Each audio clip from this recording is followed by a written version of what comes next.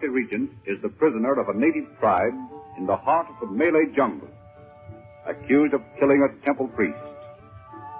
For some strange reason, Chandler's magic powers fail when he tries to release her by the use of his knowledge of the occult. However, he is permitted to visit Dorothy in the hut where she is held captive. While he is there, a native brings word that at a ceremony that night, her fate is to be decided according to jungle law.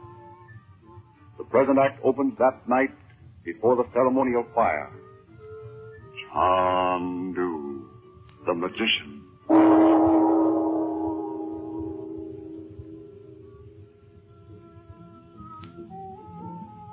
Will you permit me to be seated beside my sister? You may sit beside her if you will hold your hands before you. So? I agree. You have no objection if I talk with her, I suppose. No, Sahib. But those who sit beside her will hear your words. That's all right. Hello, Doc. Poor girl. Oh, I'm all right, Frank. It's only when I think what might happen. Don't, Dorothy. Nothing can happen tonight anyway. And every moment's delay means Robert's nearer the capital. It's a picturesque sight anyway, isn't it? That fire in the center and those musicians over there with their faces painted. That's the way to look at it. Remember, this will be just like a bad dream 2 months from now, when you're at home again. Of course it will. How are the children? They're all right.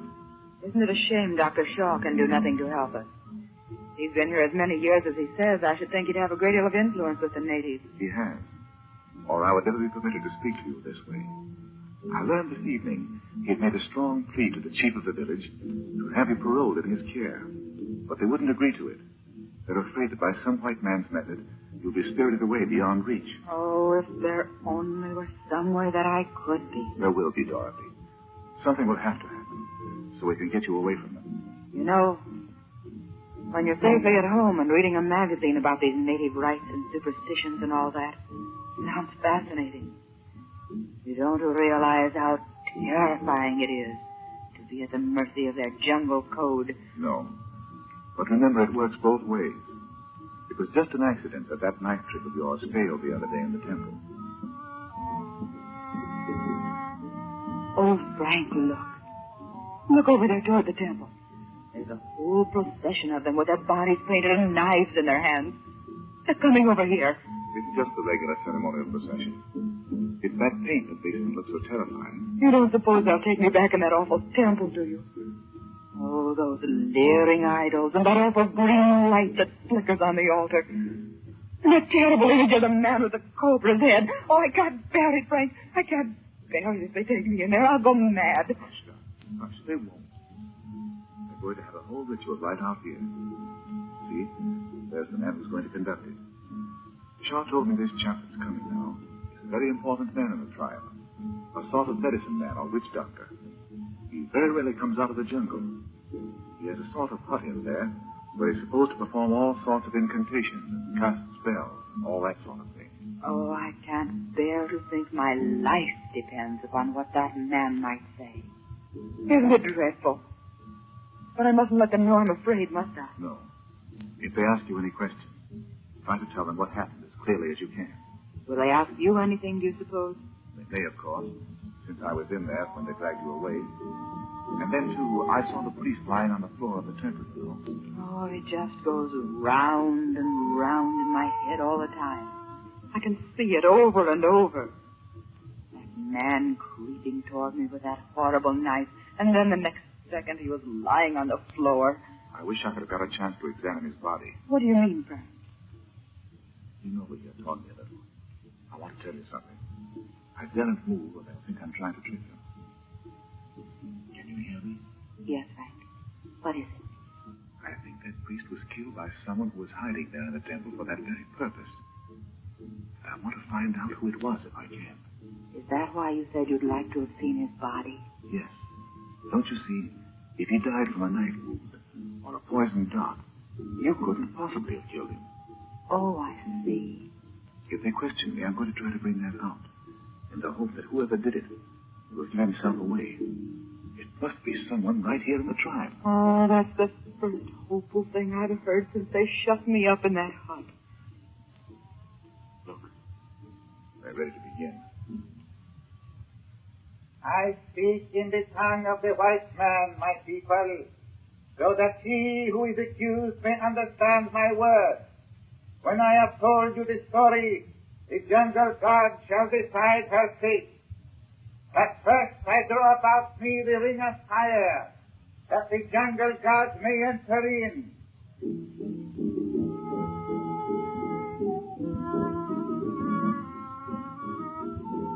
Frank, should I have told those guards about that knife in the temple? What do you mean, Doc? I mean, you know, I proposed that knife test to the priest in the temple that day to prolong the time I had, because I thought you might find me, find out where I was, and come and get me. No.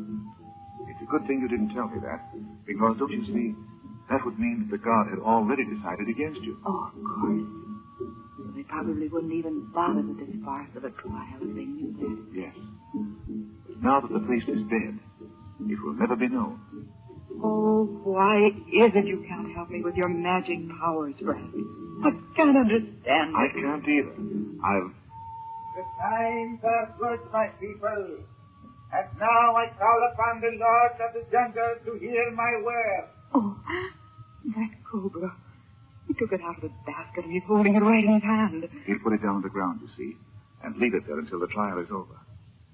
Many centuries ago, a white man stole from the eye of an idol of the temple of Angkor the great emerald.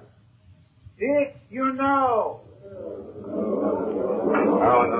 The bandits have sought the emerald over the world, but have found it not. And now the jungle god has delivered us a white woman for sacrifice. She has entered the temple. She has seen what no white man should see. He has killed the chief priest of the jungle god.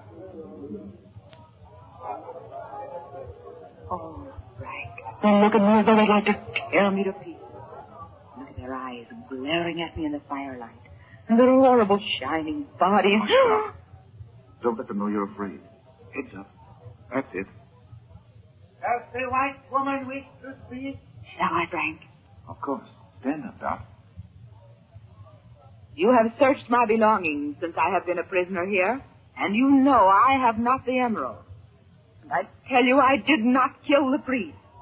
How he died, I do not know. But I swear to you, I did not kill him. Let my brother speak to you. He'll tell you I didn't kill the priest. He was there when... Oh, I didn't kill him. You've got to believe me. Why should I kill him? I only went to the temple to save my daughter. I thought she'd entered it by mistake. That's all I have to say. Does the white man wish to speak? Is it permitted that I see the body of the priest that my sister is accused of killing? The body of the priest is sacred and not to be looked upon by white men. How do you know some of your own people didn't kill him? Have you examined his body for poison darts or for knife wounds? You know my sister wouldn't carry a knife? The body of the priest is gone. You mean it's been burned? It is not for you to question. If you won't let me see the body, I ask that you examine it yourself. Remember, if the priest was killed by one of your own people, he is still here in the village, and others may die. You have spoken, white man, and now the jungle god shall decide. Let the music begin. Please, Cobra, raise your head and say whether the white woman shall live or die. Is that all they're going to do? Is that all we can do? Oh, what are they waiting for? Don't you see? They're waiting to see what the snake is going to do. If he crawls across that stick, it means... It means I'm to die. Is that it, Frank? Is it? Look, my people, King Cobra has said it. The white woman shall not live. And the beast has risen and set twice 7 times, he shall die. And the vengeance of the jungle god be complete.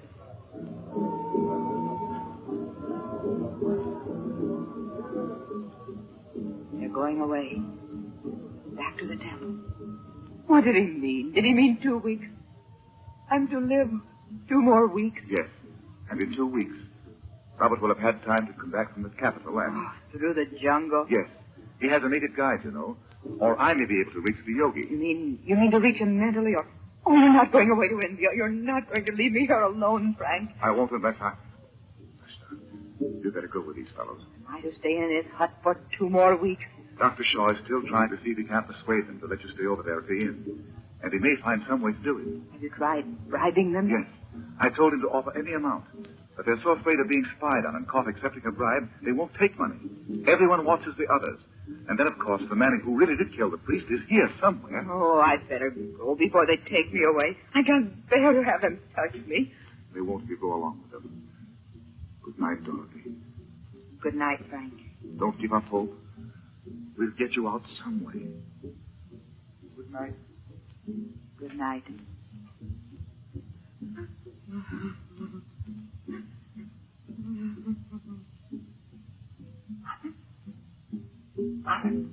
Can you hear me? Where are you? I'm just outside, in the back. I've made a little hole in the wall. I'm going to get you out of here. I don't care what anybody says. I'm not going to leave you there. Bobby, you must go away. We can never leave the village, even if you did get me out of here. Please go away. No, sir. I'm not going to. Got a hole in the wall. I'm going to take you right out of here tonight. If we have to swim the whole Pacific Ocean to get away, we'll do it. I'm not going to leave you in there any longer. Bobby, they'll kill you if they get you out there. No, they won't. Anyway, they're not going to catch me. I'm not going to leave you in there another night.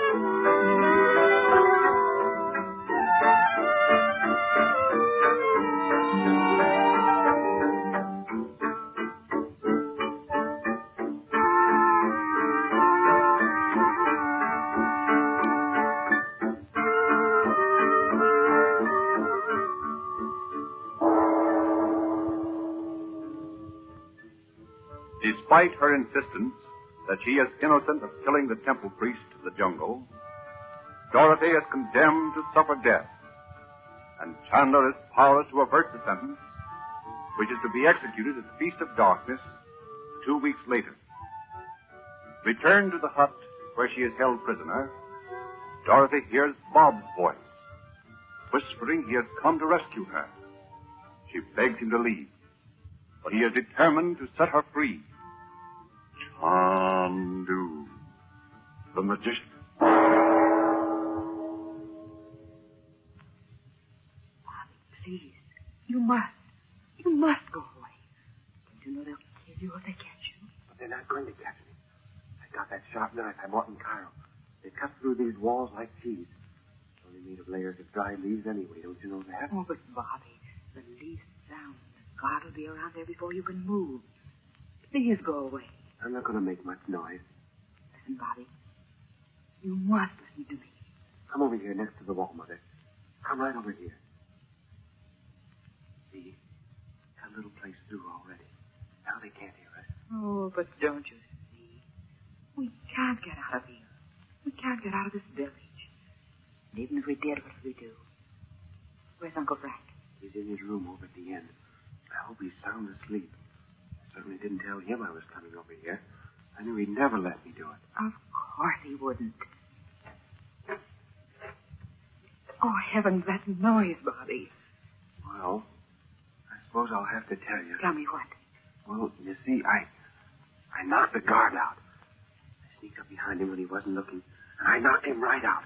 He just fell over like he was a dummy. I tied his hands and feet and stuck a handkerchief in his mouth and tied another one right around his head so he couldn't get it off. Oh, Bobby. Don't you see that's just the thing we mustn't do? Oh, they'll kill us all. You've got to go and untie him at once, now, before some other native comes along and sees him there. Now, Mother, don't be silly. I've got this far, nothing's happened to us. See, you have to take some chances. Anyway, these natives aren't going to come around here in the middle of the night. But you don't understand. Even if you do succeed in cutting a large enough hole in the wall for me to crawl through, what will we do? We're entirely at the mercy of those men. Only by a miracle they haven't killed me or some of you already. Say, Mother, you know what? Uncle Frank's just getting thinner and thinner. He's all cut up about not being able to magic these fellas and get you out of here. Oh, I know he must be. What do they think is wrong? Well, I don't know. I asked him the other day if he thought it was something like that time when we were up in Montebania and he couldn't get the message from the yogi on account of Dimitri. I don't know whether he thinks some of these natives are beating him out or whether he just can't make it work anymore. Oh, how horrible this place is. Well, I'll get you out of there before long, I tell you. Oh, I didn't mean that. Of course, it's uncomfortable in here, but it's not unbearable. Well, you may be able to bear it, but I can't. It just makes me sick to think of you being in there. Don't you see? If it had been just a question of getting me out by force, Uncle Frank would have done it days ago. He knows it's no use to try to escape from them. Well, what is he going to do? He has to find a way to make them release me of their own accord. Or else wait until Father returns from the capital with permission from the head priest to let me go. Or until the next boat stops here. Yes, but don't you know by that time it may be... Oh, gee, Mother. I didn't mean to remind you of that. But now that I have said it, you know what I mean anyway. I'm not going to leave you in there until they come along, and I'm just not going to do it, Mother. Oh, hush, son. Not so loud. Well, if that guard has come to by now, he can't wiggle an eyebrow. I tied him up too tight. Son, if you tied up the guard, why didn't you just open the door and not go to all this trouble to cut through the wall? Well, I wasn't going to say anything about that. I couldn't get the door open. It's so dark there and fastened shut in some trick way. When they brought you back here, I was watching them across there in my room. I sneaked over here as soon as it was dark. But I don't know how they have the door fastened. I couldn't find any place to get it open, and of course I didn't want to pound on it and make a lot of racket. Bobby, you've got to listen to me. That noise will wake up every native in the camp. Go on back to the inn and go to bed. Now I insist on it. Well, it's too late now. Because if they come back and find you still here in this big hole in the wall, they'll think you did it.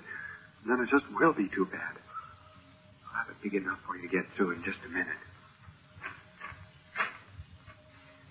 Oh, gee. What is it? What is it, Bobby? Somebody's seen me. There's a big fat native crawling around the corner of the hut on his hands and knees. And he's got a knife in his teeth. He doesn't think I've seen him yet. Run, Bobby. Run as fast as you can. Wake up Uncle Frank if you have to, but run. He's not 2 feet from me. Well, what do you want? Oh, Bobby, look out. Oh, that awful knife. Hey, you let me alone. Sit back there against the wall, Bob. I'll handle this. Frank. So it's you, is it, Wong? Drop that knife. Drop it, I say. Look at me, Wong. Look at me. Do you hear that music? Look at me, Wong. I want you to return to your hut. When you reach it, you will instantly go to sleep. And when you awake in the morning, you will forget this. Your mind will not hold the memory of this night. Go. Gee. He just turned around and went away without a word. Gosh, Uncle Frank, you... Oh, Frank. What were you doing here, Bob? I thought you were asleep in your room. Well, I was.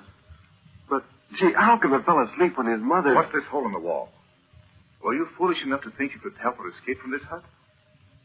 What did you think you were going to do then? Gee, I thought I'd bring her over to the inn and you'd know something to do. Gosh, I couldn't bear to think of her staying in there any longer. Oh, Frank, I know he shouldn't have done it. I tried to persuade him to go away. Well, I'd take a chance even in the jungle before I'd leave her in here and just let him come along and shoot her or something. I don't blame you, Bob, for wanting to get her out of this place. But it would be certain death to all of us to try it. Vindion, Natasha, and you and I, as well as your mother. We couldn't go 100 yards into the jungle. And there's no other way out of the village except the path that leads to the ocean. And what good would that do? I wish you'd spoken to me about this plan before you came over here. Well, there must be something we can do. We're doing everything we can, Bob. Come on now. We've got to get back to the inn before they discover us. I can't understand why that guard didn't see you here. Well... He tied him up, Frank. What? Where? Right around by the door. Come on, quick. Show me where he is. Well, he was standing there right in front of the door. I sneaked up behind him and I let him have it. Gee, I hit him a peach of a smack. Look, there he is. See that shadow there on the ground? That's him. How long ago was it you tied him up? Oh, just a few minutes ago. I've only been cutting at that wall about 5 minutes. Well, let's see if he's unconscious. You must have hit him hard, or else he struck his head on something when he fell. Yep, he's out cold. I did hit him, didn't I? What are you going to do with him, Uncle Frank? I'm going to see to it that he knows nothing about it tomorrow. It's the only way to save all our lives. Just be quiet a minute, will you? God of the temple of the Cobra, hear my words. You have seen nothing tonight. You know nothing of what has occurred in this place. In the morning, you will mend the rent made in the wall, made by a tree which has fallen against it. In 5 minutes, you will awake. I say again, you have seen nothing. Gee. Take that gag out of his mouth, Bob, while I cut this cord you tied him with. Okay. There it is. Say, if we have to leave Mother there, can't we go around and say goodnight to her? Yes. Hurry, though. We want to be away from here when this fellow wakes up. Come on. Hey, listen, Uncle Frank. How is it you can do all these things to these natives, and still you can't... Don't keep asking me that, Bob. Do you suppose there's a moment of the day or night when I don't think of it myself? I don't know what's the matter. I don't know why I can't. Don't you know I'd be willing to give my life to save her from them? Oh, I'm sorry, Bob. I shouldn't have said that. It's not you I'm talking to, though. It's myself. Gee, I don't mind. I know how you feel. I won't say anything about it again. Oh, it's all right. Just for a moment. Here's the hole I made in the wall. Mother. Yes, dear. What is it? Where's Uncle Frank? Right here. Don't worry about this, Dorothy. This will all be taken care of in the morning. And no one will know the difference. Oh, Dorothy, you don't know how I feel to go away and leave you in this... Oh, I know, sir. But I'm not blaming you. Please go away. I'm all right, and we don't want to arouse all the other men in the village. Good night, Bobby. Night, Mother. Good night, Dot. I'll bring Betty over in the morning. Don't let her worry about me, Frank. Come on, Uncle Frank.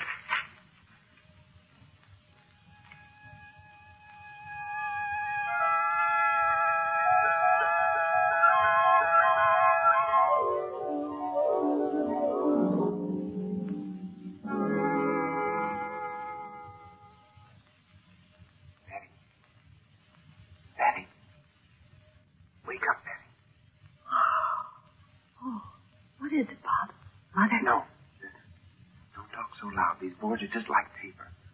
I've got an idea. What's the matter? Why are you all dressed?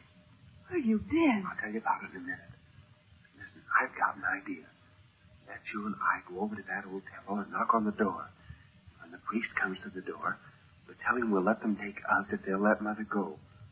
What do you think of that, huh? Oh, Bob, do you suppose they would? You mean both of us? Well, I thought we'd both go and see what they said anyway. Oh, yes, let's. It's the first thing I've been able to think of that might work. It'll only take me a minute to get ready. Well, now listen. I tell you just what we'll do.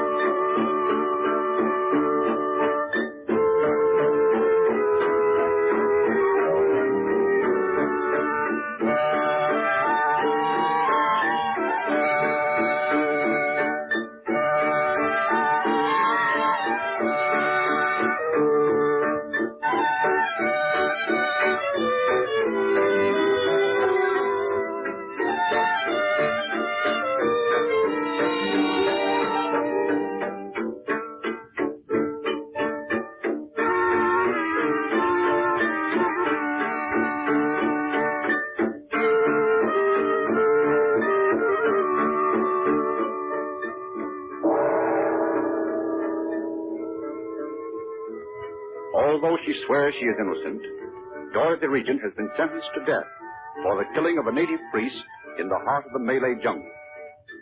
In the darkness, Bob comes to the hut where she is held captive and attempts to release his mother by cutting a hole in the wall. Knowing they will all be killed if Bob's rash plan is discovered, Chandler takes Bob back to the inn. But Bob and Betty are secretly plotting to rescue their mother in another way.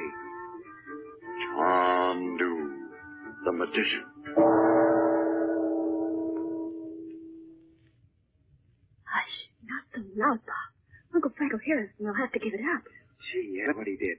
What he did? When? Just now. You mean you've been outside somewhere? Oh, Bob, you haven't been over there where Mother is. Yes, I have.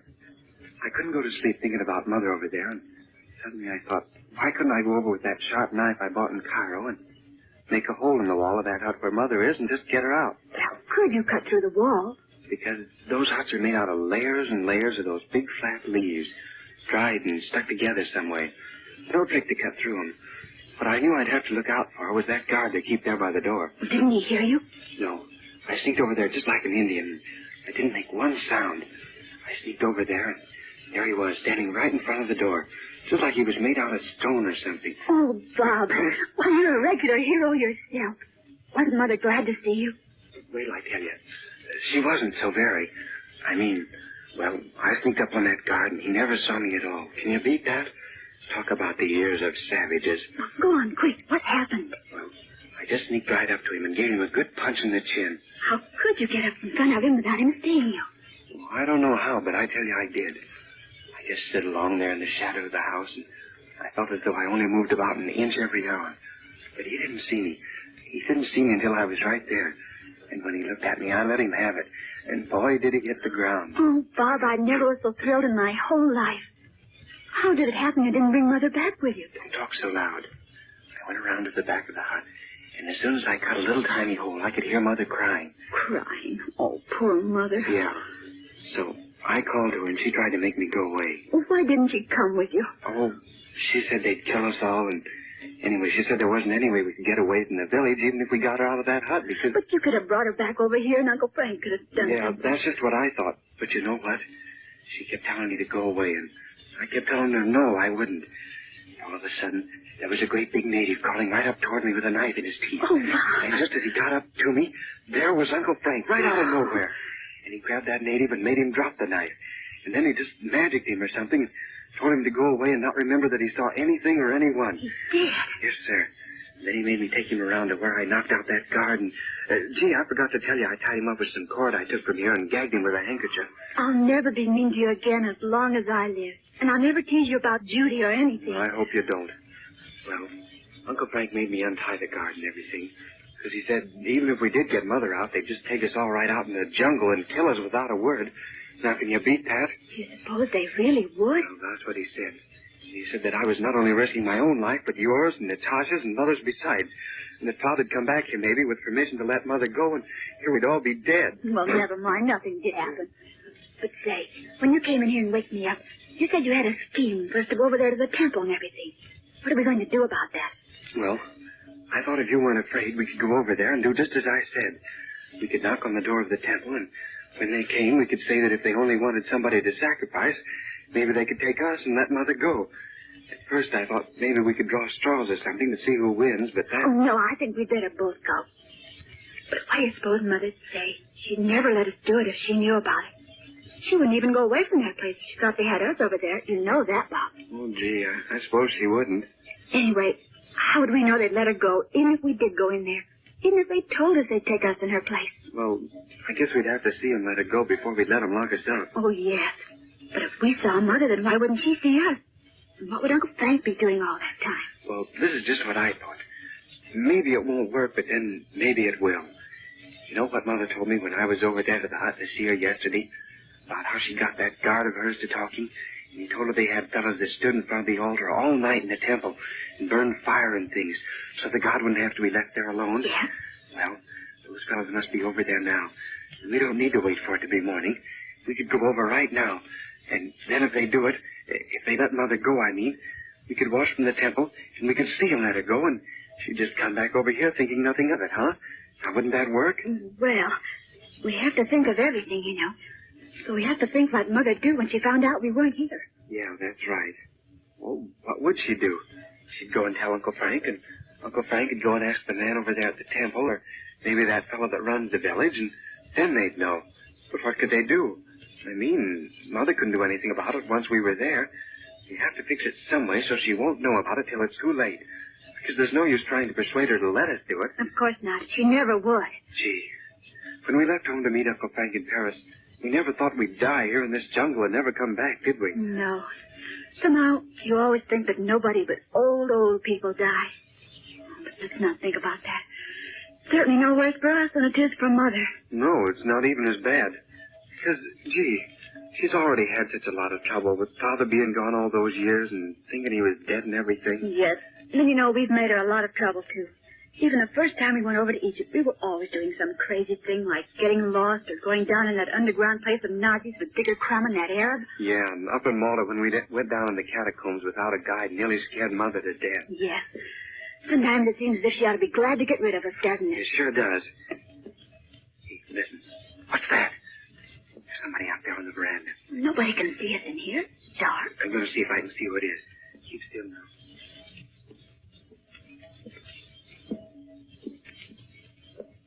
What was he doing? You saw who it was, didn't you? Of course I did. It was Dr. Shaw. Yeah, he came right along from the end of the inn down the veranda to this door.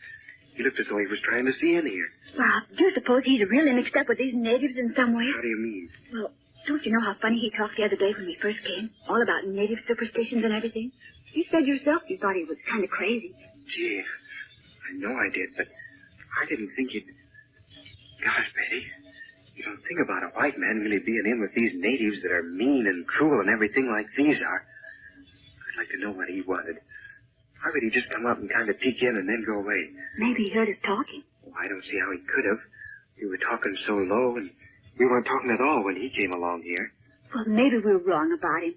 Maybe he just came along here to see that everything was all right. I know he's been pretty worried about poor Mother. Well, he didn't sound as though he stopped anywhere else along the veranda here. I heard his footsteps just going away. Yes. Say, what about Natasha? Look in her room and see if she's all right, will you? Well, why shouldn't she be all right? Well, go on, look, quick. Why, of course I will. What do you mean about her being all right?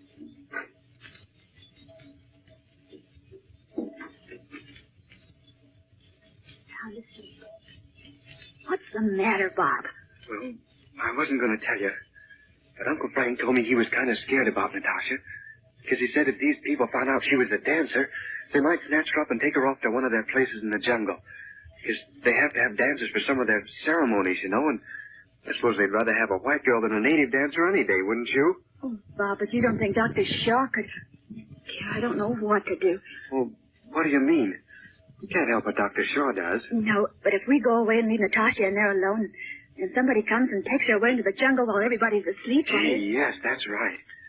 What if Uncle Frank really is asleep? Well, I should think he would be. He's hardly slept one wink since Mother's been over there in that awful place. No, he's terribly worried because he can't get her out by magic. I know he is. Oh, boy, you should have heard what he said to me tonight about it. What? Well, you know how we've been wondering all the time what was the matter, that he couldn't do something about Mother. And tonight, I just asked him about it before I thought. And, gee, he told me he was nearly crazy trying to think about it. And he didn't know what was the matter, and he told me he hoped I'd not speak to him about it again because... You know, this is exactly what the yogi meant by that message Uncle Frank got in Singapore. You know, he said not to let any of us out of Uncle Frank's sight for even a minute, didn't he? Oh, he didn't exactly say that. But he said to take us with him wherever he went. But, of course, Uncle Frank probably thought of that 1,000,000 times. Yes, and you know what else he said? He said that something was going to happen and Uncle Frank would lose his magic powers. Did he? I didn't know that. Well, yes, I think so. Oh, no, I don't think he said that. Why should Uncle Frank lose it? Well, I don't know. Of course, we can't figure all that out. But we've got to decide what we're going to do. If we're going to go over to that temple, we'll have to go right now, because it's going to begin to get light pretty soon. What about Natasha? Well, gee, I don't know, but we aren't sure they take Natasha away, of course. Uncle Frank only told me to watch her. Well, for that matter, they might have taken her away while we were over there tonight trying to get Mother out of that hut. Yeah, that's right. Well, shall we go or not? Oh, sure, let's go. Natasha will be all right, and If we can get him to let Mother go. Yes. She'll only be alone for a few hours because Mother will be back and Uncle Frank will wake up. Come on, let's go right now before we start thinking of a lot of things. Yeah. Take a good look around before we go out, because it'll be the last time you'll probably see the sky and everything. Don't, Bob. So are you going to write a note? No, let's not wait for that. We'd have to go out in the other room and get paper and everything. And Uncle Frank might hear us. He'll find out where we are. Well, come on, let's go. Listen, Bob, I'm sorry for all the mean things I've said to you and everything. Well, that's all right. I've said a lot of things to you, too. I'd rather have you for my sister than anybody I know of. Are you scared? Well, I am a little. But, oh, come on. It's silly to be scared when Mother's over there in that awful place. Okay. Here we go.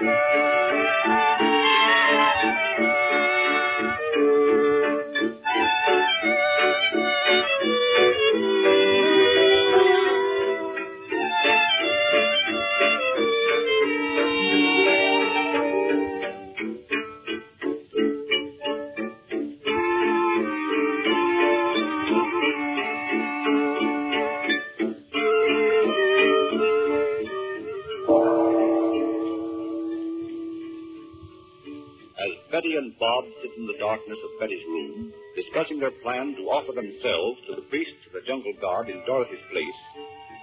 They hear soft footsteps on the veranda of the inn. To their amazement, Dr. Shaw tiptoes to the door, pauses a moment, and goes away. They wait. When they hear nothing more, they decide to go at once. Opening the door, they slip out into the blackness of the jungle night. The present act opened 1 hour later. Chandu, the magician.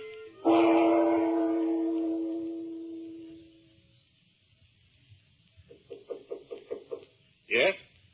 Yes. Who is it? It's all right, Frank. Robert. Oh, just a minute. Just a minute. Come in, Robert. My word. You certainly made good time. What a trip. Oh, you're exhausted, Robert. Sit here. This Dorothy. Robert. Here, old man. Drink this. That's it. Feel better? Let me help you up.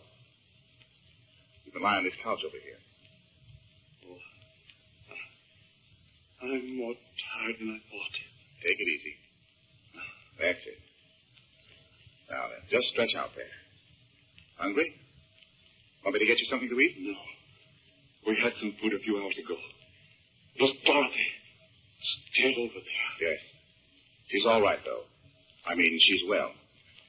Did you really go all the way to the capital in this short time? Yes. Every step of the way. Must have been ghastly. I've reproached myself ever since I let you go. Oh, what difference does it make which one of us went? You mean You mean it was no use? Yes.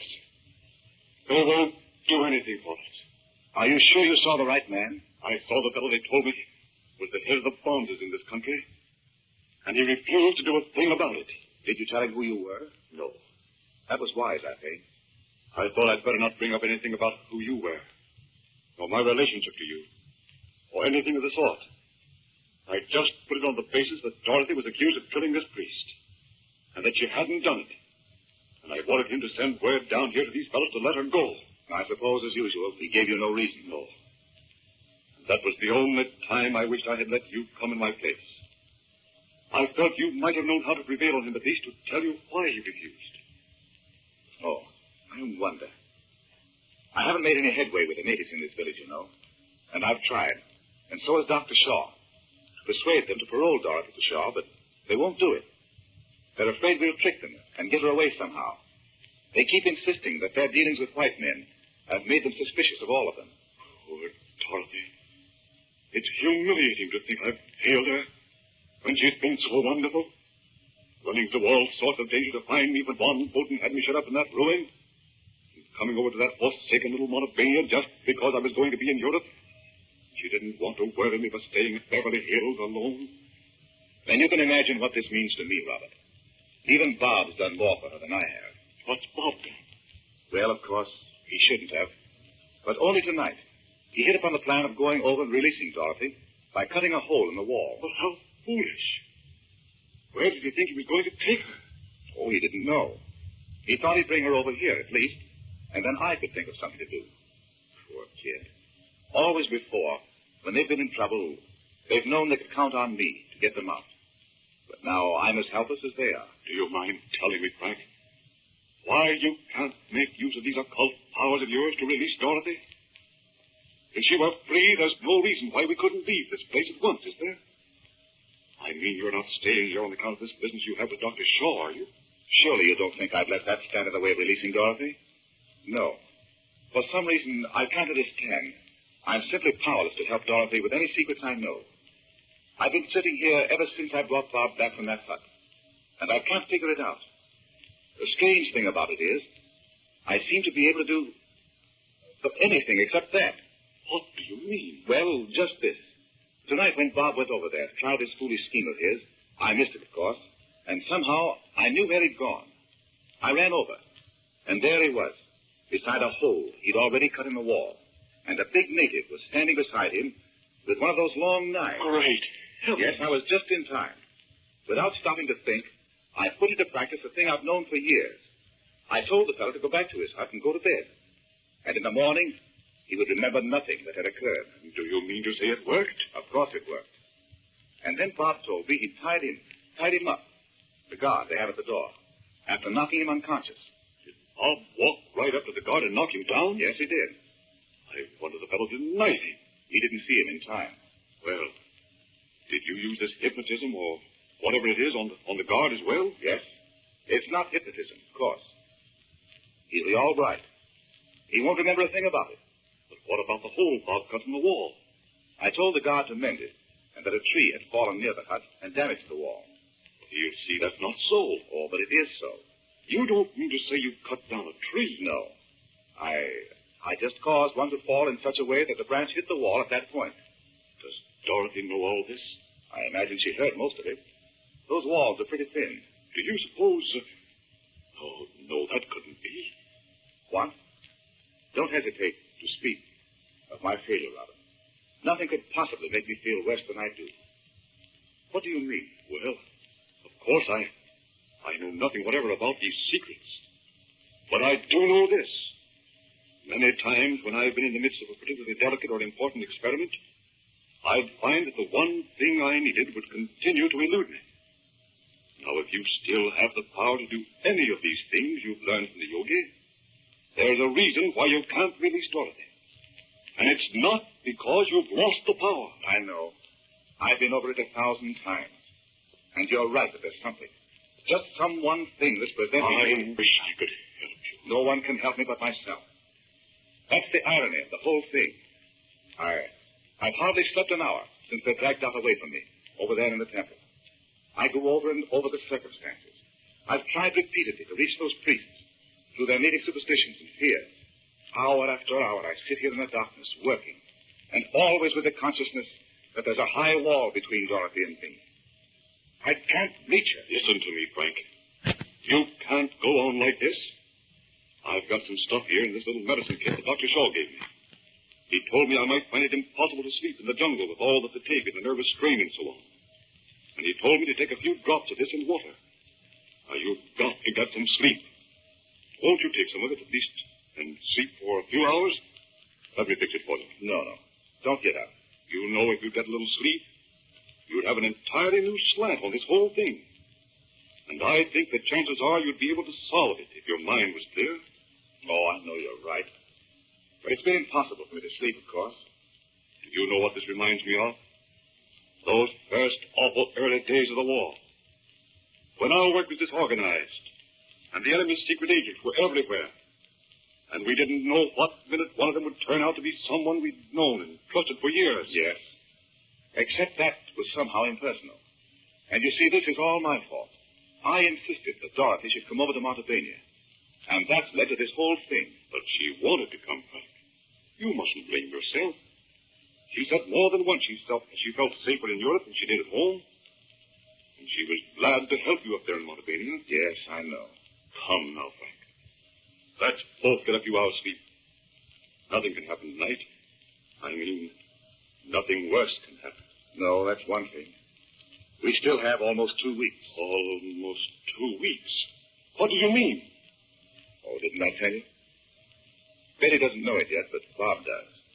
They've decided that Dorothy is to be sacrificed. And they've set the time at the ceremony they call the Feast of the Darkened Moon. That's in about 2 weeks. Will the ship be here before that? You mean you think we might get Dorothy away by force and make a run for it? Yes. You're armed, of course. I have a pistol and Bob has one, but I don't know how far we'd get in a scrap with those fellows. There are hundreds of them in the jungle in this vicinity. We'd do much better to trick them in some way. But how? And in any event, we'd have to wait for the steamer, wouldn't we? I wonder. You mean you have a plan of some sort? Even if you aren't able to make use of your occult powers? Well, it's hardly as definite as a plan, but at least it's an idea. Oh, sorry. Oh, my word. I'm fagged out. Why don't you go to your room and turn in? I'd like to see you get some sleep. Where are you going? Listen, Robert. Before you left, did you notice that Dr. Shaw acted very strangely? Tell you the truth, Frank, I thought he did too. But I hadn't met him before, you know. And I thought perhaps he'd always been that way. Why?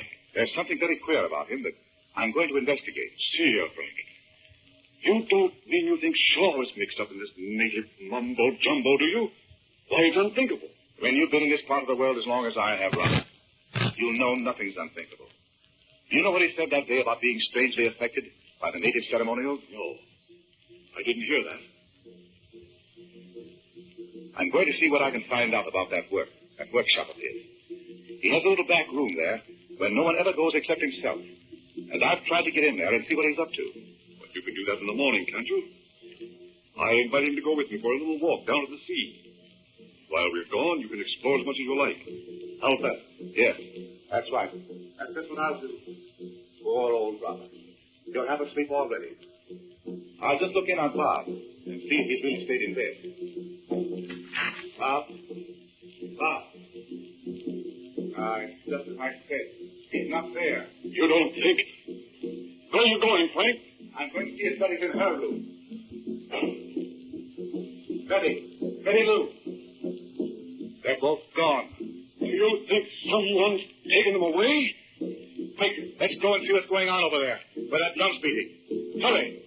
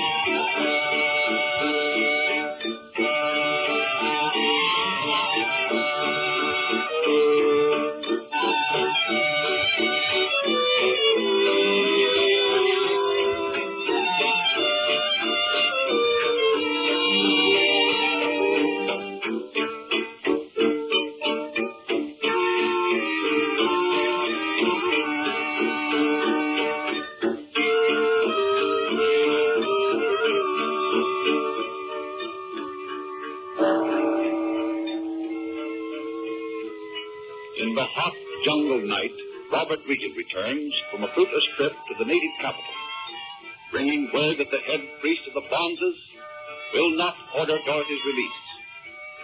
Bob and Betty, unknown to Chandler, have gone to the temple to offer their lives in Dorothy's place. Chandler goes to Bob's room and finds him gone. He looks for Betty. At that moment, he hears in the distance the sound of the jungle drums. Chandu, the magician.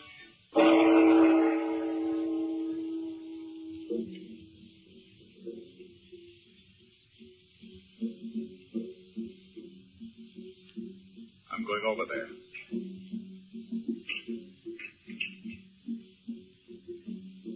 That's not in the temple. Wait a minute, Frank. Don't go over there alone. Did you hear that? That's in the jungle. You think they've got the children out there? I'm certainly going to go and see. I'm wondering how we can reach the place where they are. Come on. Let's see if we can find a path. There should be one behind the temple. Let's go down this way and keep in the shadows as long as we can.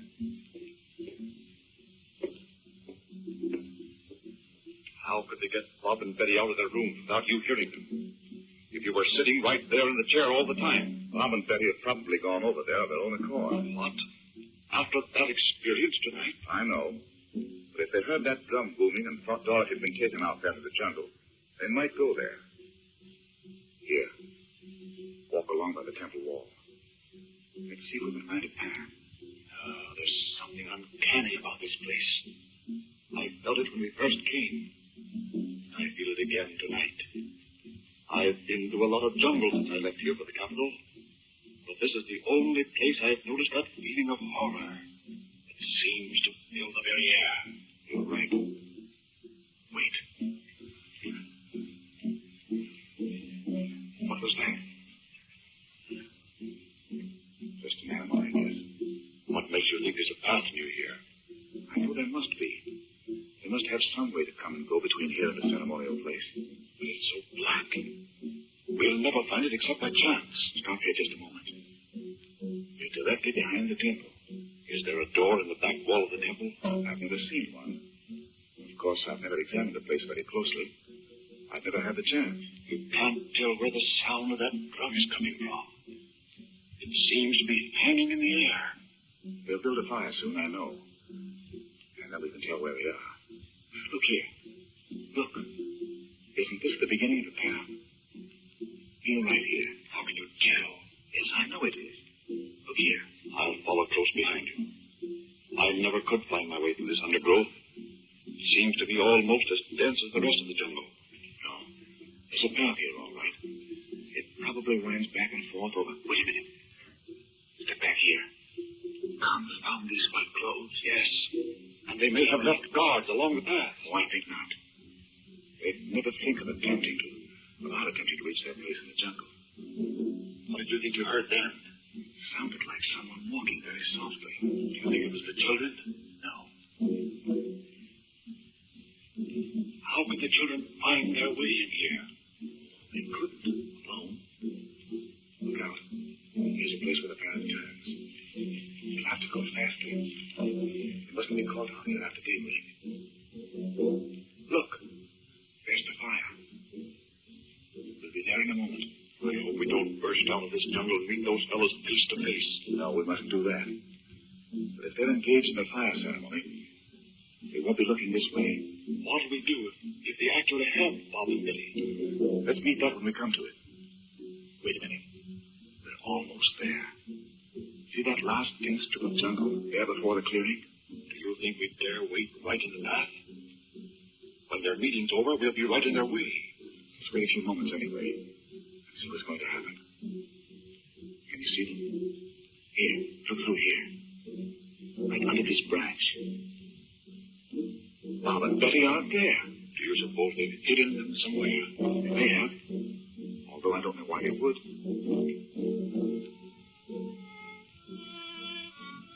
Standing there on the other side of the fire facing us. Do you know who that is? It looks like the guy Dr. Shaw sent you to take you through the jungle. It is. But I don't understand. Wait. He's going to tell them something. Beware, 73. I will tell you what my eyes have seen. Through the jungle I led the husband of her who is to die. It seems very strange to me Dr. Shaw would send me into the jungle with a native who was already mixed up in this business. I'm beginning to understand a lot of things. Listen to that. By night and day I led him through the thickest part of the jungle. As many times I wished he would die. But because it was forbidden, I could not kill him myself. My word. I'm glad we came here tonight, though. When we arrived in the great temple, I took him at once to the one who seeth in darkness. I whispered my story into his ear, and the white man knew it not. But the one who seeth in darkness is very wise. He turned his face away from the white man because he knew. What does he mean? He means the reason the man wouldn't listen to you is because he recognized you. If he did, I can't see how I ever escaped with my life. You will see. Listen. The one who seeth in darkness has said, return the white man to the village alive. The way of the white man is strange. If his woman dies, he will restore to the temple the great emerald. But Frank, don't you see what they mean? There's no chance of releasing Dorothy. They're going to kill her to make me give up the emerald. Of course, that's what they mean to do. Do they mean the emerald you have? The one in the lid of the emerald casket? Yes. Listen. Let's see if we've heard the last of this. And so I bring to you the message of the one who seeth in darkness. Fear not the white woman at the feast of the darkened moon. It is finished. Come on, Robert. Let's get out of here. This meeting will break up in a few moments, and we'll be caught here in this narrow path.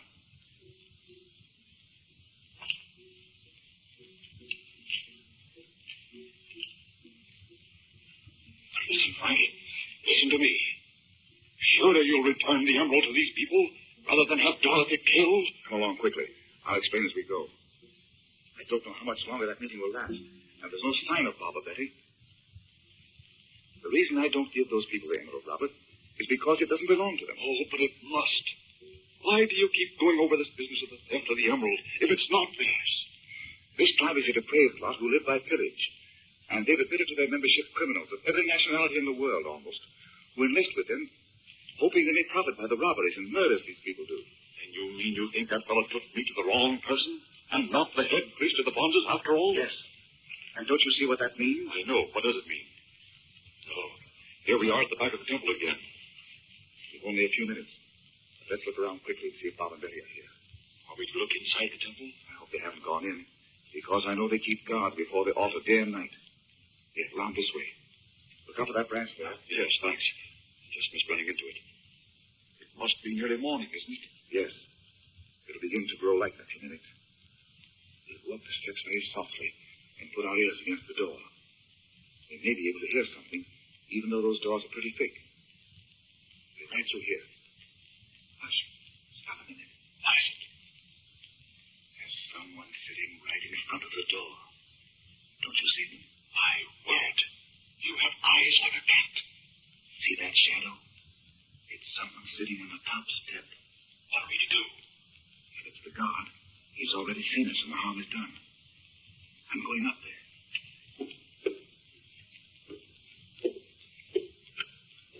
Look. It's Bob and Betty. They're both sound asleep. What in the world? Bob! Bob! Betty. Wake up, Betty. Oh, why, Uncle Frank. Father. Oh, is it time to get up already? What's the matter? Oh, gee, Betty. We went to sleep. Now I bet we've spoiled it all. What's the matter? Oh, weren't we silly? What are you doing here? Bob. Oh, it's all my fault. Oh, now it is not. Suppose we go back to the inn before those natives come back here. Yes, indeed. Well, Uncle Frank, we thought maybe if we came to the temple and asked the priest to let us take us instead of Mother, they'd do it and let Mother go. Yeah, but I thought of it. Betty didn't, Uncle Frank. I didn't go to bed at all when you took me back to the inn. I just went right in Betty's room and waked her up, and I thought of it all by myself. No, you didn't. It was nearly all my fault. I thought up all the details. Oh, does it matter whose fault it is? Oh, please don't scold Bob, Uncle Frank. She... I'm not going to scold either one of you. I know what courage it took to offer yourselves to those savages, thinking they'd take your lives. Here, let's go this way. You'll be protected by the blackness of the trees. We won't be out in the open at all until we reach the sun. In. Listen to me, both of you, please. Don't keep trying to do these things. Don't you suppose if those priests would accept another life in your mother's place, I would long ago have offered mine, and so would your father. We never thought of that. We just couldn't imagine what anybody'd do without you, Uncle Frank. Gee, no. Now, don't you go trying it, will you? Listen, Bob and Betty. I want you to promise me you'll try nothing of this sort again. Because at last I think I'm on the track of an idea that will help us get your mother away from those natives. Honest? Are you really, Uncle Frank? Don't you see, he mustn't be hampered by worrying about you doing these foolish things every time his back is turned. Well, I'll promise. So will I. Oh, gee, Uncle Frank, you think you really can get her away? You know, wait a minute. There's someone in our sitting room. How can you see anybody in this blackness? I didn't see him. I heard him. Wait a minute. Hear that? Who is it, Frank? Can you tell? I certainly can. It's Dr. Shaw.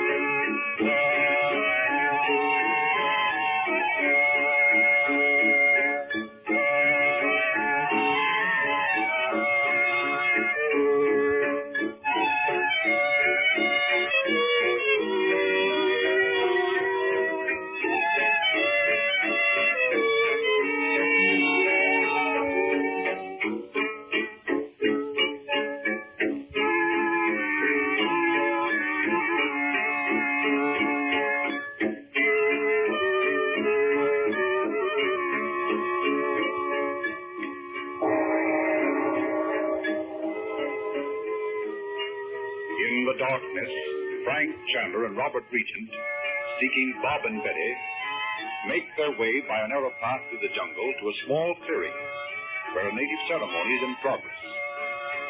Bob and Betty are not there, but Chandler later finds them asleep on the steps of the forbidden native temple. Returning to the inn, they are amazed to see Dr. Shaw tiptoe from their sitting room and close the door softly behind him. The present act opens in the laboratory of Dr. Shaw the next morning. Chandu, the magician.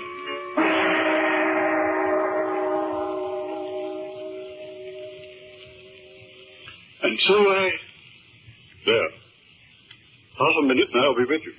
I just want to have a look at this reaction. That's odd.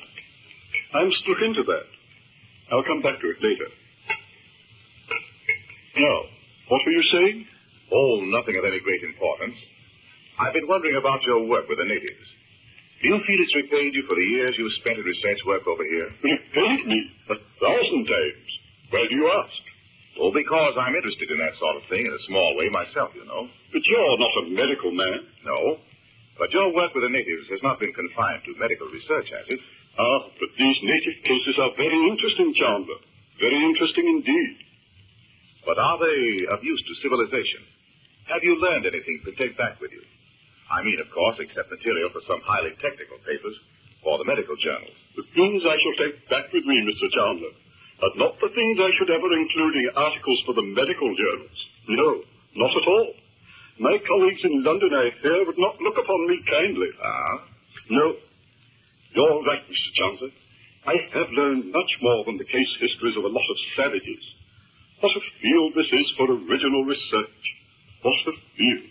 You mean along the line of the native beliefs? What? But you told me yourself you had spent some time investigating them.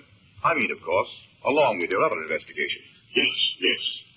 They are fascinating, I tell you.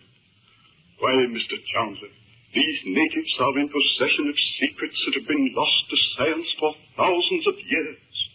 They know things you wouldn't believe. Yes, so I've heard. But what sort of things? Well, for instance, what do you suppose is back of the imprisonment of your sister? You and I both know there is more to this than meets the eye, Mr. Chandler. Yes, I know there is. But go on. What else do you mean? When I first came to this jungle, I was interested solely in medical research. But you know, after one has lived here for a time, these native things begin to get under one's skin. Yes, I know.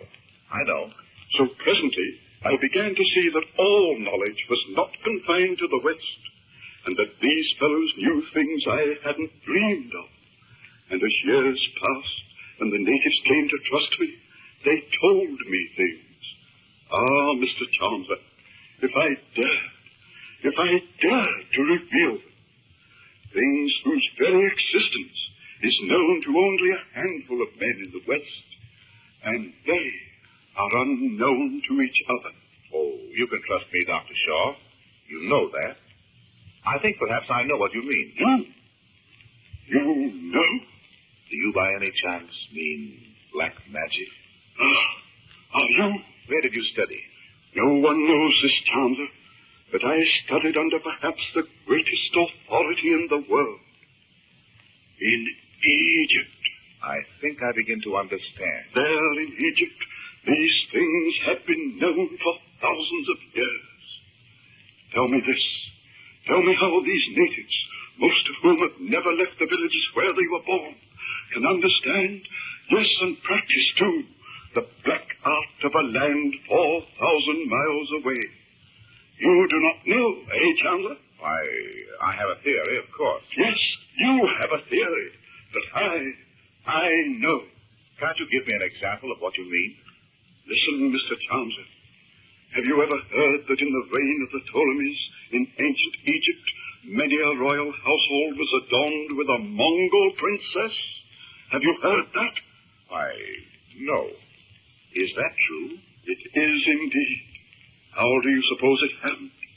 How do you suppose those Mongol princesses were induced to leave their beautiful homes and travel all the way to Egypt? Well, how? The kings of Egypt are said to have had a claim on the Mongol princes. And I know this. The claim they had was the knowledge of how to make them send their beautiful women to Egypt. They had studied the things I am now discovering. The secrets of magnetism. I see. This is very interesting. Go on, Dr. Shaw. Magnetism has been successfully applied to inanimate things. Now it is time to experiment with the living. What? Oh, of course, I meant animals. Yes, animals, my dear fellow. Of course. Was it before you came to the jungle that you studied these things in Egypt? Of course it was. I've been here for years. You know that. Then you really came here to study the practices of the natives along these lines. Is that it? Yes, of course I did. Then your message to me in Sumatra... I hardly know why I sent you that message, Chandu. But I never really meant to tell you these things. What did you mean to do? I meant to finish up the business we had together, and then perhaps one day I should disappear, and you would go back to England and report me missing in the jungle. But I should not be missing. No, indeed. Go back to England, if you will.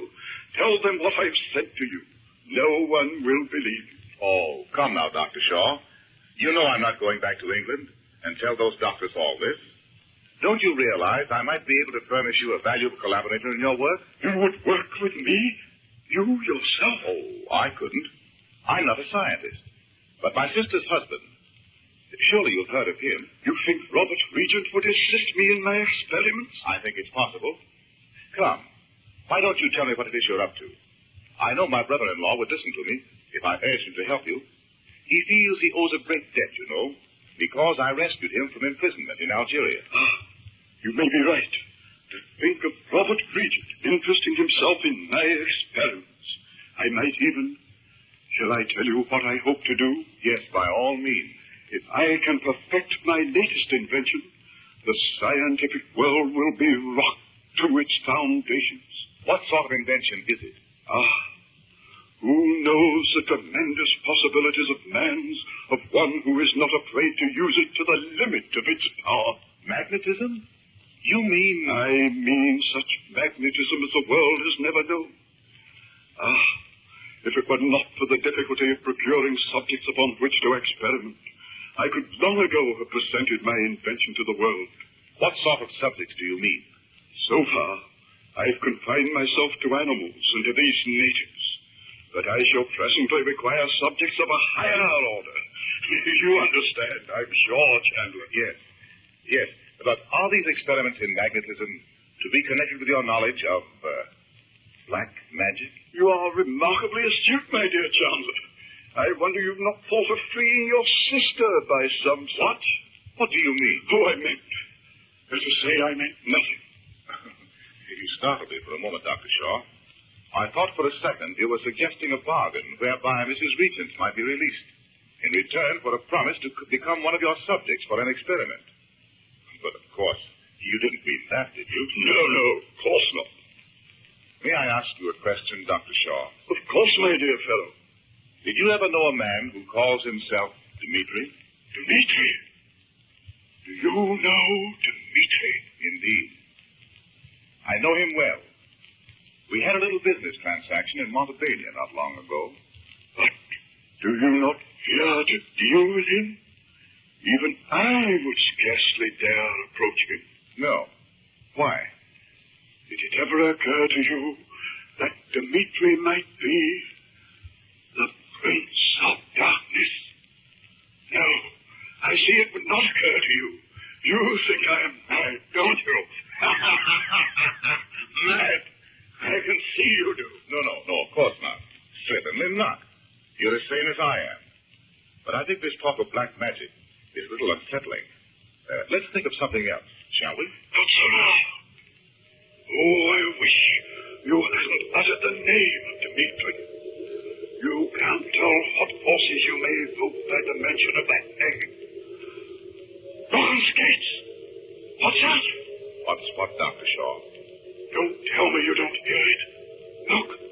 Look yonder. The blue light coming through the window. What can cause it? It's broad day outside, and yet look at the lights. The cross. It's nothing, Dr. Shaw. That cross is only the shadow of the cross pieces on the screen there. Don't be frightened.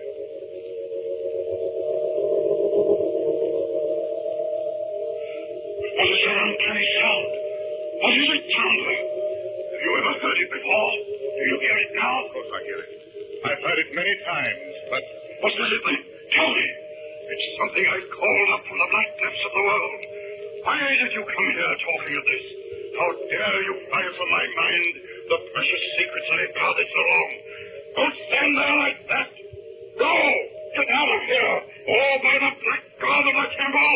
I'll have you all alive. For weeks I've been waiting and listening for every moment of that sound. Do you think I shall stir from this spot now? Just when I've heard it at last? You and your black art. Of course I shan't. Stay where you are. Don't move. I'm going to get this message no matter what happens. Stop, I tell you. Yogi, my teacher, I'm listening. I hear you. I hear you at last.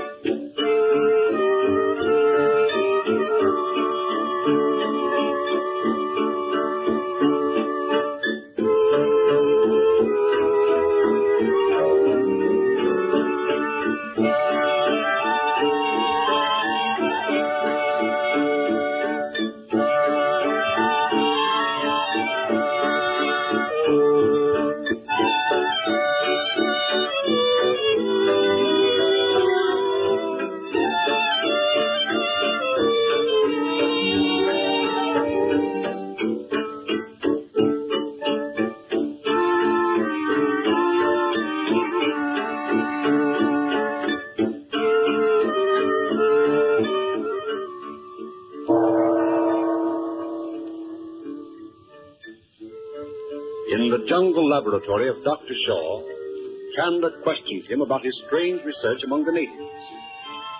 The doctor admits he is a student of native beliefs, and both of his experiments which will startle the world.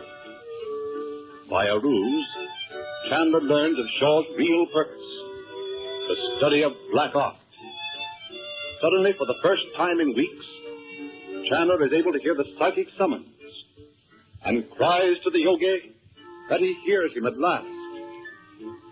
Meanwhile, the present act opens in a small native house in the Vale of Kashmir in India. Chandu, the magician. You are the teacher of Chandu? In the village I met one who showed me the way to your house. Enter, my daughter. Thou art Nadji? It is so, teacher. And I have come to you because I know Chandu is in peril. But I ask your pardon. I did not see you were occupied. That which I do is concerned with Chandu also. Thou art very welcome, my daughter. Rest here and be at peace. Thou knowest fear and anxiety should not enter thy mind. I know, O teacher.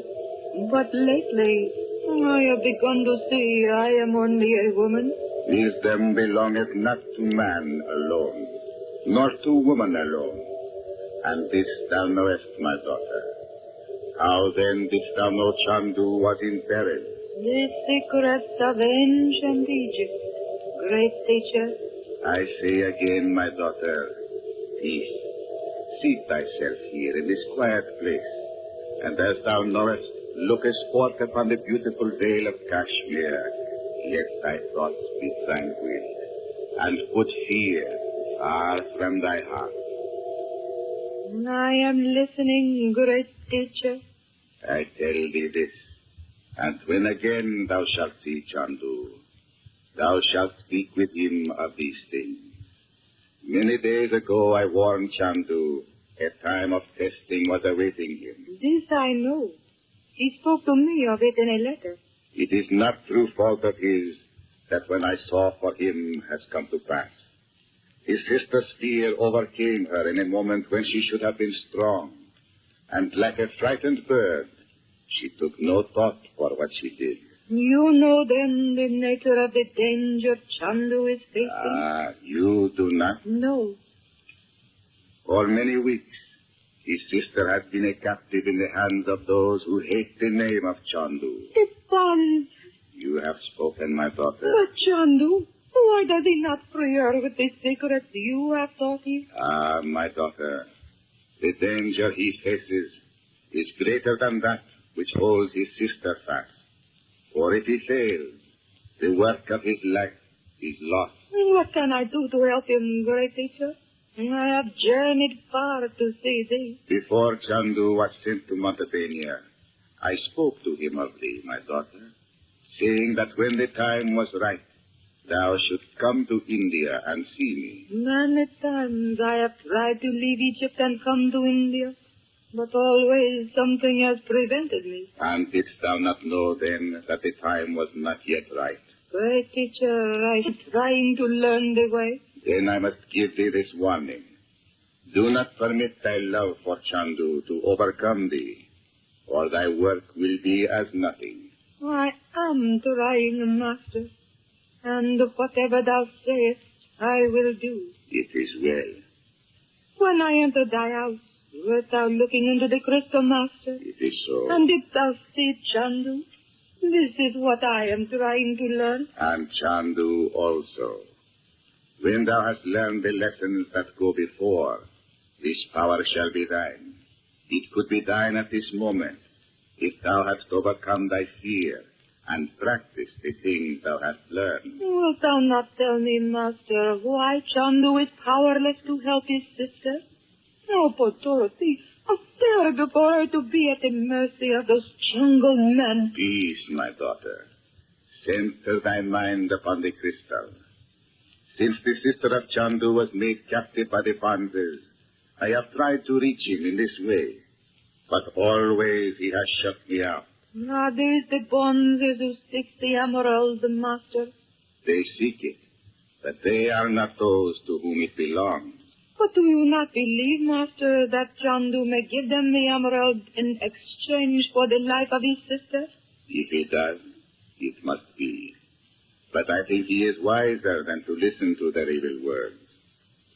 Am I to be permitted to look with thee into the crystal, Master? If thy heart is tranquil. But first, I tell thee this. I know thy problem is almost too difficult for thee. A weaker one than thou wouldst long ago have turned from the path and taken another way. But, Master, my way was chosen long ago. How could I turn aside? Ah, thou art brave and strong, my daughter. And when thy hours of testing have come, thou hast never failed. I thank thee, Master. How didst thou know of my life? I know what I need to know, my daughter. And now, is thy mind at peace? Yes, Master. Thou art without fear, Nadji. Thou wilt not permit fear for Chandu to enter thy heart? No, Master. Then thou mayest look with me into the crystal. Will he see me? That will rest with him. It is but a few moments ago that at last he knew I was trying to reach him.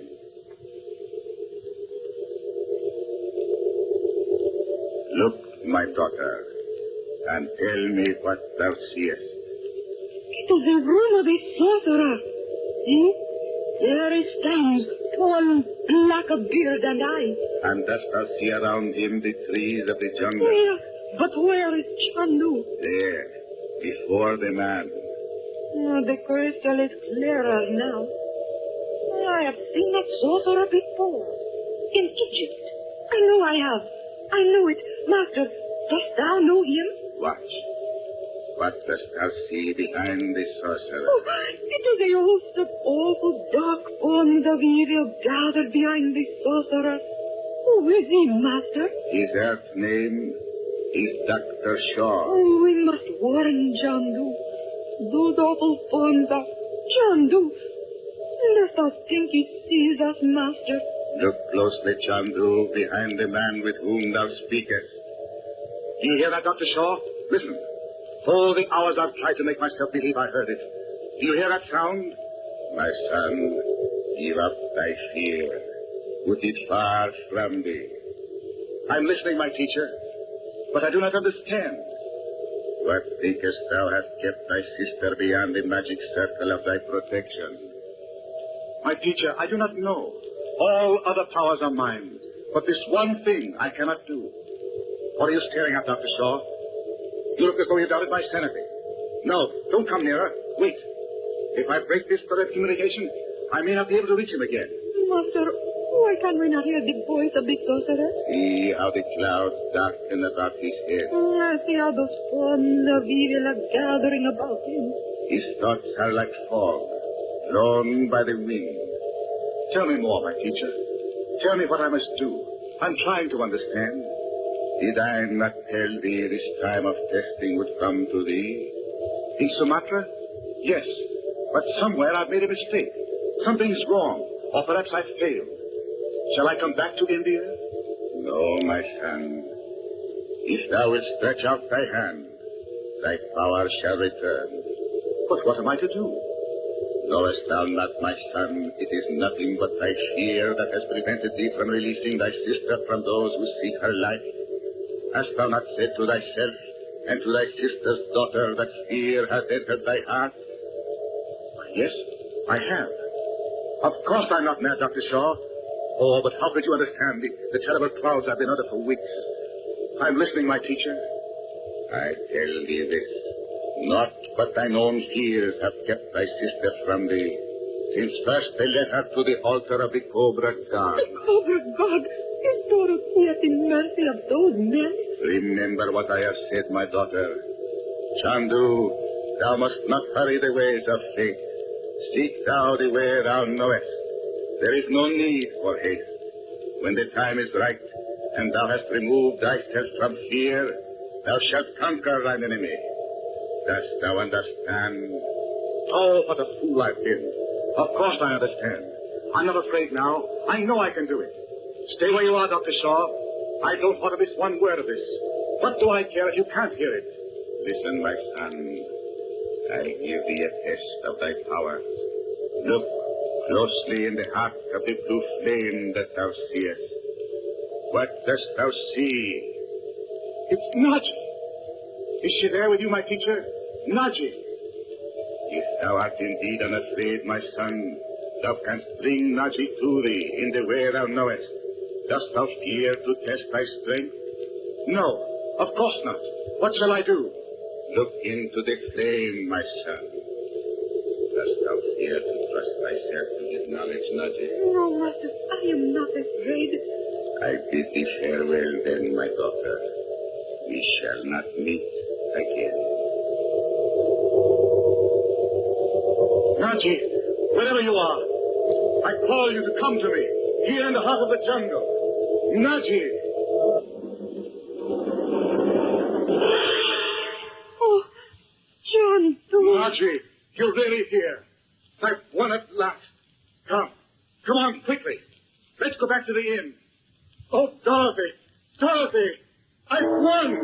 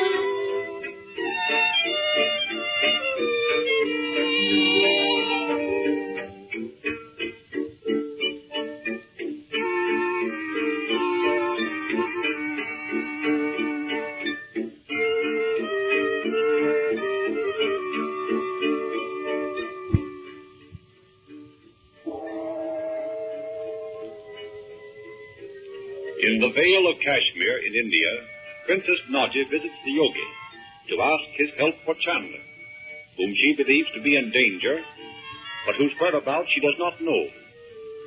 The yogi tells her of Dorothy's imprisonment, and that it is because of Chandler's fear for her that he cannot liberate her.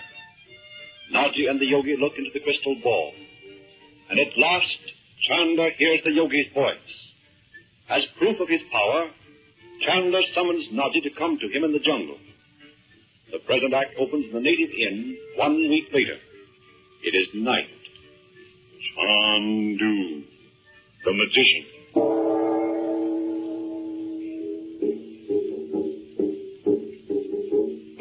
Hear those drums. That's the signal for the priest to begin. Are you ready to go, Bob? Of course I am. I've been sitting in my room for an hour waiting to hear those old drums. Bob, I'm so nervous I can hardly think. Where's Father? Where's Nadji? Father's sitting in his room with his head in his hands. Nadji's in her room, too, I guess. Just think, what if Uncle Frank can't do it after all? Oh, he can do. I know he can. He wouldn't have said so. Well, it know he thinks he can. But, gee, it seems to me it's pretty dangerous to wait till the last minute. Suppose something did go wrong. Now, Bob, you can't think that. Nothing can go wrong. It's just got to be all right. Oh, I know. I guess I'm just kind of nervous myself. I wish Uncle Frank had come out of his room. I'd feel better, I tell you. Didn't you almost expire right on the spot that day when he came walking in here from Dr. Shaw's laboratory? Nadji was with him? Did I? I must have goggled at Nadji like one of those big goldfish we have in the pool at home. Because didn't she laugh at me? I didn't pay any attention to you. I was so busy being surprised myself. Poor little Natasha didn't know what it was all about, did she? No, and when Uncle Frank said he was just going in his room and wasn't coming out again for a whole week, there wasn't anybody to tell her. I tried all kinds of things. Oh, I wish I could have seen you. You mean you tried to tell her about the magic powder and everything just by waving your arms around? Oh, don't be silly. I guess she didn't understand me very well. I should think not. What did Mother say Uncle Frank told her? He went over there to see her before he went into his room and shut the door and didn't come out. Well, I asked her, the next day when they let us go over to see her, and all she told me was he told her not to be afraid. I think he must have told her something else. She didn't look a bit worried when I saw her this morning. Do you think she did? No. I don't see how she could help it. Because she knows very well they're planning to have that feast of a darkened moon tonight. You know what, Bob? The guard told her that people who were going to be victims of sacrifice... Oh, doesn't that sound horrible? What did he say? He said he told her they had a special kind of a robe that they had to put on when they took them out to be... Well, when they took them out. And he said it was blood red. Isn't that horrible? It sure is.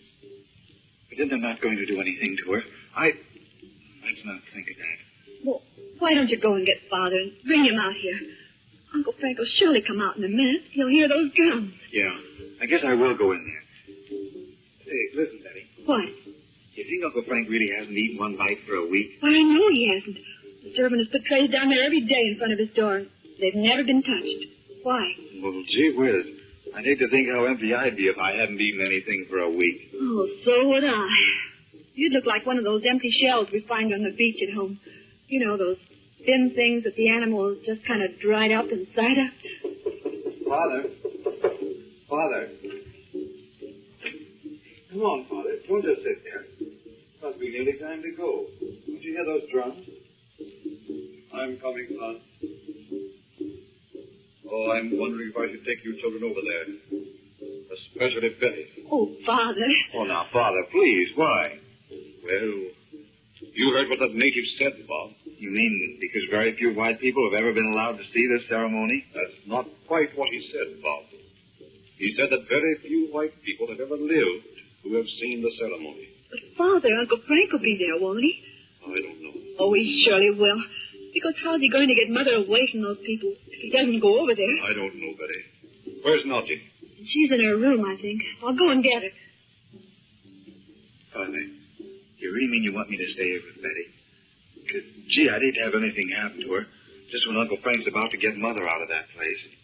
Let's wait and see what your uncle says when he comes out of his room. Look, there he is on the veranda. Hello, Uncle Frank. Gee, you don't look very hungry. Hello there, Frank.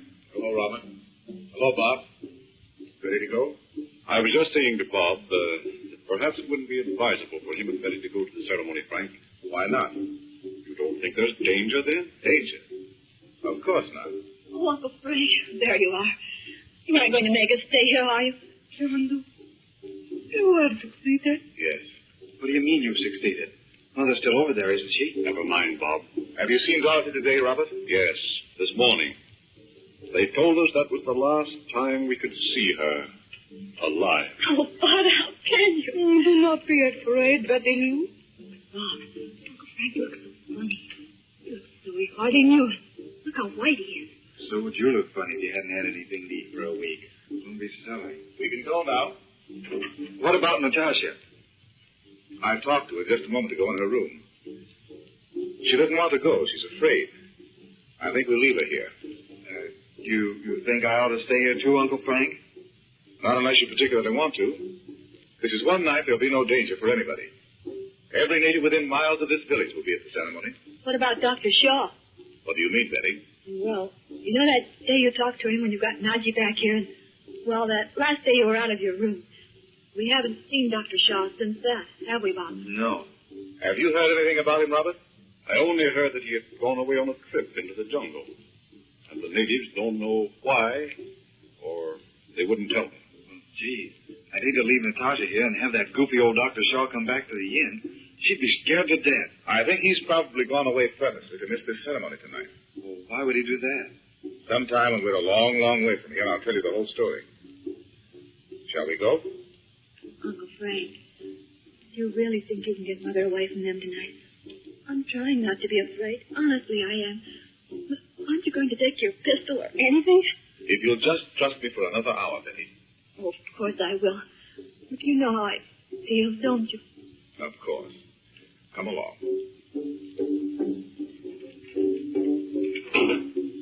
Well, this time we don't need to go hiding around among the bushes, do we? They know we're coming. Oh, look at that enormous fire in front of the temple. Gee, and look at all those natives. Looks like there's thousands of them. White men, you and your women will sit here. And you will not try to save her whom the gods of the jungle desire. Are we going to sit right here in the ground? Right here among all these natives? Yes. Sit down, Betty. And all of you. Well, where do you suppose Mother is? In the temple. In the temple? You mean there? Yes. They take the sacrificial victims to the temple to prepare them for the ceremony. You mean putting on the blood-red robe and all that? How did you know about that? I told him. The guard told Mother.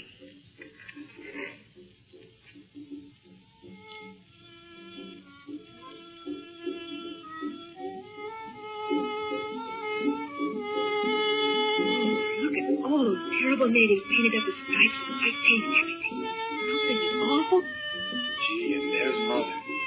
Why, she doesn't look a bit scared. Frank, look how cold she is. Do you suppose they've drugged her? It's possible, of course, but I doubt it. Uncle Frank, do you suppose she's sick or something? Look, they've got her hands tied behind her. That red rope thing on her. I should think she'd be scared to death. She's all right, Bob. Gee, if I was in that spot, I wouldn't think I was all right. Look, I made her sit right between those two shiny old natives. Gosh. Uncle Frank, what's that native standing there in front of that big stone with a long knife? I never saw that block of stone there before. Did you? No. It's a sacred stone from the temple. They've moved it there just for the ceremony. Nadji, you've never seen this ceremony before, have you? No, I've not seen it, Chandu, but in the books I have read of it. Let the music of the jungle speak to the hearts of the jungle men.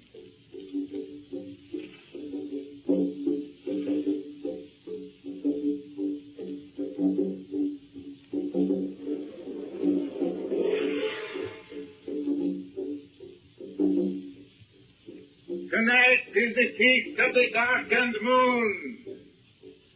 Tonight the white woman pays with her life for killing a priest of the temple. You would speak, white woman, before you die. Tell the jungle men why you killed the priest. I did not kill the priest. I have told you so before. Oh, Mother. Mother. Hush, dear. The god of the jungle has said you killed the priest. By the test of the fire and the cobra, he has said it. Where do you suppose all those fellas sit there so still, Uncle Frank? They haven't moved a muscle. It's part of the ceremony. There's always a victim sacrificed at these feasts of the darkened moon. And they sit there like that until after the death blow has been struck. Gee, I wish you'd let me start shooting, Uncle Frank. I can... Hush. No. Will you die by the knife, white woman? Or by the bite of King Cobra himself? By the Cobra. Oh, how can she? I wish I hadn't come. Look, they're taking her right over to the altar. That man's taking a snake out of that basket. Oh, Uncle Frank. Quiet, Betty.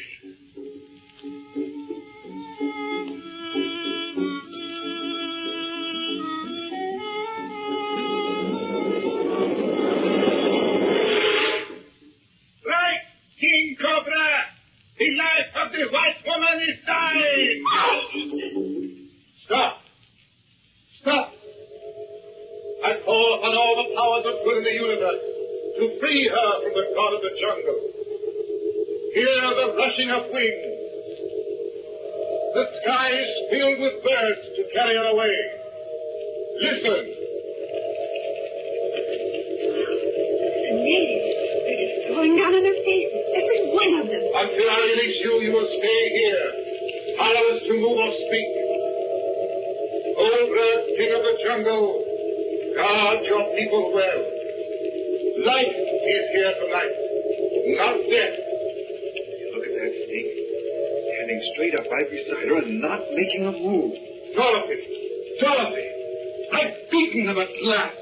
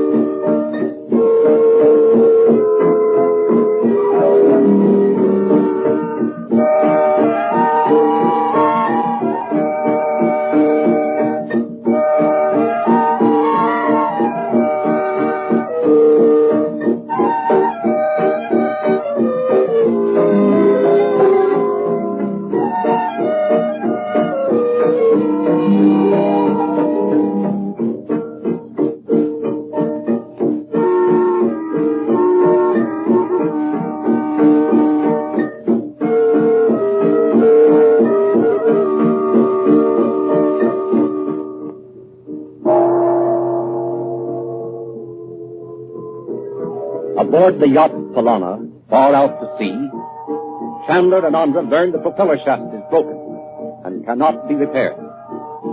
Andra instructs the wireless operator to send out a call for help. But just as he begins the message, the equipment fails, and he turns to the others with the word that he will be unable to complete the message. The present act opens in the wireless room that evening after dinner. Chandu, the magician.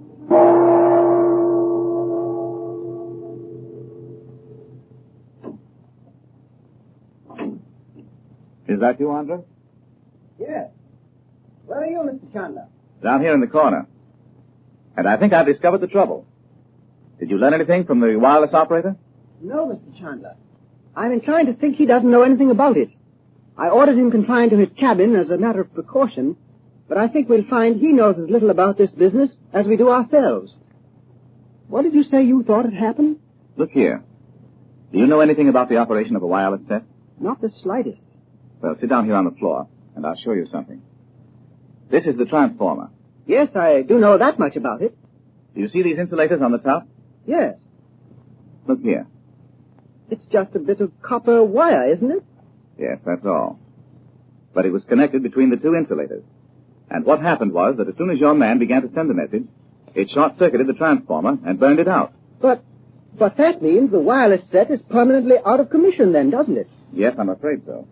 I can't believe Baru would do such a thing as that. And even if he thought of it, why should he? As a matter of fact, I doubted Baru had anything to do with it. Oh. But if there's someone else on the ship who did do it, it's just as well to let him believe we suspect Baru. Don't you agree? Yes, I suppose so. Of course, there's no doubt that someone did it deliberately. Of course not. It was a very clever idea, too. Running that wire across the top of the transformer, where it would never be seen. Because the transformer is under the table. It would completely disable the equipment without the necessity of smashing anything that might have made a noise and called out attention. I don't understand when it could have been done. There's supposed to be a man on duty in here all the time. There is, eh? Yes. That's interesting. You don't mind if I go down and question Baru? Certainly not. I'll go down and have a little talk with him later, then. There's nothing more we can do here. Shall we lock up the room? No need for that now. Whoever put that transformer out of commission disabled the sending set it completely, as if he tossed the whole thing overboard.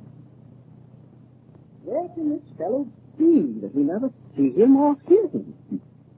Someone must feed him. Ever think of that? By Jove, that's right. You're convinced, then, that one of my own men is shielding this man? It begins to seem that way, doesn't it? I'll tell you what we might do tomorrow. What's that? We might have every man in the crew up on deck at the same time. One of us could stay here to make sure none of them left for even a moment. The other could go below and make another search. By all means. You know, I'll never forgive myself for dragging you and your family into this, Mr. Chandler. I'm not sure they're not better off, even so, than they would have been if they'd remained at home, under the circumstances. I don't understand. If you don't know, I can't explain. But please don't reproach yourself for having invited us on this cruise. It's possible we'll all be glad things turned out as they did. You know, there are worse things than being adrift in a great yacht like this. Oh, I suppose so. At least there's plenty of food and water, and we may sight a ship any day. And you have flares aboard, no doubt. Oh, yes, of course.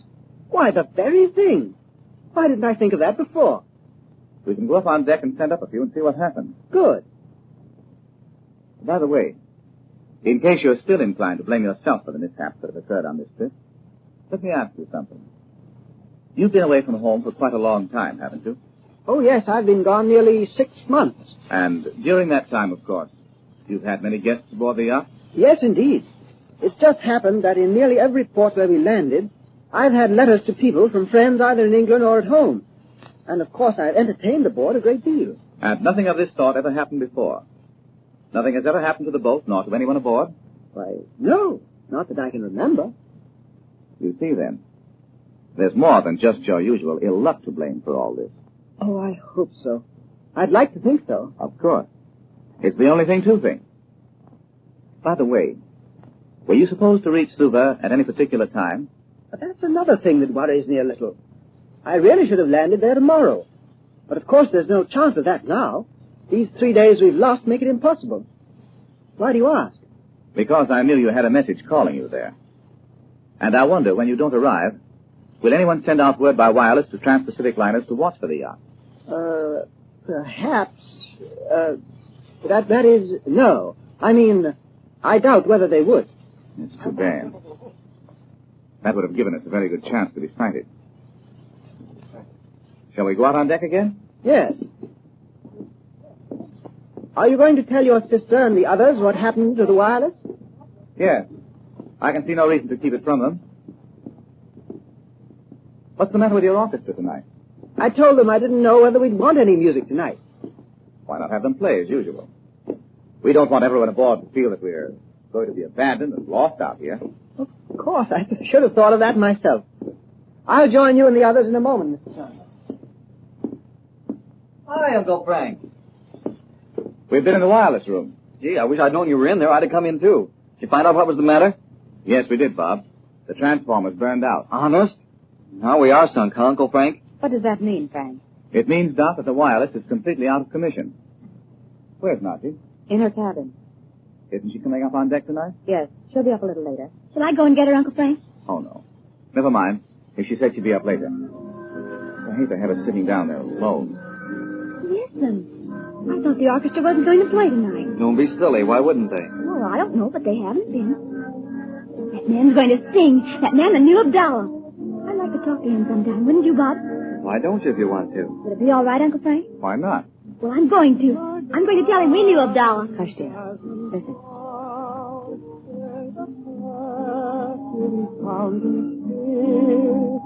See thy lover's arms await thee. Come, my heart, with vibrant rapture fill, where thy light has footsteps light, blossom spring to greet thee, love. Night is fragrant with thy laughter. Come to me, my sweet white dove.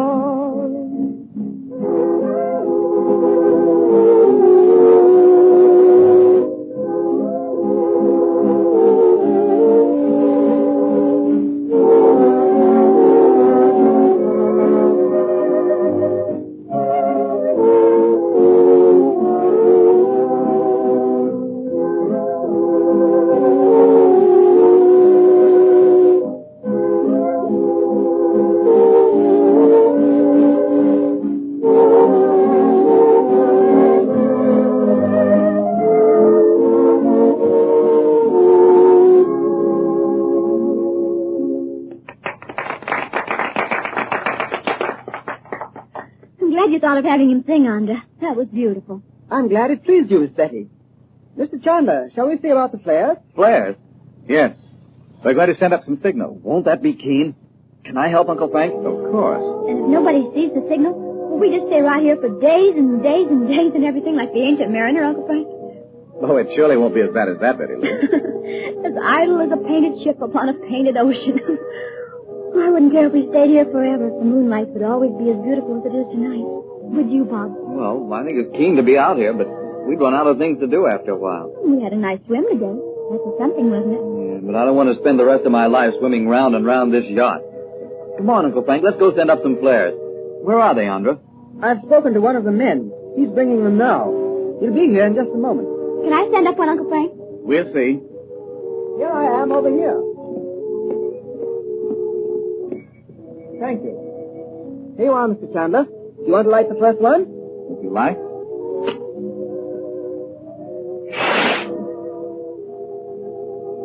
Boy, they ought to see that. Want to send up another one, Chandler? Here, Bob. You light this one. Okay.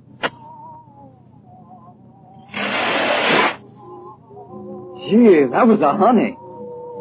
Let's try one more.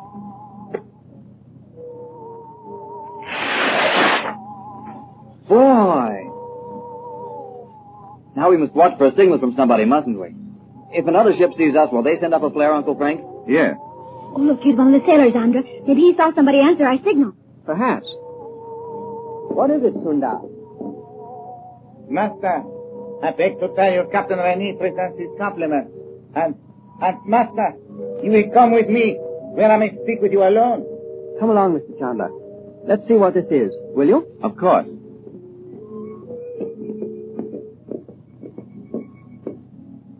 Now, what is it, Sundar? I beg to tell you, Master, the water. What?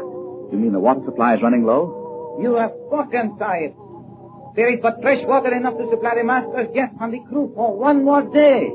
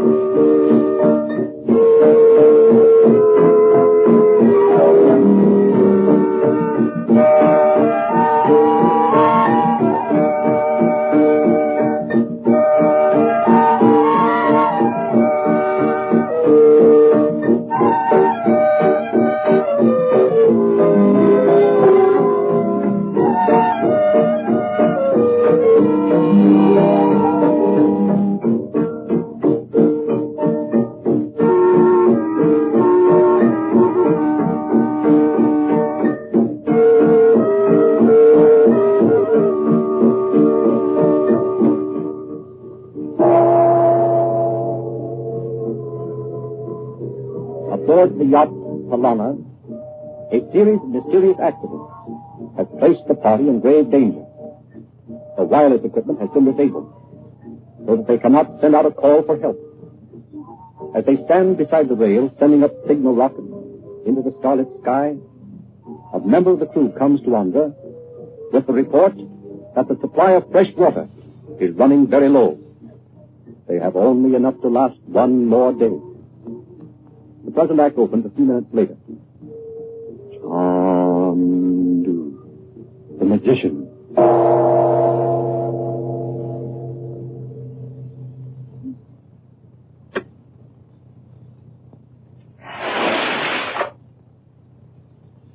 Perhaps you'd better go a little slower with these rockets, Bob. We haven't many more, you know. Gee, haven't we?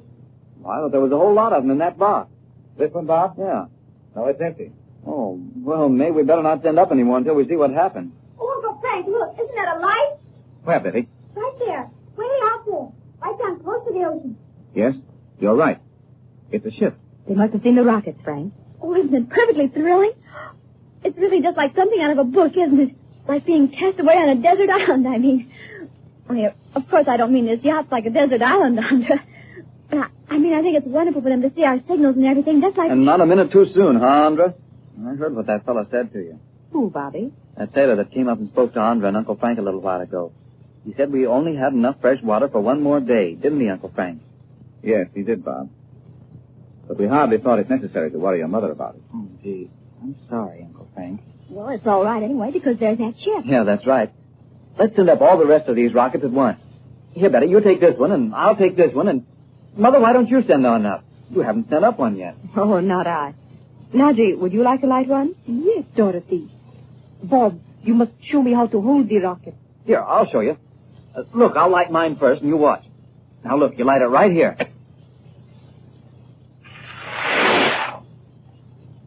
Now, you do yours, Nadji. Here, like this. Now, hold it this way. And one for me. Give me a match, will you, Bob? Sure, here.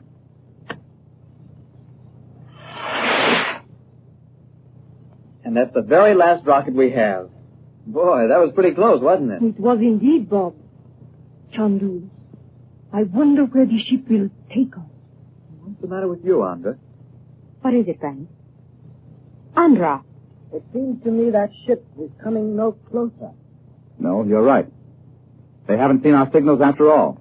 Wouldn't you know I'd do that? Shoot off our last 3 rockets without waiting to see whether they'd noticed us or not. Don't blame yourself for that, Bob. It was my fault. I can't see yet how they failed to see us. They're disappearing, aren't they? But we needn't give up hope yet, need we, Frank? There's no reason why another ship might not come along tomorrow. Of course not, Doc. That's right, Mother. And Andra said we weren't far out of... What is it you call them, Andra? The steamer lanes. No, you're right, Miss Betty. There's every chance someone will see us tomorrow. We haven't drifted far. I was talking to the captain about it this afternoon. We'd better put ourselves and the crew on rations of water, Andra. Yes, perhaps we had. I'll go below and speak to the captain about it now. I will go with you, Andra, as far as my cabin. I would like to get a cloak. Oh, let me go down and get it for you, Nadji. I'll go, Nadji. Oh, no, thank you. I will go myself. Well, Andra, can we have the music play? I don't want to feel as if we're just sitting around waiting for the ship to sink right under our feet or something. Of course, you're asking to play, Bob. Anything you like. I'll join you in a few moments. And I will not be long. Let us go through here and down this way. I'm sorry Bob was so incautious as to alarm you and Mrs. Regent about the water supply, Your Highness. It is better to know, I think, Andra. Except that a ship will probably come along tomorrow and pick us up. And you might have been spared the anxiety. Anxiety is not a stranger to me, Andra, as perhaps you know. Here is my cabin. Perhaps you knew I made an excuse to the others to speak to you alone. Will you come in for one moment when you have spoken of the water to the captain? I can come in now if you like. He understands about the shortage of water, and a few minutes more will make no difference. What do you want to speak to me about? Wait, please, until we are inside. Oh, I did not know I had forgotten to switch off the lights when I went up on the deck. I am growing careless. Will you sit here? Thank you. How pale you are. What is it that's troubling you? Oh, I must tell someone, and you are the only one who can help me. I don't understand. I will ask you one question, Andra. What will occur if there is not a ship? You mean if no one sees us? Yes. Well, of course, no good thinking of that, Your Highness, because certainly a ship will sight us and we'll be taken off. You are trying to deceive me, Andra. What will occur if tomorrow no ship is seen? We will have no water. Oh, we can probably make the water supply last another day or so by cutting down on the quantity we use. But if by that time there is no ship? What is it you're hinting at, Your Highness? I am trying to discover whether there is anything we may do. I cannot permit Dorothy and the children to suffer. You cannot permit them to suffer? Won't you tell me what you really mean? This is what I mean then, Andra, since I am forced to tell you. You have heard of the wisdom of Chandu? Yes, of course. I think by the use of the secret of the East, it might be possible for him to... You mean he could summon help by some occult means? Yes, I think he can. Oh, you mean you hesitate to ask him to do this for us?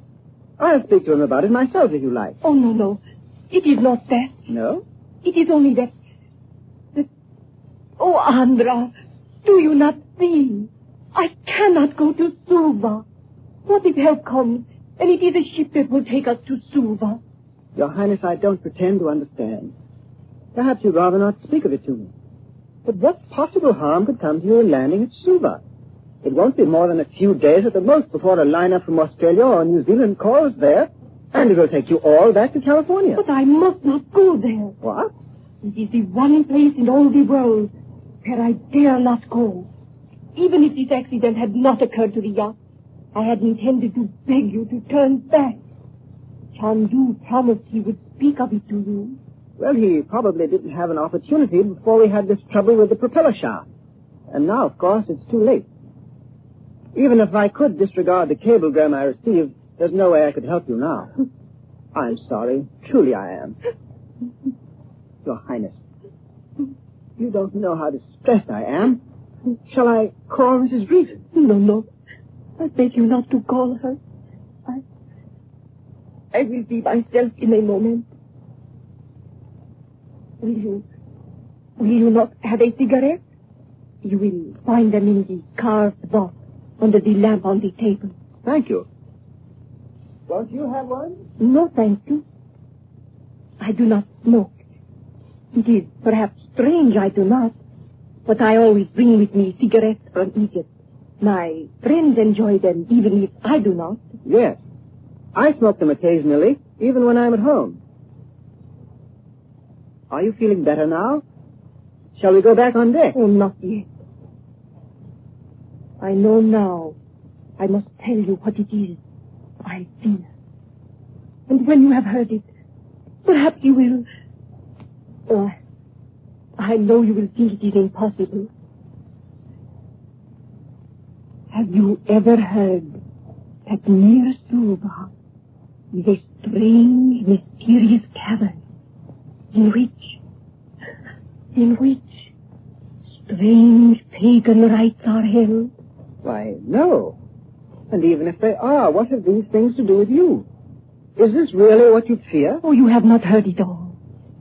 It is said that in this place live a few people who are all that remain of the Lemurians.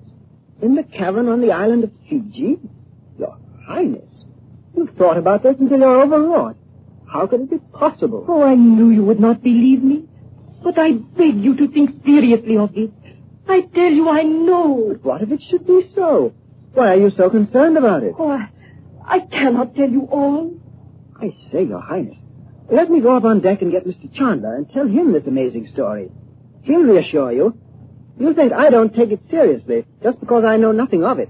Mr. Chandler, no. Let me call him and put your mind at rest. Oh, it is useless. I might have known it would be. I will say no more. If I am to meet my fate. But what fate? Oh, let us not speak of it again. Oh, look, you have not even lighted your cigarette. I am a very bad hostess. Here are matches. Oh, thank you. Why, these are amber cigarettes. I haven't smoked one for some time. I hope you will enjoy it. Andra, you will not speak to Chandu of what I have said to you here? Why, certainly not, if you prefer it. Oh, I beg of you not to speak of it. Andra! Andra! Nadji! What is it? Nadji! Oh, Frank, look.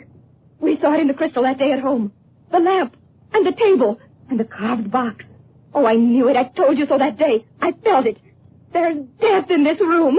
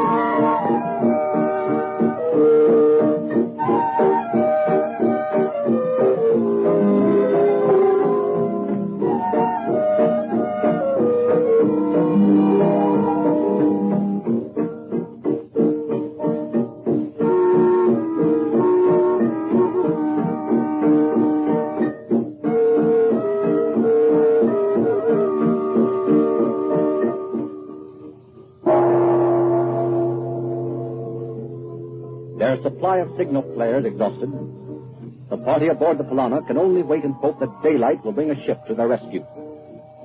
In her cabin, Nadji appeals to Andra to help her avert the disaster she believes is threatening her. He thinks she is too much concerned about the menace and urges her to let him call Chandu. In despair, Nadji says she must resign herself to her destiny. A moment later, she cries out in utter terror. Chandler and Dorothy rush into the cabin, and Dorothy draws back in horror as she recognizes the scene she saw in the crystal. The present act opens in Chandler's cabin a few hours later. Chandu, the magician. Drink some coffee, Nadji, please. Yes, Nadji. It will do you good. Oh, I cannot, Chandu. Try, Nadji. No, Dorothy. I cannot. I can only see Andra's face as he sat in my cabin talking to me, One moment before... Oh, don't, Nadji. The doctor says he'd probably had a weak heart for years, but no one suspected it. Yes, sir, that's what he said, Nadji. And he asked Uncle Frank if Andre had any kind of a shock. Didn't he, Uncle Frank? Yes. I told him he couldn't question you tonight, Nadji. I do not mind answering his questions, Chandu. But there was nothing. We were talking quite calmly, and suddenly, without a word, he fell from his chair and did not speak again. And then you were in the doorway, Chandu, with Dorothy. Yes. You were gone so long, we wondered if anything had happened. Dorothy and I came down to your cabin to see if you were all right. Just as we reached the door, we heard you scream. As soon as we opened the door, I saw your cabin was the very room we'd seen in the crystal that day, in the garden at home. I knew before we saw Andra lying there on the floor that death was there. I thought at first it might be you, Nadji. It almost makes you believe in what Andra said about that curse of his, doesn't it, Uncle Frank? Say, that's right. You know what Andra said? He said that nobody in this generation of his family had been hit by that curse yet. You know that? I know he did. And he said that everybody in the family was kind of watching everybody else to see where it was going to strike next. Oh, don't, children. Nadji, do you think you could sleep if I came down and sat with you for a while? You'll be ill if you don't get some sleep. Oh, no, Dorothy. I cannot go back to that cabin where Andra... Dorothy doesn't mean that, Nadji. Of course you can't. But there's a cabin just beyond Betty's that's not being used. Why not take that one? No, Chandu. I cannot sleep. I feel as if I could never sleep again. Gee, Nadji, you sound like you thought it was your fault Andra died. Perhaps it is, Bob. Why, Nadji, what do you mean? How could it have been your fault? I do not know, Chandu. But why should it have happened as it did if I were not concerned in it?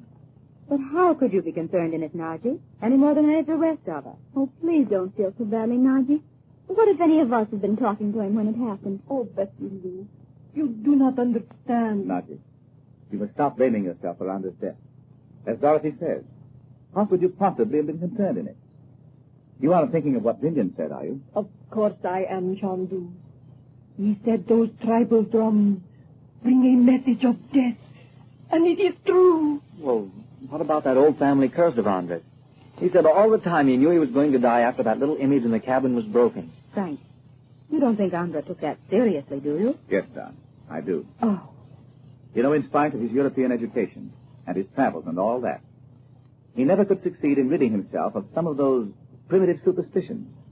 And that one, of course, had been impressed upon him ever since he was a boy. Well, Nadji, are you really related to Andra? Why, Betty. Now you've done it. What do you mean, Betty? Oh, Uncle Frank, I'm sorry. I thought maybe you'd know what I mean. I thought maybe Nadji was worried because that old curse of Andra's family might belong to her, too. If she is related to him. Betty, dear, why should you say such a thing as that? Well, Mother, I didn't mean to say it. Maybe I shouldn't have. But they do look alike. You know they do. Of course they don't, dear. Yes, they do, Mother. Don't they, Uncle Frank? Chandu, say you have not seen it. Of course I've noticed it. Oh. You have? Well, is Andra your cousin or something, Nadji? Don't look so distressed, Nadji. We aren't going to ask you any more about it than you want to tell us. Of course not. I'm sorry I said a word about it. I'm sorry I even noticed it, Nadji, if it hurt your feelings. Do not be concerned for me, Betty Lou. Nadji, you must listen to me. Why don't you and Dorothy... Uncle Frank, look, here comes the doctor. I bet he's looking for you. Oh, yes. Well, Dr. Willoughby, here we are in the lounge. Mr. Chandler, I'd like to speak with you alone for a few moments, if you don't mind. Certainly not. And I wish the rest of you would go to bed and try to get some sleep. This is a very distressing occurrence, I know, especially in view of the fact that the yacht is disabled and we can't make port without help. But that's all the more reason why we don't want any of you to be ill. Your Highness, I'll bring you a sedative, and I beg you to drink it and go to bed. But I cannot sleep. The medicine I send you will make you sleep. How are you feeling, Mrs. Regent? Oh, I'm quite all right, thank you, Doctor. We're all worried about Her Highness. I quite understand. And by the way, Mr. Chandler, the service will be held in the morning. You mean you're going to bury Andra at sea? Yes. Does the captain understand this? Yes, Mr. Chandler. There's nothing else to do under the circumstances. Of course not. We'll go down to our cabins and leave you and Dr. Willoughby, Frank. Come, children. You go with Nadji and see that she takes the medicine the doctor sends her. Of course, Frank. Come, children. Nadji, you forgot your scarf. Oh, yes. Thank you, Bob. Good night, Uncle Frank. Good night, Dr. Willoughby. Good night. Good night. Now then, Doctor. Mr. Chandu, I've been connected with Andra's family for many years, and I'm going to speak very frankly. Of course. What do you mean? When I first went out to the east, I was a young man, intent on making a study of certain tropical diseases. I met Andra's father in the course of my investigations, and at one time I was able to save the life of a member of his family when he had been given up as hopeless. I see. Andra's father became very much interested in me, and, well, I needn't go into all that, but it ended by my remaining there as physician to his household. Andra's father has always been most generous and has supplied me with everything necessary for my research, which I have carried on all this time. You're explaining all this to accomplish something you're going to say, aren't you? Well, frankly, yes. Briefly, the rest of the explanation is this. When Andra ordered this yacht built, his father made only one stipulation, and that was, when he began his cruise around the world, I was to accompany him. That's easy to understand, of course. By the way, he had a weak heart. If you've been personal physician to his family all these years, why did you say probably? I wonder if you've already guessed what I'm going to say. Suppose you tell me what it is you have in your mind. In just a moment. First, will you tell me just what you know of the circumstances under which Andra went to Her Highness' cabin to speak with her? Would you rather question Her Highness herself? Not tonight. She's on the verge of hysteria, and I can speak to her in the morning. I thought, however, she had probably spoken to you of what occurred. Yes, she did. Ah. But she told my sister and me that she had asked Andra to come into her cabin to discuss some way in which she might avoid going to Suva. Why is it she doesn't want to go to Suva? That's what none of us know. She has a positive aversion for the place for some reason. That's strange, isn't it? It seems strange. But of course it probably would be something very ordinary if we knew the reason. Perhaps I can find out what it is. I wouldn't advise you to question her about it, Doctor. We've all tried and failed. You know she's Egyptian, and something must have happened to make her feel so strongly about it. Egyptian? Yes. Didn't you know? I suppose I might have guessed it. How did she think Andra could help her to keep away from Suva when the yacht is disabled? I don't know. But doubtless she had some plan in mind. Was that all they talked of, this plan of hers? There was never any secret about that. In fact, he told my niece and nephew about it himself only the other day.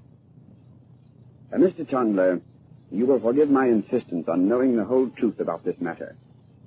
You must understand that Andra was almost like a son to me. I've known him since he was little more than a baby. I quite understand, of course.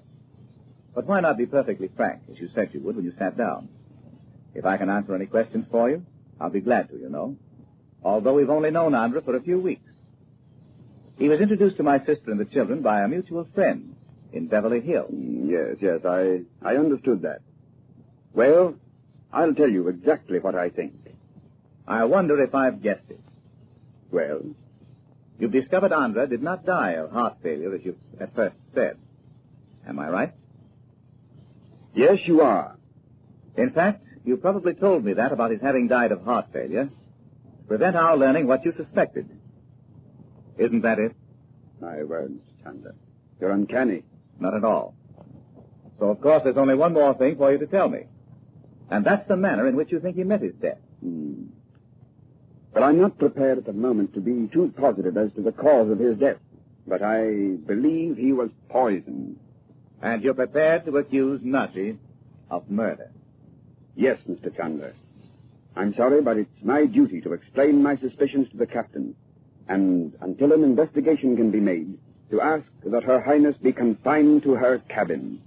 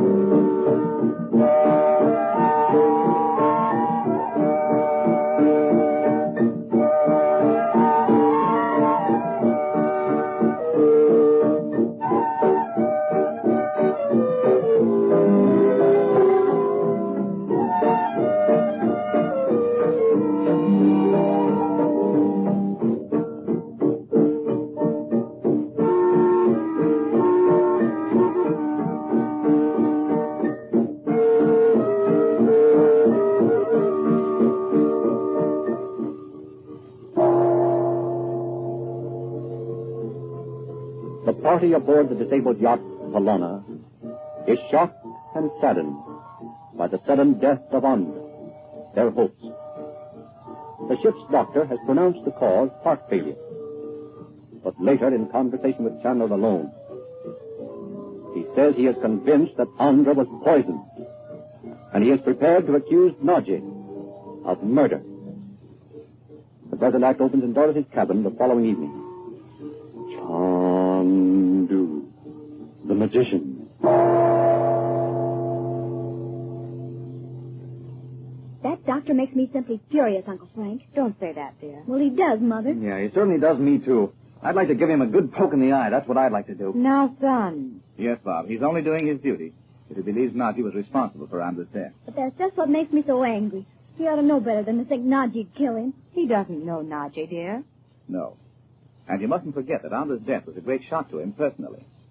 He's known Andra ever since he was a little boy. That doctor ever was a boy. Uncle Frank doesn't mean that, son. He means since Andra was a boy. Oh, well... Oh, poor Nadji. Locked up in her cabin as if she really had done something dreadful. She's not locked in, Betty. She offered to stay in her cabin when she learned that the doctor suspected her of Andra's death. It's the same thing. She must feel dreadful. Of course she does. Well, what are we going to do, Uncle Frank? I mean, even when we're hardly drinking any water, it'll soon be gone. What then? We'll have to get help, Bob. Didn't you learn anything from the captain and the crew, Frank? No. I've questioned the captain and every man in the crew except one who is ill. It's very difficult to get information from these East Indians, and one never knows whether they're telling the truth or not. But they must be anxious to find the man who killed Andra, Frank. Yes. That's the only really promising thing about the whole affair. I think they'd tear the man to pieces if they could find him. Well, I hope they don't think poor Nadji did it. No, I think not. I'm sure one of them would have spoken about it if they had. What does the captain think, Frank? I hope you wouldn't ask me that, Doc. Why? Because he thinks Nadji's guilty. No. Uncle Frank, does he really? Yes, he does, Betty. He told me he hadn't trusted Nadji since the day she came aboard. But why? I don't know. He said if Andra's father had been on this trip, he knew Nadji would never have been invited. I never heard of anything so mean. Don't you? He must have some reason for saying such a thing. Didn't he give you any? No. He said, though, that he'd have to include a full report of the circumstances in the log. What does he mean by that? Oh, don't be silly. You know what a ship's log is. Why, I do not. What is it? Well, it's the kind of a book the captain has to keep. Isn't it, Uncle Frank? Yes. All ship captains are required by law to keep a record of everything that happens on each voyage. Even on yachts like this? Yes. And these records must be produced whenever the Board of Trade, or in this case, the police, demand them. You mean he puts down every little thing that happens in a book like a diary? It really amounts to something like that. Of course, a thing like Andra's death will have to be reported to the police in Suva, Frank. Yes, of course, Doc. Oh, so poor Nadji will have to go to Suva after all. No, it's not the worst of it, Betty. She'll probably have to go to jail. Oh, no. She won't, will she, Uncle Frank? Unless we can find the real criminal before we land in Suva, she will, Betty. But we may be out here for days, Frank, if help doesn't arrive. I know, Doc. The thing I want to talk over with you. You know I can get help, don't you? You mean by magic or something? Well, call it that if you like. I've been wondering why you didn't try that, Frank. The reason I didn't was because, even in spite of the shortage of water, I thought it might be as well to wait a day or so in the hope of finding a clue to the guilty person. Once we're off the yacht, any evidence that may exist here will probably be destroyed. Well, who'd destroy it? The criminal. He must be hiding on the yacht somewhere. Yeah, that's right. Well, how much more water is there, Uncle Frank? Very little. If the captain knew I had any way of obtaining help, I know he'd insist on my doing it before the crew and all of us begin to suffer from thirst. Have you been to Nadji's cabin, Frank? I mean the cabin where Andra died? No, not yet. I'm going down there in a few moments. I asked the captain's permission to take Nadji from the cabin where she is now to her old cabin to talk with her about what actually happened last night. Oh, but I should think she couldn't bear to go in there, Uncle Frank. Oh, she won't mind when she knows Uncle Frank might find important evidence there.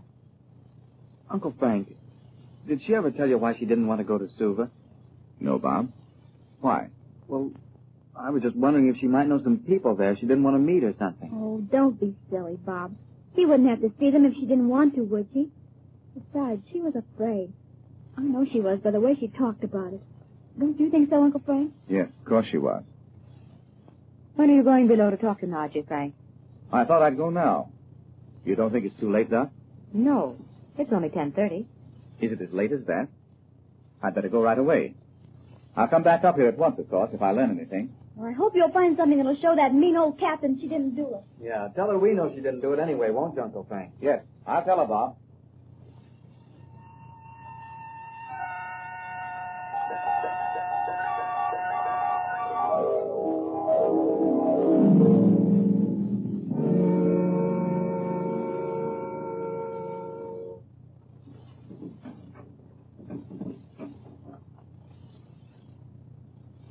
I'm sorry to have to ask you to do this, Nadji, but it may be my only chance to learn who really killed Andra. Oh, Chandu, I do not mind to tell you what I can, but must I go into that cabin Please, dear. again? Please. I'll turn on the light. Come now. Help me, won't you? What can I tell you, Chandu? I want you to sit down just as you were when you spoke to Andra last night. Try to remember everything you said and everything he said and did. Tell me exactly what happened. But the things we said, they are gone. How can they help you to find... You'll see. Where was it you were sitting? In this chair, Chandu. And Andra, when he had seated himself, was there. Why do you say, when he had seated himself, Nadji? Do you mean he was standing during part of your talk with him? But yes, Chandu. He grew very, excited and walked from the table to this chair many times. Why should he have been excited? Was it something you were discussing? Oh, Chandu, I'm sorry, dear. But don't you see that unless I can convince the captain someone else is responsible for Andra's death, he'll have you arrested as soon as we reach Suva? Suva? But do you think then we must still go to Suva? Of course, it depends on the destination of the liner that picks us up. But I think the chances are we'll land in Suva. Oh. Don't be afraid, Nadji. Was this what you were discussing with Andra? Yes, Chandu. And what did he say? Oh, you are angry with me, Chandu. But you do not understand. I'm not angry. Only puzzled. What did he say? He only said he thought no harm could occur to me if I landed in Suva and stayed for 2 or 3 days. But how did you think he could help you when the yacht is disabled? He said he could not, Chandu. And then I saw I must prepare myself to meet what destiny I am to encounter in Suva. And what did Andra say to that? He said nothing, Chandu. I asked him if he would have a cigarette. You know, I always keep them in the carved box under the lamp. And a cigarette? Has anyone touched this since Andra was here last night? This box? Do not know, Chandu. When the doctor had said I am the one who killed Andra, the captain... Yes, I know. Let me have a look at that cigarette box. You say these are your cigarettes, Nadji? Yes. I always bring amber cigarettes from Egypt because my friends enjoy to smoke them. You don't smoke them yourself? You know I do not smoke, Chandu. But look. Look at these cigarettes. Of course, Andra didn't look at the one he smoked. Chandu, you mean you believe the cigarette was poisoned? Of course it was. Oh. Didn't Dr. Willoughby say he'd been poisoned with some subtle Eastern poison that had an instantaneous effect on the heart and made it seem as if death had resulted from heart failure? But, Chandu, who could desire the death of Andra? Oh, it is as he said. The ancient curse that rests upon his family has struck again. No, not this time, Nadji. Look at this cigarette. Look at it closely. Be careful. Be careful how you handle it. Don't touch even the tip of your finger to the end. See how the bits of tobacco are stained a darker color, as if some dark liquid had been dropped into it, and then it had dried? Oh, yes. I see it, Chandu. But if Andra was poisoned with one of the poisons of the East, it must be... Vindion, you think? Yes, Chandu. Who else could it be? Vindion. But don't you see? He wasn't warning Andra of death. It was you. No. Don't you see what it means? Whoever did this thing poisoned these cigarettes for you. Oh, no. Of course he did. It's someone who didn't know that you never smoke, that you keep the cigarettes here only to give your friends. Someone's taken these cigarettes out and filled them full of deadly poison and put them back. You were supposed to smoke the cigarettes, not Andra. But Chandu, That's why Vindion was so insistent on your death.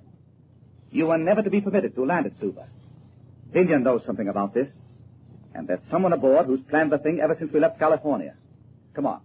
Let's go and tell the captain at once. Oh, this is just what I wanted. There'll be no question now. Wait, Chandu, wait. You must not lose a moment. Hurry. I can't wait to tell the captain. Uncle Frank, where are you? Come here, quick. What is it, Bob? Well, just a minute ago, Betty and I were up Don't on interrupt me now, Bob. Where's the captain? Have you seen the captain? I'll say we've seen him. Come here, come up here on deck, quick. What's the matter? Look over there. Oh, Uncle Frank, isn't this positively the most thrilling moment of your life? Look at that big ship over there. The captain's been signaling with a flashlight. He told us just now to go and find you because they're going to take us over there right now. Yeah, and he says maybe they can tow the yacht all the way. Where is it they are going, Bob? Well, gee, where would they be going? They're going to Suva.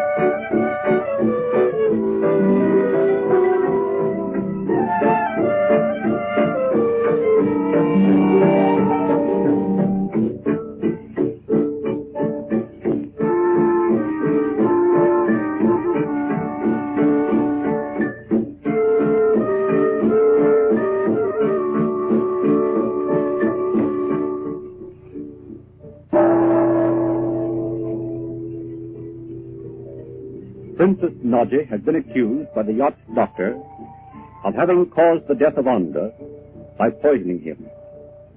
Chandler, convinced of her innocence, takes Nadji back to the cabin where Andra's death occurred. He discovers that the cigarettes in the carved box have been tampered with. This leads to the discovery that the poison was intended not for Andra, but for Nadji herself. As Chandler runs up on deck to find the captain, he finds that the disabled yacht has been sighted by a liner, and the present act opens aboard the liner the following night. Chandu, the magician.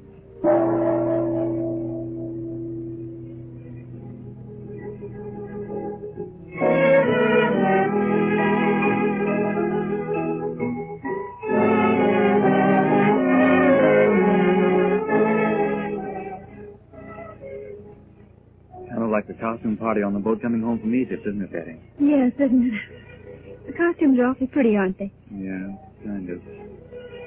See, I feel kind of funny sitting here practically at a dance when I think of poor old Andre, don't you? Oh, yes. Isn't it terrible? He was so nice.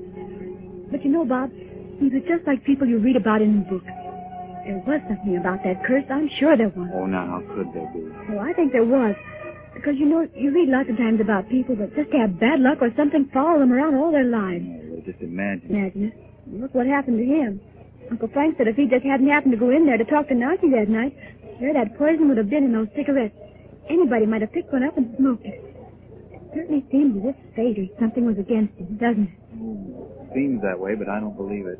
I don't think you do either. I think you're just letting it get you. No.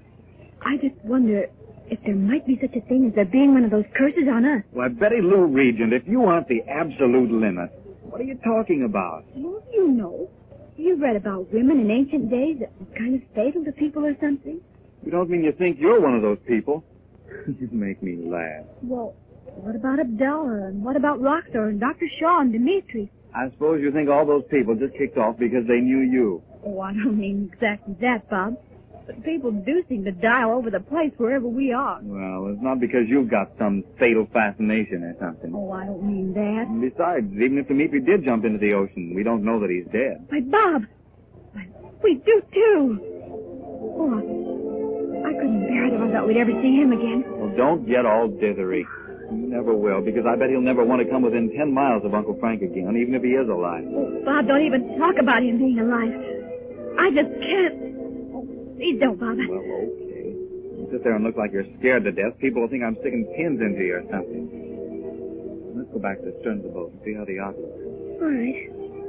Seems funny they can tow a great big yacht like this, doesn't it? Yeah. Gee, I thought it was keen the way they put those hawsers on it and everything. What's a hawser? It's a big rope. Why don't you say rope then? Come on, shall we go back and look at the yacht?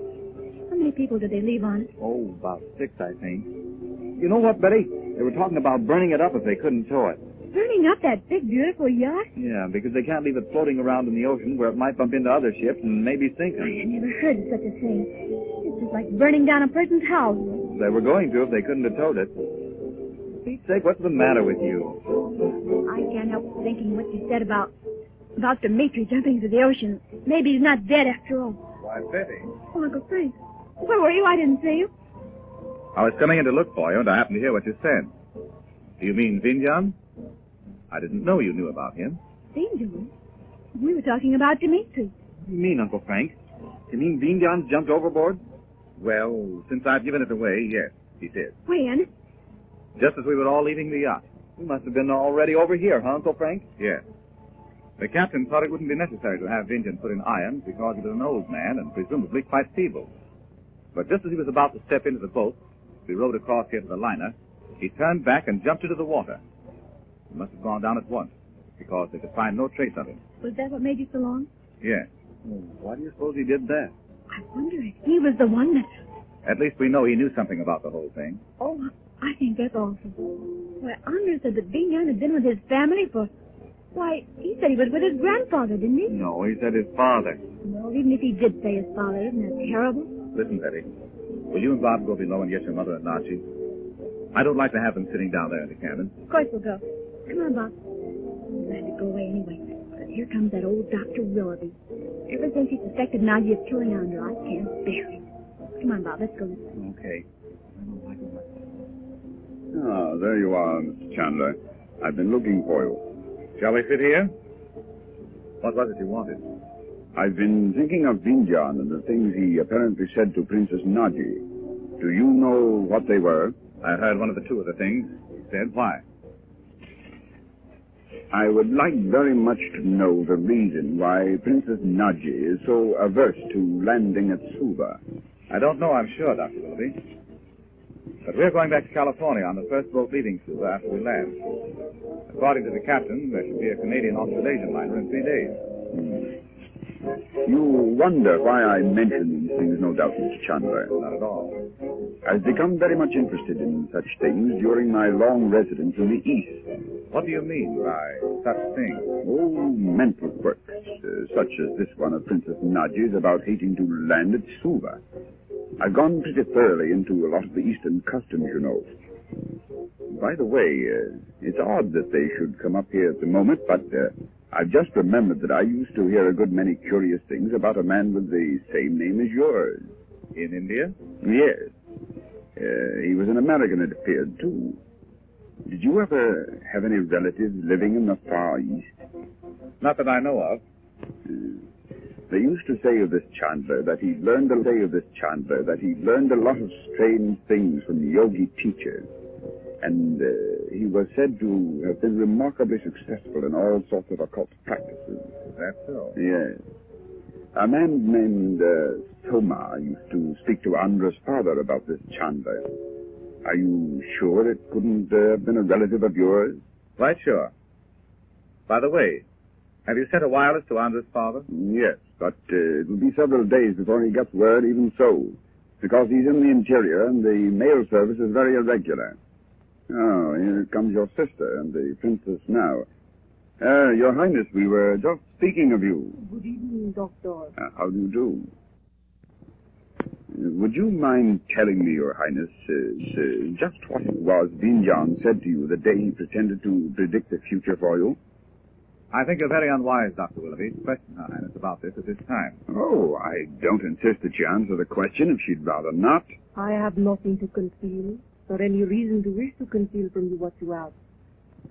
Vindion said to me that in the days to come, a princess of Egypt would look upon her own dead face. Look here, Dr. Willoughby.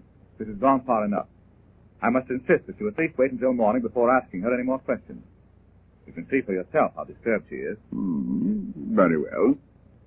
I know what let's do, Nadji. Let you and Bob and me walk around and see the costumes. It'll be something to do anyway. Yeah, come on, Nadji, why don't you? Don't just sit here and think about... Don't you want to, Nadji? You like Betty Lou? Oh, we don't mean to dance or anything, but just walk around and look at people and kind of get your mind off your troubles. Okay, Uncle Frank? Yes, of course. Your mother and I'll wait here for you.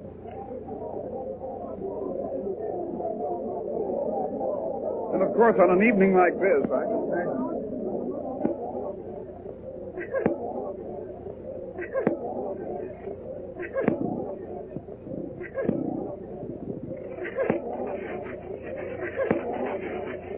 Oh, like George Washington. Yeah, do you suppose he brought that costume with him? Oh, I bet that wig's hot. The crowd is very great. Yes. You can't even see the people in the orchestra. There's so many people standing around the piano. What are they doing? Oh, I bet somebody's going to sing. You know, they always have somebody at these costume parties that has to sing. Oh, I think that's pretty. Let's stop and listen. Give me one glass. Give me an hour, sweet with romance, before the desert. Love, let my feet to thy window. Give me thy vow,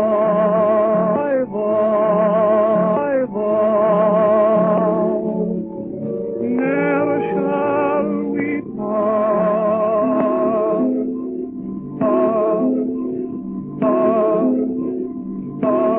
Would like to see the singer. It is a song of Egypt. Yes? Have you not heard it when you were in Cairo? I think I have. Isn't it kind of a desert song? I mean, don't those desert people sing it? Yes, Betty Lou. Well, the people are moving away from the piano now. We can probably see the man. Suppose he was a passenger or one of the orchestra. Oh! Well, look, Nadji, it's Vindion. No, Bob. Well, he's dressed just like him. But this man is young. Except that he is so young. It might be Vindion himself. It can't be Vindion. Vindion jumped overboard off the yacht. Didn't you know that, Nadji? Oh, but we must... Oh, let's go call Uncle Frank. Well, let's go and grab him and take him out where Uncle Frank is. Oh, we are too late, Bob. He has heard you. Look, he is going through the window that opens on the deck. Come on. I'll chase him and you go and get Uncle Frank. He's certainly got Vindion's clothes on. Hurry up now. Hurry up. I'll catch him as quick as I can. Oh, all right. Uncle Frank! Uncle Frank!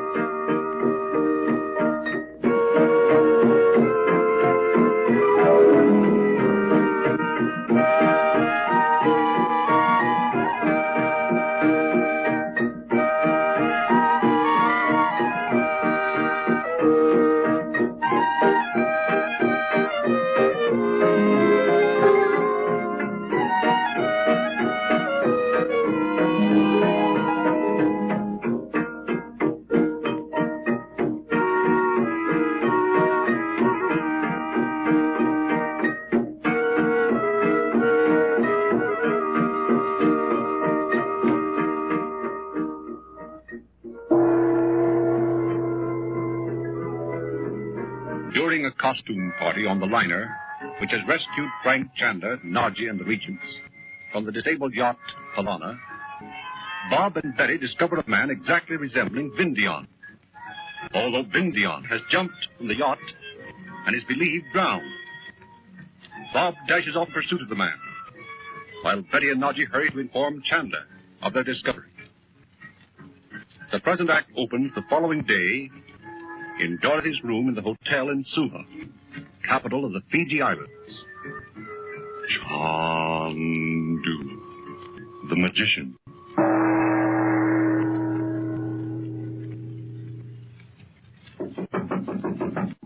Frank, come in. Where's Nadji? Why, what's the matter, Frank? Where is she? She's in her room. Why? You're sure? Of course. What is it, Frank? Oh, nothing. They're going to bring that chap they captured on liner up here to the hotel to talk to me. They are? Yes. I didn't want Nadji to have to be taken to police headquarters. Frank, you're not going to insist on Nadji talking to this man? I'm afraid we'll have to, Doc. Oh, I hope not. What did he say? I haven't talked with him, you know. But didn't he talk to the captain or tell them who he was? No. They told me he refused to say a word to them. Frank, why should he deliberately call attention to himself by standing up and singing at the party on the ship? Oh, he wasn't the man who sang, Doc. Yes, he was, Frank. The children saw him. Oh, no. You must be mistaken. Where are the children? They'll be up here any moment. They went out for a walk. Listen. There they are now. Gee, Mother, you ought to see this place. It certainly is keen. Yes, Mother. It's just exactly like a book about the South Sea Islands. We were talking to a man downstairs, Uncle Frank, and he told us the most interesting thing. Yes, sir. You know what? He said they've got extinct volcanoes and everything here. Yes, and he said they had beautiful lakes, Mother, and great big ferns taller than trees, and parrots chattering from the branches and everything. Yes, sir. Isn't that exciting? I wish we were going to stay here a long time. I mean, I would wish it if it wasn't for poor Nadji. Where is Nadji, Mother? In her room, dear. Betty, Uncle Frank and I were just talking about the man who looks like Vindion. Didn't you tell us you heard him singing? Well, yes, Mother, sure we did. Are you sure this was the man who sang? Yes. Well, there he was right by the piano, But you didn't actually see him when he was singing, did you? Well, we thought we did, Uncle Frank. Wasn't there a large crowd gathered near the orchestra? Well, yes, there was, Uncle Frank. So that you can't be sure this was the man. Well, but why would he sing that song and then run away? The point is, as your mother says, if he was trying to escape being seen, there's no reason why he should sing at all.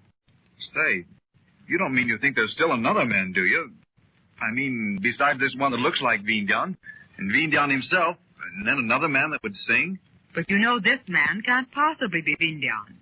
He was an old man. Well, you could see for yourself his clothes were exactly like Vindion. Frank, you have some idea about who this man is, haven't you? Have you, Uncle Frank? The idea I have seems absurd. And still I can think of no other way to account for some of the things that happened on the Polana. What is your idea, then? I'm wondering if this man we're going to see in a few minutes... Is he coming here, Uncle Frank? Don't interrupt, son. Yes, he's coming here, Bob. The police are going to bring him up here for us to question. What I was going to say was, supposing Vindion was not an old man, as we all thought, but a young man who had taken the character of an old man to carry out his plan to kill Nadji. Oh, but Uncle Frank, Vindion was locked up in his cabin when Andra died. Yes, Frank. And besides, Andra knew him. He knew the real Vindion. But Vindion must have sailed with Andra when he left home. We don't know that. Well, yes, we do, Uncle Frank. Andra said so. No. Andra thought so. But even if he did, this man, whoever he is, might have boarded the yacht when it was in the harbor at Los Angeles. He might have persuaded Vindion to leave the ship there, or he might have done away with Vindion and taken his place. Oh, Frank.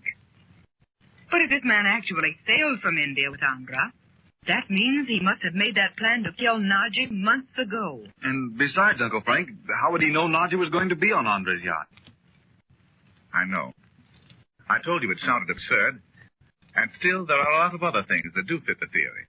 You remember, Andra said Vindion had never before predicted disaster to any of the guests. And, in fact, had never said anything except the usual patter of these so-called fortune-tellers. That's right, Frank. And, of course, there's no reason why, if he was clever enough at disguise, couldn't have gone on the ship at the harbor at Los Angeles, as you say. No, I know it, Dot. And it would account also for one of the cabins having been occupied. He might have used it until he could perfect his plan and get rid of Vindion. Well, do you think that stuff they spilled on the carpet in the cabin was poison, Uncle Frank?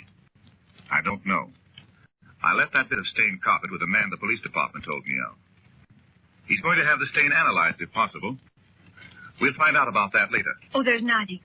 Come on, sit over here, Nadji. Bob and I have been out for a walk. You should have gone with us. This is an awfully interesting place. Maybe we can all go out this afternoon. Have you ever been here before, Uncle Frank? I was here for a day or so once, a long time ago, Bob. Just between boats as we are now. Take this chair, Nadji. Thank you, Chandu. Well, you did land at Suva and nothing happened to you, did it, Nadji? Bobby. No. You are right, Bob. Oh, gee, Mother, nothing did happen to her, did it? I think you'd be glad to be here and find out that nothing was going to happen to you, Nadji. I am prepared for what I must meet, Bob. Why, Nadji. Oh, please don't look so sad. Uncle Frank won't let anything happen to you. Oh, you do not understand, Betty Lou. That must be the police officer with that chair. Must I remain here while you speak with him, Chandu? If you don't mind, Nadji. How do you do? Come in. Mr. Chandler? Yes. My name's Chamberlain. I'm with the police. Yes, I was expecting you. Come in, won't you? Thank you. Didn't you bring your prisoner? No. The fact is, Mr. Chandler... He's killed himself. Why, that's exactly what happened. How did you know? Did you think he might? You should have warned us. I should have thought of it. But I didn't until this moment. He gave us no trouble whatever. When we went through his clothes, we let him keep a few cigarettes we found. Oh, yes. Just as we were about to leave with him to come up here, he lighted a cigarette and almost instantly toppled over. He was dead before we could fetch a doctor. Well, can you beat that? Say, Nadji, now maybe everything's all right for you, huh? I don't quite understand. No, of course not. We'll explain. First, let me present Mr. Chamberlain to you all. Her Highness Princess Nadji. Oh, Charmed. My sister, Mrs. Regent. How do you do, Mrs. Regent? Her son and daughter. How do you do? Did I understand you to imply that you thought this fellow had some plot in mind against Her Highness, Mr. Regent? Well, yes, something like that. Nadji thought so too, didn't you, Nadji? I had the reason to fear,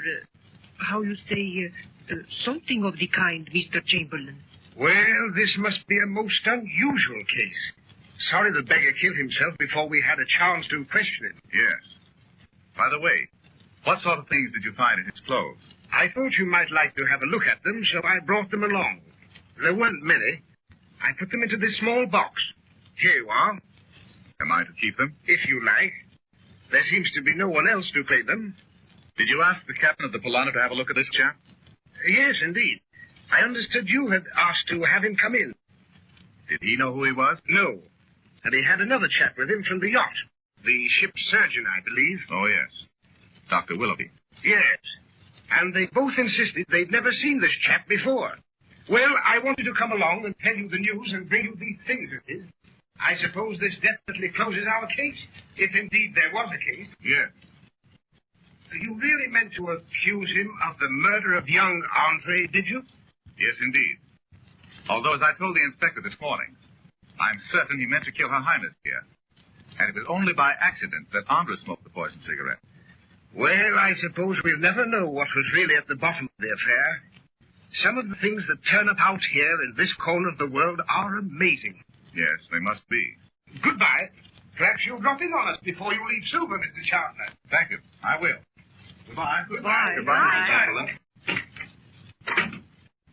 Oh, Nadji, it was the man that made you so scared, wasn't it?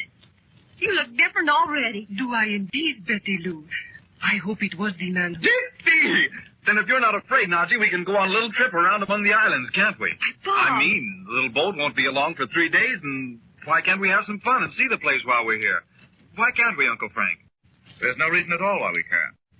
There are any number of sailing vessels we can engage for a day or so.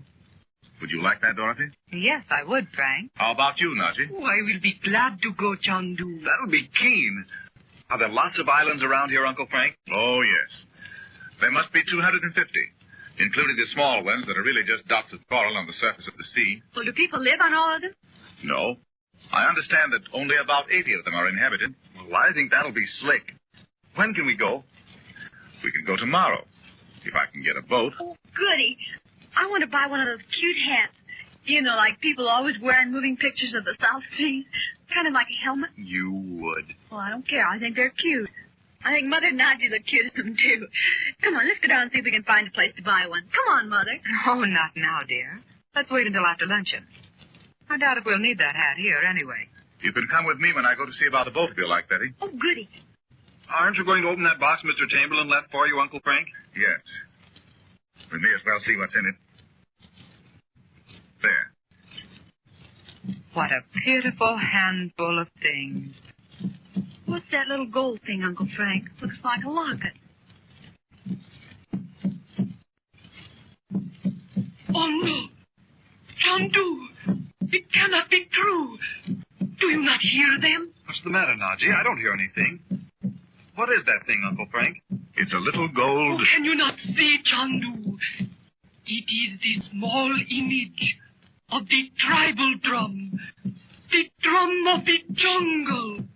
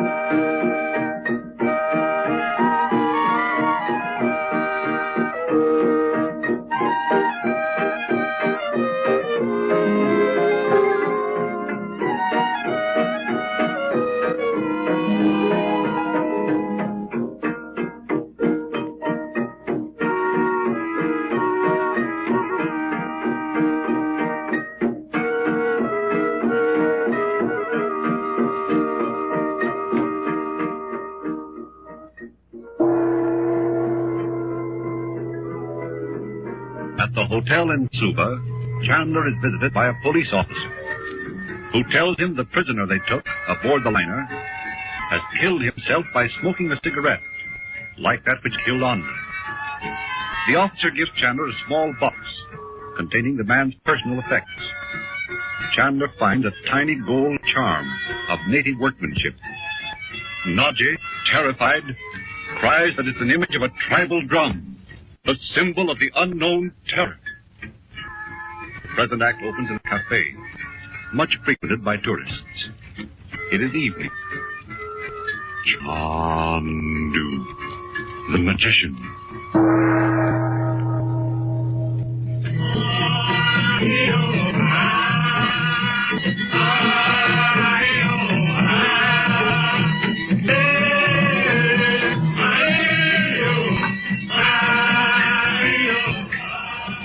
Is this table all right, Uncle Frank? Oh, son, isn't it too close to the musicians? Mother, I don't see another table for 5. What do you suppose makes it so crowded in here? Why, silly, it's those people off the ship. Yes.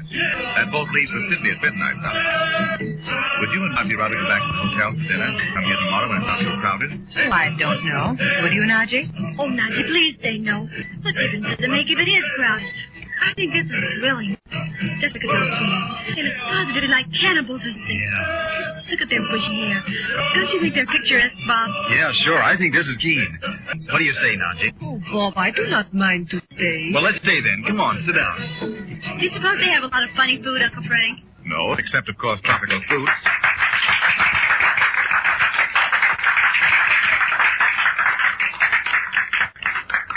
Oh, dear, I think that's too bad. You came here 200 or 300 years too late, Betty. Why? Because in the days... I know. Before the white man came. Uncle Frank?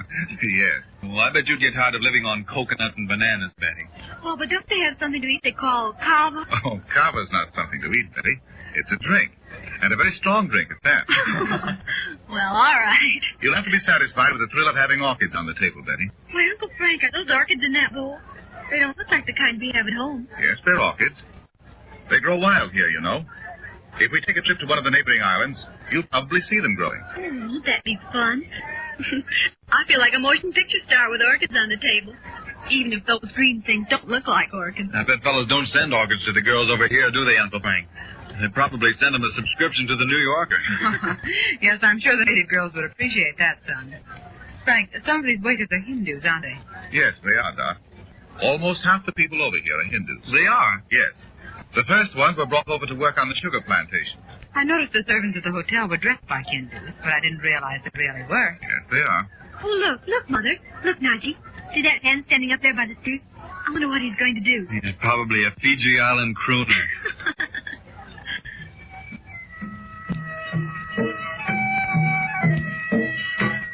Listen to the tale of Horus. He's a storyteller. Don't you love him? In the days of my father's grandfather, there lived at the foot of the higher mountain, Nukulau, most beautiful maiden in all the islands of the sea. Isn't it fun, Mother? Hush. Her eyes were brown like the soft eyes of the jungle dove, and her hair was as black as the tropic night itself. I wonder what happened to all those pretty girls around here. Bob, you have no soul. I bet we'll see a lot of them tomorrow. Children. It happened that one day as Nukulau sat before her house, weaving the tablecloth for the feast of the moon goddess, the canoe of Horus flew across the water, and as it came to rest, Horus beheld the maiden. Oh, yeah, another one of those stories. Now stop, Bob. Day after day, the canoe of Horus rested on the sand before the house of Nukulau. But the chief of the tribe, Nukulau's father, saw not Horus, for he was in the house of silence, until the moon should again be low in the heavens. What does he mean by the house of silence, Uncle Frank? Some sort of tribal ceremony, Betty. But if the maiden did not know that Horus had killed her brother, son of the chief, and because it happened far from the island where the maiden lived, Horus himself knew it not. Boy, this is more like it.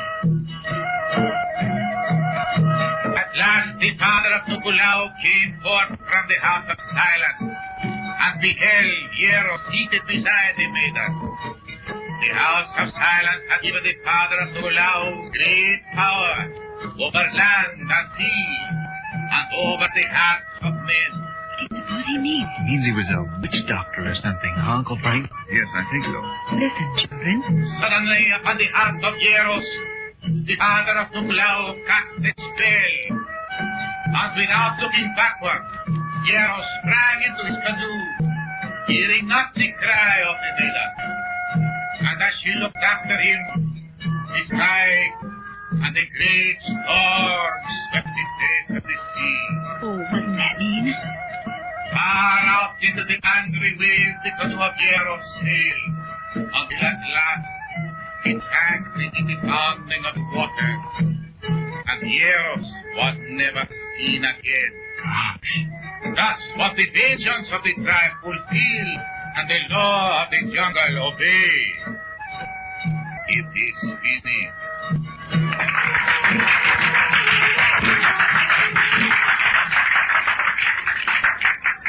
Yes, but what about the poor girl?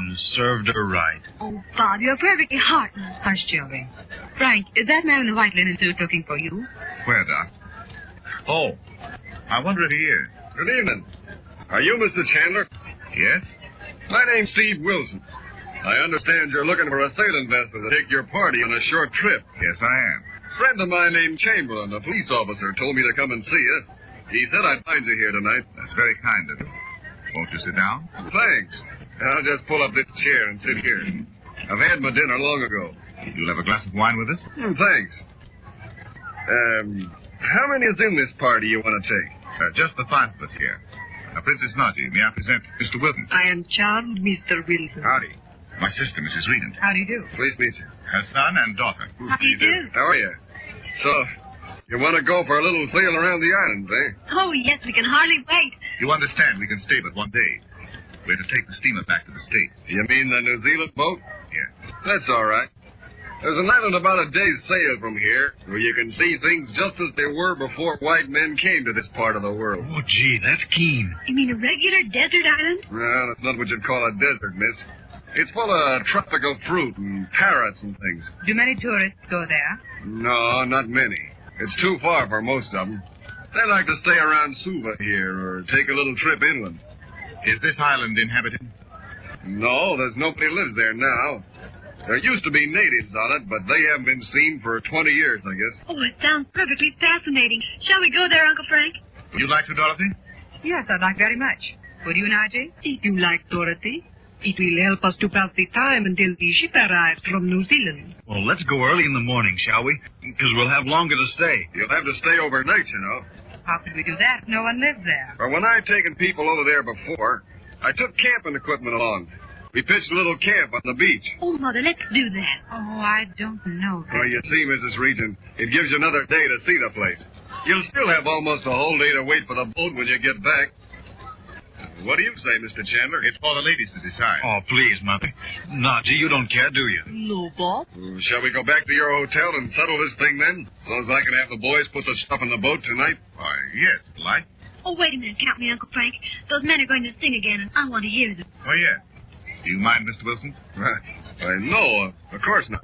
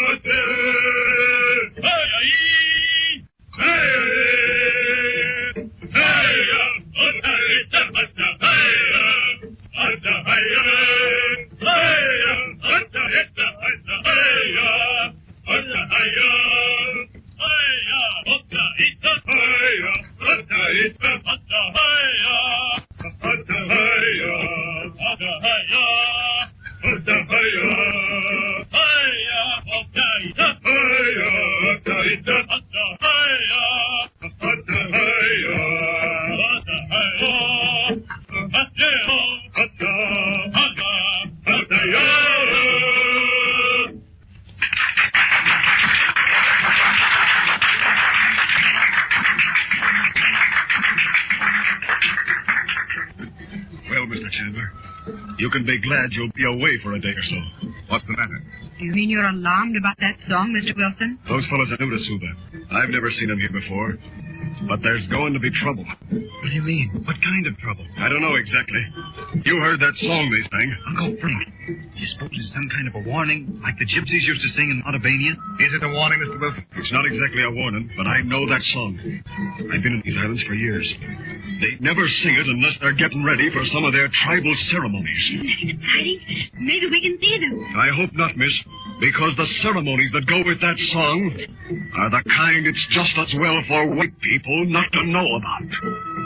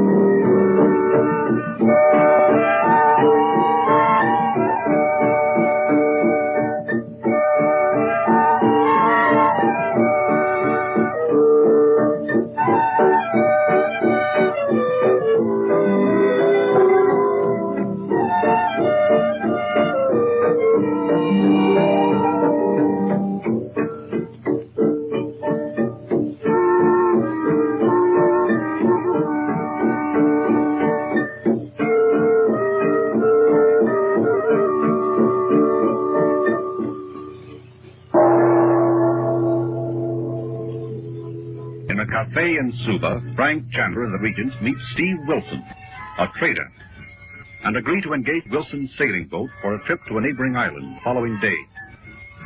As they discuss their plans, Wilson grows alarmed at a song sung by the native entertainers and tells Chandler he knows there will be trouble, for the song they sing is one always heard before secret tribal rites, which it is better that white men do not see. The present act opens on the boat the following afternoon. Chandu, the magician.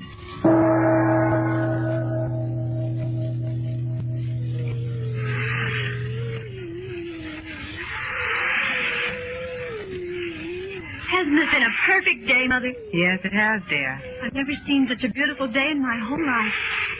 It seems to me it's just like the world was brand new. Oh, yeah?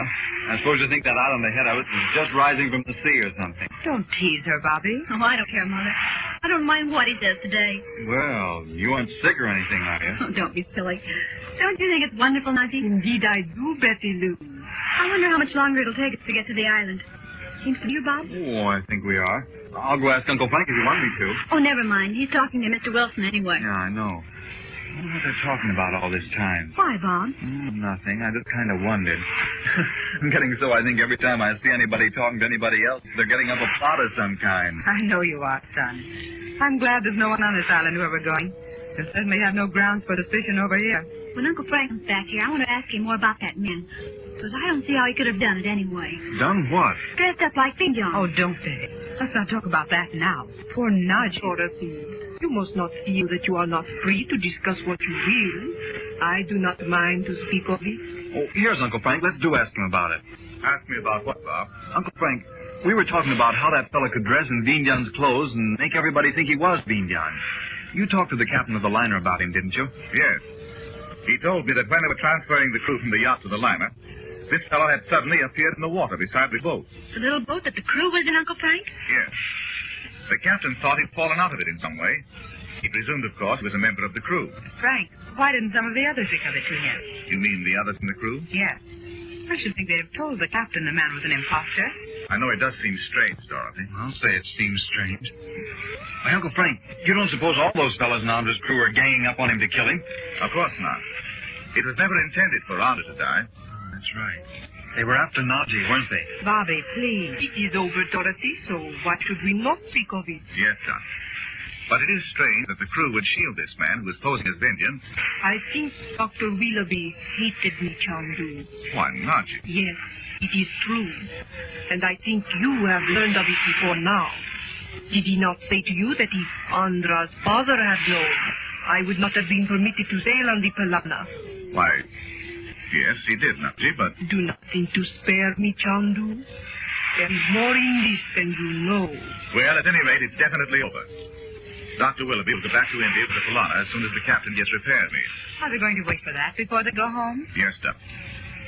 They want to take the yacht back to Andra's father. Well, go on, Uncle Frank. Tell us what the captain said about that man. Oh. He said they'd pulled the man into the boat. And when they boarded the liner, he was taken to the crew's quarters, where he was given an opportunity to dry his clothes. Yeah. The captain thought nothing more about it. Because, of course, they were occupied with the business of bringing horses to tow the yacht. And then they had to change our belongings from the yacht to the liner. Well, how did he get up there to the party? I think that's kind of funny, don't you? Of course, by the time I talked to him, the captain realized what had happened. The fellow had taken advantage of the fact that there was a costume party on deck and had simply gone up there and lost himself in the crowd. We'll probably never know just what it was that happened aboard the Palana. Gee, don't you hate to give up without finding out, Uncle Frank? Of course I do. But you did convince the police in Suva that Nadji had nothing to do with poisoning Andra, Frank. Yes, indeed. Or they'd have had her arrested. I was afraid you might have trouble with him when I knew the captain and Dr. Willoughby were both so firmly convinced Nadji was guilty. I thought at first I might not. Of course, the thing that made me so sure this man who was impersonating Vindion was guilty, I couldn't tell the police. Well, what was it, Uncle Frank? I looked at his hands, Bob. His hands? Oh, you mean the scene in the crystal, Frank? Yes. But don't you remember, Frank? When we saw that room in the crystal, the hand that came in and set the cigarette box on the table was white. Don't you remember? It was a smooth, white hand that might almost have been a woman. Yes, but don't forget this man was only made up to look like an East Indian. Why, Uncle Frank. Oh, you knew that, Betty. I did not. I knew he was pretending to be old when he was young, but I thought he really was from India. Who was he, Uncle Frank? I wish I knew, Betty. Then you think he might have been English or even American? I would think that, except for the fact that I know any menace of Nadji must come from the east. But why it should come, we do not know, Chandu. You don't really know Nadji? But no, Chandu. Well, then, what have you been so scared about all this time, Nadji? Bobby, never mind, son. No. And besides, we mustn't speak of this with Paul Wilson. Well, Mrs. Reagan, we'll be landing soon. Have you folks been enjoying yourselves? Yes, indeed, Mr. Wilson. Oh, it's just been wonderful. I'm almost sorry we're nearly there. Yeah, but I want to see how they get through the coral reef. Must take some pretty slick steering, huh, Mr. Wilson? These blacks are very smart sailors. They can see a channel where a white man would be lost. Well, isn't the island beautiful? Isn't it funny nobody lives on it? I should think such a beautiful island would be full of people, wouldn't you, Mother? Yes. And it's so short a sail from Suva, I'm surprised someone doesn't build a hotel for tourists. One island is almost like another down here, Mrs. Regan. The day's sail from Suva is too far for most tourists. And then besides, they'd have a hard time getting the blacks to work here. Why? I mean, they couldn't keep servants, you see. Some tribal legend connected with the island? Yes, in a way. There's never been anybody living on this island since I've been in this part of the world. But there's a story down here that the place used to be populated. What happened to the people? Nobody knows. Of course, it may be just one of these yarns they're always spinning. These people are just like children, you know. They have no idea of time. It may be 50 years or 100 since anybody lived on the island, instead of 25 or 30 like they say. You mean that as recently as 25 or 30 years ago, this island was inhabited? Well, that's the native story. But I don't take much stock in it myself. Well, why is it the natives are afraid to come over here? You see, the story is that the natives who lived here were not quite like the people that lived on the other islands around here. You mean they were of a different race?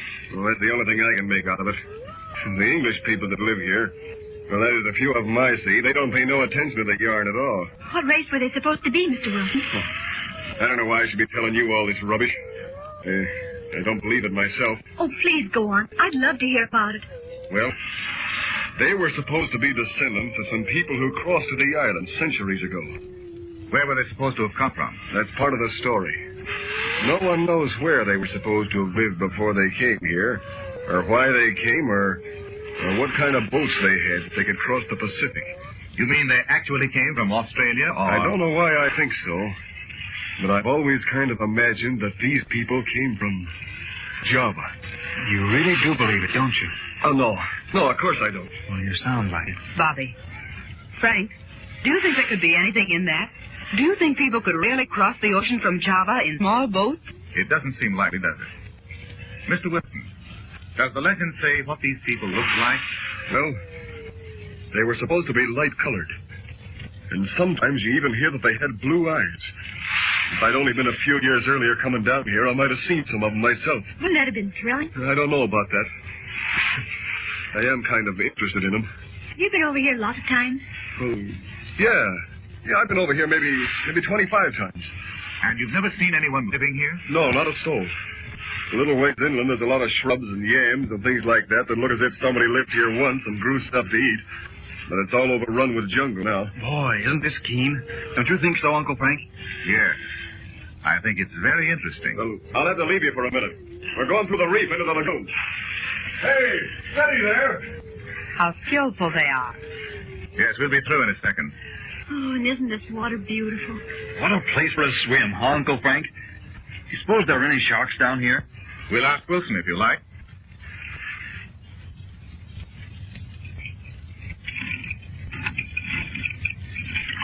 You'll have to go ashore in a small boat, you know, Mr. Chandler. Very well. Oh, I can hardly wait. Isn't the island beautiful with those tall green trees against the sky? It looks just like a picture of the South Sea Islands, doesn't it? Here you are, Mrs. Regan. Take my hand. Oh, I can manage, thank you. The water's so quiet, there's almost no motion. Yeah, that's one good thing about these coral islands. Are you ready, Princess? Thank you, Mr. Wilson. Ready, Betty? Of course. There. Come on, Bob. Come on, Uncle Frank. All right, Mr. Wilson.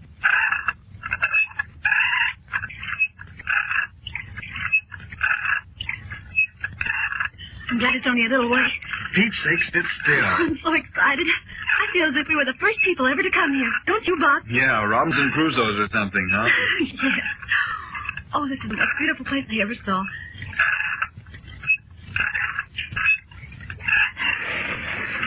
There. Come on, Betty, I'll help you out. Okay, if we go for a run up the beach, Uncle Frank? Yes, of course. Don't go out of sight, children. We won't. Come on, you can be Robinson Crusoe, and I'll be your man Friday. Okay. Hey. What's the matter? What's the matter, Bob? Uncle Frank, come here. Come here, quick. What is it, Bob? Look there.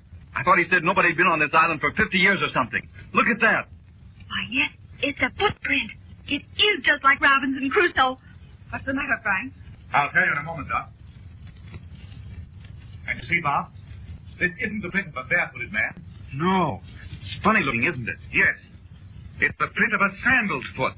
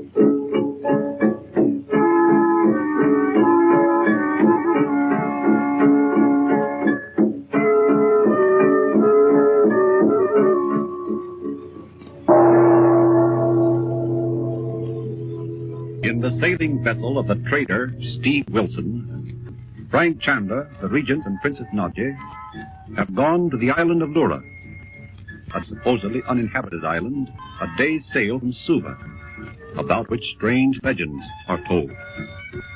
As the party lands on the beach, Bob and Betty discovered in the wet sand the print of a sandaled foot. Chandu, the magician. What is it, Frank? What's the matter? It's just a footprint in the sand, Doc. Then why are you so concerned? Surely you don't think... Frank, what is it? Chandu, what is it you have found? Betty and Bob discovered this footprint, Nadji. See? I think it's awfully funny, Uncle Frank. You know, we were just pretending we were like Robinson Crusoe. And the first thing we saw was this footprint. Uncle Frank came along and said it was made by a man with sandals on. What do you think of it, Mr. Wilson? Boy, I don't know. It's probably a runaway black boy from one of these islands around here. In that case, how would he get here? Where's his boat? Well, he's probably got it hidden around here someplace. There's a lot of coves along the beach a ways. He could push a boat in there and hide it where nobody'd ever find it. What would he be doing here? If he's from some of these little islands around here, he may be trying to make his way to Suva. You don't think it's dangerous for us to stay here tonight, Mr. Wilson? Dangerous? No. What could one black boy do? I only meant, I wondered if he's really alone. Of course he's alone. Well, that is, if there was anybody with him, a big enough party to make trouble, they'd run away when they saw us landing. You don't think this man appearing here could possibly have any connection with those tribal ceremonies we were talking about last night in Suva, Mr. Wilson? Oh, no, Chandler. Those natives in Suva wouldn't come over to this island for anything. You couldn't pay them to. I told you that. Yes, I know. Did you ever hear of any natives in this neighborhood who wore sandals, Mr. Wilson? No. How do you know this fellow wore sandals? Look at the print. He's there in the British Secret Service, isn't he, Bob? Gee, yes. I don't see why I didn't think of that. Well, what are we going to do, Uncle Frank? There's nothing to be done about this footprint, of course. Why don't you all walk around and take a look at the island? The boys will have the tents up in a little while and supper ready. Oh, yes, let's do. Supper, that's good news. Oh, you have no soul, Bob. All this beautiful island to look at, and all you can think about is supper. Oh, you... Oh, come on, I'll race you down to the beach to that tree. All right, which one? See, right there by the edge of the water. Okay, ready, come on. 1, 2, 3, go! Don't go out of sight, Bobby. Okay, Mother. Dorothy, do you and Nadji want to walk around this way? Yes. Shall we, Nadji? Dorothy, you will not mind if I say that for a little time I would like to be alone. Why, of course not, Nadji. But I hate to leave you here. Oh, I will walk along this little path for 5 minutes only, and then I will join you here. Eh, Chandu? Yes. But don't go too far, Nadji. You know how early it gets dark in these islands. You might get lost. No, I will not, Chandu. It'll only be a few minutes. We'll meet you down where they're building the fire. I will be there, Dorothy. Oh, they must not know I have already seen this path's beginning. Oh, I am so frightened. And yet I dare not turn aside. Nadji! Oh! You have come at last. Vindion! But you are dead. You are dead. Speak to me. Vindion, how is it you are here? Come with me, Nadji, along the path into the jungle. No. First you must tell me. Have I not told thee it is written, thou art to follow the path away from the sea? Thou canst not disobey the voice of fate. But it will soon be dark, and Chandu has said... Chandu! I will show thee the way, Nadji. But where is it you are taking me, Vindion? It is enough, Nadji, that thou must follow the path. Who are you, Vindion? I tell thee this, Nadji. It has been given me to see that thou returnest to the ancient people. But wait, Vindion. Wait. What of the man who killed himself in Suva? So, he's dead? Yes. Who is he? And who are you? There is no need, but I will tell thee. Thou hast known of Lemuria? Oh, it is true then. What I have said to Andra, that in these islands are the people of Lemuria? Hast thou then doubted the truth, Nadji? Oh, tell me how you came here. Chandu thought you had been killed by that other. Who was he? One whose life has ended to bring thee to the truth. But did you not hide him in the cabin where Chandu found the pieces of that image? You have spoken, Nadji. And the broken image was the message of death to Andra. But you did not think it would be Andra who should die. In one thing I was wrong. What do you mean, Vindion? I did not know the father of Andra had planned that death for thee. But why, Vindion? Why? Thou knowest the ancient law. Vindion, I have not broken it. Search thy heart, Nadji, and thou wilt find the answer to thy questioning. Oh, I do not understand. And see, how dark it grows, Vindion. I must return. I will not go farther. Look about thee, Princess of Egypt. No, no. Look, I say, and tell me what thou seest. I cannot tell. Listen. It is the tribal drums. Yes.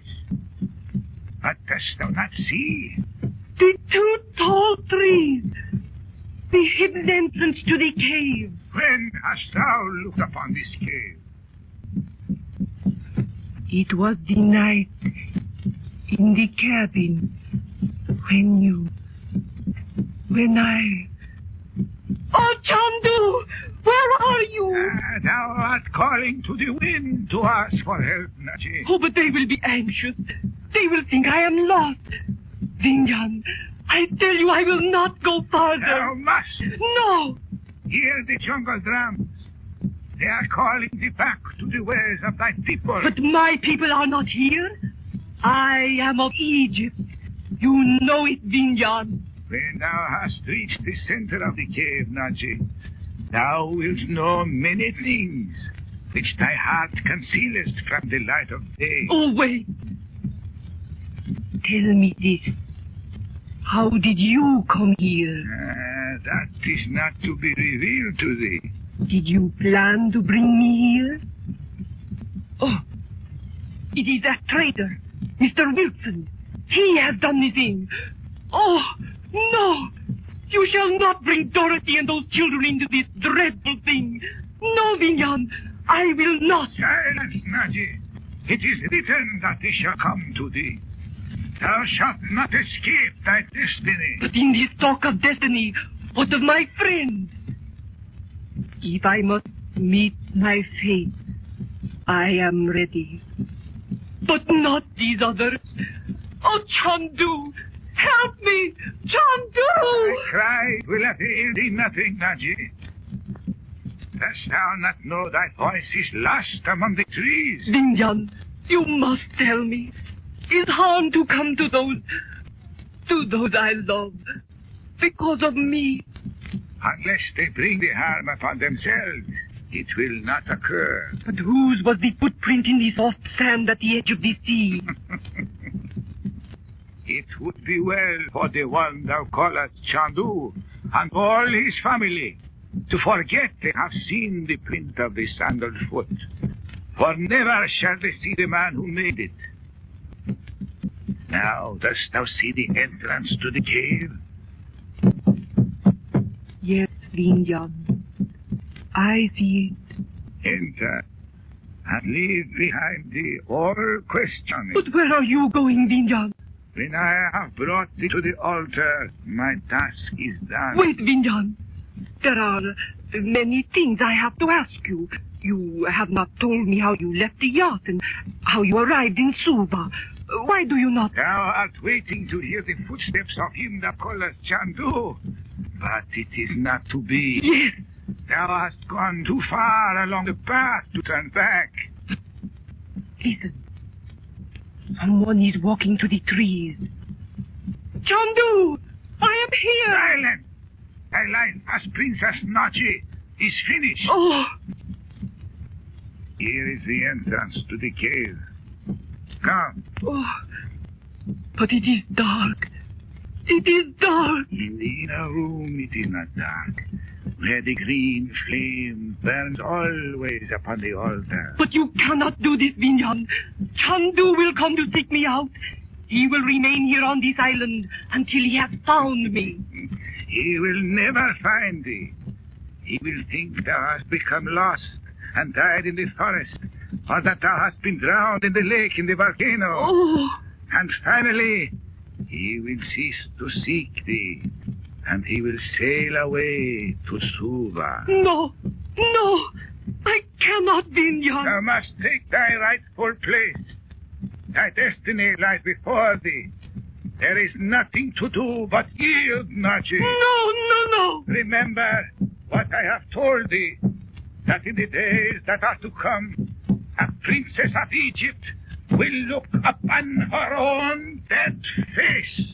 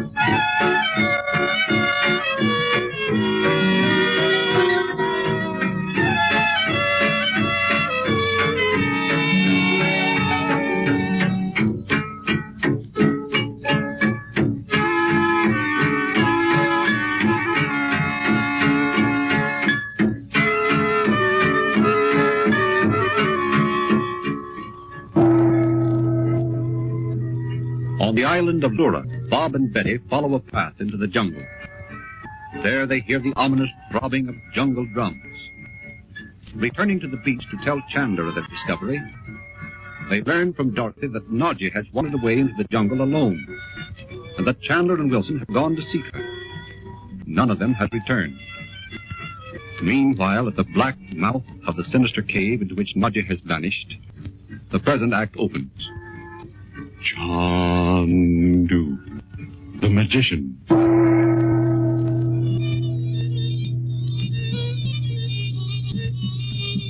You're not going to go in here, Chandler. You must have eyes like a cat. I couldn't even see the entrance to this cave. There must be an inner room here somewhere. Do you see that faint green light? Yeah. I suppose this must be kind of a hallway. Come on, then. I'm not going in there. Oh, yes, you are. Say, what's the matter with you, Chandler? What do you mean, Mr. Wilson? Well, I mean, if you want to go in there, it's okay, but I'm not going. If the princess has gone in there, it's just too bad. How do you know that? Well, you can tell by those drums and that crazy music that there's somebody in there. And it's probably a bunch of them natives. You knew when you brought us here. This island was not uninhabited, as you said. No, I didn't. Yes, I didn't. I think you did. I tell you, I didn't. I told you there were stories about natives that used to live here. You know I told you that. Yes, but you said nothing about there being even a remote possibility that anyone was here now. Come on. I'm going to see what's at the end of this passage. Hey, no. There's no telling what those natives might do if they get themselves all set for one of their ceremonies. I don't want to be here, I tell you. Come on. At least we can go to the end of the passageway and look in. I'll let go of my arm. I'll go. Quietly. Don't stumble over any loose stones that might be on the floor. Careful now. Just 2 or 3 more steps and we can be in. Look at that green light. There's somebody in there, all right. What's that noise? Listen. It's them cats. Look at their eyes. All over the wall. Thousands of them. Just like they always said. Let's get out of here. Quiet. Don't you see them eyes? What's that? What is it? I've heard about this for years, and it's true. Tell me what it is. Well, the story is that in this cave there are ledges all around the walls with live cats on them. But what are they doing with cats? You can't mean Bubasti. I don't know what you're talking about, but it's something about their religion. They think cats are gods or something. Back here, way along passage. Now tell me what you know about this. Come on, let's get out of here. Not yet. We haven't found Her Highness yet. Well, I'm not going to help you find her. Tell me about these people. What is the story? You know more about this than you told us on the boat. Well, it's one of them things you just can't let alone. You hear it, and you just keep on trying to find out about it, and it finally gets you. What is the story? Well, they say... I suppose it sounds crazy to you. It did to me when I first heard it. They say these people used to be Egyptians. Egyptians? Yeah. And somehow or other they got over here, and they've lived here ever since. Nobody ever sees cats running around the island. But any native will tell you the story about how this cave is full of them. And they sit up there on those ledges, and they kind of purr when the music plays. It sort of hypnotizes them, see? Yes, indeed I see. What do you mean? You sound like you was going in there anyway. I am. What for? If you get those natives mad, how do you know they won't turn those cats loose? They'd be like tigers. I hope the priests won't know I'm there until it's too late. How do you know they're priests? They must be. Listen to the music, the drums. They're preparing for a ceremony, just as you said. That's what makes me think Nadji's in there. You know she's in there, don't you, Wilson? No. Don't you? No, I don't know anything about it. You do? No, I tell you I don't. What's here in the doorway again? I've told you everything I know, except that there's supposed to be a lot of other rooms besides this one. Inner room, down there? That's what they say. And in the inside one, there's supposed to be a white marble temple that's been there for 1,000,000 years, I guess. Did you ever hear of the ancient Lemurian race, Wilson? No, I never heard of it. Yes, you have. Oh, I suppose I might as well tell you. I've been in these islands a long time, like I said. And ever since I've been here, I've been hearing about these people on this island. It's true. Well, I guess I'm kind of cracked on it now. I go around trading with these people among the islands. And every time I can, I ask a lot of questions to see if I can really find out anything about them. I can't seem to keep away from them. Well, now you know. What about it? So at last you met an old man in Suva who persuaded you to get Princess Nadji over here. Is that it? What if it is? You came to the cafe that night and spoke to me about renting us your book, knowing Nadji would, of course, come with us on this trip. Well, what of it? Is that what happened? Yes, it is, if you have to know. I don't know what good it'll do you now, though. Then you actually know she's in this cave, do you? No, I don't. Yes, you do. I tell you, I don't. All I did was to agree to bring her here. They were going to do the rest. They? What do you mean by that? I don't know. I tell you, I don't know. There's no use you asking me any more questions. I told you all I know. Now I'm going away from here. Not yet. Wait. I tell you, I'm not going to stay here. There's no telling what they'll do. Fine.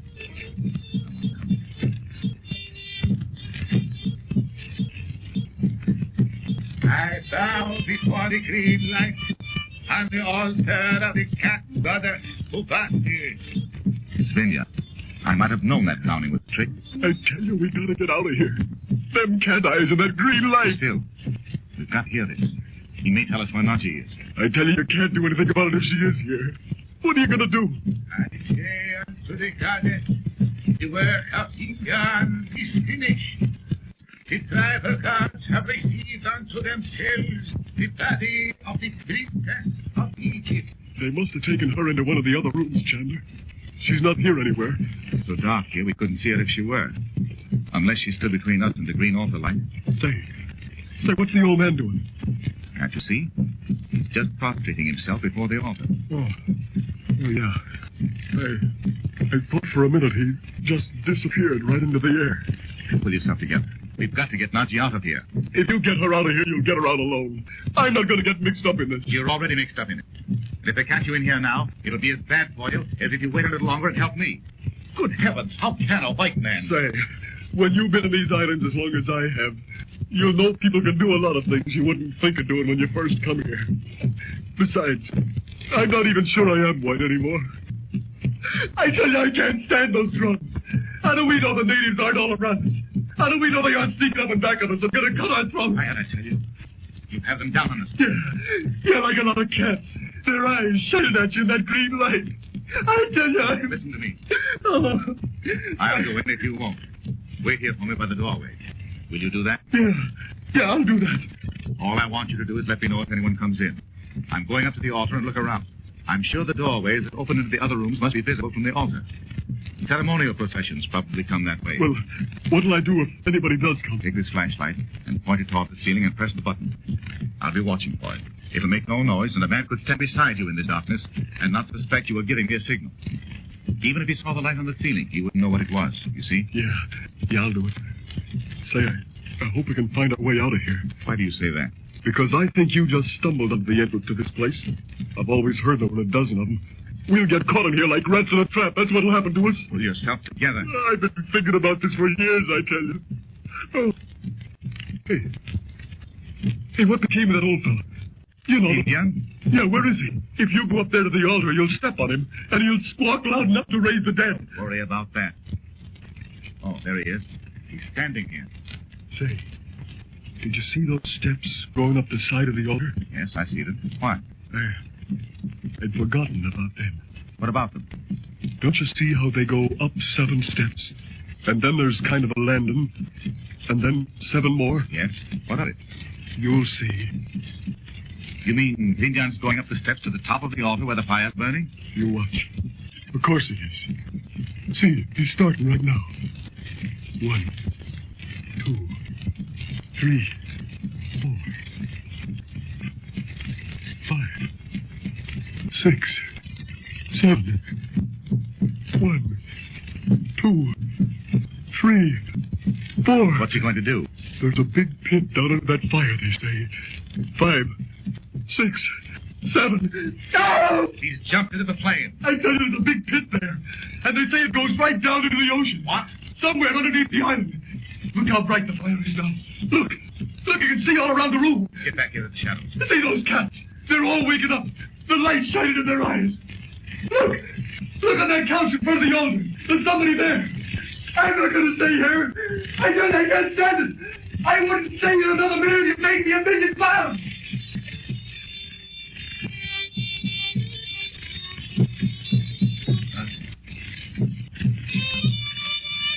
you. Is that you lying there? Nadji. Nadji, what have they done to you? Nadji, they've killed you.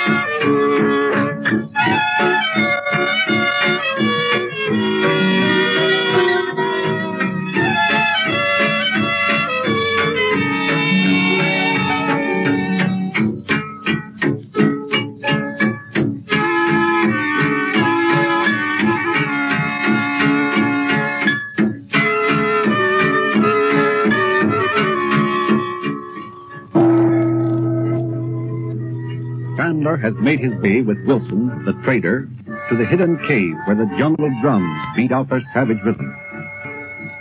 Wilson tells Chandler the primitive legend that these natives are the survivors of an ancient pagan race of cat worshippers.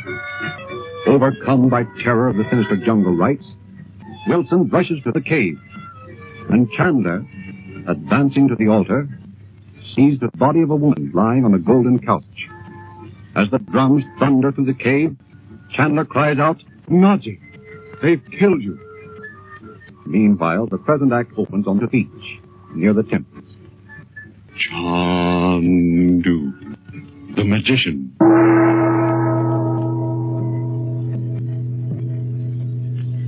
Oh, Mother, you're shivering. Are you cold? No, dear. Oh, isn't it dark? I wish the moon would come up. Yeah. Those natives around the fire certainly do look like savages, don't they? Oh, Bob, don't. It makes me shiver. I should think they'd wonder where Mr. Wilson was, wouldn't you, Mother? Oh, they wouldn't think to question anything he did, son. Well, I wish Uncle Frank had come back. I'm getting scared. What's the matter, Mother? Why, nothing, dear. I know what's the matter. You're looking at those natives, aren't you? How do you mean, Bob? Oh, don't you see how they keep talking to each other like football players in a huddle and then looking over here at us?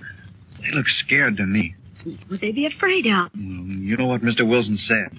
You mean about how the natives hated to come to this island? Yeah. He said you never could get them to come over here. He certainly got these to come here. I've been wondering about that. Why, Mother? I'm wondering if Mr. Wilson was telling us the truth. Well, gee, that's what we got wondering when we were up there among the trees, Mother, when we heard those drums. Drums? What do you mean? Oh, Bob, we weren't going to tell her. I'm sorry. Of course you must tell me. What was it you heard? What do you mean? Oh, nothing, Mother. Except we heard a noise up there among the trees that sounded kind of like drums beating. Not those tribal drums. Well, we've never heard those drums that Nadji's always talking about, Mother. We did hear drums up there. Or we thought it was drums. Maybe it was just the surf or something. I told Bob that at the time. Where? Where was this? Well, you know, Mother, we went for a walk down the beach, and after we got down there where those two big palm trees are, we thought we'd walk up into the jungle for a little ways.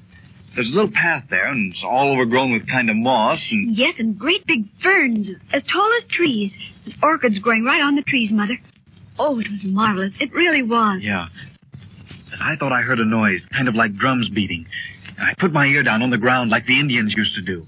You know, Mother. Yes, of course. What did you hear? I heard this funny sound like drums beating. Only it wasn't like regular drums. Oh, Bobby. It was kind of like those drums we used to hear in the castle at Montabania. Remember how they sounded? Kind of uncanny or something.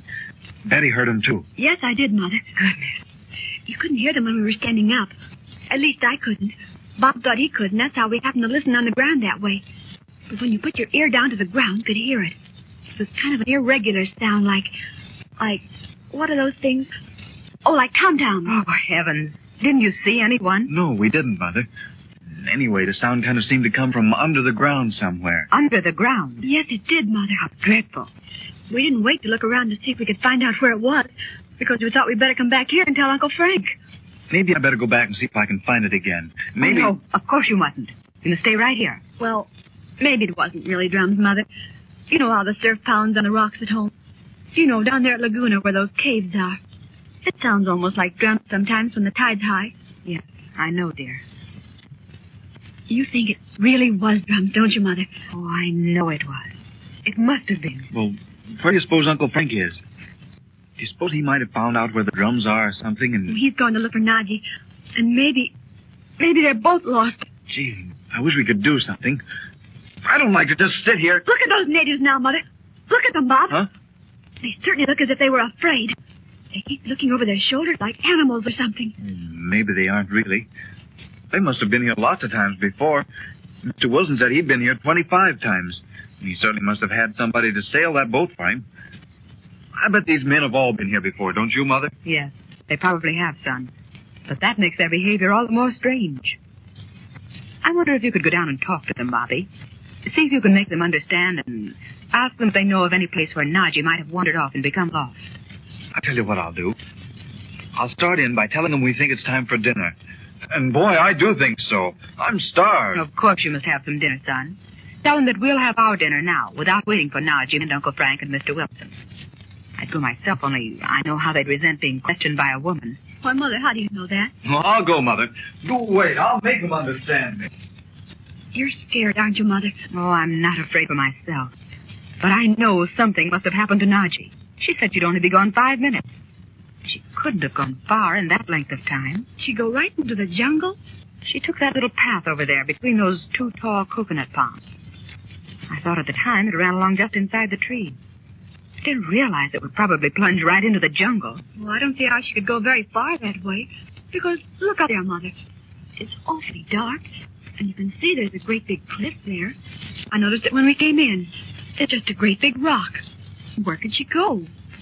What I'm afraid is that she's turned her ankle or hurt herself in some other way. Or maybe she even stepped on a snake, Mother. Yes. Even that, I suppose. Oh, dear. Mother, I wish you'd tell me something. What is it, dear? Well, do you think there was really anything in that old family curse of Andra?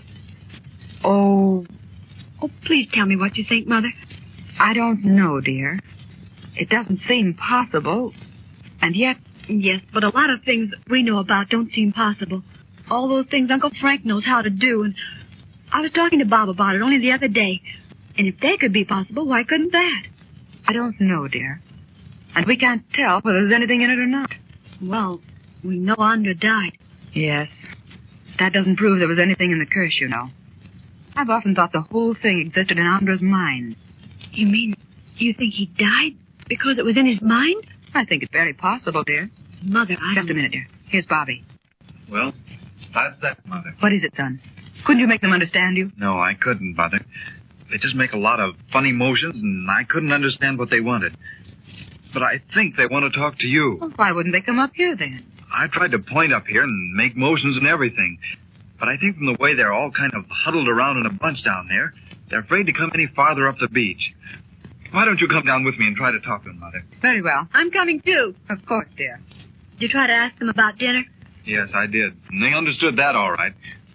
See, they're getting things ready. They're taking the yams out of the ashes. Boy, and am I hungry. That fire's kind of nice, isn't it, Mother? Yes, it is, dear. Now, look. The one that Mr. Wilson always gave the orders to is this one that's coming up here toward it. Let's stop here. Look, you know where Mr. Wilson could go? Mr. Wilson. You know, Wilson. He doesn't understand what Bob means. Look, he's just pointing out to the sea. Yes, and look at all the others. I know what they mean. They want to get in the boat and go back to Suva. Suva! Is that it? He understood that, Mother. He's nodding his head. What's he doing that for? Pointing at his foot and then over at the sand. Oh, don't you see, son? He means that footprint. They must have seen it, too. Boy, you wouldn't think there'd be anything about a footprint to make him so jittery. Say, what are they going to do? Well, they're all walking right away from the fire. Listen. You must listen. Can't you go and find Mr. Wilson? Oh, Mother, he doesn't know what you're talking about. Why, look at those other natives. They're getting into the boat. Oh, Bob, don't let them take the boat. You mustn't try to stop them, Bobby. We don't know what they might do if we made them angry. If they take the boat, we must let them. Bobby might get hurt. Well, we mustn't let them know we're afraid, Mother. You know, all the books about natives tell you that. Well, I don't see how they could help going. I'm afraid. They can't be very dangerous. They're scared to death themselves. They're going to run away. That's what they're going to do. The whole gang of them and leave us here. They're shoving the boat off. Even this one that was talking to us is going, and they're going to leave us here. Do you think they'll take the big boat and go right back to Suva? Why wouldn't they? They're scared to death about something. You can see that. Their eyes are popping right out. Hey, where are you going? Oh, please, wait. Wait until Mr. Wilson comes. Oh, Mother, they aren't going to pay any attention to us at all. But I don't understand what could have happened so suddenly to frighten them so. I haven't heard anything or seen anything of you. No. I haven't either.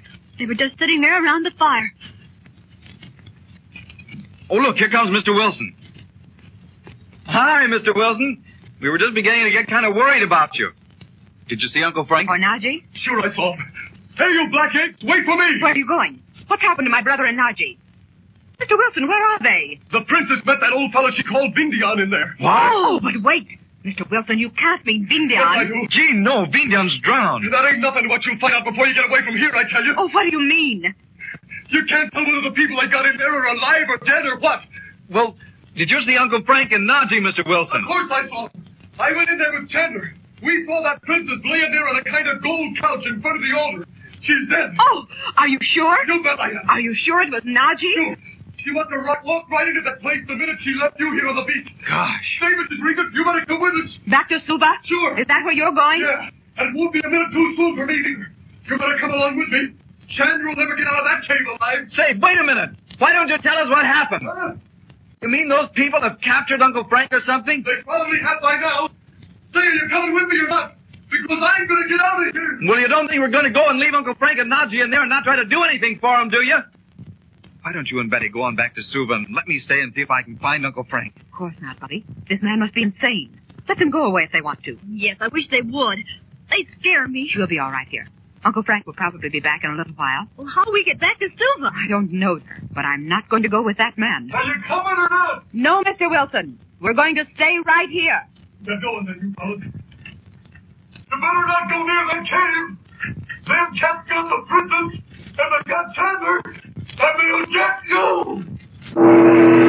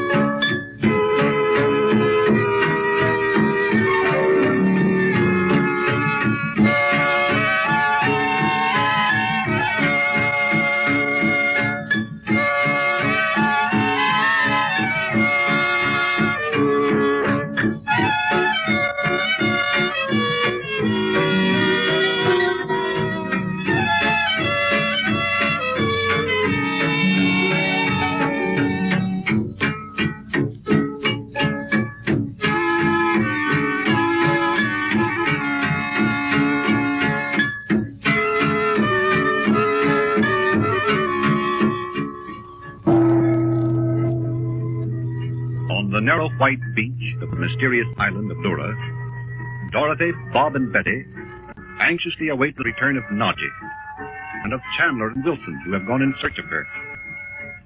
Suddenly, the native sailors and servants are seized with terror and take to the small boat. As they launch it, Wilson bursts out of the jungle and, running down the beach, climbs aboard.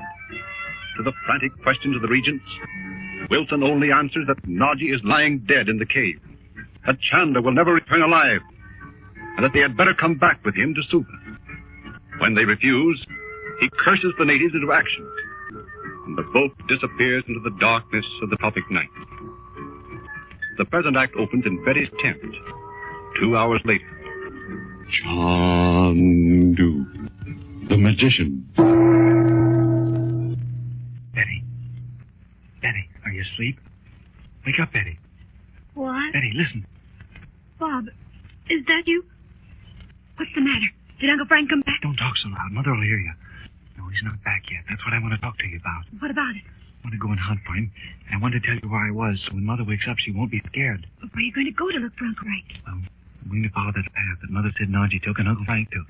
Maybe I can find Uncle Frank, and maybe I can even find Nadji. Oh, but Mr. Wilson said Nadji was dead in that cave. Oh, yeah, but you can't believe what he says. He sounded kind of crazy to me, didn't he, to you? Well, yes, he did. Or anyway, he sounded like he was just scared to death. But I don't see how you could imagine he saw Nadji lying in there dead if he didn't. Oh, Bob, isn't it awful? Of course it's awful. If I don't think we ought to just stay out here and do nothing when maybe if we could help Uncle Frank. I mean, if I could, why... No, you mean we. Because why can't I go, too? Oh, no, you can't. You've got to stay here. Well, listen, Bob. Don't you suppose that Mr. Wilson could have been mistaken about seeing Nadji in there? Because why wouldn't it be awfully dark if it's cave? Yeah, I know. That's right. We don't know what he meant, especially what he said about those cats. I thought he said cats, too, Bob. Well, he did say cats. You don't suppose he could mean some kind of big animals like lions or... I mean, like tigers or leopards or something. I've read those explorers books, and they always called animals like that cats. Do you suppose that's what he meant? Gee, I don't know. I didn't think about that. I wonder if he did. Well, if there's anything like that in there, it'd be pretty dangerous, Bob. I know it would. But you don't suppose if we were in there, Uncle Frank would stop on that account, do you? I mean, just because there were animals in there? No, of course he wouldn't. Anyway, Mr. Wilson got out, so if he got out, why couldn't we? Now, don't say we, because you're not going. But, Bob, I'm going alone. The only reason I came to tell you was that I didn't want Mother to be scared to death when she wakes up and finds I'm gone. I'm sure Mother's asleep. Well, I'm not sure, but I think she is. Don't you think that's kind of funny? Because how could she go to sleep? And Mr. Wilson said Nadji was dead. Maybe even Uncle Frank was dead, too. Do you know what I think? What? What do you mean? I think there might have been some kind of, well, drug or something in that coffee she had for dinner. Because remember, she got sleepy right away after dinner. But she hardly ate a thing. I know it.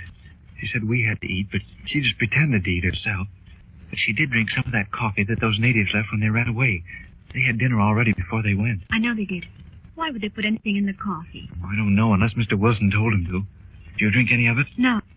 I didn't either, so there. Well, I did go to sleep, though. I didn't mean to, but I did. Well, I guess you couldn't help it. Well, I've got to go. The moon's up now, and it'll be a little bit lighter among the trees there. There's only one thing I don't like about it, and that's to leave you and Mother here alone, because... Now, that's just why I ought to go with you, Bob. Because if anything happens to either one of us, the other one can come back and tell Mother. Well, Don't you see I ought to go with you? It's no more dangerous for me than it is for you. I don't know. I don't think Uncle Frank would want you to if he knew about it. Yes, but then he wouldn't want you to either, Bob. You know very well he wouldn't let you go if he knew it. Well, he certainly wouldn't want me to just sit here and not do anything if I could help Nadji. You don't think that, do you? No, I know he wouldn't. There's no use talking about it, Bob. I'm going with you. No. Oh, please let me. You know I can run awfully fast if I have to. Well, I'll let you go if you'll promise me that if we get into any kind of a scrap in here, you won't try to do anything to help me, but you'll run back here as fast as you can. Oh, that's kind of mean. Well, promise or I won't let you go. Well, I wish we had a gun or something, don't you? We wouldn't dare to shoot it if we did have. I'll tell you what I have got, though, Betty. You'll probably laugh at me. What? You remember that knife I bought in Alexandria that time? Of course I remember it. Don't tell me you brought that with you. Well, yes, I did. Well, but you couldn't kill a tiger with that. Of course I couldn't. We don't know they're tigers. He said cats. Yes, but I don't see why there'd be cats in there. Not real cats, I mean. Well, come on if we're going to go. Let's leave a note for Mother. Okay. Here's a pencil. I'm writing as fast as I can. There. I'll pin it on my tent. Come on. Oh, don't walk so heavily, Bob. You'll sure wake Mother up. Come on. Let's run. It's only a little ways to the edge of the trees here. Now, wait a minute. This is the path, isn't it? Of course it is. It's just like that other path we found, all covered with moss. Oh, Bob, it's awfully dark in here. Well, I'm going to turn on the flashlight. What if somebody sees you? Yeah, I know. But if I don't, we may get off the path and get lost. There. See, it goes right up there, right up that way. Let's walk as fast as we can. You know, I was telling Mother just a little while ago. I don't see how Nadji could go this way, because see, there's a big cliff there. Don't you see, silly? That might be where the cave is. Well, it must be somewhere pretty close to here, then. But look up there. That big rock's right over our head. Looks to me like the path just stopped right here in front of this rock. Oh, I know. I bet it's a hidden entrance or something. Isn't that thrilling? Well, I hope we can find it. Turn the light on right there, Bob. Look, right there by that fern. Where? No, right there. Higher. No, over to the left. Doesn't it look as if there's a little place right behind that big tall fern? I should think it'd have to be a cat to get in there. That can't be it. Listen, Bob. Listen. It's those drums. Here, I'm smaller than you are. Let me see if I can squeeze in there. I see. Get up on that rock that looks like a step. See it there? Here, give me your hand. Now, can you see? Oh, of course I can. It's a kind of dark hole that looks like it'd go right into the rock. I know this must be it, Bob. I can even hear the drums louder now. Come on. Look, do you see a kind of green light in there? Well, come on in here. Look. I wonder if I dare to turn the flashlight on. Oh, no, don't. Just for a second till I see where we are. I can't see a thing. Oh, wait a minute now. Don't you see that kind of green light way down there? Oh, yes. Why, this must be a kind of a little hallway, huh? Yeah. Are you scared? Want to go back? Yes, I'm scared. But I don't want to go back. What's the use of going back now? We know there's something in there now. Put out your hand. You can feel the stone wall right here. Let's go down to the end of the hallway and see what's there. And then if we want to go back, we can. Here, take my hand.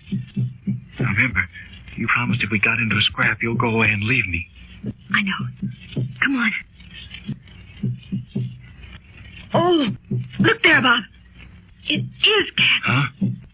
See their eyes shining in that green light? Gee. Why, they're all over. How could cats be all over the walls? Why, there must be hundreds of them. Look at that green fire on the altar. Do you know what that's like, Bob? I'll say I know what it's like. It's like that fire that was on the altar in the castle in Montebania. Do you remember?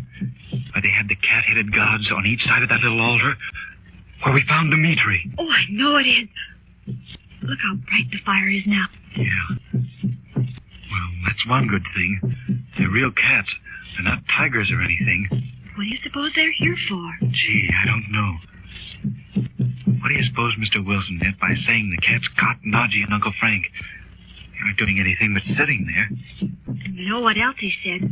He said he saw Nadji lying on a gold couch in front of the altar. I don't see any couch, do you, Bob? Yes, I do, Betty. And there is somebody on it. Oh, Betty, you'd better go back. I will not. I didn't promise to go back unless you got into a fight. I'm not going back now, even if I am scared almost to death. Well, I want to go up and see if that really is Nadji. Well, come on, I'll go. Come on, hurry. Let's not be afraid. There's not anybody in here. I know there isn't. Uncle Frank isn't even here. Did you ever think of that? That's right. Well, come on. Now, don't let's get lost from each other like we did down there in the catacombs. I won't. It does look like Nadji. I'm going to go right up to her. I'm not afraid. Why should we be afraid of Nadji, even if she... Bob! It is Nadji! Oh, look at her lying there so... Oh, but she's not... I mean, she's just asleep. Look how she's dressed, Bob. She's dressed in old Egyptian clothes like you see in pictures. You know that. And look at that couch. It looks exactly like the pictures they showed us in the newspapers. The couches that came out of King Tut's tomb. Yeah. How would Nadji get those funny clothes on? Why should she be asleep in here? I wonder if I could pick her up and carry her out. Both of us could, I bet. Where do you suppose Uncle Frank is? I don't know. I bet he'd want us to get Nadji out if we could and worry about him afterwards. Well, I don't see why he didn't see her if he came in this way. I wonder if there's more than one way to get in this cave. We came right up that little path. Come on, let's see if we can pick her up. Oh, just touch her hand, Bob. How cold it is.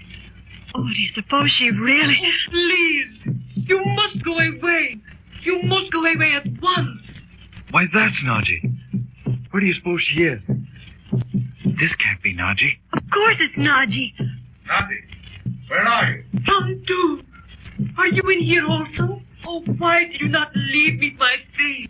Nadji, come here. Where are you, Chandu? Here I am, Nadji. Come here, will you? I've just found... Listen to me. Listen to me, Nadji. There is a man in here asleep. Did you see him? I know he is there, Chandu. But do you know who it is? Surely. Where do you suppose they are? I don't see them at all, do you? No. Listen. Of course I know who it is, Chandu. Who could it be but Andra?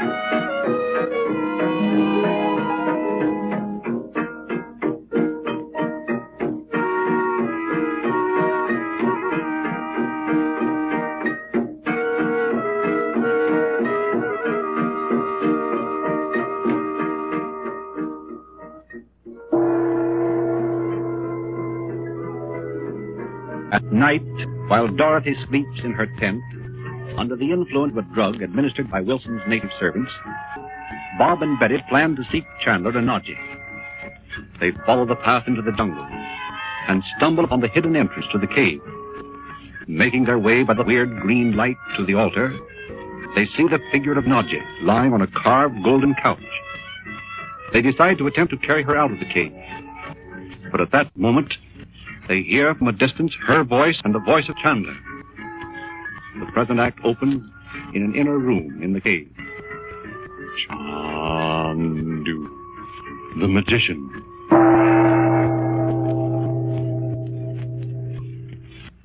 Nadji, where are you? Where are you, Chandu? In the small room at the right of the doorway that leads from the room where the altar is. The one with the seal of Solomon over the doorway. Oh, Chandu, you should not have come here. And this room, why did you enter it? The seal of Solomon is... What do you mean, Nadji? Why should the seal of Solomon prevent me from entering this room? You do not know its mystic meaning, then? Of course. I know many secrets about it. But come, tell me, who is this man who is lying here on the stone bench? And how does it happen the girl who lies before this altar looks exactly like you? Oh, Nadji, when I saw her, I thought it was you. I thought these natives had killed you. What is it, dear? Come here and let me show you this man. I know the man is here, Chandu. But when I called to you just now, didn't you say the man was Andra? You should have known him, Chandu. I know he looks exactly like Andra, of course. But it can't be. It's just a startling likeness. Oh, you cannot understand, Chandu. And there is no time for me to explain, because you must go at once before they return. Who do you mean? Who is coming back? The tribal priests, and they must not find you here. You mean it's really true? I do not know what you have suspected, Chandu. Why, I suspected nothing until Wilson told me what he thought. That Mr. Wilson who brought us here, Chandu? Does he know? Where is he? I don't know how much he knows, Nadji.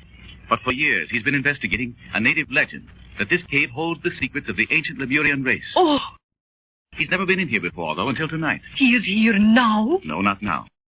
Let me tell you what happened. When you disappeared out there on the beach, Dorothy and I waited a little while, and you didn't come back. So naturally, we were alarmed, and I started to look for you.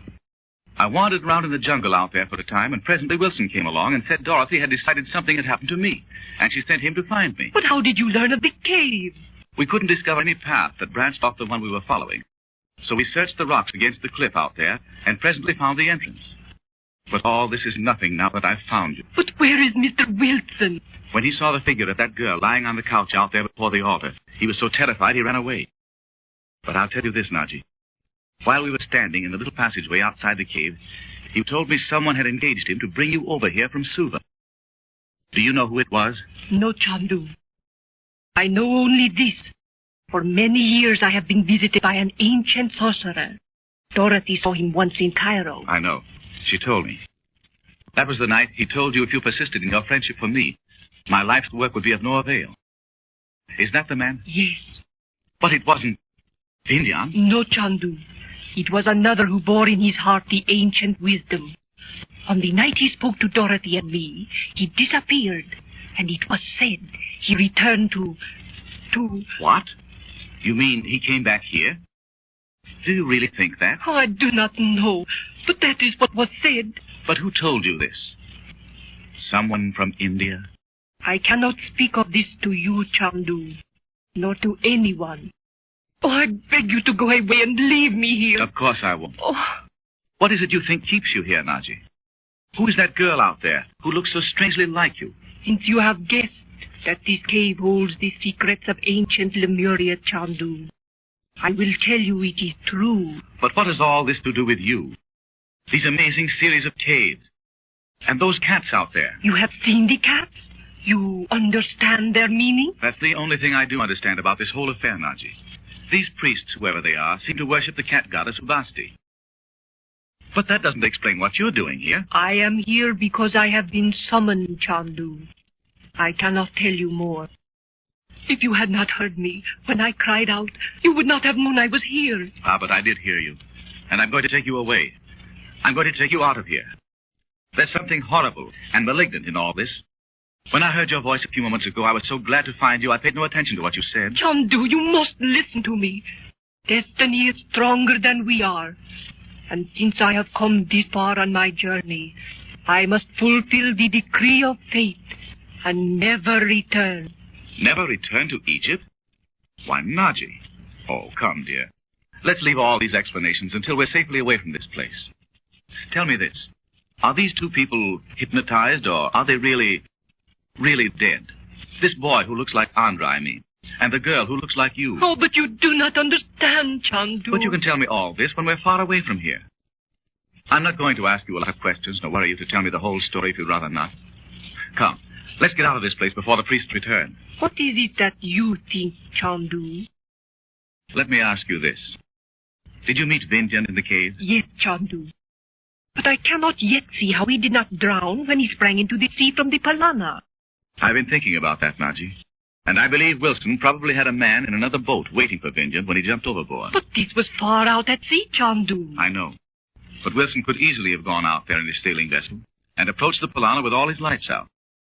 A little thing like maritime law wouldn't stop Wilson if I know him. If you are right, Chandu, it may be that was the manner in which it occurred. But even if you ever had occasion to fear Vindion, you need fear him no longer. As we stood in the doorway of the cave, Wilson and I both saw Vindion leap into that pit where the fire is burning. Ah, but that was a trick, Chandu. You mean he knew we were standing there? Of course he must have known it, Chandu. No one can enter the cave without he'd know it. It was his plan to make you believe he was dead. I know it, Chandu. Why should he do that? What difference would it make to him whether I thought he was dead or alive? He fears you. He fears your knowledge of the secrets of the East. He will be glad if you go away from Lura and leave the tribal priests to fulfill the ancient decree. Lord Nadji, we're just wasting time. You haven't told me a thing. I know it's impossible that this boy could be Andra, just as it's impossible for that girl before the altar to be you. You're under some hypnotic spell of Vindions, and I'm going to get you away from here. What can these priests do? Why do you think you must stay here? I cannot listen, Chandu. This is my fate, and I must meet it. You know I have long tried to free myself of my love for you, because for long I have known the happiness of love was not for me. What would happen if I just picked you up and carried you out of here? No, you must not. I would kill myself. Why, Nadji. I said you did not understand, Chandu. I must remain here, and you must go. And we will never meet again. Do you mean that all these years in Egypt, when you've been studying the ancient secrets of in that tower room of yours, you've been preparing yourself for some such thing as this? Is that what you're trying to tell me, Nadji? I knew it must come sometime, but I did not know when or where. But when Andra said he had received a message to land at Suva, I knew I must not go there if I was to escape the will of destiny. But you see how useless it was. Andra died. The boat became helpless, and still I was forced to go to Suva. But there was nothing occult about the boat becoming disabled, Nadji. There was someone aboard who had some reason for wrecking the yacht and putting the wireless out of commission. Besides, why didn't you tell me the reason you were afraid to go to Suva? I might have been able to do something about it before the yacht broke down. At any rate, I could have seen to it that Vindion didn't bother you anymore. And now we're going. Oh, no. Come with me, dear. And we're going to leave this place at once. Once outside, you'll forget all about it. We'll go on back home, and it'll be just as if it had never happened. Do you think we should take this boy with us? You cannot, Chandu. Aren't you going to tell me who he is? I will tell you this, Chandu. Long ago in the ancient country of Lemuria, Andra was the brother of the princess who lies before the altar. What? Do you not remember, Chandu, that when you were first in Egypt, Bob discovered an ancient parchment, and you opened the door under the old throne room, so that we found a girl who had been sleeping for thousands of years? Of course I remember it. But you don't mean... You really mean...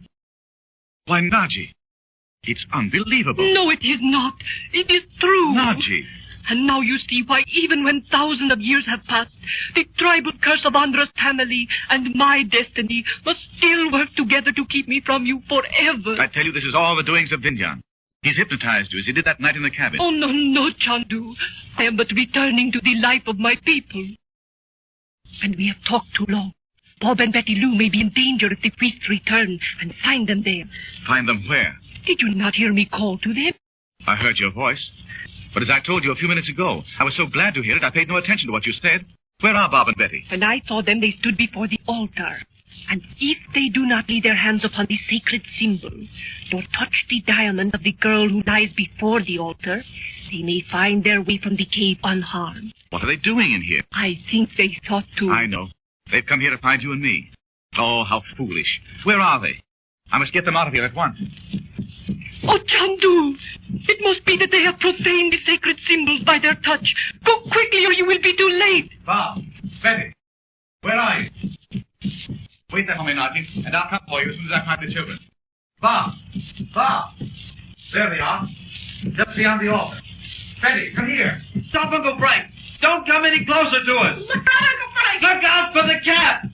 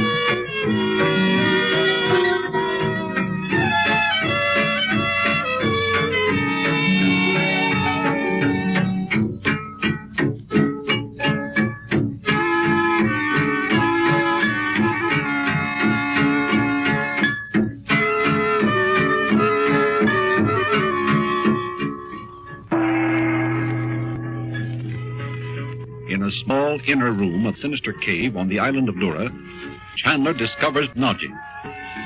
To his amazement, she insists she cannot leave the cave, but must remain to participate in the ancient tribal ceremonies. She threatens to kill herself if he forces her to leave. Finally, she tells him Bob and Betty have come to the cave to seek him. He hurries to the altar room, but as he approaches the altar, Bob cries out, "Uncle Frank, don't come any closer. Look out for the cats." The present act opens in Betty's empty tent on the moonlit beach. Chandu, the magician. Betty? Betty? Where are you, Betty? Betty, dear? Bobby? Betty's gone. Where do you suppose she is? Bobby? Oh, it can't be. They wouldn't... Why, what's this? Oh, they must have... Dear Mother, Bob and I have gone to look for Uncle Frank. We didn't want to worry you, and you were sound asleep, so we just slipped out. Oh, we'll take the little path you showed us and look around in the jungle. Don't worry about us, Mother. Oh, dear. What can have happened to them? Betty? Betty? Bobby? Where are you? Betty? It's so dark here along the path. How could I have been so careless of their safety? Oh, the jungle drums. I must be near the cave. That music. It's so close. Why can't I find the way? Oh, where is it? Oh, here it is. Oh, I must hurry.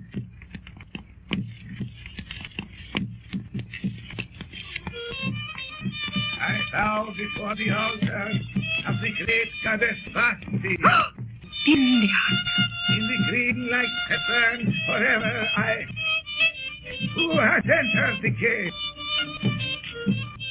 Oh, thou hast found thy way into this cave, sister of him they call Chandu. Oh, what is this dreadful place? That which occurs in the cave of the cat goddess is not for thine eyes nor thine ears, sister of Chandu. Oh, I don't hear anything about the ceremonies that go on here. I only came to find my children. Where are they? You do not know me? Oh, of course I know you look like Vindion, but you can't be. Vindion was drowned. I am indeed Vindion. But how is it you are not drowned if you really are Vindion? There are many things which it is not necessary that thou should understand, sister of Chandu.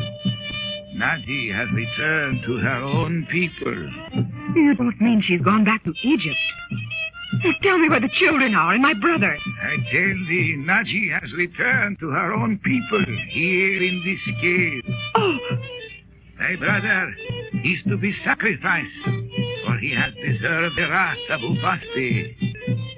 You don't mean Upasti, the cat goddess of ancient Egypt? I have spoken. Oh. Look about thee. See on the ledges upon the wall of the cave the sacred cats. See their green eyes shining in the light of the altar fire. Of course I see them. But what is this place? What? We were told no one had been seen on this island for years. That is according to the law. Can't you stop that music and those drums? I tell thee this, sister of Chandu. For many years, as this world knows years, it has been best that men should think no one was left alive on the island of Lura. Oh, tell me where the children are. Until the time is right, it is well for the world to believe the island of Lura is given over to the jungle. Yes. Yes, of course. Oh, you're insane. Tell me where the children are. Hast thou then not willing to learn of the ancient civilization of Lemuria? Why, yes, of course. I tell thee this, sister of Chandu. Long ago, this island was part of a great continent known as Lemuria. Why, I've heard of that. Yes. Is this the way in the room where the children are? Wait, I have not finished. Thou dost not ask the name of her who ruled the continent of Lemuria so many thousands of years ago. Oh, what was her name? The name she bore in those days is to be concealed from thee. But the name she wears now is Nadji. What? Oh, Vindion, please. Thou hast not forgotten him they call Andra. Of course not. You were the one who killed him. You put poison in those cigarettes, and he smoked one of them and died. No, sister of Chandu. The death of Andra was but one of the unfortunate ways in which the work of Lemuria is halted for a time. I don't understand. For thousands of years, it has also been written that Nadji must return to her people. But her people aren't here. Andra is here. Oh, Vindion, you've forgotten. Andra died at sea. To thine eyes he is dead. But already thy brother knows something of the secrets of death in life. My brother? You don't mean they killed him? Not yet. But his knowledge is dangerous to the work of the priests of Lemuria. And so, because he has interfered, he is to die. Oh! But what about the children? If thou art shown the children whom thou callest thine, wilt thou take them with thee and leave this island forever? Well, of course I'll leave the cave, but I can't. First, thou must stand before the altar of Obaste and swear that by whatever god thou holdest sacred, thou wilt not reveal the presence of any who are in this cave. Come with me. Oh! Who is that lying on the couch before the altar? Who is it, Vindion? It's Nadji. She, sister of Chandu. It is not Nadji, but she who governed Lemuria in the days that are gone. It is Nadji. I tell thee, it is not. What happened to this country of Lemuria that you keep speaking of? Surely this little island couldn't have held many people or have been the center of a great race? Thou knowest not the story of Lemuria? How because of disobedience to the goddess Ubaste, it sank beneath the sea. The lost continent of the Pacific? Thou hast heard of it? Of course. But I've always thought it was the wildest kind of surmise. How is it no one knows of these people if they are the descendants of the ancient Lemurians? Because, as I have told thee, the time is not yet ripe. But the calling of Nadji to her destiny is the first happening in the golden circle of the years to restore Lemuria to her former greatness. But Nadji didn't know about this, did she? Alas, because of her love for him they call Chandu, she has become rebellious and has refused to understand the summon. But of course she doesn't want to stay here. Destiny is not concerned with the wishes of a woman. But Vindion... When she has undergone the rite of the sacred fire, she will come before the altar, and her spirit will enter the body of the princess who lies here. Oh, no. Vindion, this is madness. Didst thou not say thou wishest to look again upon the faces of the children thou callest thine? Oh, yes, of course. Where are they? Take me to them, Vindion, quickly. And thou wilt swear thou wilt leave this cave and never enter it again? If I must, to save the children, of course. Then thou shalt come with me. And when I have revealed to thee the faces of thy son and daughter, I will show thee the way to leave the island. You mean you have a boat hidden somewhere along the beach? I tell thee only that thou must come with me, and many things shall be revealed to thee. Very well. I'm not afraid. Which way? But beware, lest thou lay a finger on the sacred symbols of Ubaste. Touch not the couch on which the princess lies, nor anything near the altar, nor one of the sacred cats. Oh, heavens, I won't.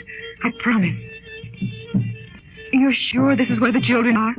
Thou art willing to go from this cave without sight of thy brother? No, I'm not willing, of course. But the children come first. My brother can... I mean... Thou thinkest in thy heart his knowledge of the wisdom of the East will save him from the vengeance of Ubaste, eh? Why, no. No! Thou wilt receive me through this doorway. But what is that door fitted into the rock across the room there? It looks like the entrance to an Egyptian temple. Thou seest truly, sister of Chandu. Within those doors is the sacred place where the priests have gone. Is Nadji in there? Seek not to know that which is denied thee. The children aren't in there, are they? Those doors look as if they've been locked for 1,000 years. No, look at the other doorway. The one which bears the seal of Solomon. There's a curtain across it. Are the children in there? The curtain is but a veil through which thou mayest look when the fire is lighted within. Shall I wait here? Yes. Even now, the fire begins to glow within the veil. No, but it's horrible. Uncanny. It's a green light, like the one on the altar. Oh, the children aren't in there, surely. Hail, sister of Chandu, look! Seest thou thy children? The light is so faint. And the curtain... Oh, Vindion! You don't mean those two motionless figures sitting there on either side of the fire? Their eyes are closed. They're not moving. Oh, they can't be Bob and Betty. What have you done to them? Bobby, Betty Lou. Oh, Betty, dear.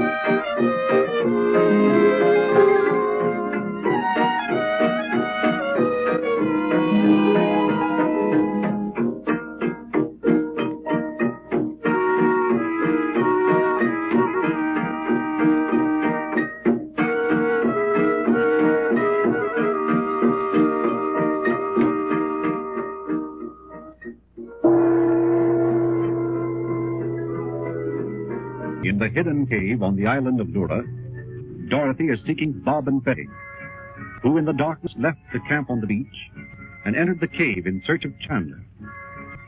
Before the altar, Dorothy meets Vindion, the old soothsayer. He will give her no news of Chandu or Nadji, but leads her to a small room, where to her horror, she finds Bob and Betty sitting motionless and apparently lifeless beside a small, hideous green fire. The present act opens in an inner room with a maze of caves. Chandu, the magician.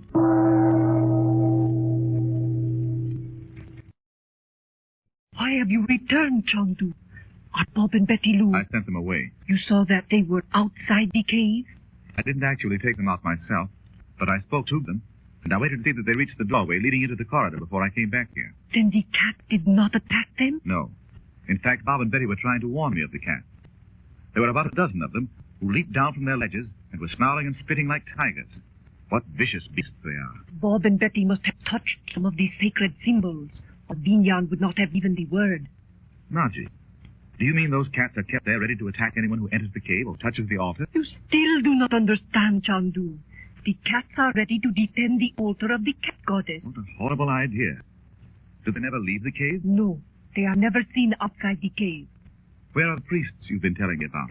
They are in the inner temple, Chandu. It is concealed by the heavy doors which you have seen set in the solid rock. Those two great doors in the wall of the room between the altar room and this one? Yes.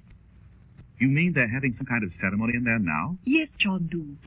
That is why we do not hear the drums. When the heavy doors are shut, you cannot hear them. Only from the outside of the cave, I think they can be heard. How long will this ceremony last? I think... Oh, Chandu, I beg you to go. I think the priests will soon open the doors and return to the altar room. Please, Chandu, say goodbye to me and go. No, indeed. This is Vindion work. Don't you understand? Can't you feel the malignant forces all about you in this cave? Where do you suppose Vindion is? Vindion is but acting under the decrees of the priests, Chandu. How many of these priests are there? I do not know. Are there any others of these people than the priests here who believe themselves to be ancient Lemurians? I tell you, I do not know, Chandu. Then I'll tell you what I'm going to do. I'm going into that inner temple and see what's going on. Oh, no, no. Yes, I am. Do you think I'm going to let them snatch you away from life and bury you here in this horrible place without a word? But you will not live. But this isn't the first time I've risked my life, as you know. I cannot permit you, Chandu. There's no other way to save you from them. And you must be freed from this nightmare. What about your work in Egypt? What about the Council of Seven? This is already in the past, Chandu. I cannot go again to Egypt and take my place as Princess Nadji. But you are Nadji. Listen to me. You mustn't believe these things Vinyard's been telling you. Chandu, you do not think the people of ancient Lemuria were evil? Certainly not. But I know these people in this cave are evil. And there's something horrible about all this. Oh, you do not try to understand. Even Mr. Wilson, who brought us here, knows this work has for years been known on this island. Yes, I know. But that doesn't mean it should be permitted to go on. If these people are a remnant of the ancient Lemurians, why should they keep it a secret? From everything I've heard of Lemuria, the people were of a very high type indeed. Chandu, you do not understand, and so you condemn the priests. But you have seen for yourself the body of him who seemed to be Andra, lying in the room with the seal of Solomon above the doorway. Of course. But what has that to do with it? I can only say I must not leave the cave and return with you to California. Very well. I'll go and see the priest myself. But they will kill you. That's a chance I'll have to take. Oh, no, Chandu. Either you come away from this cave with me now, or I'll go and see those priests. But it is not right that I should be made to choose between my people and you. But it's just because I can't believe these people are your people that I'm going to save you from them. Oh. You must free yourself from this spell they've cast over you. They must be the master of all the black arts of India. I wonder how Andra's father tolerated him in his household all these years. The father of Andra knew, Chandu. But that's impossible, Nadji. You can't mean he deliberately sent Andra on a cruise over here knowing he'd never see him again? Yes, Chandu. I think he did. Why, it's unbelievable. But Vindion had told me that the father of Andra hated me, a black hatred, because he believed I was the one who was calling together the people of ancient Lemuria. And now, Andra's dead. That boy lying in there... If he could be made to wake and speak, Chandu, you would see he is Andra's very self. But now, I think they are uncertain. You mean the priests? About this boy who looks like Andra? Yes, Chandu. For Andra was not meant to die on the yacht. I know that. That poison was meant for you. But what do you mean by saying the priests are uncertain about this boy? I think they do not know whether they must wait until another generation has come and gone before the time is right. What? Oh. The death of Andra upset their plans in some way. Is that it? Yes. Because how could they return to take his place with the others? Oh, Nadji, you don't know what you're saying. Tell me this. Is there any other way to the temple where the priests are than through those two doors? But how could you know that? I do know, Chandu. There is no other way by which you can enter the temple. Do you know whether there's any place where I can see in or hear what they're saying? No, Chandu, there is not. You're trying to put me off. There is a way. Must I go outside the cave and come up on it from the top of the cliff? Tell me, Nadji. Yes, Chandu, outside the cave. You're trying to find a way to get me out of the cave. Tell me the truth, Nadji. Is there any place in here where I can look into the temple? No. Do not force me to tell you, Chandu. You will not live if they see you. You must tell me. No. You must, Nadji. Then, perhaps it is your fate. Perhaps destiny has meant that it should be so. I do not know, but I will tell you. From this room, there is a way to go. Beside the doorway in the wall is a block of stone which moves. You see, Chandu? Yes, I see. But you can't mean I can look in from there. That's not where the temple is. No, I do not mean that. When the stone is moved, there is a long passageway which leads to the wall of the temple. And at the end there's a window? Or a doorway? A small window. Oh, if I had not seen it for many years, I could not tell you now, Chandu. You mean you remember this? You haven't been in this place? I do not know how I remember, Chandu, but I know it is there. You will find it as I say. And how is this block of stone moved?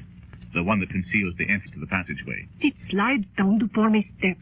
The entrance of the passageway is 3 feet above the floor of the cave. You see, I know it all from 1,000 years ago. Listen, Nadji, I want you to stay here and wait for me. Will you? I will be here, Chandu. But I'm going in there, and when I'm inside, I want you to close the stone door after me.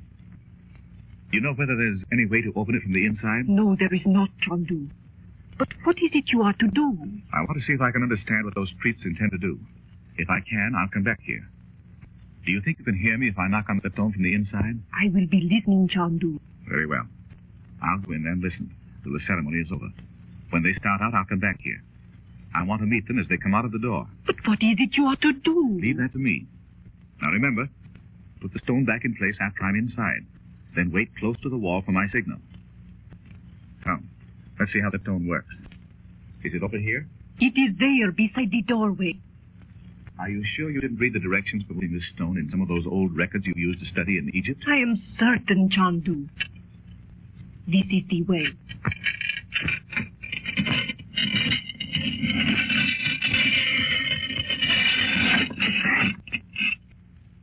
Let me look in there.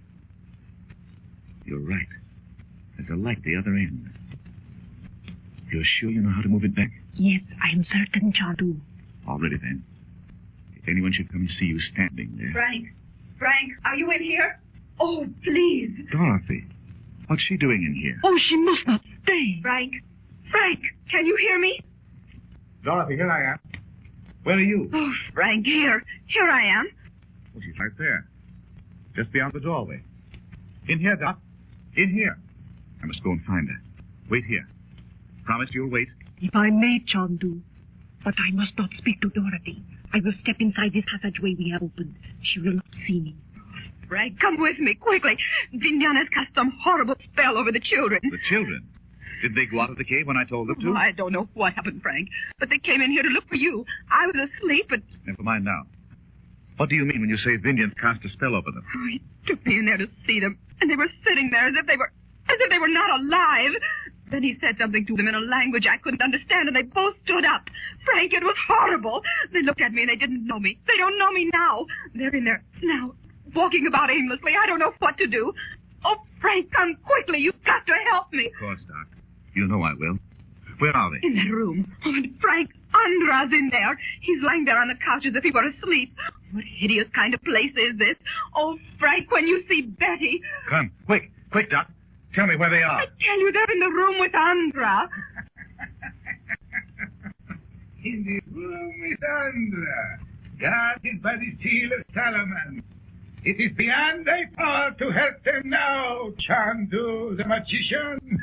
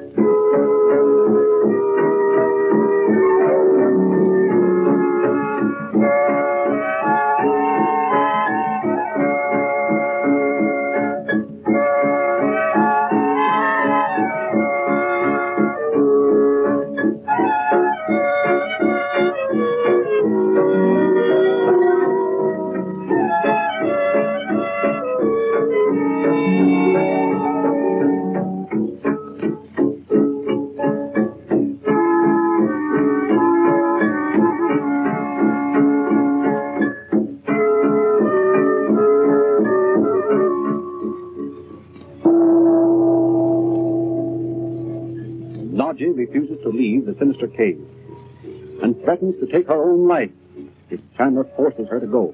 He tells her he believes her to be under the hypnotic influence of Vindion. As Chandler prepares to follow a concealed passageway leading to the pagan temples, Dorothy runs up to him crying that Vindion has cast some awful spell on Bob and Betty, and that they are in the room with the unconscious boy who so strangely resembles Andra. Chandu, the magician. Oh, hurry, Frank, hurry. I'll show you where they are. I know where the room is, Dot. But how in the world did they get in there? Oh, I don't know. I persuaded Vindion to show me where they were. Where's Vindion now? I don't know. I suppose he's still standing there by the doorway. The doorway of the room where the children are? Yes. He showed them in that horrible green light. Frank, he laughed like a fiend when he saw... Oh, let's hurry. There's Vindion. Where are they, Vindion? So, you have brought Chandu. Of course I have. Don't say any more to him, Doc. I'll deal with him. I'll try, Frank. But I can't even see the children now. The fire that was in there has gone out. I thought if thou feared for thy children, sister of Chandu, thou wouldst find him and bring him here. Where are they? I'm not hiding from you, Vindion. You know why I came into the cave. But where thou hast hidden thyself, I did not know. And it is written that thou art destined to be sacrificed to the goddess Suva. Oh, stop. Dorothy, hush. Where are Mrs. Wheaton's children, Vindion?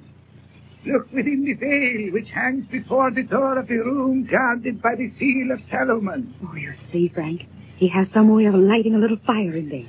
And that curtain is really transparent when there's a light inside. And the children are there and they don't know me. I can't even go in there to see them. Dorothy, please.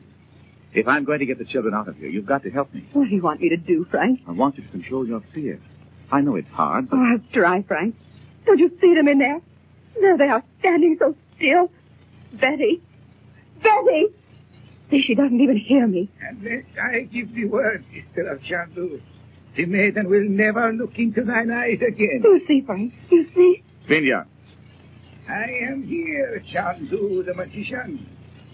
You will stand there at the left of the doorway, and when I give the word, you will free Mrs. Wheaton's children from the spell you have cast over them. You really believe that, Frank? Dost thou then believe that I, too, am a maker of spells, Chandu, as thou art? Never mind that. The point is that you're to wake them up. And whatever it's necessary to do to keep them from remembering this experience, you must do also. And if I refuse? You will not refuse. Listen, Vindion. Listen to the music.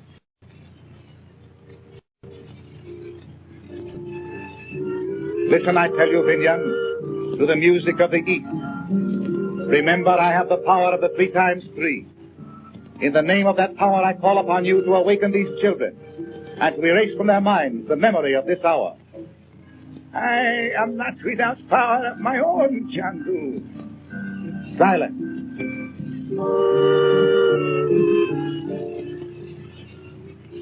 You must awaken them.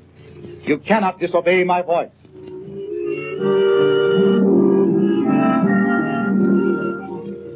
I will count 3, and then I will repeat the incantation of Caestus. 1. No, I will awaken them. Bid the music cease, Chandu. I am but obeying the words of the priest. Do not. Oh, hurry, please. I can't bear to see them standing there like that. And that awful incense, it's suffocating. I've got to get the children out of here. You can take them out in a moment, Doc. Oh. Son of the West, daughter of the West, awake. Awake. Awake. Let thy heart be tranquil, and let no memory of this hour remain. Oh, Frank. Vindion, tell them to come out here. What's that for? Never mind, Doc. I'll tell you later. Come forth from the room of the seal of Solomon. I have spoken.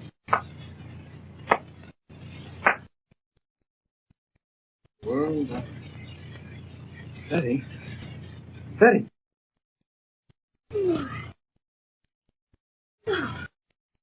What's the matter, Bob? What we've done? We've been asleep in this cave, and it may be nearly morning. Oh, Bob, Mother'll be worried to death if she wakes up and finds that note. Come on. What do you suppose we could go to sleep and... Mother! Uncle Frank! Children. Oh, come on. Let's get out of this awful place. Be careful, Doc. You don't want to suspect what's happening. Yes, let's go. Are you going with us? Yes, I'll take you back to the beach. Oh, look, there's Vindion standing right there.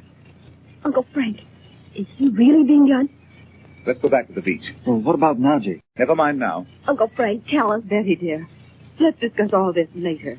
Uncle Frank, what's Vindion standing there like that for? He's just waiting to see that we leave the cave, I think.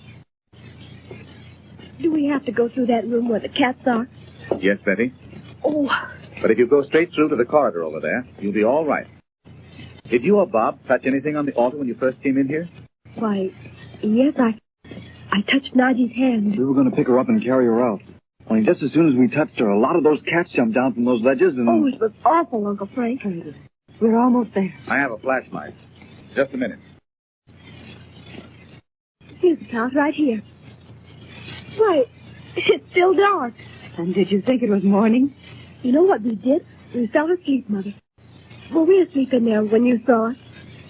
I didn't, I don't... Of course you were asleep. Your mother's only trying to let you down easily for having come in here to rescue me and falling asleep. The fumes from that insect. Is that what happened? Oh, yes. Yes, that was. Wasn't that funny? Oh, here's the beach. And there are the tents. Just as if we'd never been away. Oh, Bob, you silly. We've probably only been gone a few minutes. It hasn't been long. Dorothy, would you like some coffee before you go to bed? Yes, I would, but we don't know where the supplies are. We'll wake the servants. Poor devils will wonder what's happened to Wilson. Oh, we didn't tell you, Frank. They're all gone. What? Yeah, sure they are, Uncle Frank. Before dinner tonight, they got scared or something, and they just piled in the boat, and I bet they're halfway to Suva by now. And just as they were pushing the boat out into the water, Mr. Wilson came running down the beach and climbed in with them. Yes, and he wanted us to go with him, Uncle Frank. We told him we weren't going to go and leave you here alone. Poor fellow. He was terrified when he saw the cats in there. Well, I don't blame him. I don't see why he should run away and go on like he was crazy or something. He's been studying these native legends too long. He'll never come near this island again, I'm sure of that. Nor will I when we get away from it. Heaven. I can't see yet how we could go to sleep in that cave. With those cats and Vindion and all that stuff. Well, I don't either. I was simply scared to death. It was the incense, children. I was nearly suffocated by it myself. Maybe.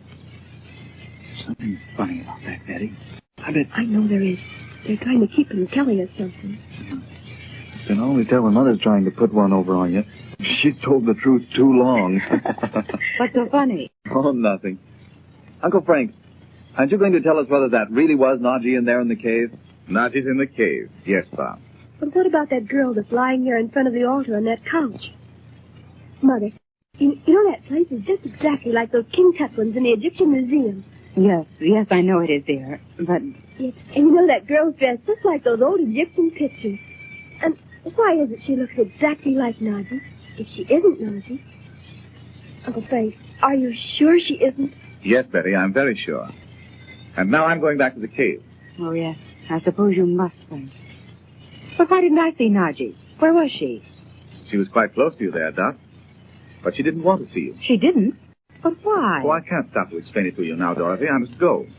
We have no time to lose if we're going to save her from those priests. What priests? Never mind, son. Don't question him. No. I've got to find a way to persuade her to come with me. Now, remember, Bob, no more going into that cave. Well, all right. Say, look here, Uncle Frank. Aren't you and Mother going to tell us the truth about what happened in there? What do you mean, Bobby? Well, we saw Uncle Frank in there when those cats were all kind of spitting at us. He told us to go on out of there, and we started toward the corridor, and... Yes, just as we got there, right where the shadows were so black, there was Vindion. Yes, sir. You know what? He just kind of waved his hand, and those cats jumped right back where they belonged. Just like he was a magician or something. It was funny. Yes. And then what did we do, Bob? What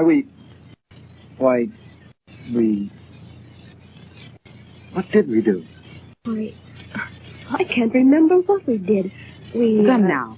Let's don't talk about this anymore tonight. Betty and I'll make some coffee and see what we can find to eat. How would you like that, Bobby? I'd like it. Aren't you going to eat something before you go back there, Uncle Frank? No, I'm going right away.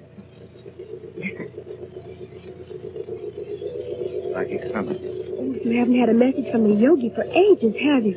Listen, dear. Let's see if Uncle Frank can hear what he says. My son, Thou hast waited long to hear my voice. I'm listening, my teacher. A time of testing is upon thee, when thou wilt require the knowledge thou hast gained as never before. Art thou ready, my son?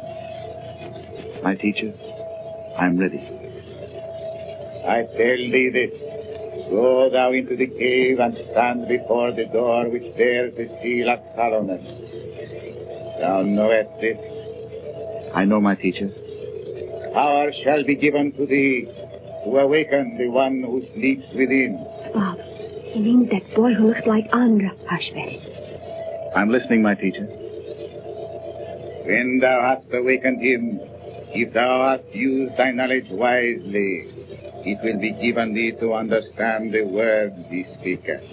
Oh, thanks. Am I to question him, my teacher? Thou art to listen to his words. I say again, thou wilt understand, for it is written that he shall speak to thee in the voice of him thou callest Andra. Farewell, my son. Await the call.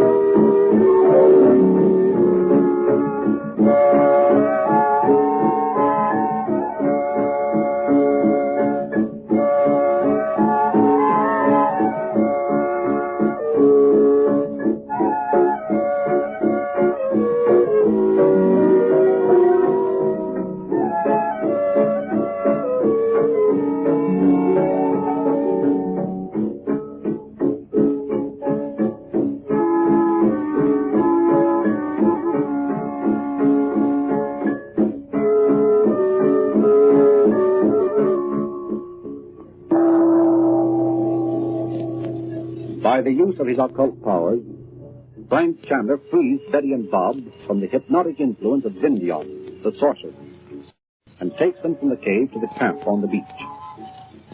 As he is about to return to the cave to attempt the rescue of Nadji, the psychic summons is heard, and the yogi's voice tells Chandler to awaken the boy who sleeps in the inner room. He adds that if Chandler uses his knowledge wisely, the boy will speak to him in the voice of Andra. The present act opens a few minutes later in the cave. Chandu, the magician.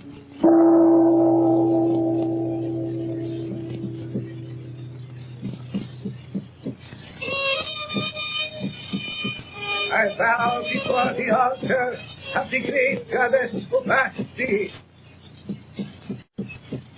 The unbelievers who entered the cave have been driven forth under the scorn of the goddess. Let the spirit of the cat goddess help me until the work of the goddess is finished, that I may dwell in her sight. Chandu! Yes, Vindion. You didn't think you'd really driven me out, did you?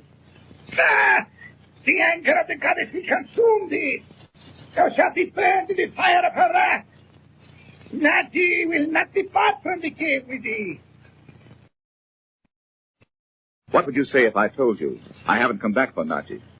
It matters not why thou hast returned to the cave. Thou canst not leave the island of Flora, nor canst any of those thou callest thine. And before help shall arrive, thou shalt die upon the altar of Ubasti. Wait! I will come with thee. Don't trouble yourself. I know the way now. Thou hast not yet seen the tribal priest. No, but that can wait. Thou canst not enter the room guarded by the seal of Solomon. No, but I didn't enter the room to wake up the boy who was lying in there asleep. Thou canst not awake him. I, Vindion, say it shall not be. And I say it shall. Often and often have I heard the word. You shall see what it means to oppose Chandu. Yes, and now you shall see. I'm going to wake him up. You think it is Andra who lies within the veil. It doesn't matter who he is, nor how long he has been asleep. He will answer my voice. But the seal of Solomon. Oh, you're quite right that I cannot enter that room with the seal of Solomon over the door. Although I'd like to know how you came into possession of that knowledge. I call upon the goddess Ubasti and all the secrets of the black arts to protect the sleep of him who lies within the veil. I thought so. All this talk of yours about Lemuria is just a blind. No. This is the sacred place of Lemuria. Perhaps. But you, how Andra's father tolerated you in his household all those years, is more than I can understand. I call upon the Prince of Darkness. I call upon the Black Spirit who rides the wind. In the name of the Spirit that lives in the Ring of Solomon, I defy the one who would awake the sleeper. In the name of the 3 times 3, by the power of the secrets of the East, I command the sleeper to awake. I call upon the name of Amen-Ra, priest of the temple of ancient Egypt, and I say unto you, awake, awake, awake, and come to me from the room in which you are guarded by the seal of Solomon. Stay where you are, Vindion. You are without power to move or speak, and the words spoken to me by the one who awakes shall not reach your ears. You shall not hear them. Amen-Ra. Amen-Ra. True. Come with me. Sit here. Amen-Ra. You are to speak to me. Amen-Ra has commanded it. Who are you? One who knows the secrets of the East. You are to speak to me in the voice of him we call Andra. That is not my name. Never mind. I'm to ask you some questions, and you're to explain. Amen-Ra possesses the wisdom of the East and West. Yes. Remember, because Amen-Ra has commanded it, you are to answer my questions. What is it you would like to know? Is it written that in the days to come, you are to live again as Andra? I am a prince of Egypt, and I am not to die.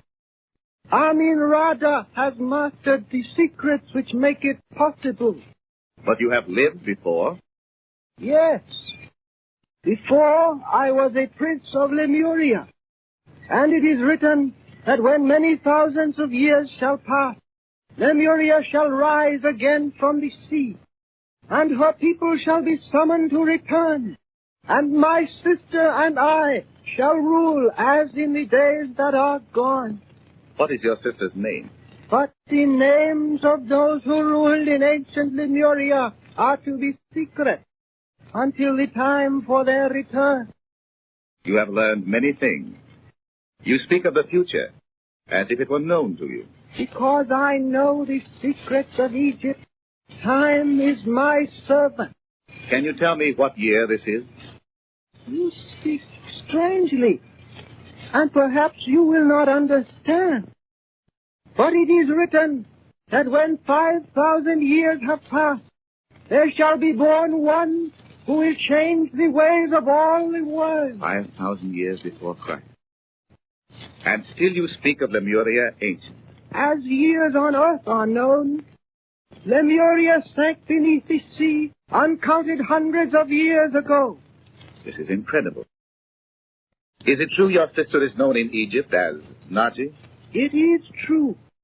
And this name, it is written, she shall bear until she returns to join me in governing the new Lemuria. But there are evil forces at work about my sister. And in this cave, someone is here who plans to harm her, to kill her perhaps. We are not alone. Yes, we are for the moment. And I have an important message for you. Don't you remember? Don't you remember? Yes, I am to answer your questions about Nadji. Yes. The message comes from one who has long been teaching me the secrets of the 3 times 3. Ah, then I will tell you that even if you are able to free my sister from the evil spell which overhangs this cave, she will not be free. So these people are not Lemurians after all? I see no people. No, they are not in this room. But there are people here, and I believe they are the ones you think are trying to harm Nadji. But if I am not here, you will protect my sister? You are Amin Rada's friend? Not his friend. Only the bearer of a message from him. But I promise you I'll protect your sister if you are not here. If you can free Nadji from the black magic which holds her in this cave and take her to Surabaya, you will find the answer to many questions. And you will find also great trouble. And my sister must endure a time of suffering when the sky will be black and her knowledge will fail. Perhaps this has already occurred. Perhaps you are remembering something which has already happened. No, but it is written that I am not to be with Nadji. It is my fate to fail her when she needs my protection. And this must always be.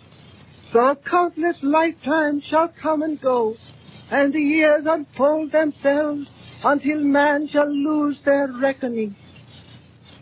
You're strangely wise for a boy. The wisdom is not mine, but that which I have learned from Amin Rada and the great teachers of Egypt. Then you remember when you lived in Lemuria? Sometimes it is given to me to see these things, and to look upon the face of one who is destined to be my friend and the friend of my sister throughout the ages. Does Nadji remember these things too? I do not know. Is it true that for years I have been asleep? So time has passed above my head like water? Yes. Then am I to sleep again? Yes. Nadji told me only today. And am I to see my sister? Is she here? She is here, and I will bring her to you. Oh. You must not be surprised if she appears strange or is dressed in the manner of another day. Then she is living while I have been asleep. Yes. You will bring her here? Yes, if I may. Vindion. Tell me where Nadji is. May the green fire of the cat goddess consume the Chandu. Silence. Where is Nadji? Thou knowest where she hath gone. What? Oh. Why, she stepped inside that passageway when my sister came here. It's closed. I can open it. It slides down. Something's happened to it. Nadji is inside the passageway, and I have closed the only way of escape. If she is not released, she will die, for there is no air within. Let her out. Show me how to open it. No. This time I tell thee I have defeated thee, Chandu. And I say unto thee, I will not release Nadji unless thou shalt depart from the cave.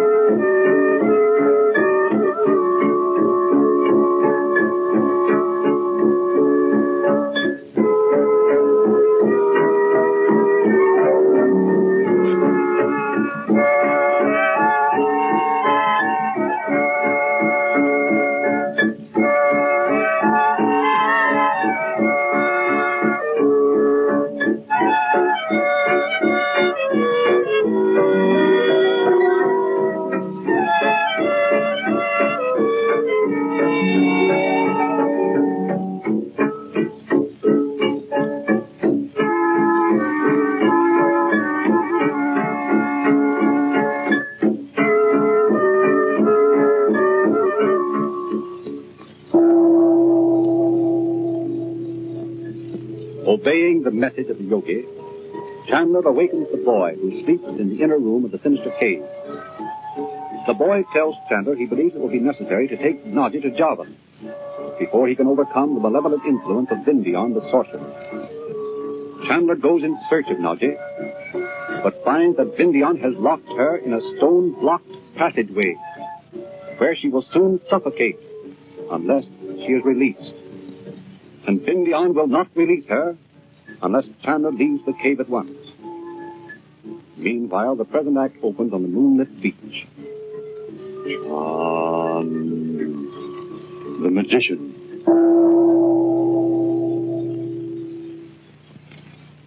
Bobby? Bobby, where are you going, son? Please don't go away. I'm not going to, Mother. I just thought I'd see if I could find anything to eat over here in the tent where the natives had their stuff. Oh, Bob, wait a minute. You can do that afterwards. I want Mother to tell us what happened in the cave. What do you mean, dear? Yeah, that's right, Mother. You and Uncle Frank were holding out on us, weren't you? Why, Bobby. Yes, you were, Mother. You and Uncle Frank had it all made up between you not to tell us what happened. But we know something did. Come on, Mother. You can't get away with that. Even in the moonlight, I can see you're looking kind of funny. Yes, just like you always do when you're trying to put somebody off. Remember the time she tried to tell the policeman at home that story about the explosion in Father's laboratory, Bob? I'll say I remember. What in the world are you talking about? Don't you remember, Mother? It was just after we came home from Egypt, and Father was working in his laboratory, and something blew up, and you sent for a policeman. Oh, you remember that, Mother. Father was down in that room under the laboratory. The Buddha fell over, and we couldn't get it out. Yeah. And then we decided that maybe we'd better not tell the policeman. We thought somebody tried to wreck the place on purpose. So you told him some chemical that Father had been mixing must have exploded. Don't you remember, Father? Oh, yes. I do remember now. You can't fool us, even if you did fool that policeman. So you might as well tell us what happened, Mother. What difference does it make now? Oh, I suppose it really makes no difference, except that Uncle Frank and I thought it would be better if you knew nothing about it. You see, there is something. Oh, go on, Mother. Something about Vindion, isn't it? Oh, yes. It is, Bobby. Well, what? I know. We didn't just go in there and fall asleep in that room. Was it the incense, Mother? You mean Vindion lighted that incense to make us sleepy? No. It was more than that. My Mother, you mean Vindion kind of hypnotized us or something? I wonder if it was something like that curse Rendevouz put on you that time in Cairo, Betty. Oh. But Vindion couldn't do that. Well, of course he could. Honest? Is that really what happened? Betty, do you remember whether he said anything to us when we were going out of the cave after we'd seen Uncle Frank, I mean? No, I don't remember anything after we saw him standing there. I didn't think he said anything to us. Dear, I hate to think he could do that to us, and we don't even know about it, can't help it or anything. That's just why we didn't want you to know anything about it, dear. Well, I think it's better if we do know it, Mother. Yes, because... Listen, what was that? I don't hear anything, Betty. Do you, Mother? No. What do you think you heard, Betty? Sounded like someone laughing. Ooh, sounded kind of like Vindion laughing. Now, don't go get all jittery about Vindion, Betty. Mother will never tell us anything again if you keep jumping up and down about everything. No, now I am not, but I did hear something.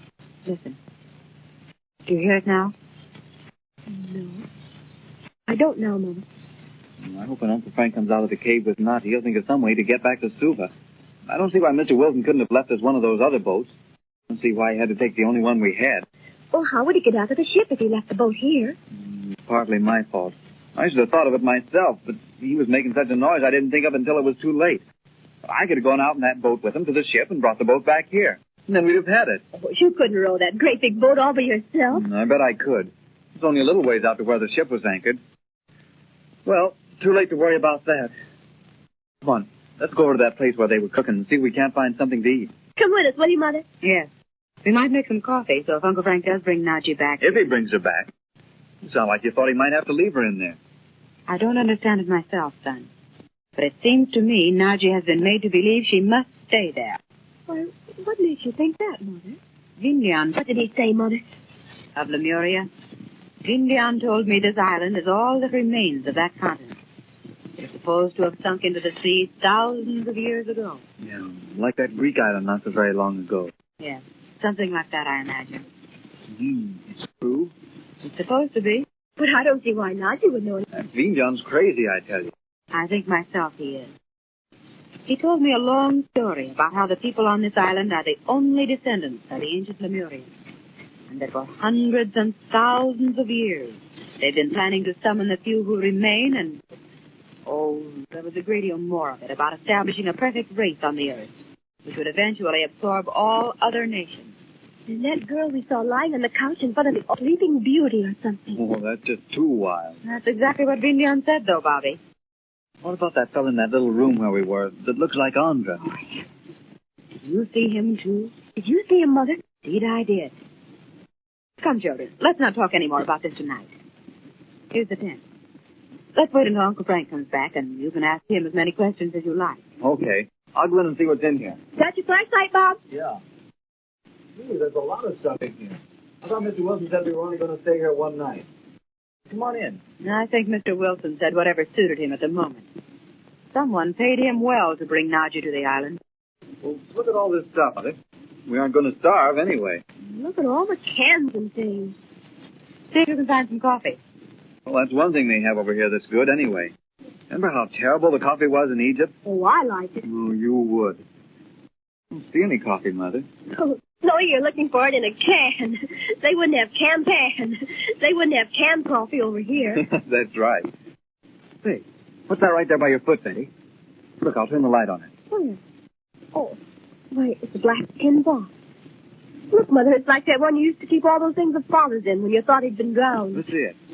Mr. Wilson must have forgotten it. I'm going to open it. Why, no, son. Of course you aren't. Yes, I am, too. That guy was a crook. We might find something in here about Nadji. Yes, Mother. What if we'd find something that'd make us come out of the cave and go back to Suva with us? Well, anyway, Mother, I'm going to open it. Oh, what's in it? Here, hold the flashlight, will you? Oh, children. You just wait a minute, Mother. Look, here's a little bottle with some brown stuff in it. Yes, and look at the tag. It's bigger than the bottle. What does it say? What does it say, Bob? Gee. What is it, son? It's that poison. Oh, Bobby. Yes, it is. Look at this tag. It says, the smallest drop of this fluid placed in the tobacco at the end of the cigarette will kill the smoker instantly, leaving no trace. The effect is exactly the same as that of heart failure. Gee. Oh, put it down. Put it down quickly, son. Take it out and throw it in the lagoon. No, sir. I'll put it down, but I bet Uncle Frank will be tickled to death to see it when he comes back. Oh, yes, let's not throw it away. Very well. But put it down quickly, Bobby. Can't bear to have you holding it in your hand. Look now. I'll put it right down here in the corner of this box. Let's see what else is in the box. Oh, look, there's a picture, Bob. Yeah, I wonder who that is. Uncle Frank may know. See if there's anything on it. Yes, sir. You will meet this man in Suva. If Andra arrives in Suva alive, give him the message in the attached envelope, marked with his name. Boy, I wonder where that is. There it is. Now, son, this has gone far enough. Well, Mother. You can't read letters addressed to someone else. But, Mother, this isn't like a letter addressed to him. Well, no, Mother, it's just a gag. You know it is. It isn't like reading a regular letter. No, son. Put the box away and we'll talk about it with Uncle Frank when he comes back. Well, I'm going to look at it. If it's a personal letter, you can put it right back.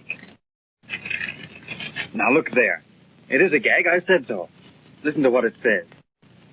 You must go at once to the island of Lura, which is a day's sail from Suva. On account of a native legend, many Fijians will not be willing to take you there. But there is a trader named Wilson whom you will find in or near Suva who, I understand, will arrange to take you there. It will not be well for you to make the trip in the Polana for reasons you will understand later. When you arrive at Lura, you will receive a confidential message. Oh, heavens. Who's the letter from? It isn't signed at all, Mother. Put it back, son. Put everything back in the box. But we'll take the box with us, won't we? Not just leave it here. We can take it if you like. Well, I'm going to have one last look and see. Why, look there. It's a picture of us. Oh, no, Betty. Why, it is. Look there, Mother. Taken in our garden in Beverly Hills. All of us except Father. Well, you know when that was taken? Of course I do. It was taken that afternoon Andra came over to swim. Remember how we came out to the garden and Mother and Uncle Frank and Nadji were sitting there under the oak tree? And we all sat down with him for a minute before we went in the pool? But who could have taken it?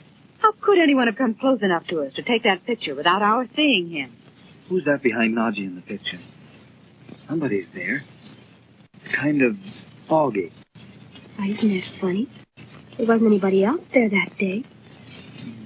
It must be a double exposure. Whoever took it forgot to turn the film from the one before. You can see right through that person, whoever it is standing there. Oh, Bob, don't you see who it is? It's Vindion. Huh? See? He's got his hands on Nadji's shoulder. Look, I'll hold the flashlight closer. Look, Mother, see him? Oh, heavens, yes. Look at that mark on the robe he's wearing. It's the seven-headed serpent. The mark of the Barneses.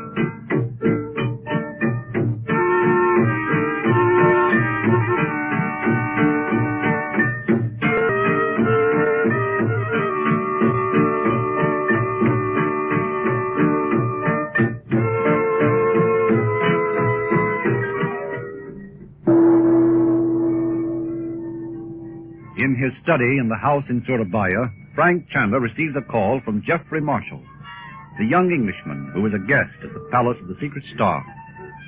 Marshall tells Chandler a witch doctor in Africa pronounced an incantation which compelled him to come to Java, to the Palace of Vitrius, and he has been unable to leave. Chandler promises to help him, but as they talk, a weird hypnotic sound is heard, and as if in a trance, Geoffrey rises and walks from the room. It opens in the observatory of Vitrius Palace several days later. Chandu, the magician. Gee, what a funny-looking room. I should say it is. I hope Vitrius will come up right away. It kind of gives me the shivers, doesn't it, you, Mother? It's just because it's so unusual, dear. No, I'll say it's unusual. Look at all those funny maps all over the walls. You suppose it's all right for us to look around, Mother? Oh, I'm sure it is. Vitrius wouldn't have told us to come in alone if there was anything in here he didn't want us to see. I wouldn't touch the telescope if I were you, though, son. No, I guess I'd better not. Isn't it funny how light the room is? Still you can't see where the light's coming from? Oh, you can, too. It must be coming from up there in the dome somewhere. Oh, now it is not. Because if it was, what would happen to the light when he opened the dome? Yeah, that's right. I wonder if all those big books on the tables against the wall are astronomy books. Sure they are. They're probably charts or something. What's the matter, Mother? I wish Vitrius would come. He'll be here in a minute. The servant said he would. I wish Uncle Frank had come with us. I think this place is spooky. Why didn't he, Mother? He was busy, dear. Besides, I don't think Vitrius asked him. I think he just asked Mother and you and me. Well, I shouldn't think he'd do that. That's kind of funny. Mother, what are you looking at? Nothing, dear.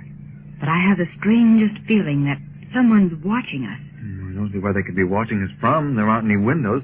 There's not even a keyhole in the door. It's just got kind of a bolt on it. And there's surely nobody up on the roof. I know. I remember once before I had this same strange feeling of eyes watching us. You mean at home, Mother? No, Bobby. It was in Algeria. The night we went out to the ruin where Father had been. You remember... Oh, I do, and I remember... Oh, there you are, Vitrius. I'm sorry indeed to have kept you waiting.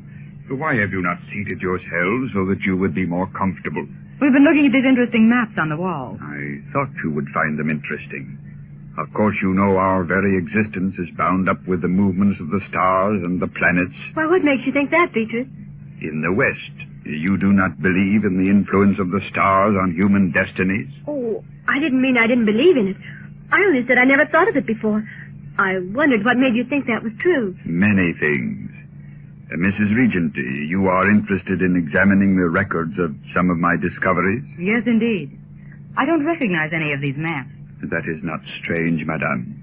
I should be greatly surprised if you did. What are they mapped out?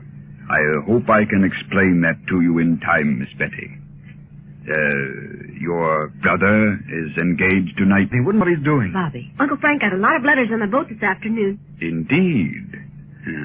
And now, will you be seated while I show you some drawings? Mrs. Regent, I think you will be especially interested in them. Will you tell us first what that map is? That one? No, the one next to it on the left.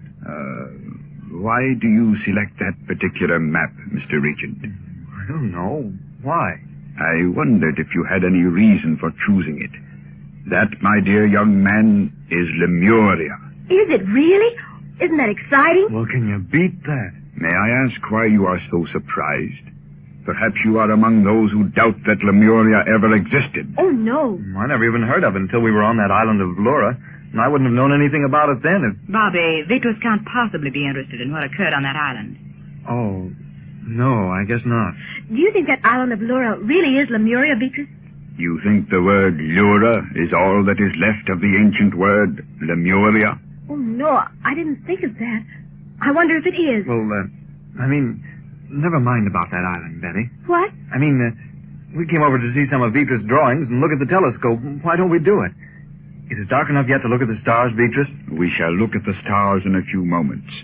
But since you are all seemingly interested in Lemuria, perhaps you would like to have me show you some pictures of it. Well, of course you don't mean actual pictures. I don't mean photographs, if that is what you call pictures. But I do mean drawings and sketches of Lemuria as it really was. But how can you know they're authentic? I've always understood in the legends I've read of Lemuria that it sank into the sea thousands of years before recorded history began. That is the accepted belief. But do not forget, there are those who know the truth. Then you really think these drawings actually came from Lemuria itself? I do not think, madame. I know. Here in the palace of the secret star... Yeah, that's another thing I meant to ask you. Why do you call it that? Because if you mean that star thing on the roof, there's nothing very secret about it. Bobby, please, son. It is right for him to question, Mrs. Regent. He is a young soul and has far to go. Is it not natural, Mr. Regent, that an astronomer would name his dwelling place for a star? Yes, but why do you call it this? Perhaps but a fanciful name. A little too fanciful for others to understand. Never mind, children. If you will come over to this table, I will show you the drawings. Not many people who are alive today have seen them. It's very kind of you to show them to us. I am glad to show them to you, Mrs. Regent. Do I imagine that you seem a little, not quite nervous, perhaps, but certainly not tranquil as usual? I'm sorry. Perhaps I am a little nervous this evening. It's nothing, though. Shall we look at the drawing? The book is too heavy to hold comfortably in your hands. I will open it here on the table if you will all draw closer. Look, there's that funny thing on the cover. Seal of Solomon. I am not surprised that you should know it, madame. But your son... Well, we saw it in that cave on the island. It was right up over a door. I didn't know what it was. I thought it was just two triangles put together. Does it really mean something? More than I could explain, Mr. Regent, even if I should speak and you should listen until the sun rose. Well, let's see the picture. Oh, yes. What curious-looking paper. It's almost like parchment. The secret of making that paper is among those things that perished when Lemuria sank into the sea. Oh, look at that funny-looking building. What do you suppose it is? I bet the building wasn't funny-looking. It's just the way it's drawn. You're kind of looking up a hill at the building. What was it, do you suppose, Vitrius? It was the palace of the Lemurian king. Gee. Sometimes, Mrs. Regent, those who are sensitive to such things, as they watch the pages of this book, may see one or another come to life, as if he who watched were walking in the streets of these forgotten cities or kneeling at the altars of forgotten gods. Oh, but... Keep still. Let's see what this is going to be. I don't quite care. Wait. Listen. What is that strange sound? Look at the pictures. Why, Mother, it's just like we were there ourselves, isn't it? Walking right up the steps. Look at all those men with swords. I wonder if they're Lemurian soldiers. Gee, it must be a big day in Lemuria. The place is just swarming with soldiers. Look, we're going right into the palace. See that symbol carved in stone over the entrance? It's the seal of Solomon. What is this, Vitrius? Do not turn your eyes away. You will see that concerning which wise men have speculated for countless thousands of years. Something about this that scares me. I wish that... Bob, I wish we hadn't come. Don't be scared. I think this is keen. Just think of seeing what really happened to Lemuria, when maybe we're the only people in the world that know about it. Yes, but if we are, why does he show it to us? I don't know why. I'm glad he is. Oh, Bob, isn't this a beautiful hallway we're in now? Look at those banners or whatever they are hanging on the wall. Yeah. It gives you kind of a funny feeling walking along between those rows and rows of soldiers, doesn't it? Yes, it does. Oh, here's another doorway. Look at all the people in there. It's the throne room. I wonder if we're going in there. I hope not. I'd rather watch them from here. Gosh, what was that? I bet the king or somebody's coming. Of course it's the king. I'd be thrilled to death if I wasn't so scared. Scared of? It's just a picture. Oh, I don't know. It seems like a picture, but... Well, I feel kind of funny. Don't you, Mother? Mother! I don't know, dear. I wish the king would hurry up. What's the matter? It feels as if we're on a ship. It's not like a ship, Bob. It's more like an earthquake.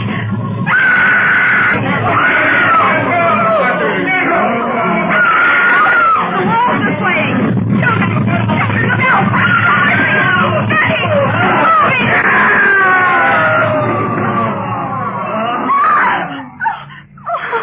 Oh, Beatrice, you frightened us nearly to death. That picture on the page is just the same as ever, isn't it? Oh, Bob, weren't you scared? Scared? Of course I was. Mother thought it was real, didn't she? Your mother seems to have been strangely affected by the sight of Lemuria's destruction. What do you mean? Mother! Look out, catch her! Oh! She is quite unconscious. Perhaps you would like to lay her on the couch yonder. No doubt she will be herself in a moment or two.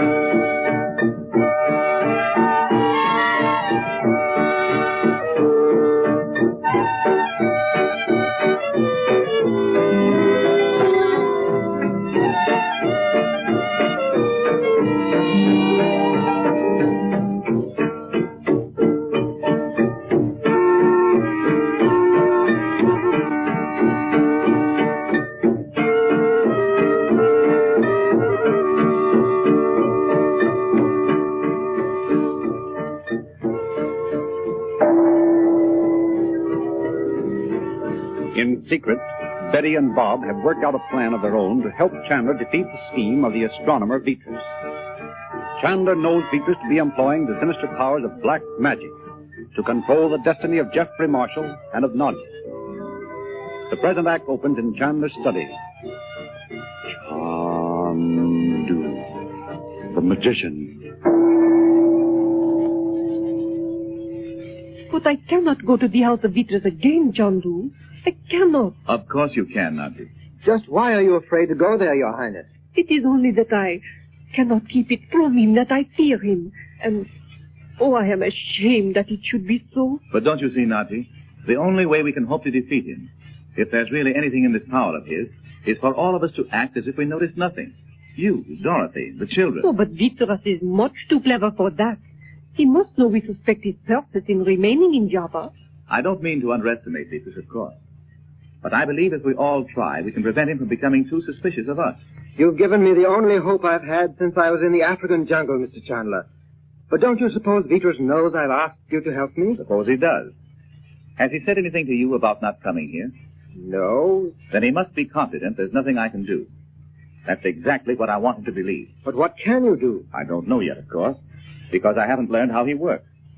But we'll never learn that unless we can make him believe we're not attempting to hinder him in his plan. But then, Chandu, why does he believe you came to Java? He thinks I'm here on some sort of government business.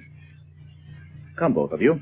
You're helping Vitrius when you allow yourself to be so firmly convinced there's nothing we can do. This will all be over one of these days, and we'll be back in California. And Mr. Marshall can go home to England. Oh, I wish I could think so. But it's all so confusing. And ever since I came to Java, my mind is full of the strangest things, as if my thoughts were not really mine, but belonged to someone else. Oh, you must think I'm insane, Mr. Chandler. Of course not. What sort of things do you mean? Well, for instance, I seem to remember places in India that I know I've never visited. I don't even know how I know they are in India. They just seem to be part of my consciousness. And there's a garden I see sometimes that I can't identify, although it seems as familiar to me as my own face in a mirror. Perhaps a little later, I can help you identify it. Why, how do you mean, Mr. Chandler? I'll show you presently. First, let me ask you this. Has Bob and Betty said anything to you about a plan they have in mind? You mean to me? I mean to either of you. They have not spoken to me, Chandu. Nor to me. I don't know, but I have a feeling they're trying to evolve a scheme either to help me or to embarrass Vitrius in some way. I have heard nothing, Chandu. But what could they do? That's just it. You remember, Nadji, several times, when they've evolved some impractical scheme of their own. The time, for instance, Betty went away into the desert in Egypt with Abdullah, because he told her he could help her find her father. But I thought Mr. Regent was in California. So he is now. But at that time, he was a prisoner in the hands of an insane scientist named Von Boden, who called himself Roxor and was planning to rule the world. And did Miss Betty think she could outwit such a maniac? No, but she believed what the Bedouin Abdullah told her and went away with it. He, of course, was working for Roxor himself. What strange adventures you all had. Yes. And this is one of the strangest of all. But what were we saying? Oh, about Bob and Betty. They mustn't be permitted to interfere in any way with my plan to free both of you from Vitrius. If either of them speaks to you of a plan of theirs, I hope you'll tell me at once. Why, of course. I think they will not tell me, Chandu. They know I would tell you. That must be Dorothy. Come in, Doc. I'm sorry to disturb you, Frank. It's all right, Dorothy. Let me present Mr. Jeffrey Marshall. My sister, Mrs. Regent. How do you do? How do you do, Mrs. Regent? Your daughter is very like you. Betty? I didn't know you'd met her. I'd forgotten that. Where did you meet her, Mr. Marshall? Didn't they tell you? You mean you've met Bob, too? Why, yes. It was in the corridor a couple of nights ago. Corridor? Perhaps I shouldn't have spoken of it. I knew those two were up to something. What corridor do you mean? I mean the passageway that connects with the Palace of the Secret Star. Where is it? Have you ever seen it, Frank? No. You remember the day Van Breck showed us this house? He told us the corridor was locked and bolted, and that he'd show it to me if I liked, but... Where is it, Mr. Marshall? I understood from Bob and Miss Betty that there was a closet in this room, through which one entered the passageway. The only closet in the room is there. What were the children doing in there? They discovered the corridor by accident, they said, and they were exploring a bit, I think. Sometimes I go there because I feel it's the only place where I'm away from the eyes that watch me. What do you mean, Mr. Marshall? Oh, I'm sorry, Mrs. Regent. I know that must have startled you. No, it isn't that. You don't understand. I went to the observatory one night about a week ago with Bobby and Betty to look through the telescope. And all the time we were there, I had that same strange sensation of being watched. But why should he watch you? I don't know, of course. You didn't notice it last night at dinner, did you, Dorothy? No, I didn't, Frank. Oh, but I'm forgetting what I came here to say. It's so much cooler now. I thought we'd have luncheon on the veranda that overlooks the garden. Won't you join us, Mr. Marshall? Thank you. That's very kind of you. I'm not very good company, though, I'm afraid. I can't seem to keep my mind from wandering to... Oh, but this is of no interest to you. I'm sorry. But Chandu wants to help you, Mr. Marshall. Yes, that's right. Dot, can luncheon wait a few minutes? Of course, Frank. I'll go and speak to Calhoun. Your servants are not Javanese, then, Mrs. Reason? No. The man who showed us the house when we took it told us Javanese servants wouldn't stay here. Will 15 minutes be too soon, Frank? No, Dot. I'll come out on the veranda when you're ready, then. Mr. Chandler, what is it you think you can do to clear up this confusion in my mind? Sometimes I'm afraid that I know. What I hope to do is to help you identify these confused images in your mind and perhaps learn something that may help us. When the time comes for us to show Vitrius we're stronger than he is. But how can the things in my mind, things I'm only half conscious of myself... Wait, you see. Sit over there, will you? Would you like it if I should go, Chandu? No. Please stay. You're one of the most important links in the chain. Look at the wall at the other end of the room, will you? Just above the table where the crystal ball is. Do you understand, Nadji? Yes, Chandu. Once I too could have... Never mind. What's that uncanny sound? Is it Vitrius calling me again? No. Don't think of Vitrius or anything connected with Java. That's right. Look on the wall there. The picture's beginning to form already. See the high wall with the iron gate, and inside the magnolia tree and the fountain. It's that garden. It's moonlight there in the garden. It seems strangely still. It is the garden of my palace in Cairo. What? But, Mr. Chandler, I was never in Cairo. Never. But it is the garden you have in your thoughts, isn't it, Mr. Marshall? Oh, yes, I've seen it 1,000 times. I don't know how I know it, but under the magnolia tree there's a great flat stone that can be pressed, and it will sink down into the earth to form a step that leads to an underground door. How strange that he should know that. But that underground doorway to the cellars was built thousands of years ago. Oh, Mr. Chandler, how could I know that? It's all part of the same scheme, don't you see? Don't be afraid. Is there something in that cellar we should have? Is that it? Yes, there must be. What is it? I don't know. And yet it seems as if nothing could be more important than we should find it. What can it be, Chandu? What could be hidden there in the wine cellar? I think that long ago, on such a moonlight night as the one we can see there in the picture, someone who knew how valuable it was hid something in that cellar and went away. Why else should Mr. Marshall see it? You remember those two men who came to the wine cellar that night and said they'd come to steal your jewels? Yes. Bob and Betty found them there. But they had taken my jewels, Chandu. Yes, but we don't know they hadn't come there to search for something else. But they were members of the Bonzes. Of course they were. The Bonzes. You know them? The name rings in my head like a bell. The Bonzes. Who are they? Look, the picture's gone. You broke the thread of your thought. What could that be? Hidden in the cellars of your palace all these years, Nadji. Unknown to you or to anyone but the Bonzes. It might be. Could it be an ancient parchment, Nadji? Of course it might, Chandu. But why? Why would anyone hide it there? Who knows? Why, it might have been hidden there thousands of years ago. Is there anyone there who might be trusted to look for it? You remember Abu, the chief of my guard? Yes, he's trustworthy. But you must think that over. There may be some way to get a clue to where this object is. But what has all this to do with me? I think you'll know, Mr. Marshall, very soon. There was nothing very terrifying in that, was there? Not in itself. But it frightens me to think that... Oh, but perhaps in some of these things we'll find the key you need. Is that it? Yes, exactly. Look up there again, will you? This time, try to keep your mind fixed on the picture after it appears, no matter what we say. Will you? Yes, I'll try. There. Do you recognize that bit of jungle? Is that the African jungle where you were? No. No, it's so faint.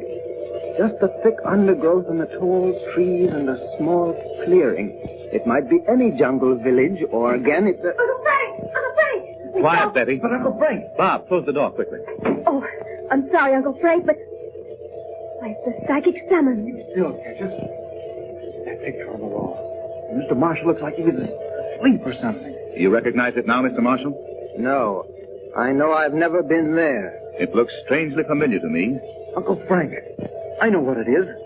Only, I don't know where it is. But we've seen it before. Don't you remember? Father went there.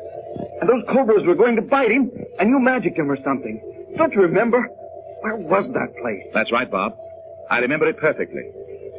What was it the yogi said? A strange, forgotten island off the coast of Sumatra.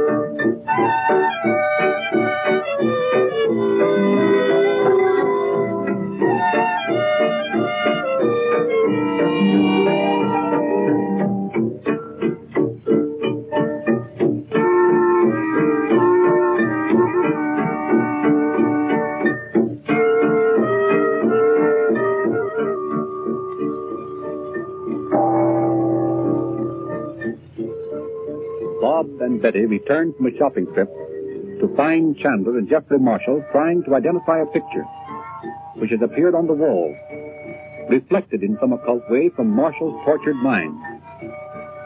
Bob and Chandler recognized it as a picture they saw months before in the crystal. A strange, forgotten island off the coast of Sumatra. The present act opens at the observatory of Vitrius 3 days later. Chandu, magician.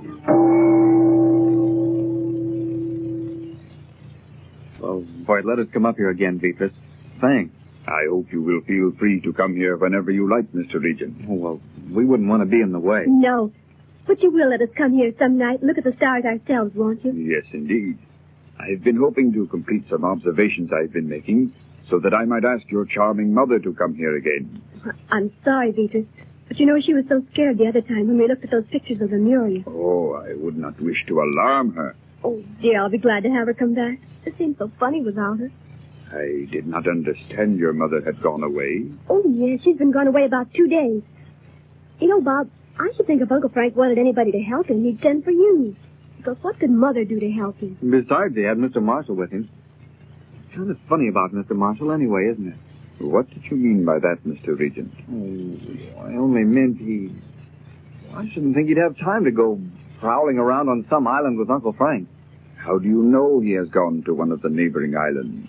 Oh, he said so, Vitrius. He said he and Mr. Marshall were going for a little trip, and maybe they'd be gone 3 days. Gee, I wish I knew what Uncle Frank wanted Mother for. It's the first time Mother's ever gone away and left us. No, it isn't. Remember over in Algiers when she and Father went up to that ruin? And they were gone all the time Dimitri was... Oh, yes. Do you, by any chance, refer to Prince Dimitri? Well, sure. Did you know him? There is a Prince Dimitri whom I know. Oh, but this man... I mean, he's not alive now. Oh? We saw him when he jumped off the wall of the villa, right down into the sea. Was this also in Algiers? It was about 30 miles away, right up on the cliff. Betty and I... Well, you see, Uncle Frank was gone, and Dimitri gave us a big line about how he was a Secret Service man like Uncle Frank. Bob. So that is the profession of your distinguished uncle. Gee, I would. Yes, you'll never be any good for the British Secret Service if you're... Well, gee, Vitrius, I wish I could ask you to forget I said that about Uncle Frank. You may rely upon me, Mr. Regent, not to betray your confidence. Oh, thanks. Listen, Betty, we better go. Nadji's over home alone. Oh, yes, we must. Before you go, won't you tell me a little more of why your mother left so suddenly and apparently in secret? We don't know anything about it, Vitrius, except that when we waked up that morning, she was gone. Yes, and there was a note from her that said Uncle Frank had sent for her. She'd have to go right away. She said she'd be back as soon as she could. Who brought her your uncle's message? We don't know. Vitrius, you don't think anything's happened to her, do you? Don't be silly, Betty. Oh, I guess I am silly. Well, come on, Bob. Thank you so much, Vitrius, for showing us the telescope. Yeah. Don't forget now, the first night you're not really working, so we won't be in your way. We want to come over and look through it. You shall have the opportunity very soon. Okay, that'll be swell. Goodbye. Goodbye. Good morning.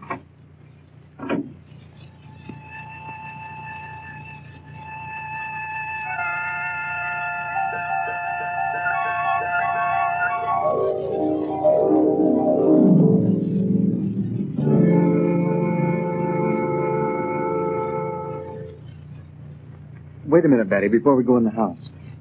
I don't want Nadji to hear this. Now, we didn't find out anything from Vitrius, did we? Well, no. Except that he didn't care whether Mr. Marshall went with Uncle Frank or not. Come on, Bob, let's go in. It's awfully hot out here. Okay.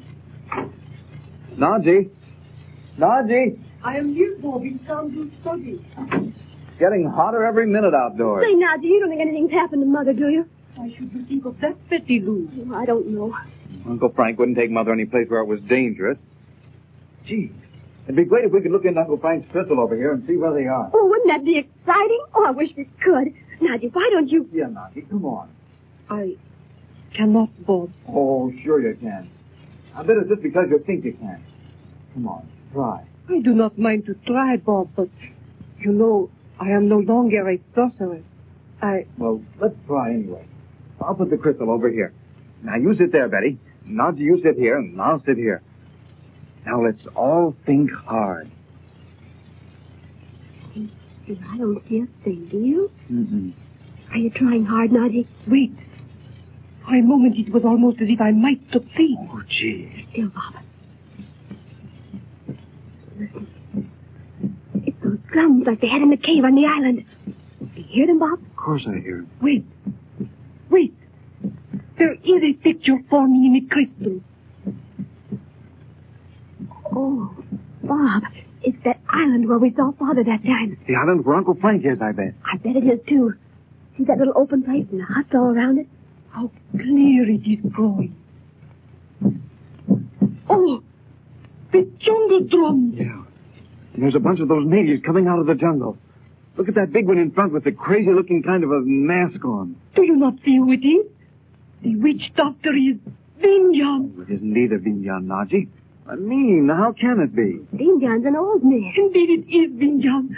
Do you think I do not know him? Look, Betty. Look in the crystal, quick. Yes? Isn't that Uncle Frank and Mr. Marshall right there at the edge of the jungle among the trees? See their white suits? Yes, there it is. Oh, what do you suppose they're doing? Bet they're waiting for a chance to pop off Vindion. That really is Vindion. Well, I don't think they'd go all the way over there just for that. You don't? Well... Never mind. Look at those natives. What do you suppose that goat is for? Oh, it is the ceremony of sacrifice. Don't you wish we could hear what they say? Nadji, can't you... An hour ago, I would have said it was impossible. But now it is proof that I can once more... Try, Nadji, try. I will try, but... Go on. We aren't afraid, are we, Betty? By the power of ancient Egypt, I call upon the forces of which I am a part to bring to us in this room the voices of those in the jungle. What's that? I don't hear them. Oh, Bob, look. They've got somebody in there with those natives, all wrapped up in that funny cloth. Oh, no. What's the matter, Nadji? Listen.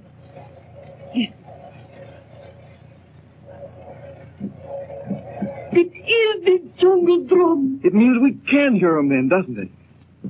Hey, look who that is they've got out there. It's Mother. Quiet, Betty Lou, or we will lose the picture. And perhaps we will never know what occurs there. Well, I'm not going to stay here. I'm going to go... Oh, Bob, you don't even know where that island is. And if you are not silent, I cannot... Listen, but... I heard a voice. Thank heaven I brought this pistol. Don't fire.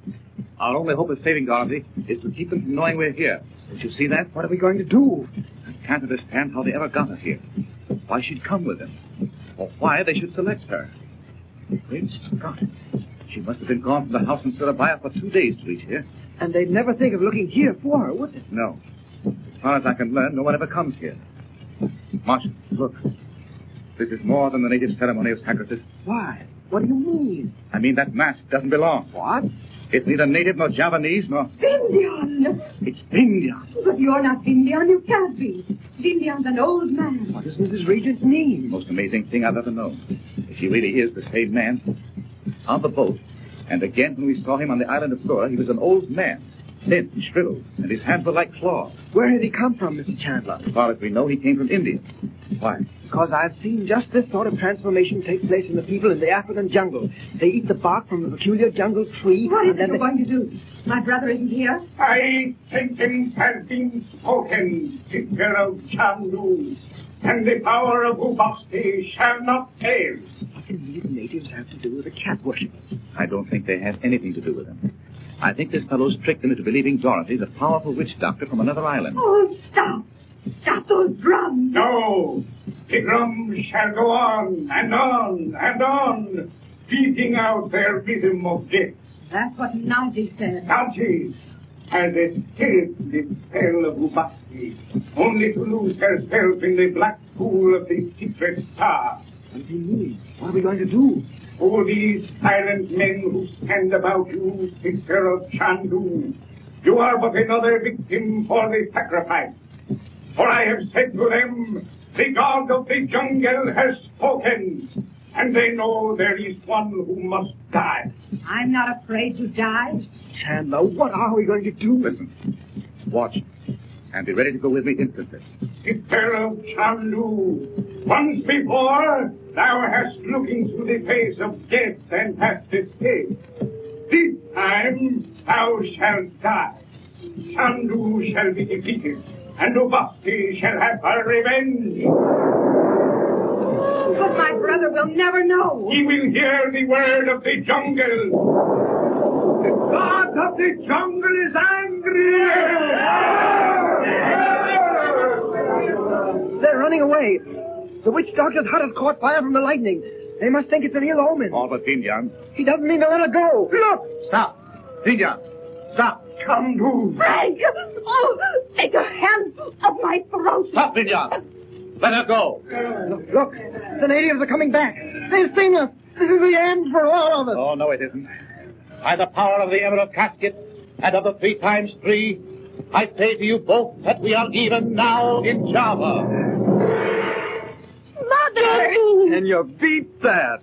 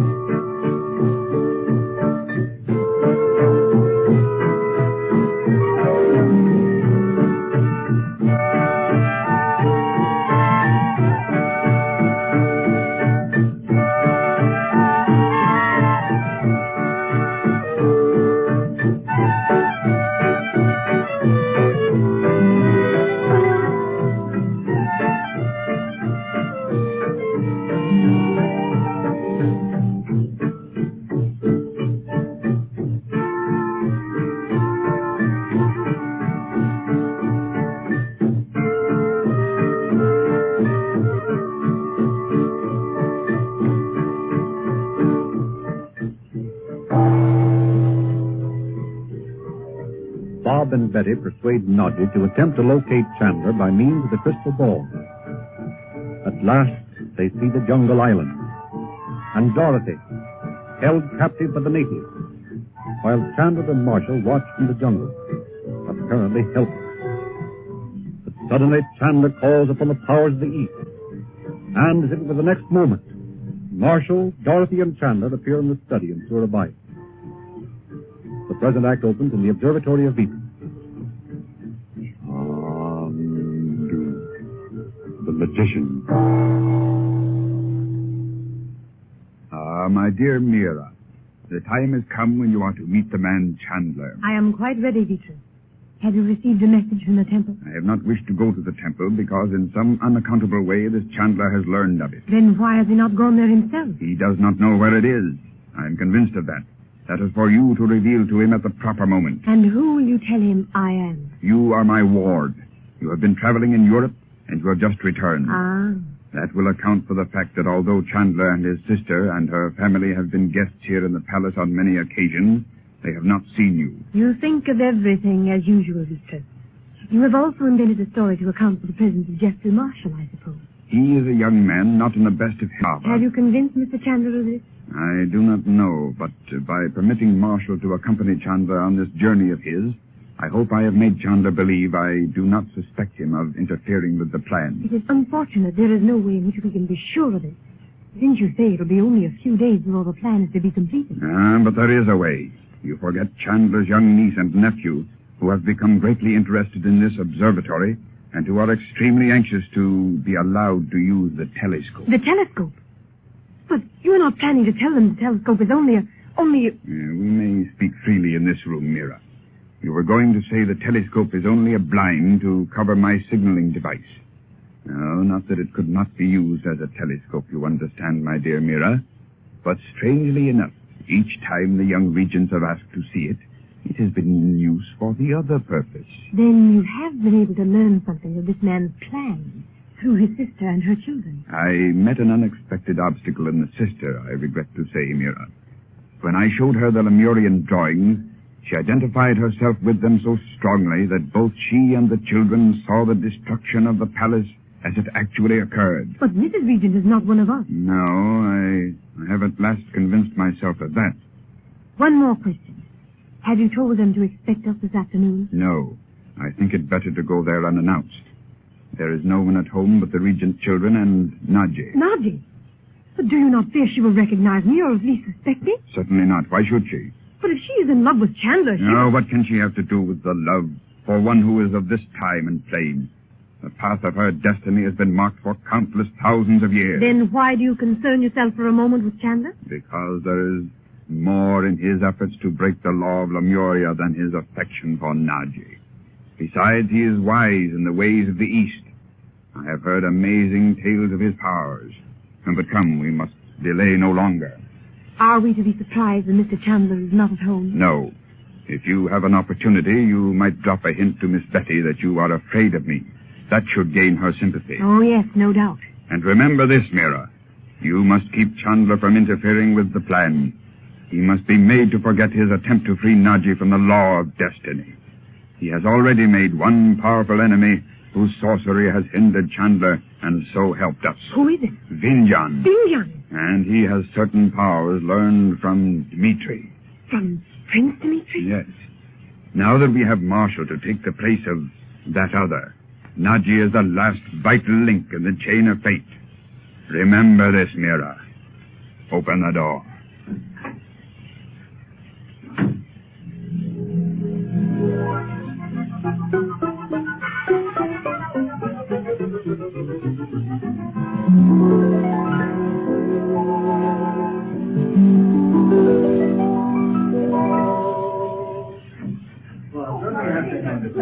You were so brave and just the best mother in the world. I never knew anything like it. You just must have been... Children, wait. I am glad to find you at home again, Mrs. Regent. Miss Betty and Bob were a little concerned about your absence. Well, no wonder we... The children, please. I took the liberty of bringing my ward with me this afternoon. I'm so glad. Won't you sit down? She is called Mira. Mrs. Regent, Her Highness Princess Nadji of Egypt, Miss Regent. How do you do? Mr. Chandler, of whom you've heard me speak. How do you do? Mr. Regent, son of the distinguished scientist Robert Regent. How do you do? I'm so happy to know you all. Vitrius has already told me a great many interesting things about all of you. Didn't you meet Mr. Marshall as you came up the drive, Vitrius? No. Is he not here? He went home. I don't see how he could bear to when we were all talking about what happened and how we saw Uncle Frank on the island and everything. You saw him on the island? Yes. Wasn't Nadji wonderful? I felt sure if the time ever came when it was really important for you to make use of your knowledge, you'd throw off your fear of Vindion, Nadji. What I can't understand, Doc, is how you allowed that fellow to persuade you I'd sent for you. Oh, they told me you'd had an accident over there on that island and were asking for me. I know it was foolish, but how could I possibly have learned whether they were telling the truth or not? Although I admit I didn't think of that. I believed them. But you left that misleading note for the children. I know. I didn't want them to worry about me, and I thought it might be something that should be kept a secret. All of which they planned on when they came for you. They took me to the island and left me in the jungle alone for hours. Of course, I soon realized I'd been tricked. There was nothing I could do. The jungle drums nearly drove me mad. You must be very brave, Mrs. Regent, to go away to a jungle island alone with only natives. It wasn't bravery, Mira. I was really terrified. Yeah, and were we in the dither when we saw you standing there with your hands tied behind you? And we didn't even know where you were. See here. Nadji's as pale as a ghost. Let's stop talking about it. You are wise. May I ask a favor of you on behalf of my ward? Certainly. You mean Mira has something she wants me to do for her? There is something about which she would like to consult you. I'm afraid I don't quite understand. Vitrius can't tell you about it, Mr. Chandler. He doesn't know himself. But he thought you wouldn't mind talking to me. Not at all. Then is there a place where I may speak to you alone? Oh, I'm sorry. I realize I'm being a little rude, perhaps. Of course not. Frank, why not take her into your study? Yes. Will you come in here then, Mira? Oh, thank you so much. Now, Mother, why don't you just tell us all? Now, with this door closed, no one can hear a word you say. Will you sit here? Thank you. Oh, Mr. Chandler, I'm so afraid of Vitrius. I don't know why, but he frightens me terribly. Won't you help me? I know you can if you will. Please. Why do you think I can help you? Well, because, of course, I've heard of you. You see? What was it you heard? Oh, I'll tell you as quickly as I can. Up in the hills, not far from Tasari, is a ruined temple. A ruined temple? You mean you know of it? I only mean I'm surprised that this favor you want me to do for you is connected with a temple. I rather thought you'd be asking me to find a lost necklace or something of the sort. Oh, this is really serious, Mr. Chandler. This temple is deserted now, but it's believed to have been the, well, shall I say, the principal place of worship of a mysterious ancient people. I know this must seem strange to you, but you see, I know of your interest in similar things, and I thought you wouldn't think it foolish of me to want to investigate. How do you know all this? Oh, I can't tell you how I know, but I do know that you are a member of some sort of secret service organization. Oh, I know it's not in the ordinary sense of the term, but you are, aren't you? Tell me some more about this temple. Oh, yes. Well, it's strange you should mention my want to find something that was lost, because that is what I want, except that it's nothing as silly as a necklace. What is it? It's a parchment. A parchment? Yes. It's hidden there somewhere, and I believe it has to do with the ancient history of the place. Indeed? Yes. It's very important to me that it be found. Is it asking too much of you to help me? Or if you haven't time to do that, to give me your advice? Of course not. Oh, you're so kind. I knew you'd listen. I can't believe I really asked you at last and you said you'd help me. Why don't you tell me the whole story? Oh, I don't understand. You're not interested in the history of these ancient people just as a matter of research. There's something personally interesting to you, isn't there? Oh, well, yes. Does your interest in it have any connection with your fear of Vitrius? Yes. I'm so afraid Vitrius will learn of it. If it's anything to do with the secrets of the Lemurians, he probably knows of it already. Oh, no, Mr. Chandler. You don't understand, and I can't tell you any more. But it's so important to me to find the parchment. Won't you please say you'll help me? I'll show you all the plans of the temple and everything to help you. But how do you know the parchment has not already been discovered? If it's as valuable as you say, many other people may have searched for it. Oh, no. Oh, I know it hasn't. Will you have time to help me? You say this temple is in the mountains not far from Tasari? Yes. But it's in a small valley where no one ever goes. It's very difficult to see, and you can never find it without a map. I see. Very well, Mira. I'll see if I can help you find the parchment. Oh, that's wonderful. We mustn't let Vitrius know. Why does he think you wanted to speak to me? I think he suspects I'm asking your advice about going to America. I see. Where are the plans of the temple? I have them over in the palace in my room in a secret hiding place I made for them long ago. We can't talk about them there. Vitrius might hear. Would you mind if I came here tomorrow and showed them to you? Of course not. It's awfully kind of you to do this for me, Mr. Chandler. I shall never forget it. Never. I haven't found the parchment yet. Oh, not so loud. Vitrius might hear you. No, he won't. Shall we say tomorrow at 4? Vitrius will think you've been invited to tea. Yes. I'll come at 4.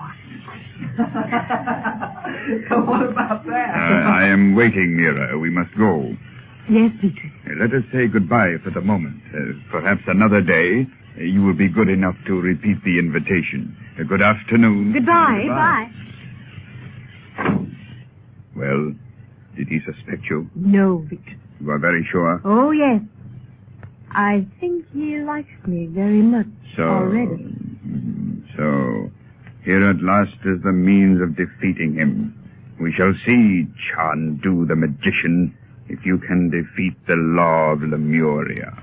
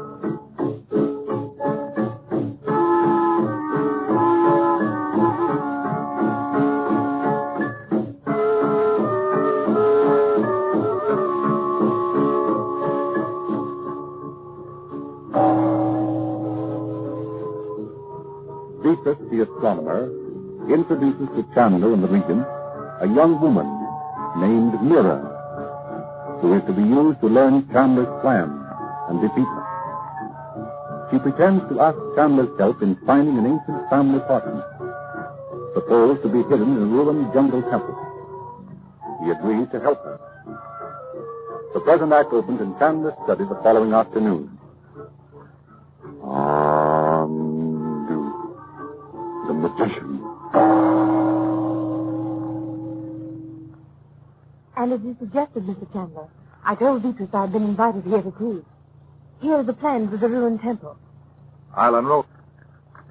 They must be very old. They're drawn on parchment. Oh, yes. No one knows when they were drawn or who drew them. Where did you get them? They've always been among... I'll show you a little more about the temple. You see, the altar is here. Well, what are these lines on each side of the altar? Oh, those are the pedestals on which the gods once stood. What sort of gods were they? Do you happen to know? Well, yes. There were two enormous seated figures, One with his hands outstretched holding a roll. The other... Well, I can't remember what the other one was. The figures are not there now. Oh, no, they're no longer there. There's a legend that for thousands of years a strange green light burned on the altar, and it was supposed to burn forever. There were certain priests whose duty it was to see that it was kept alight. What? Oh, Mr. Chandler. Go on, won't you? Well, the tribal legend goes that one night an unbeliever made his way into the temple and extinguished the light, and that at once the gods became so angry they destroyed the temple. It is a strange coincidence that you should tell me that, Mira. Why? I've heard this story before, but in a place far from Java. Well, how interesting. Where was it? Oh, it isn't important. Let's talk of it later, shall we? I don't want to keep you so long that Vitrius will become suspicious. You're very kind to take your time to help me, Mr. Chandler. I'm glad to do whatever I can. Is it true you've learned many of the secrets of the East? Did Vitrius tell you that? Vitrius?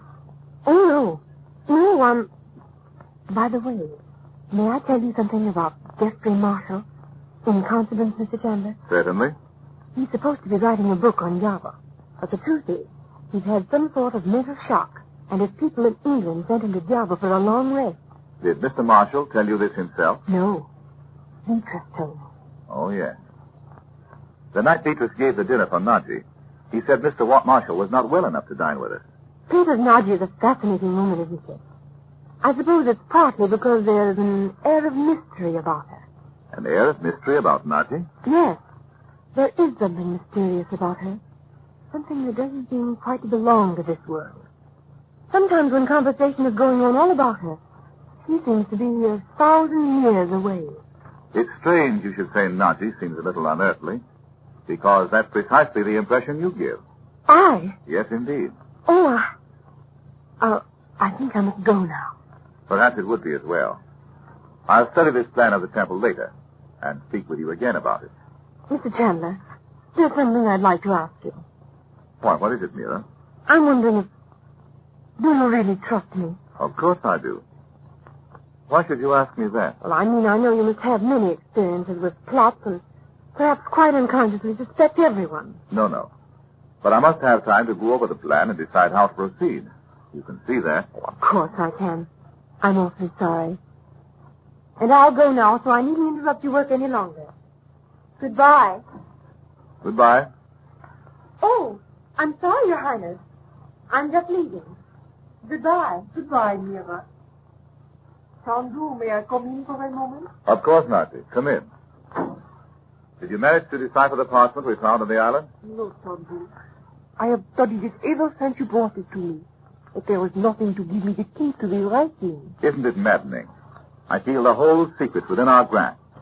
And still because we can't read this parchment, we're completely baffled. But if these symbols are so difficult, Chandu, it must be that somewhere there is a key. I know that.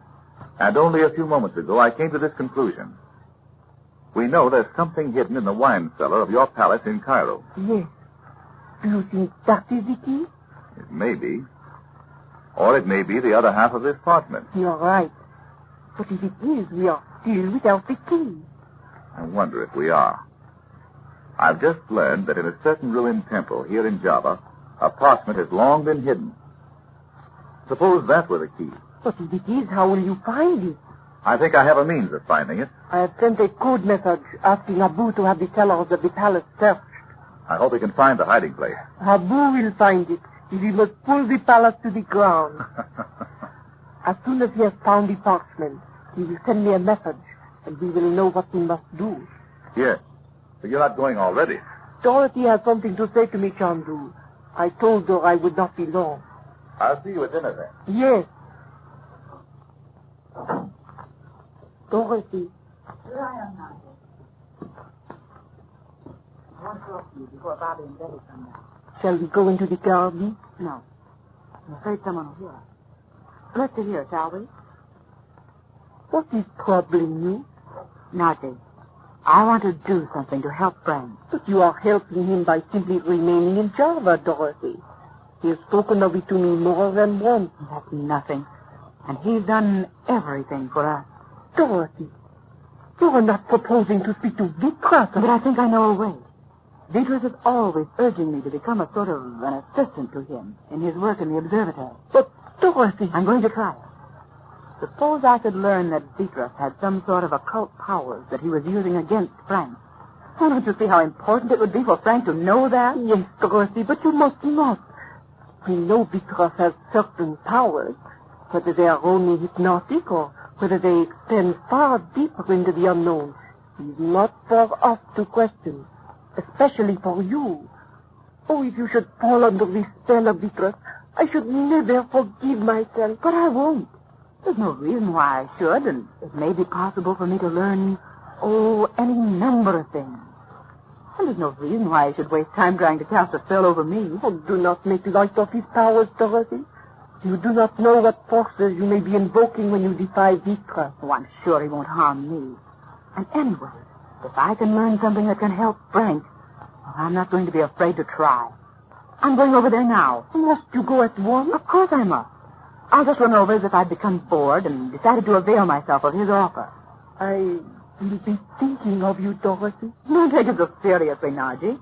My dear, what could happen? Many things of which you can know nothing. The children should be back in a little while. Tell them where I've gone, will you? Now, don't worry about me.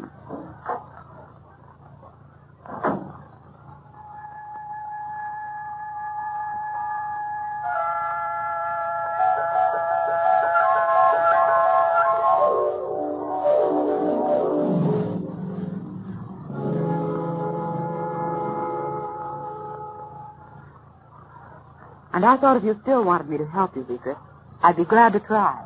I shall be most happy to have you assist me, Mrs. Regent. You are so strangely sensitive to occult forces that I am sure we shall accomplish many things. To occult forces? You mean you have occult powers yourself? Oh, I see. That must be why you understand the laws of ancient Lemuria as you do. Mrs. Regent, may I ask you a question? Why, certainly. Then, do you really believe the story of Lemuria? Yes. I've never known much about it, but there's no reason why I shouldn't believe it. You aren't trying to tell me it isn't true. No, indeed. I ask you only that I may know how we can begin the things we are to do together. Would you be willing to look again at the books? You mean those great books of drawings of Lemuria? Yes. Would you? Why, yes. Yes, I'd be willing to look at them again. Sorry I was so stupid as to be frightened at the pictures you showed us the other night. Would you like to look at them now, or shall we make an appointment for another day? Oh, no. Let's look at them now, shall we? You are quite sure that you will be free from interruption by your family for some time? Oh, yes. Very well, then. I'm glad we may begin at once. Will you come over here to this table? Of course. I can trust your discretion, I am sure. You mean I'm not to speak of this to anyone? If you will be so kind. I see. First, may I tell you that Mr. Marshall, whom you know only as the writer of a book on Java, is included in the list of Lemurians who now live upon this earth. Is he? Yes. You were on the yacht Polana when the young man whose first name was Andra died, I believe, Mrs. Regent. Oh, yes, we were. But I mean, surely you're not suggesting... I see you have already grasped my meaning. Marshall has been selected to prevent having to wait for a man in the next generation to take his place. But do you choose people against their will? Why should the human will deflect the operation of the law? But what if Nadji should die? Then someone else must be found in whose body the soul of Nadji could take its place. Oh. Listen, Vitrius. When we were on the island of Lura, we went into a cave which was the temple of a strange pagan sect. Before the altar, the body of a girl was lying. She was dressed in a dress of ancient Egypt, but her face was the face of Nadji. Yes. Was that girl really a former incarnation of Nadji? My dear Mrs. Regent, these are the things you cannot understand as yet. You must learn more of Lemuria and its history and its teaching. Then... All these things are woven into a great pattern which someday you yourself will be able to discern. Let me show you this book. You know the significance of the Seal of Solomon? Oh, no. Only the few things my brother has told me. It has far-reaching meanings that no one man can grasp. Do you understand, Mrs. Regent? No, I don't. I'm afraid. You are afraid, but you must not fear. Look. Look at the picture. It is Nadji. Seated on Lemuria's golden throne with the symbol of eternal life beside her upon the golden scepter. Oh, but how evil it seems. Vitrius, what is that awful thing? Look at the picture, Mrs. Regent. Look. And know there is no one but you who can save your brother. Chandu must not interfere with the law of Lemuria. Look.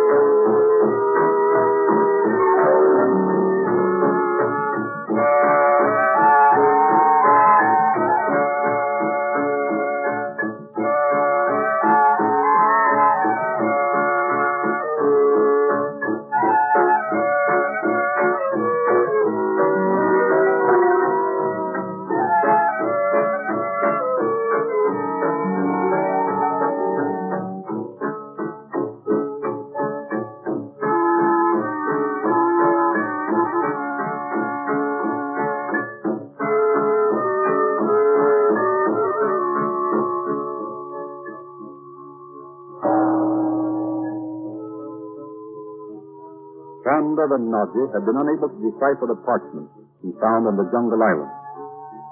And Chandu believes that he may be hidden at the ruined temple, to which the yogi has told him he must go. Curiously also, the mysterious Mira has asked Chandu to help her find the parchment hidden in a ruined temple. The present act opens in the observatory of Vitrius. It is evening. Chandu, the magician. What time did you tell Chandler to come here tonight, Mira? At 10 o'clock, Vitrius. I hope you have convinced him of your good faith. I've told him exactly what you've taught me each time we have discussed the ruined temple. Then do you believe the time has come to reveal its location? Yes, Vitrius.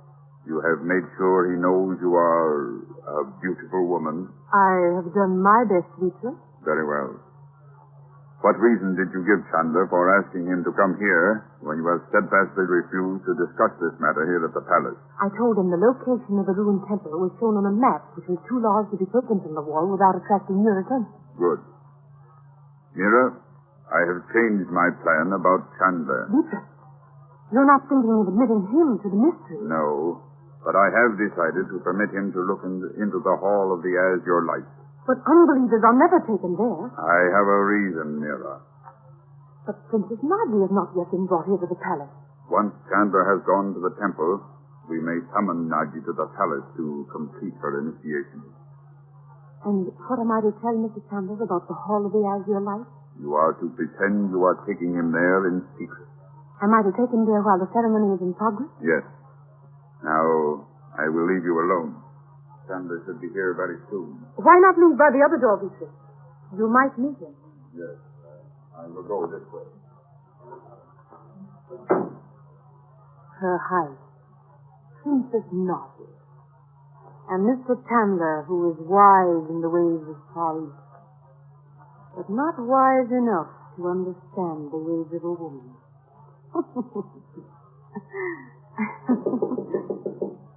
Come in, Mr. Chandler.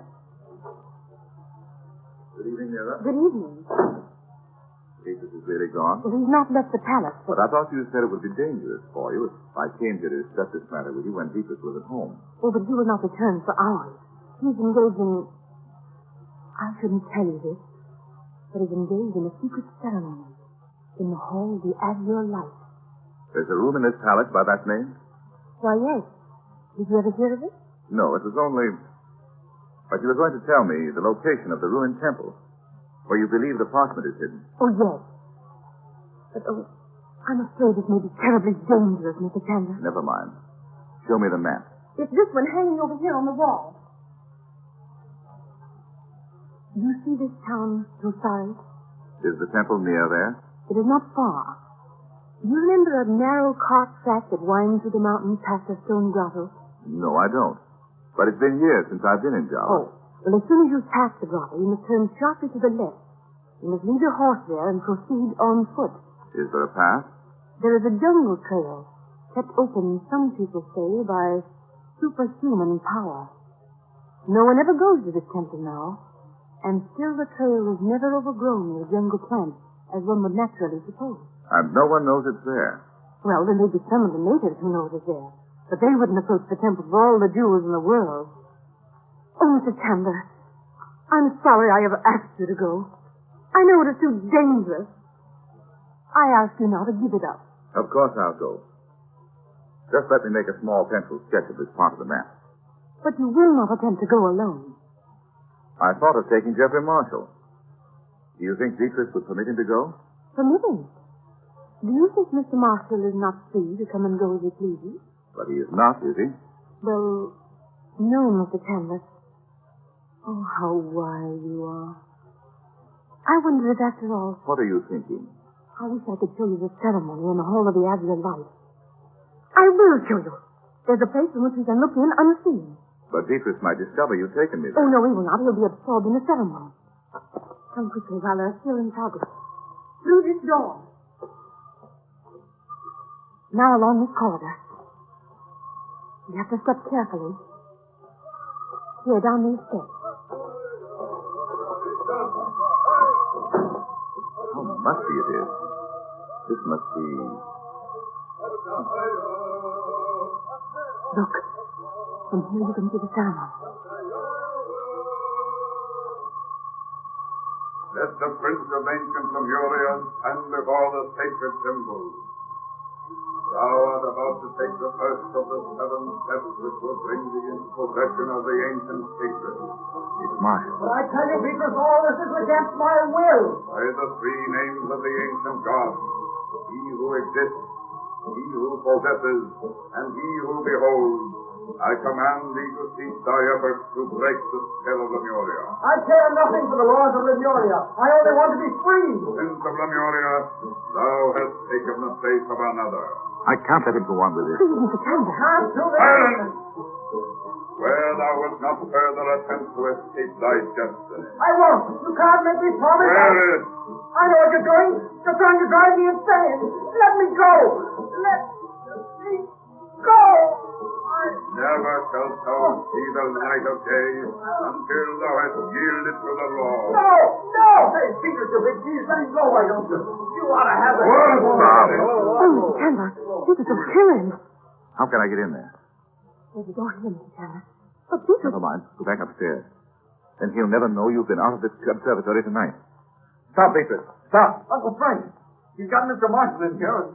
So, it is to be war between us, Mr. Chandler. Yes. And since we've gone so far, I'll tell you this.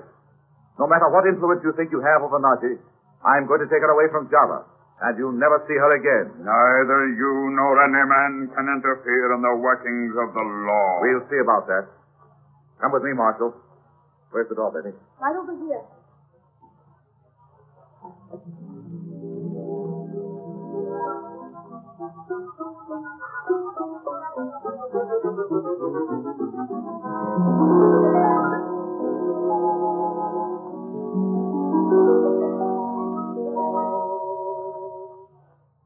You are alarmed because you have not heard from Robert? Oh, no, not exactly alarmed. It does seem as if it's been a long time since I've heard from him, though. I mustn't think of that. I know he... Bobby, what have you and Betty been? Oh, Mother, you'll never guess what's happened. Never in 1,000 years. Good evening, Mr. Marshall. Good evening, Mrs. Regan. Chandu, what has happened? Bob, you... Well, we are sorry. Yes, but... How you found your way into that room and all the rest of it? Well, gee, you don't think I should have just stood there and let Vitrius put the bee on Mr. Marshall without... What is all this?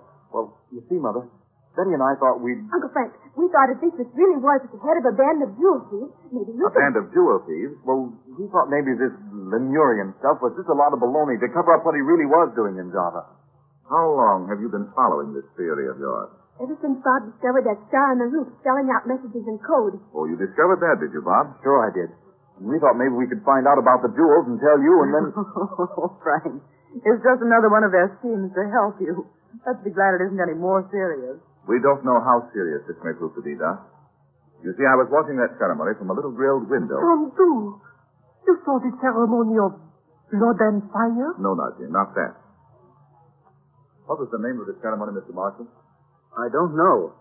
Vitrius came to my room and took me down to the Hall of the Azure Light. The Hall of the Azure Light? Yes, Your Highness. It's a huge room, 2 stories in height, lighted only by a star-shaped blue lamp in the ceiling. Not supposed to be seen by anyone who hasn't begun to learn the 7 sacred mysteries of Lemuria. Yes. You mean you and Bobby actually went into that room? Well, yes, Mother. Frank, where were you all this time? I've been up in the observatory with Mira, looking at some of Vitrius' maps. You don't mean to say Mira took you down to the Hall of the Azure Light, Mr. Chandler? Yes, although Vitrius didn't know it. And was Vitrius mad? Oh, what have you and Betty done? Perhaps you have made it impossible for Chandu to finish the work for which he came to Java. Frank, if Vitrius has convinced you're his enemy now, how was it he permitted Mr. Marshall to come here with you? I think it was just a gesture of contempt. I said something about bringing Jeffrey here, and he didn't even reply. Oh, you mustn't go back there, Mr. Marshall. Frank, why can't we keep him here? Perhaps we can. I'm planning to take you with me to the temple, you know, Jeffrey. I'll be glad to go, Mr. Chandler. If I can. When are you going, Frank? Tomorrow. Chandu, will you speak to me in your study for one moment, alone? Of course, Nadji. Excuse us, won't you? Of course. Chandu, for the first time, I ask you to do something for me because you have said you love me. Nadji, what is it here? Please give up this trip to the ruined temple. But... Please. Because I ask you. No, it is not that I am a sorcerer, but only a woman. But I can't. The yogi... Chandu, there are many things known to the soul when it can, for a moment, escape the bondage of the body. You know this. I know, Nadji, but... I must tell you what I saw as I lay asleep last night. You were standing in a small clearing, in a jungle before the altar of the ruined temple.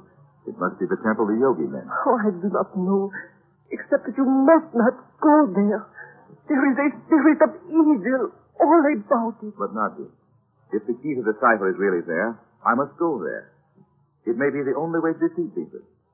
You understand what that means, Nadji? But what, Chandu? I'm even beginning to think Vitrius is not dead after all. Oh, no. You have told me how Dmitri jumped into the sea. I know. And yet, even after we'd seen his body disappear in the black water, we all heard a mocking laugh as if... Well, I won't go on. But I know now I must go to the ruined temple and find the secret it conceals. No, you must not go. I tell you, Chandu, I saw over the altar of the ruined temple the black wings of death.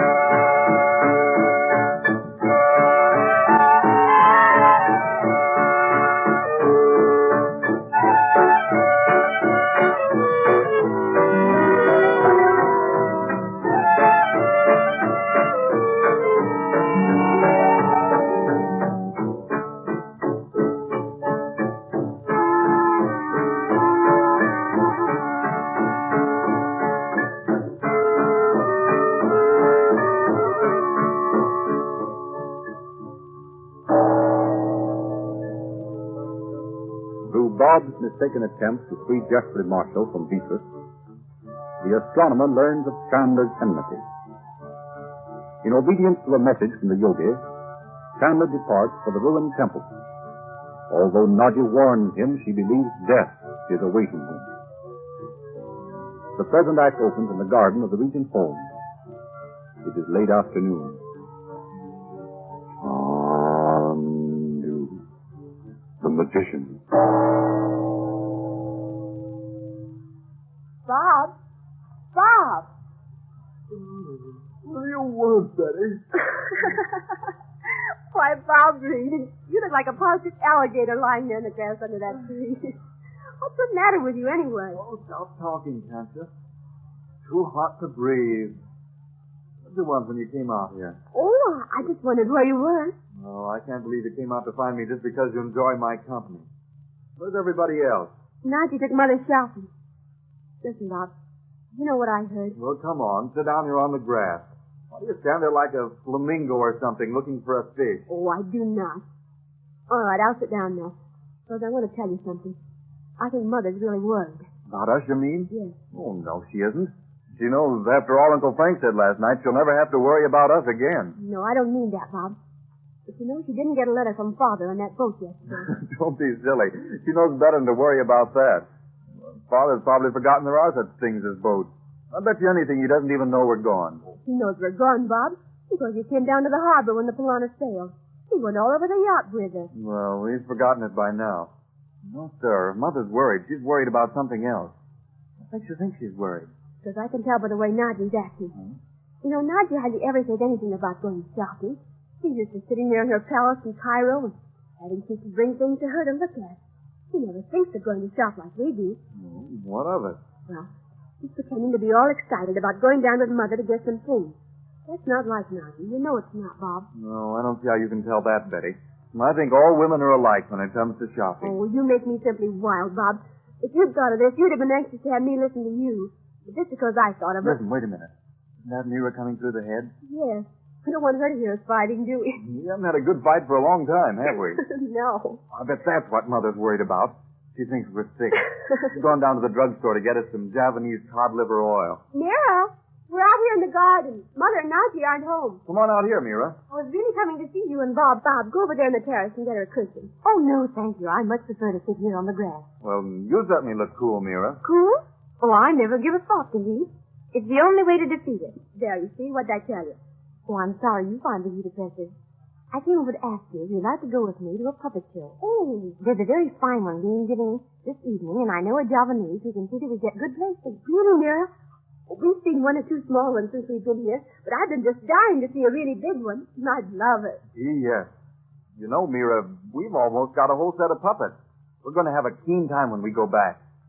You suppose the man that you said could get good places to see the show could fix it so I could go around behind the scenes and see how they work them? He might be able to arrange it for you, Bob. I'll ask him for you if you like. Oh, gee, will you? It's awfully nice of you to think of it, Mira. I was kind of afraid we wouldn't have time to see a really big puppet show before we go home. Because I don't think we're going to be here much longer. Oh, is that so?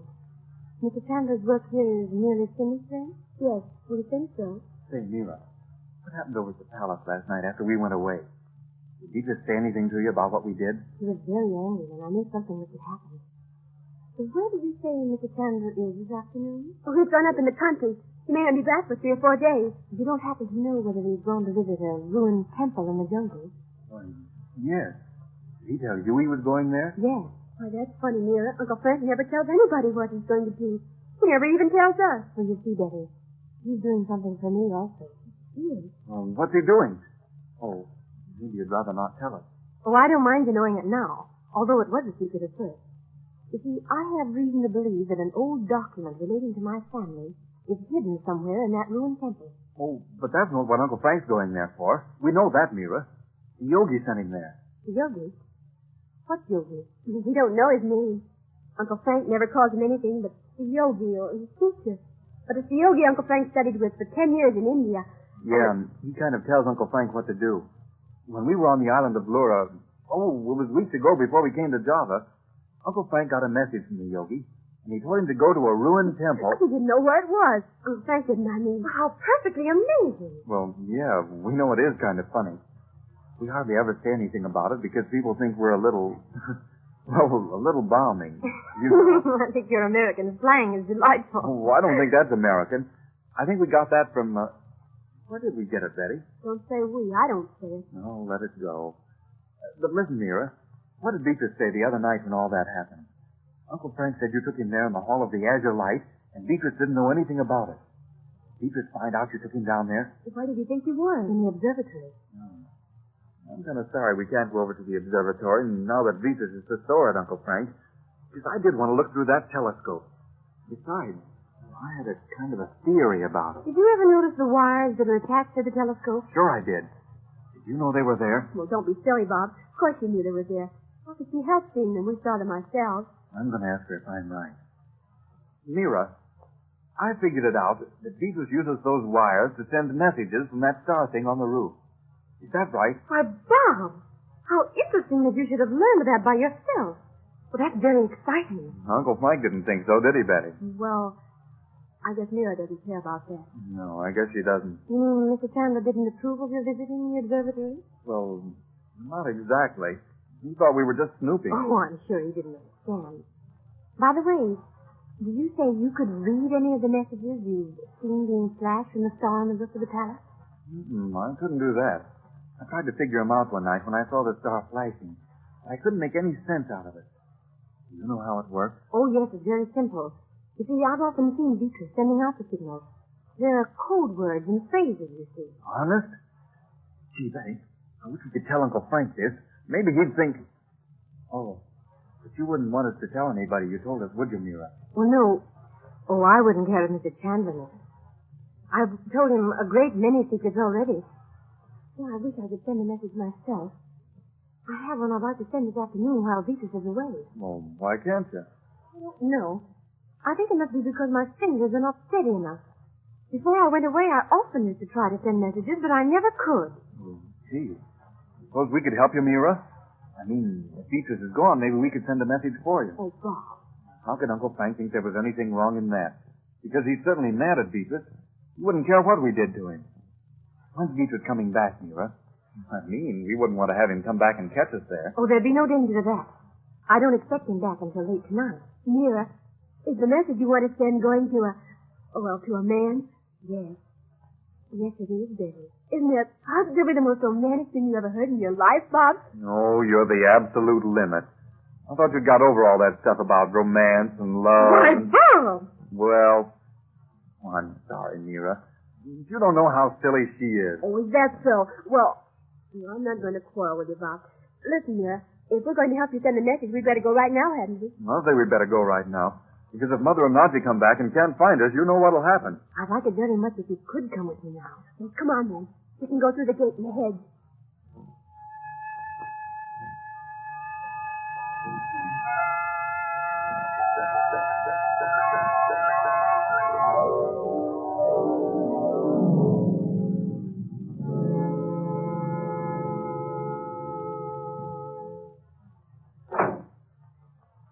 Say, Mira, did you know there's a little sliding panel behind that map over there on the wall? You can stand out there in the hall and listen to everything anybody says in here? Well, how did you know that, Bob? Gee. Well, I'll tell you about that some other time, huh? Listen to the message. Yes, I'll get the code book. Beat that, Betty. It's in the telescope. Say, Mira, is that telescope just a gag? Well, I don't understand your use of the word gag, Bob. Oh, he means it's not a real telescope. Oh, yes, it is. But wait, I'll tell you about it later. Oh, don't you know what you're going to say? Yes, but I must find the code word, you see. Just a moment, I'll write it down. What'll happen if I press this button? Oh, please wait until we're ready.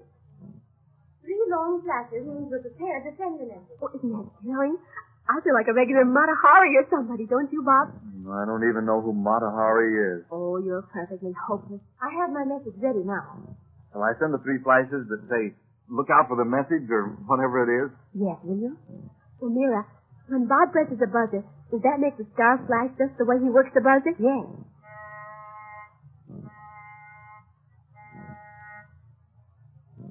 Now what, Mira? The first word is 3 groups of 3 short signals each.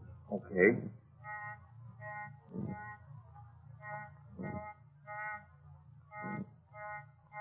That's right.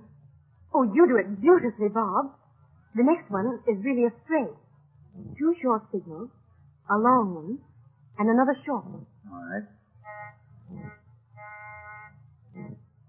There's only one more. 2 short signals, and a long one followed by 3 short signals, which means the end of the message. Don't you sign your name or anything? Oh, no, that's not necessary. Isn't it thrilling? Oh, listen. Huh? What was that? Oh, you mean you think Vitrius might be coming back? Oh, yes. I wonder if he is. Oh, I wish there was some way you could get home without going out of the palace. Well, gee, there is. We know a way. Come on, Betty. Yes, don't worry, Mira. We can't tell you now, but come on over after dinner tonight and we'll tell you all about it. We'll show it to you, too. So long. See you later, Mira.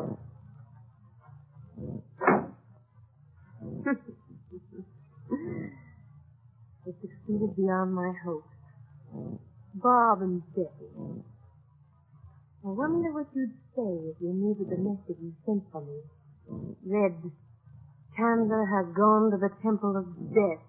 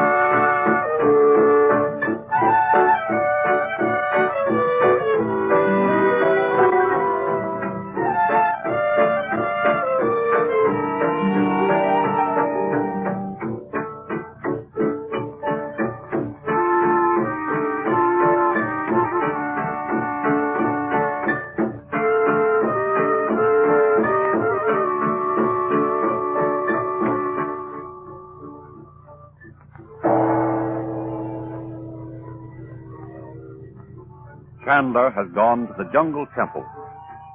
While Dorothy and Nadji are shopping, Mira comes to the garden of the Regent's home and tells Bob and Betty Vitrius has left the palace for the day. She asks them to come with her to the palace where she wishes to send a secret message by means of the flashing star on the roof. They go to the observatory where Bob sends a code message. Betty and Bob return home, not knowing the message has read, Chandler has gone to the Temple of Death. Meanwhile, the present act opens on a jungle road. Chandu, the magician.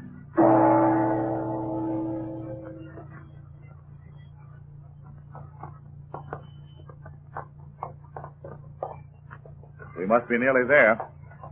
That grotto ahead looks like the place where we're to leave the horses and take the path to the temple.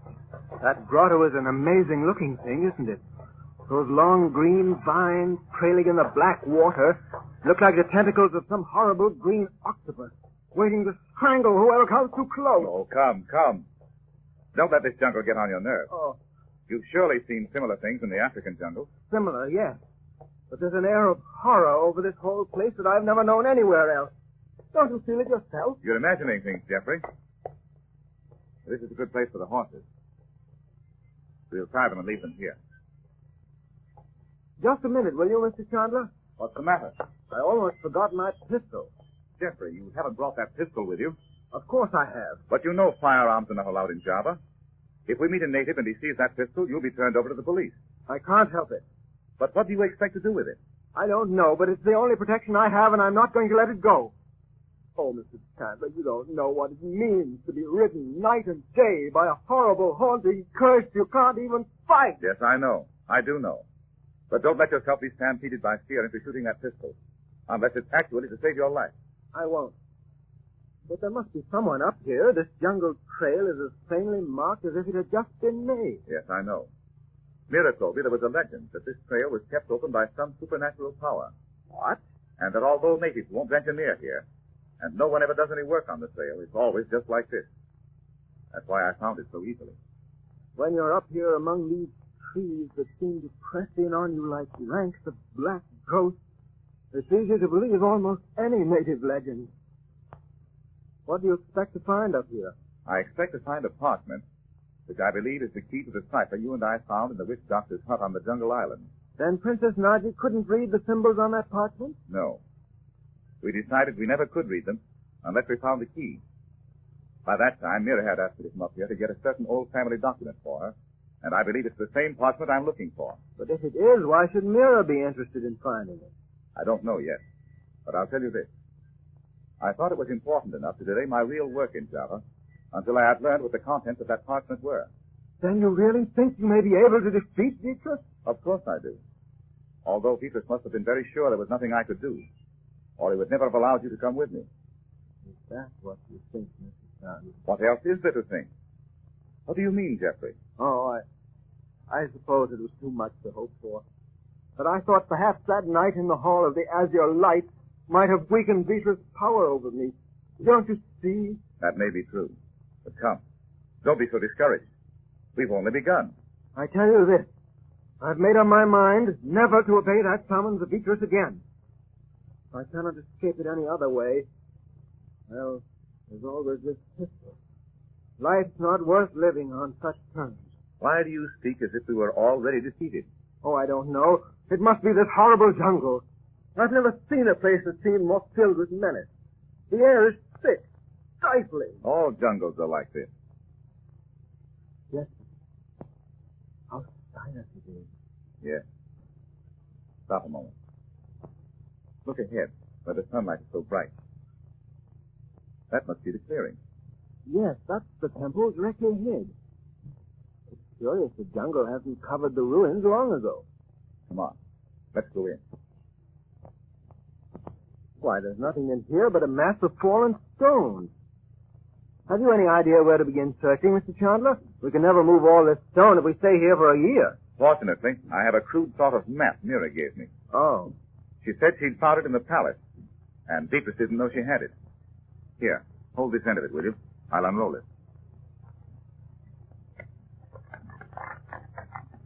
Where are we standing now with reference to this plan? Don't you see? The sides of the temple are here, and these are the ends. This is the doorway, where we came in. Oh, yes, I see. Then that must have been the altar at the other end. Yes, that's right. Those huge stone images there are, of course, the gods that fell from the altar. Images? Yes, don't you see them? They've been slowly wearing away with the sun and rain for thousands of years. Do you know the history of this place? Only what Mira told me.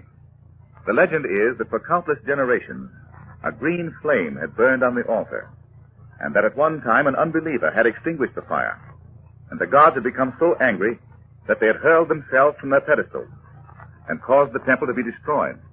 It's not difficult to believe any savage pagan thing here, is it, Mr. Chandler? No. You can almost see how it must have looked in here then. Dark and cool, and the green flame lighting up the hideous faces of those gods. Oh, it's altogether too real. What shall we do first? I've been looking at this plan. You see here in the sketch of the altar, there's a small square drawn. I couldn't understand it when I looked at it in Surabaya. Let's see what it is. I brought a small brush with me because I thought we might have to search in places where the stone had been tightly fitted together. I'll brush off the top of the altar and see what we see. There it is. See it? See it, Mr. Chandler? So it is. At some time or other, a square opening has been cut in the top of the altar, and then a stone fitted into it. You mean this might be the hiding place of the parchment you're looking for? The only thing that makes me doubt it is that it's so absurdly easy to find. But how do you know anyone else has ever looked for it? We don't. But I'm beginning to wonder if... Well, we'll see if we can get this stone out. Have you a knife, Jeffrey? Oh, yes.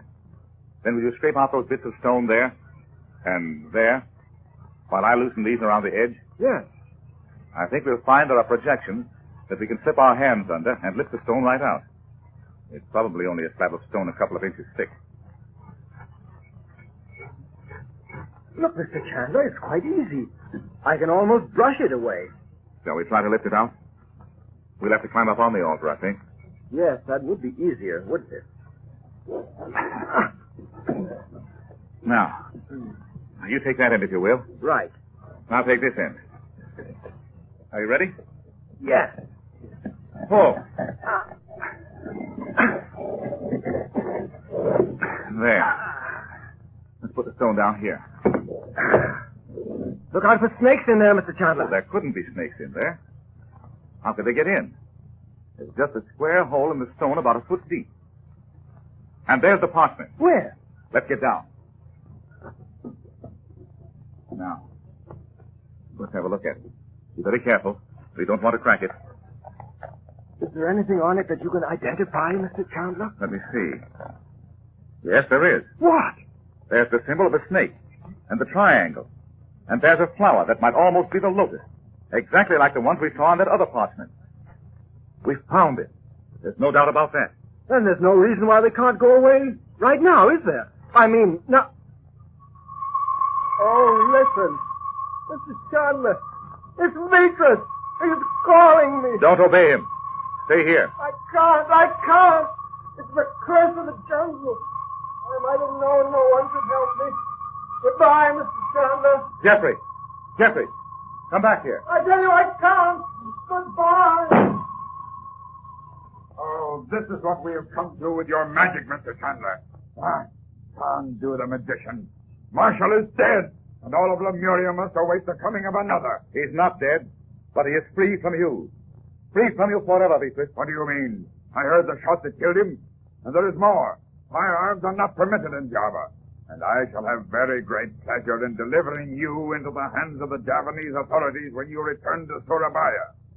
If you do return to Surabaya... I tell you there was no shot fired. Then why is Marshal lying dead on the stove? He is not dead. He's only unconscious. But when he wakes, he will be free of your spell over him. I caused that sound you thought was a shot. I knew it was the only way to break the delusion of Marshall that he must obey you. But you never would have added him to the group of people whom you believe to be Lemurian in any case, because he meant to shoot himself rather than to submit. Then the shot was only a trick? And very well known in certain parts of the world. And you believe you have removed Marshall from my influence? Is that it, Chandler? Of course it is. But you are parchment, just as I meant you to do. Yes, and this time you've overplayed your hand.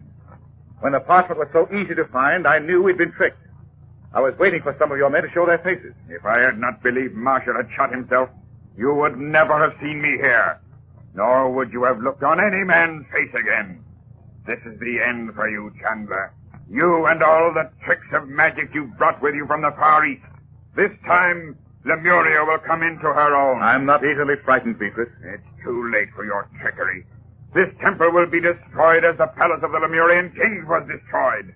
And I will take Marshall back to the palace of the Secret Star. And I'm to remain here in the jungle indefinitely? Is that it, Vitrius? Yes.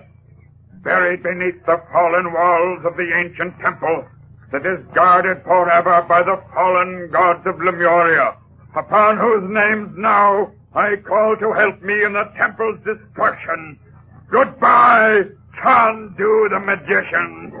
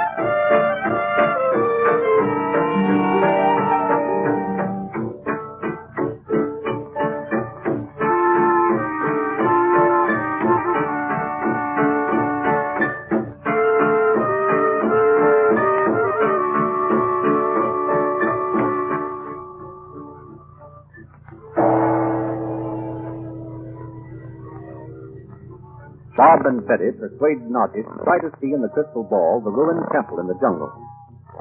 To their horror, they see Chandu ground and behind them, unseen by Chandler, is Vitrius. Suddenly they hear the voice of Vitrius, telling Chandler that he should be killed for trying to save Marshall from the law of Lemuria. Chandler defies him. There is a deafening roar as the temple walls crash to the ground. The present act opens in Vitrius' observatory that evening. Chandu, the magician.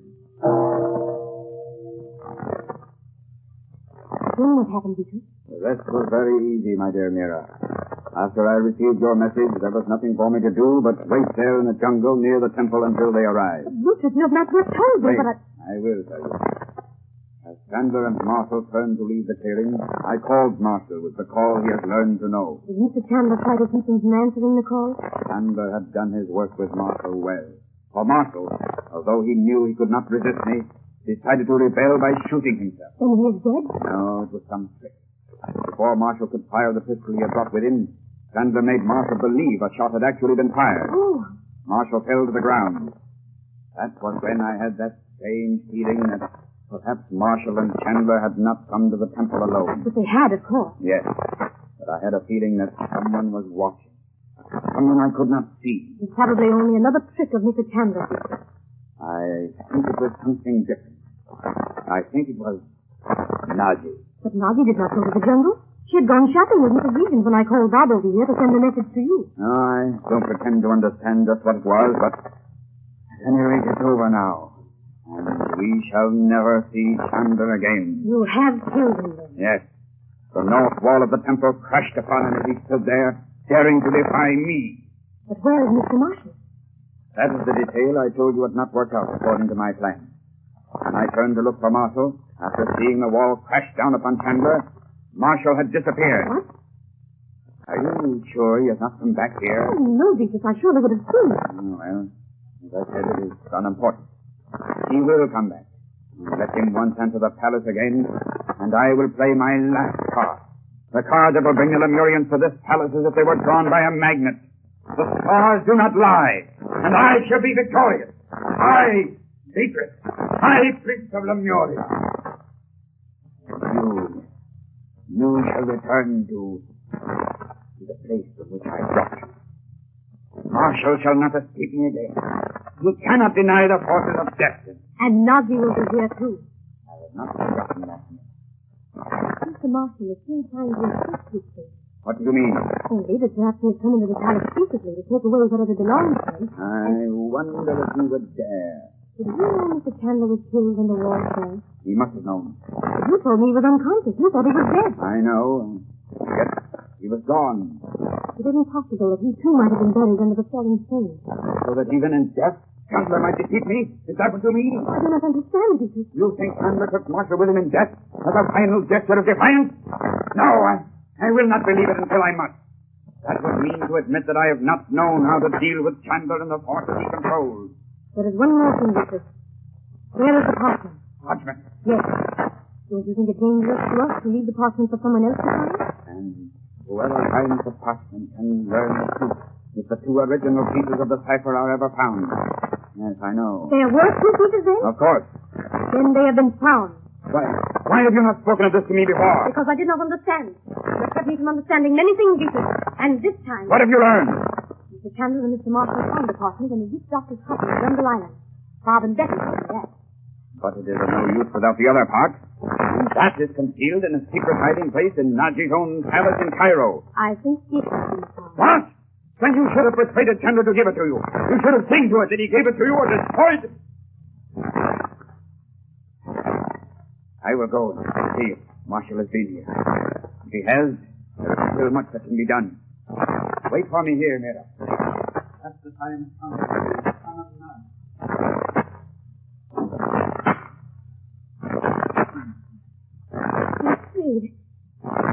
Here's a... There's something. Oh! Good evening, Mira. Mr. Chandler. But it is Vitrius who should see you. Not I. I have not yet returned to take my place. Oh, no. No! Why did you come here? This is not here. What is it you think? I am not alive? I have a spirit? So there's the Desertion? When you were crushed by the falling walls of the temple? Please, Mr. Chandler, go away. How could I know he meant to kill you? But you did know, didn't you, Mira? Oh, no, of course Yes, not. you did. I've been very blind, Mira. I believed you when you asked me to get an apartment for you and keep it secret from people. I should have suspected the scheme. That was the day I first discovered I could no longer speak with the yogi. Really? You're speaking in English. Yes. No wonder there is a strange, unearthly fear about me, Mira. But even my sister and Betty can see it. What do you mean? What do you mean, Mr. Chandler? You know what I mean. You are dead. And yet... No. I am not dead. In spite of you and in spite of Vitrius. There are many things Vitrius has to learn. Commander! Yes. I hope you have not been so surprised to tell my sister and Nadji to kill me. I have but now returned to Surabaya. I left you lying under 15 feet of fallen masonry. How have you come here? The law of Lemuria has decreed. To me, Vitrius. The plan of yours to gather together the blood. I was warned before I came to Java. Warned! What has been being done? You mean it was the yogi? What can the yogi know of the laws of ancient Lemuria? Yes, it was the yogi. But when Van Breck came to me at the hotel, I thought he was the one I had been told not to trust. I took the house he recommended because I believed the way would open for me to learn what I was doing. You knew then when you came to Java? I knew I must free Nadji from the belief that she was destined to take her place as the princess of those who survived ancient Lemuria. But you did not know that Mira was, as you are now, a disembodied soul. What? Still believe I'm not alive? In the sense in which you have known life on this earth? No. You're a spirit, an elemental. You have come to this palace because it was from this palace that the thought forces were marshaled to destroy your life upon this earth. But I tell you I am alive. I know Mira is a creation of your own. What? You know this? Of course I know it now. I should have suspected it. You first brought her there. How do you know this? Because... Look. Look, shadow. Your shadow is there, Vitrius, and mine. But Mira has no shadow. Why have you come here? Why do you know Perhaps he came to see what became of the man he knows as Geoffrey Marshall. Or perhaps to learn whether Nadji has been taken to the Hall of the Azure Light. You have taken Nadji to that room? You're in love with a woman who is living half her life in another world. No matter where she goes, she can never escape that. And he will never marry you. Never! He knows he is one with two identities. He has always known. For thousands of years she has been returning to this earth again and again, preparing herself for the time when Lemuria should come into its own. This is not true, Vitrius. No matter where Nadji goes, she will never be free from thoughts of Lemuria. When you kiss her lips, who left this earth thousands of years ago. Vitrius. You will know it, and she will know it. Vitrius. No, nothing can stop me now. Nothing can stop me now. If I did not kill you in the temple, I will kill you. The one place in the world where my power is so great that you can never escape it. Then the telescope was only a blind. Why should I concede it, Chandu? The lens in a telescope is not glass made like the glass in ordinary ones. It is a piece of crystal from the palace of the Lemurian king. The person on whom light falls through this crystal will be reduced to ashes in the twinkling of an eye. And you have come here to defy me, Vitrius, high priest of Lemuria. Here, what are you going to do? Mira is a creation of my own, and so she is. She can be made to disappear before your eyes. Chandler, you not know the atmosphere is full of not know the atmosphere can be made to appear to the eyes of men if one knows the eyes of men, if one knows... Stop! No matter what Mira has done, you cannot... You cannot prevent me. Look, Mira! No! Look! No! Look! God. Take a place with those others with whom she has lived so long. You'll die here in this palace. And Nadji will submit to the laws of Lemuria. No. The truth is that you are not Vitrius. High priest of Lemuria. You are what you have just called Mira, a disembodied soul. Sent here by the prince of Black Art. The real Vitrius is not here. Perhaps but you shall never live to learn all the truth. How are you having to start? How are you having to start? How are you having to instead? I will not listen. I will not hear it by the laws of Lemuria. You yourself have. You cannot prevent your own Dimitri! I've beaten him. I've beaten him at last. And Nadji is free.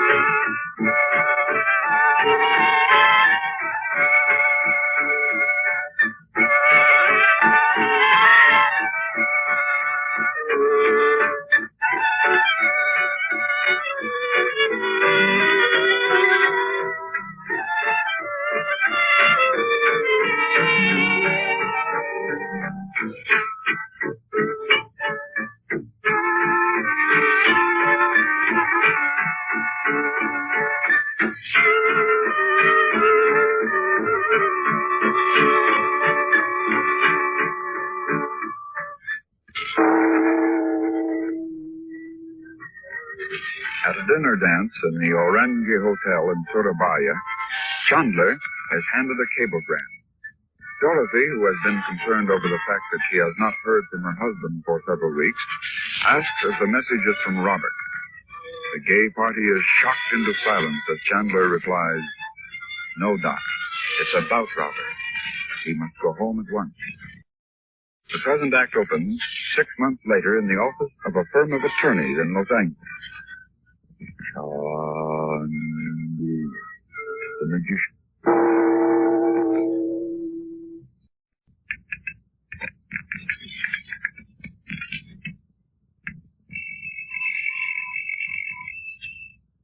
Hello? No, this is the office of Montleone and Cobra. I think you must have the wrong number. This is an attorney's office. That's quite all right.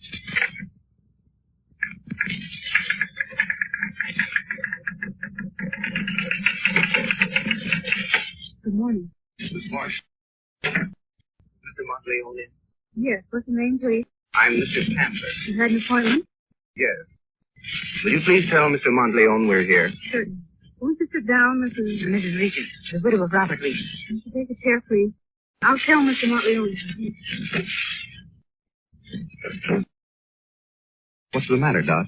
Don't you feel well? Oh, it's nothing. What is it? What makes you tremble so? Oh, I suppose it's just the nerves, Frank, but I've had a queer hallucination, if that's what it is, for the last few days.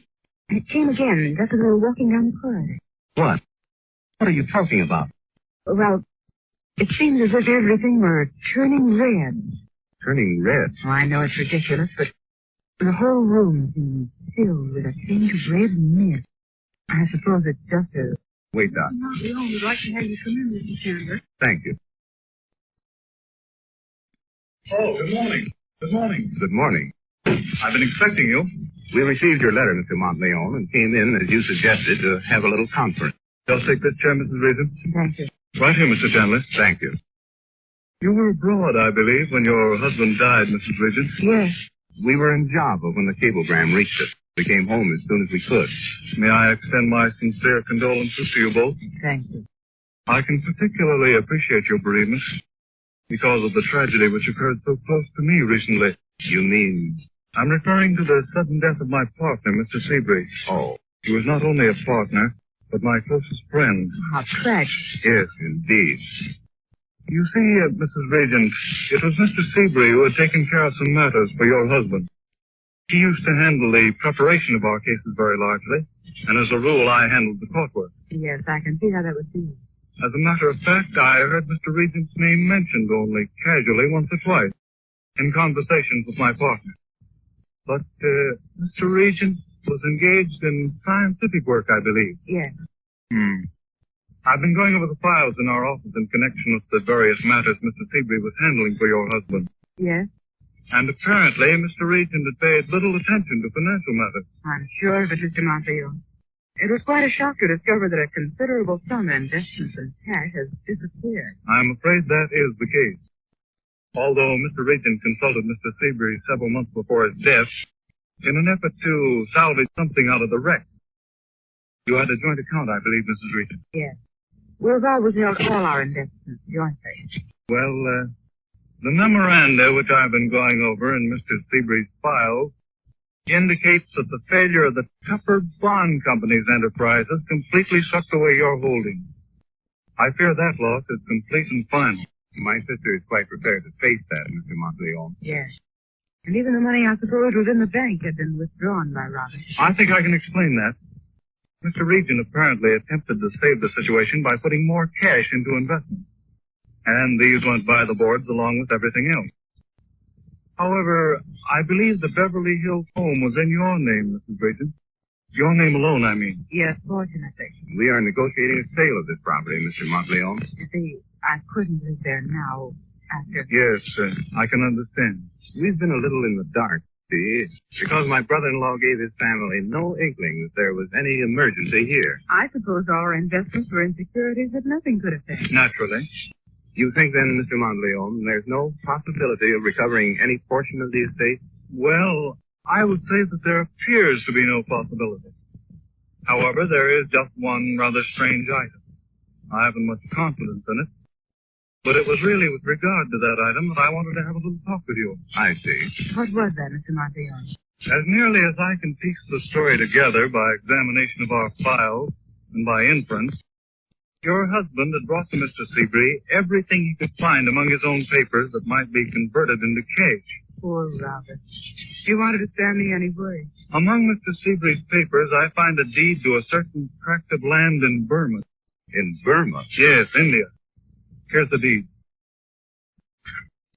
Oh, seems to me I remember something about it. But it was years ago. Just let me see. Do you mind, Dorothy? Of course not. Well, do you think this is perfectly legal, Mr. Montleone, and of any value? That's what I want to talk to you about. It's a deed to a large tract of land in Upper Burma.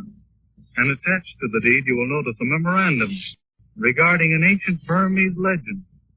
That somewhere on this tract of land is a lost ruby mine. Really? The thing's rather fantastic, but nevertheless, Burma is where rubies are found. Is there supposed to be a mine there now? No, there's no mine. But the memorandum accompanying this deed says that for ages there's been a legend in Burma regarding a limestone cave in which is hidden an immense store of rubies cut by Burmese artisans and destined to go to the emperors of ancient China and Egypt. It certainly does sound fantastic. Frank, you know Robert would have believed anything. There's no telling how much he paid for this land.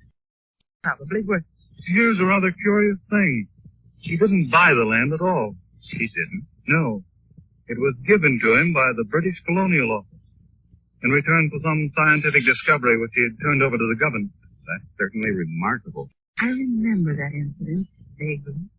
The point is, Mr. Montleone, do you think this land has any value? And how can we find out? Ah, that's it. The workers in London. They had been in touch with a solicitor in Rangoon. Was this recently? The letter from London is dated about 2 months ago.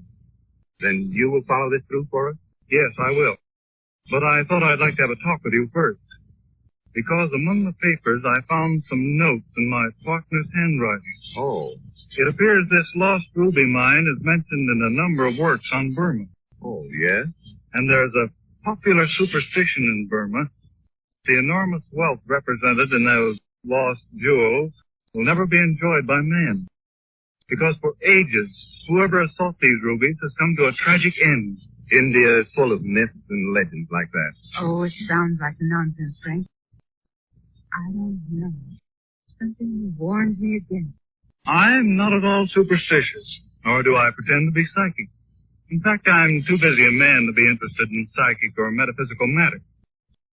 But my investigation of this case has interested me very deeply. I can appreciate just what you mean when you speak of a strange sense of foreboding. Yes? I know it sounds ridiculous to talk about these things in broad daylight. But well, according to the papers I found in Mr. Seabury's files, these rubies are protected by the Red Ghost of... Frank. Is there something about that phrase that's disturbing to you, Mrs. Regent? No. Frank, did you hear? Mr. Montleone, did you hear a strange sound just then? No, what kind of sound? Oh, never mind then.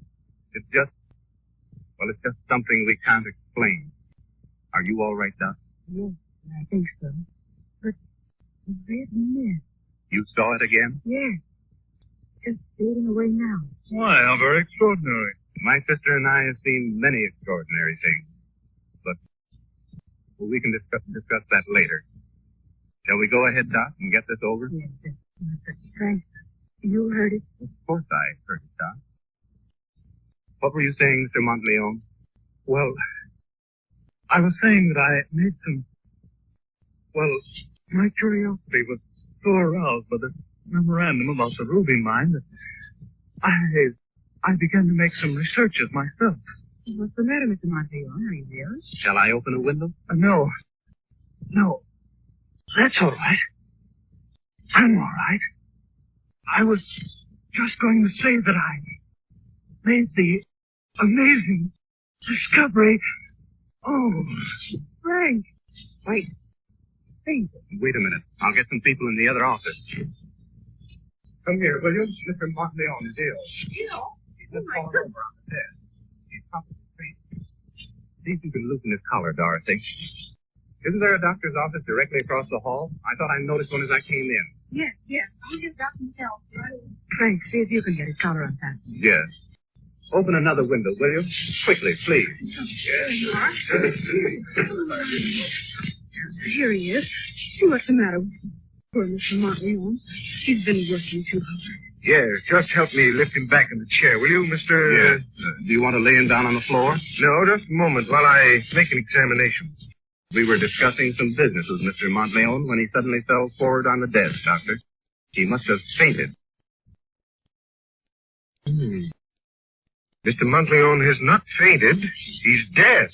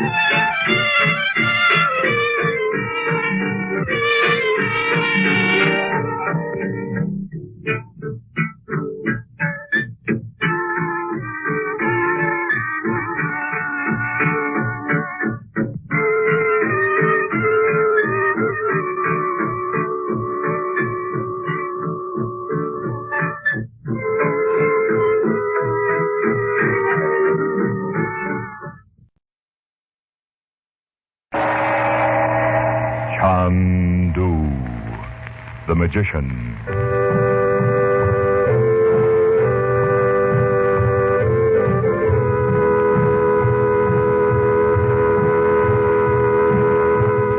Good evening, ladies and gentlemen. We present for your enjoyment Chandu, the magician. And before our drama begins, we would like to suggest that probably you will like White King better than any other soap you have ever used. If you have a washing machine, listen. Get some White King from your grocer. Put some in your washer. Not so much, mind you, as the soap you've been using. Put in your clothes. Put in the water, but not so hot as the water you thought you had to have to get things clean. Then turn on the power. Run your wash through. And just see with your own eyes what happens. We try to make this radio drama thrilling, but honestly, what a thrill you'll have when you see clothes washed with this different kind of soap. Save on your soap bill. Save on your gas bill.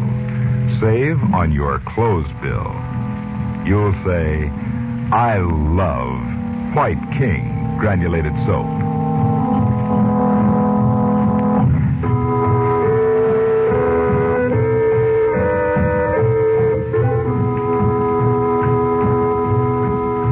While Frank Chandler calls at the home of Princess Nadji, Dorothy, Betty, and Bob, here in a bazaar in Cairo, an Egyptian storyteller relate a colorful story of Persia.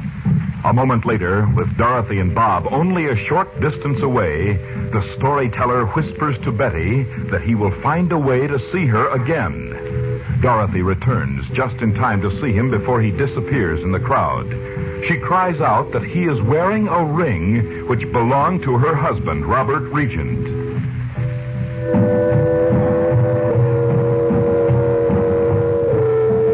Now, an hour later, the three of them are waiting for Chandler's return to their suite in Shepherd's Hotel. Chandu, the magician. Are you sure about the ring, Mother? Oh, yes, of course I am. I had it made for your father myself. You had it made? Yes. He always liked seal rings, so I had one made for him with a real seal, like the ones men used to sign their letters in the Middle Ages. With a coat of arms or something? Well, it was like that, except that the seal was made of just his initials, RMR, in odd, irregular letters I found in an old manuscript. He must have loved it. Oh, he did. He always wore it. Where could that storyteller have got it? Hey, here's Uncle Frank. Oh, Uncle Frank, the most mysterious thing just happened in the bazaar. Somebody sold you a genuine scarab for a dime. Oh, no. This is something real. Altogether too real. Dorothy, you've been crying. What's the matter? Oh, a storyteller in the bazaar. He sat down on the ground and told a story. It was about a man named Antar. That's one of their stock stories. Antar was a legendary hero 1,000 years ago. Well, not this one. The war was in it. This last war? It did sound like it, Uncle Frank. Well, anyway, then he sang a song. A chintzy thing about gardens and jasmine and stuff. So I thought... Oh, never mind that, dear. Frank, he had on that ring of Robert's. Robert's? And as soon as he heard me say I recognize it, he just seemed to evaporate. Well, did he seem to be telling the story to you, or did you just happen along? No, we were there when he began, but I don't know. Yes, you do, Mother. He began the story when he was out in the middle of the street. Don't you remember, Mom? You said he's looking over at us. So he did make sure it was you. Did any of you speak to him? Well, No, of course not. Except that I did call after him. Frank, can't we do something? Well, the only thing to do is wait for him to show up again. Oh, no. We don't even know his name, Dot. He may not even live in Cairo. There are any number of these wandering storytellers about. Oh, but it seems so inhuman just to sit here if Robert needs us. I know it does, dear, but remember, he deliberately started to tell you a story. He threw in a mention of the war in the old story of Antar. So I think he was trying to tell you something. You alone, without the others in his audience understanding it. I wonder if he was. And you said he sang, too. Oh, yes. That's unusual. Oh, is it Uncle Frank? Well, we wouldn't know that, though. No, but if he thought anyone else suspected what he was doing, he might put them off with a song. These people are always fascinated by their traditional songs. You mean that song was just an old tune, thousands of years old? Probably. Why? You don't think he just made it up on the spot for you, I hope. No, only... Dot, if this man tried to give you a message and couldn't, he'll find a way to reach you again. Oh, yes, I see now, Frank. You're right. You must be. And now, listen to my news. Oh, we forgot all about the princess. Did you find her palace? Did you see her? What's she like? Well, just a minute, Betty. Of course I found it. I've been there before, you know. When you saved her life? Shortly afterwards. 10 or 12 years ago. Before you went to India? Yes. Well, tell us about the palace first. Well, it isn't a palace, Betty.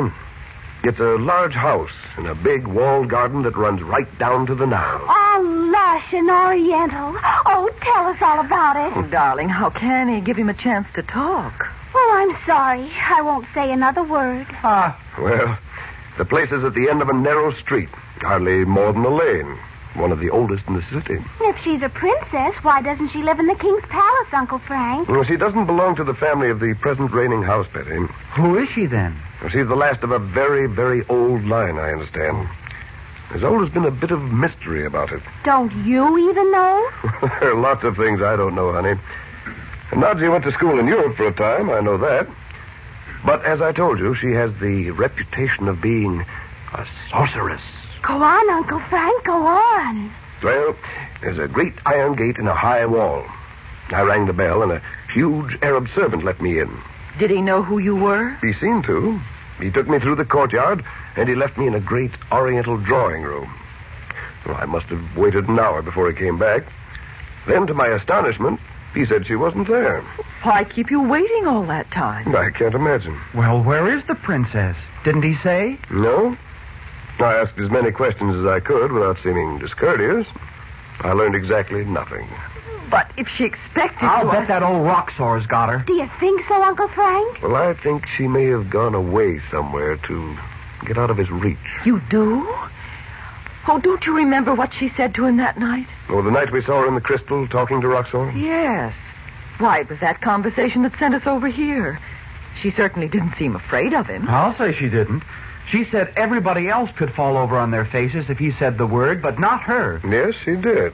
Not in just those words, but... I'll never forget it. He said, if you will not bend, you shall break, just like everybody else had. And he said who they were. And after that, Nadji said, the American, Robert Regent, he has not broken. And then suddenly the crystal was blank. Oh, that was because you screamed and broke the spell. Oh, Bob, don't remind her of it. Well, we may as well face it, Frank. We're in Cairo, and we've come to the end of everything. If we can't find the princess, there's no possible way to find Robert. Oh, the whole thing was a fantastic dream. Not at all. We've come to the end of one road, that's all, Dot. And don't forget this. On our side is all the power of good in the universe. This isn't the end. Far from it. Then what will we do? We'll wait. We'll hear from the princess. I know it. Oh, Frank. Oh, come, Dot. A little Oriental philosophy will do you no harm. What is time, anyway? See? I was right. We're going to hear from Nadji. Oh, you're spooky, Uncle Frank. Oh, thank you. You see? A letter for me. Is it from the princess? Of course. Here, I'll read it to you. I greet you, Chandu, and those you love who are with you. Oh, well, then she knew we'd come to Egypt, too. Does she say anything about Robert? She says, for a time I must not be seen in Cairo. I know it is best. The time will come when you and I will remove Roxor as the poisonous insect he is. Meanwhile, will you and your family be my guests? They will be safe in my house. Soon I shall return, or you will hear from me. I need not counsel you to be patient, for yours is the wisdom of the East. I salute you, Chandu. Nadji. Are we going to go there and live in her house? What do you think, Frank? We're going without losing a minute. I want to see you all safely behind those high walls before dark.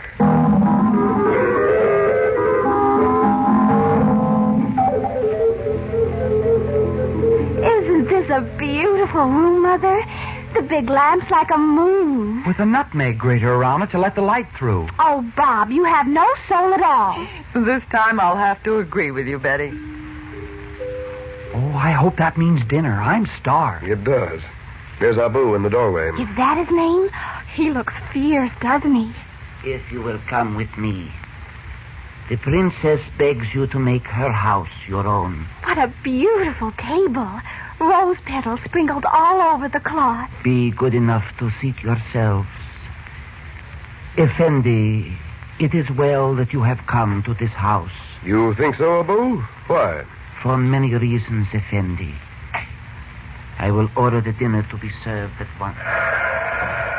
Hey, Uncle Frank, do you hear? Abu, let dinner wait. What is that, Frank? I have heard, oh, great one. What made him bow like that all of a sudden? Listen. It must be... Yes, it is. The blue flame. A ball of blue fire. Floating right down in front of you, Uncle Frank. Out of nowhere. I've often heard of it, but this is the first time I've seen it. There's a picture in it. Water and palm trees. It's a river. The Nile. This must be a message from Nadji. There's a little boat with a pointed sail. Those huts among the trees. Oh, that must be the place. I don't see anybody. The message. Keeper of the flame. What is the message? Chandu, brother of the lotus, I call you. Nadji's voice. But I can't see her. I am here, Chandu. See the light on the pathway? Is she really there, Frank? No, not yet. Come to the place you see, Chandu. Follow the pathways to the place you know. What does she mean, Uncle Frank? There's something wrong. I don't see her, and I should. Follow the path, but beware that you do not take the wrong turning. Nadji! Nadji, where are you? Come to this place, Chandu. I await you. What's the matter, Frank? Danger. Death. Beware. Oh, Chandu, I need your help. Nadji! Come quickly, Chandu. Death. Death. The picture's gone. And the flame is too. If that was the princess. Of course it was. Did you recognize the place we saw? Very well indeed. Chandu. Listen a minute. Chandu. Chandu. I don't hear anything. I do. And I'm going to that place tonight.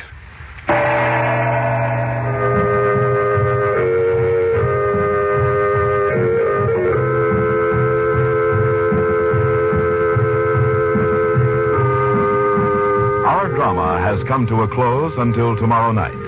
But there's drama and maybe magic in millions of homes where White King soap is used. Once upon a time, people thought they should buy 2 or 3 kinds of soap. One for washing machine and dishpan, maybe 1 or 2 for dainty things like lingerie and stockings.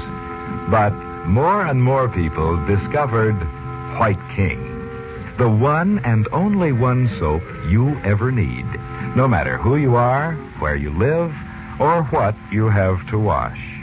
Your husband may be an engineer, or he may work in a bank.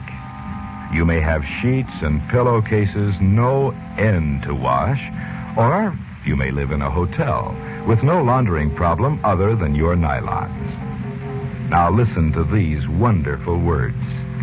White King gets out the stubbornest dirt. White King protects, as with a caress, the daintiest fabrics. Know what you'll say, do you? You'll say this. I love White King.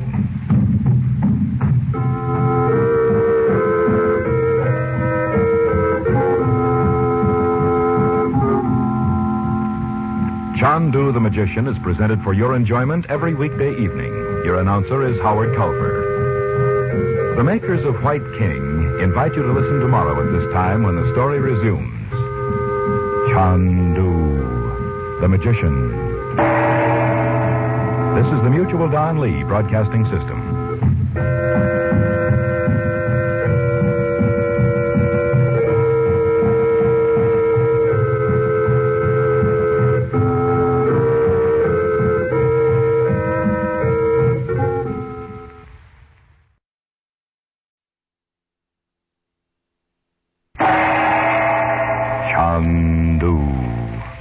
The Magician.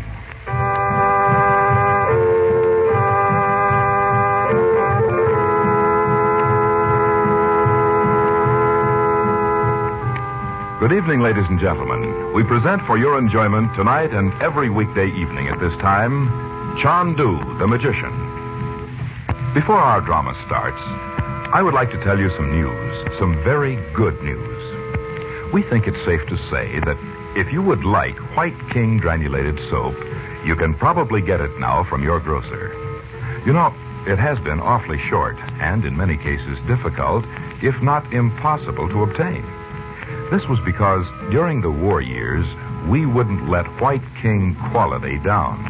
And we just couldn't make enough of our kind of soap to fill the demand.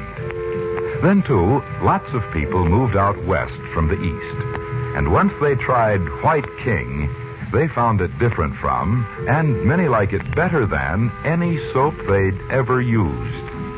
There still isn't any too much White King, but if you're lucky, you'll find some at your grocer's tomorrow. And know what you'll say? Do you? You'll say, I love White King.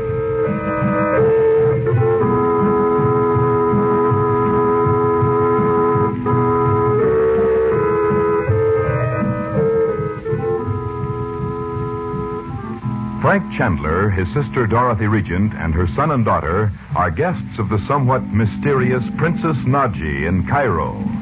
The princess is out of the city, but by her occult knowledge, she sends a message to Chandler warning him of grave danger and urging the family to join her at a small native village up the Nile.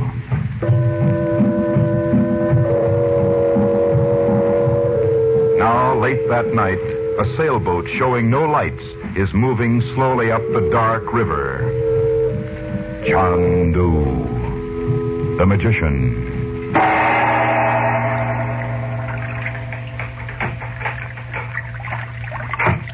How much farther is it, Frank? Not much farther now, Dot. Mother, you're shivering. Oh, cold, Mom? Put my coat around you. Here. Oh, thank you, Bobby. I'm not really cold. It's just... I don't know. There's something uncanny about the Nile. The darkness does get on your nerves after a while. Oh, it's more than that. There's something in the air all around us. As if the ancient Egyptians were here still. Oh, yes. As if Cleopatra's ghostly barge might be coming down the river. Right over there. Oh, no, dear. And I don't mean Cleopatra. I mean there's something menacing in the darkness. Oh, maybe the boatman's a spy or something. Standing there looking inscrutable and listening to every word we say. Frank, you are sure the boatman is the one Abu engaged for? Quite sure, Dot. You're unusually sensitive to the influence of Egypt. I told you that before. The boatman's all right. He's one of Nadji's own men, Abu said. I can hardly wait to see Princess Nadji. Uncle Frank, did you know she was a sorceress when you saved her life in Alexandria? Well, not at that time, of course, but I soon discovered it. Or at least that she was supposed to be. Do you like her a lot? Now, dear, don't ask personal questions. I was only thinking it would be wonderful to have a princess for an aunt. Oh, I don't think I'd care for Nadji as an aunt. Oh, I don't mean you. I mean me. Oh. What in the world is that? I'm just a dog. You know, Mohammedans despise dogs. The worst thing they can call a man is a dog. So they have a pretty unpleasant time of it here.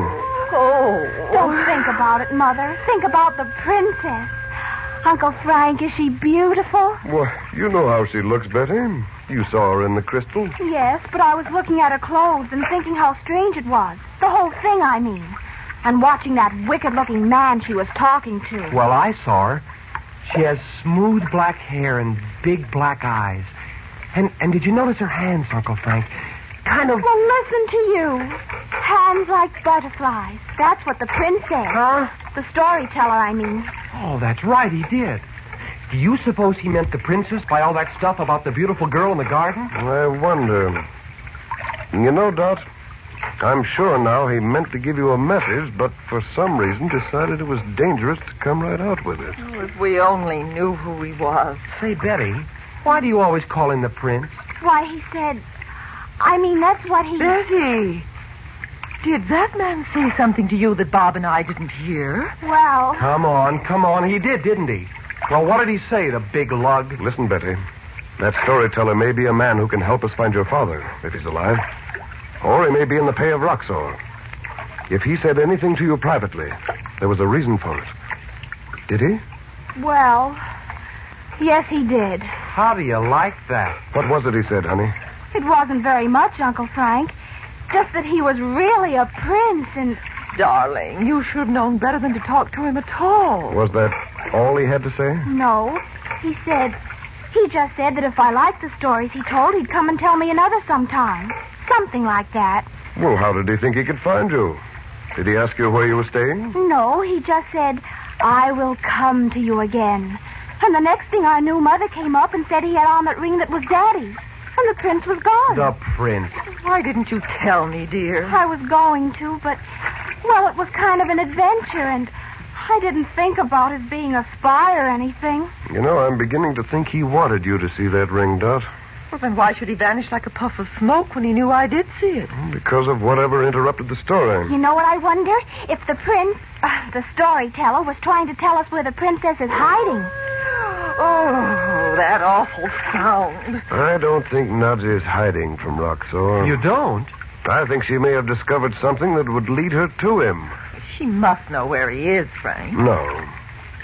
From what I gathered from Yusuf, Roxor has a sort of secret headquarters no one can find. The man that came to Yusuf's house that night said Roxor had a hiding place far away. Remember? Yes, but that's not much help. Most of these people have lived all their lives in one place, except when they make their pilgrimage to Mecca. So far away could mean anything from a mile to 1,000 miles. Then perhaps the princess has found Roxor. Maybe she's there now, and even Robert might be. I almost hope not. Remember what we heard Nadji say in the blue flame? Danger. Death. Oh, Frank, will we never get there? Just a few minutes now, Dot. Oh, we're pulling into shore, you see? Oh, look, Bobby, palm trees. Just like California. Yeah, and just like we saw in that blue flame thing. Hold on now. We'll probably hit the bank with a bump. Well, just a few feet from the top of the bank. I'll give you a hand, Dot. Thank you. Here you go, Beth. Okay. Will the boatman wait here for us? No, we won't need him. We'll be going back another way. My shoes are full of sand already. So are mine. Shake them out here on the path. How fine the sand is. Like the pulverized bones of people that lived here 5,000 years ago. Oh, Betty. You're just plain gruesome, you know that? Well, Egypt makes you think of things like that. There. I'm ready. You ready, Dot? Down this way. You should have brought a flashlight. It's darker than ever among the trees. I have one, Bob. But I know the way, and I don't want to make a light yet. Now, let's stop a minute. Listen. I don't hear anything but the wind blowing the sand. I'm freezing. It's colder now than it was on the river. It always is here at night. We're just on the edge of the desert. I hear someone walking in the sand. I hear it, too. Here, Bob. Take the flashlight. Don't turn it on until I tell you. Okay. Stand still. Don't move, any of you. Stop. Stand right where you are. Bob, turn on the light. It's the prince. Is this the man you saw? Is it, Dot? Yes, I know it is. Good. Now then, who are you? I am called Abdullah, Effendi. What do you mean by the story you told my sister in the bazaar? When the time is right, I will tell you, Effendi. But now it is another message I have brought. I don't want to hear it now. You have a certain ring, a man's ring. And the top is a seal, a signet, with the initials RMR. Where is it? There is a mistake, Effendi. I saw it on your finger. Abdullah, where is the ring? See my hands in the bright light? I have no ring. Isn't there any way to make him talk? I have come to bring you a message, sister of the Effendi. Most important to you. I don't want any message. Just tell me where you got that ring. Yes, and make it snappy. We have a date. Bob. You know, Effendi, that if evil should befall me because of your magic, the lady, your sister, will never learn of the ring. Will you be pleased to listen to my message? All right, tell us what it is. Let's get this over. Dorothy, you're playing right into his hands. If the Effendi will listen, he will learn the answer to many questions. Where is the ring? The name of him who sent me is secret, but I can... Is it Roxor? You know his name? Where is he now? Far away. Oh, that again. Many days away in the desert. Effendi, you will be wise not to become his enemy. What he desires always comes to pass. He is never defeated. He still hasn't those drawings that were stolen from my sister's house in America, though. You know where they are? You know? Then he hasn't got them. And you can tell him from me he never will. All right. What's this message of yours? Effendi, let me be your friend. Let me help you. How? To protect those you love. Your sister and the little white flower, her daughter. Who, me? Betty. Why, you big... Hey, come back here. Where did he go? I dropped the flashlight and it went out. And he's gone among the trees. We won't see him again tonight. Well, we may as well go on. Can you see the path? Yes, but he didn't tell us about the ring after all. He didn't have to, Dot. He told us he works for Roxor. Showing you the ring was a decoy, just as I thought. Let's stop here a moment. Here's a landmark I recognize. I don't see anything but darkness. Uncle Frank, I'm sorry I made so much trouble just letting him speak to me the other day. Never mind, dear. It's done now. Well, this is the place, I'm sure. What is it? A hut. The first in the village. You mean there are people all around here? It's awfully quiet. Yes, I know. There are only half a dozen huts, and they may be empty now.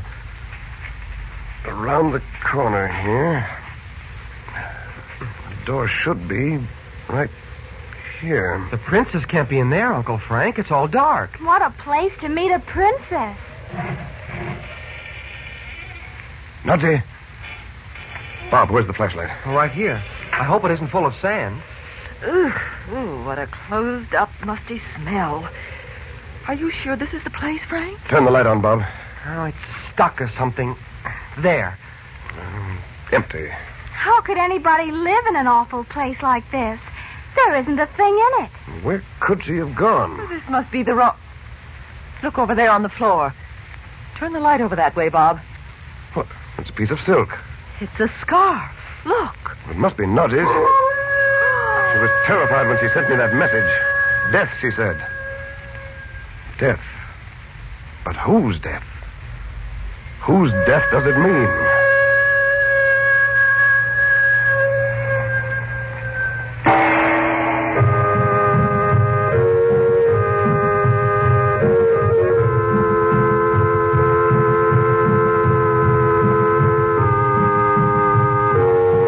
Monday night, Chandu continues, and you'll want to join Dorothy Regent, Betty, and Bob in their thrills and adventures. So you'll be with us Monday evening at this same time, won't you? Probably tomorrow, you'll be marketing. And maybe on Monday, there'll be a washing you'll have to do. Look, here's a suggestion. Get a couple of packages of White King soap tomorrow. Get the giant size package if you can. And will you be proud of your washing? The white thing so very white. The colored thing so safely guarded. The washing time shortened so considerably. The effort reduced so that you're hardly tired. And your hands feeling so good. Because White King is gentle not only to clothes, but to hands as well. Know what you'll say when you've used White King, do you? You'll say, I love that soap.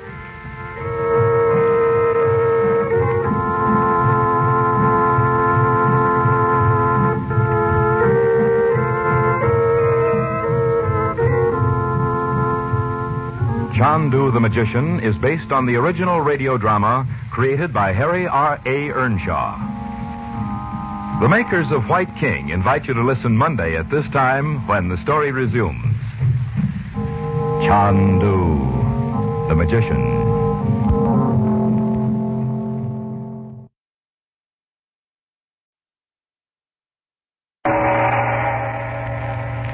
Chandu the Magician.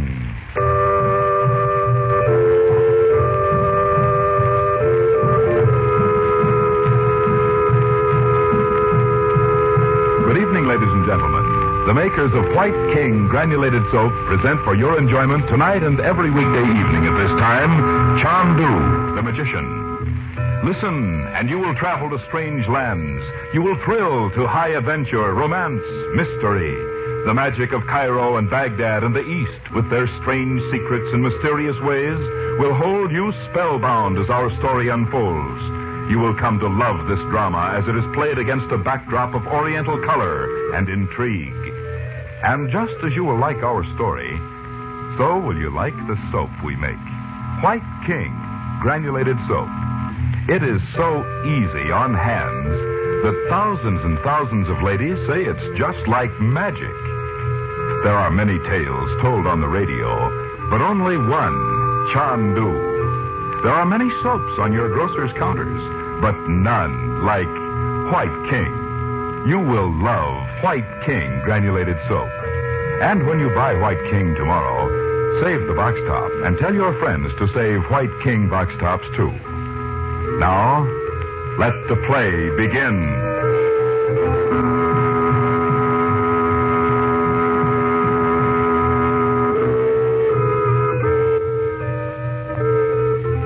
In response to an urgent message from Princess Nadji, Frank Chandler and the Regents embark late at night in a sailboat for a small native village up the Nile from Cairo.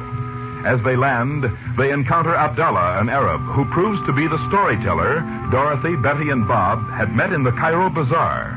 He was then wearing a ring belonging to Dorothy's husband, missing for 9 years and long believed to be dead. As Chandler questions the man, he abruptly turns and disappears in the darkness. A few moments later, in the strangely black and silent village, Chandler locates the hut where Princess Nadji was to meet them, but it is empty. No sound can be heard but the ominous howling of a dog.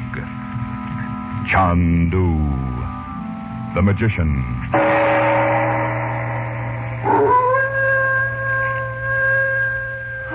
Can't we do something about that dog? Maybe it's really true dogs howl when someone's dead. Oh, darling, don't. Well, the princess did say something about death, didn't she, Uncle Frank? Yes, she did. Well, maybe it wasn't the princess at all, though. I'm sure it was, Bob. We didn't see her in that blue flame, and you said you didn't either, Uncle Frank. I know, but it was her voice. This can't be the place we were to meet her. Somehow or other, I've missed the direction she gave us. Well, didn't you think it was odd she should ask us to meet her in a place like this? I did. Well, if she's following Roxor, she can't be too particular about a meeting place. Well, anyway, we aren't going to stay here any longer, are we, Frank? No, we took the wrong path coming up from the river, and there's no time to lose if we're going to find Nadji tonight. The flashlight won't burn forever either. If it goes out, we'll really be stuck. I know. Come along. Oh, goodness, isn't it cold? I'm freezing. I still don't see how you could have missed the way, Uncle Frank. This little hut looks exactly like the picture we saw in the blue flame. Oh, they're all pretty much alike, Betty. Wait here a moment. There was a group of palm trees, though. Sure. 3 tall and 1 short, remember? And the path ran beside the 3 in a row. Oh, I see it now. Well, this must be the hut Nadji meant. Oh, it's funny nobody comes out of any of these houses to see why we're prowling around. Well, I doubt if anyone lives in the village now, Bob. Well, let's try the door. And I hope it isn't locked. Look at it. There's nothing to lock it with. Now, wait a minute. All right. Come on in. Oh, it's good to get out of that wind for... Frank, she isn't here either. Well, someone's been here. There's a table with candles on it. That's better. And here's a piece of paper under the candlestick. A letter from the princess. Is it, Uncle Frank? Yes. At last we're on the right track. Oh, read it, read it. Chandu, I have suddenly learned that a man whom I believe to be Roxor himself is somewhere near this place. I must go in search of him at once. Too much depends on our defeating him to delay one moment. You will understand. What does that mean, Uncle Frank? Do you know? Yes. There is no place more probable for him to conceal himself than in the small pyramid, the one of which you know. For the sake of the cause for which we both work, join me at once. You will find 4 donkeys in the room next to this. They are yours. In the name of the Lotus, I sign myself Nadji. Donkeys? Well, let's see if there really are. Oh, duck your head, Bob. That door. Oh, I see it. Oh, they're here all right. How about that? I'm almost afraid to meet your princess, Frank. Suppose she knows Robert's actually been dead all this time. Oh, Mother, darling. You look as if you'd already seen the princess and found out Daddy was really dead. Oh, I'm sorry. I knew I mustn't count on anything. Well, Frank, what now? Well, let's see. It's almost morning. There's a hotel, Mina House, only a little way from the pyramids. I suggest we go there. You can get some sleep while I go to meet Nadji. Oh, can't we go with you? Look, here's our transportation. Oh, this one with the black eyes is mine. Well, let's go, shall we?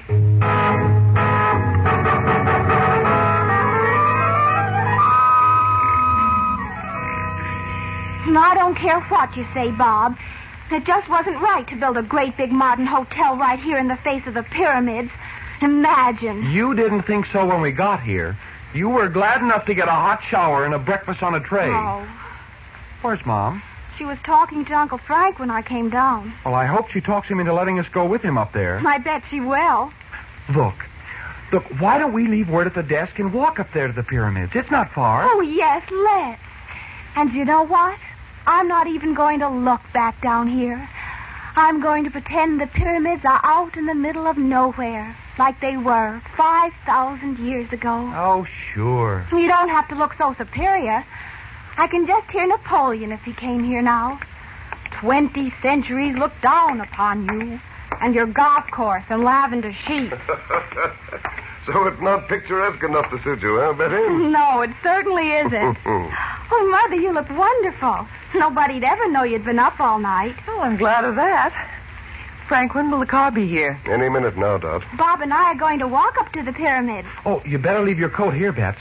I bet it's going to be hot soon. Now, just a minute before you start making plans like that. Uncle Frank, I just thought of something.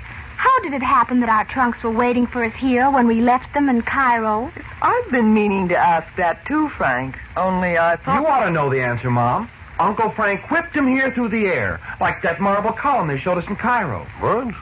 Which one was that? Oh, it was inside a little iron fence all by itself. And a man told us it was in Rome at first, and Mohammed said the magic word or something, and boom, it was in Cairo. Oh, yes, I remember that story now. And maybe it was true. But your luggage came out here in an ordinary car. Then you knew all the time we were coming here. No, but I admit I wasn't quite frank with you. That's all. Well, I'm glad to hear it was nothing more. I wish you'd get over the feeling there's anything ghostly about the things I learned in India, Dot. There isn't, you know. I know you say there isn't, but you'll just have to give me time, Frank. And let's not say any more about it now. Just as you like. But if you'll just accept it... I do try. Oh, there's a car over there. Is it ours, do you suppose? I can't imagine anyone else starting out at this hour. Come along, kids. Oh, Uncle Frank. And let's hear no more about your walking up to the pyramids. We're all going together. Oh, no, we don't want anyone else getting lost. And we'll drive up to the top of the plateau and walk from there. The sand's deep, but it isn't far to the small pyramid where we're going. Why did they have small ones? Well, for the wives and daughters of the king sometimes, Betty. But some of the pyramids were never used at all, as far as anyone knows. Oh, I see. You are the Effendi Chandler? That's right. Now, go on, Betty. Get in, sleepyhead. You don't realize this is the very first time I've ever stayed up all night. Handy wait. All right, driver. You take dragoman guide to show you pyramids? My brother is very good dragoman. No, thanks. We don't need one. Go on. My brother is very good. Knows all about pyramids. Not charged too much. No, and we're in a hurry. My brother was in Valley of Kings when Tutankhamun's tomb was opened. He will tell you. Drive on. Or we'll get out and send for another car. I was Fendi. What was all that for? Well, the usual routine over here, Bob. You'll find that out. Frank, is it true that the ancient Egyptians held secret rites in the pyramids? Why, where did you hear that, Dot? Oh, I don't know. I must have read it somewhere. Well, some people say that even today esoteric ceremonies are for practice, but... What kind of ceremonies? We'll say secret, then. I hope it's true. Think of a ceremony in a room thousands of years old. Oh, nuts. They're just plain rooms, aren't they, Uncle Frank? Well, some of them are. And some are decorated with carved symbols and painted in bright colors. Which kind are we going to? You'll see soon, Betty. Now, we get out here. The pyramids. Imagine standing right in front of the pyramids. Why, you take my car. What a noise. At this power, too, my Empty! Uska! Be off! Be quiet! Driver, come back for us at 10 o'clock. 10 o'clock, you understand? I will come, Effendi. Allah protect you. Oh, he sounded like we'd need protection. No, pay no attention to it. Now come around the corner of the pyramid here, out of sight of the camel boys. How small it makes you feel, standing in the shadows of something built 4,000 years ago. Yeah. And think of all the people that have lived here and died, and here this pile of rock stands just the same. That's what it was meant to do when it was built. But they had no idea people would drive up to it in a car or build tiled bathrooms for tourists just down the road. I know how you feel, honey. Now, here's the entrance.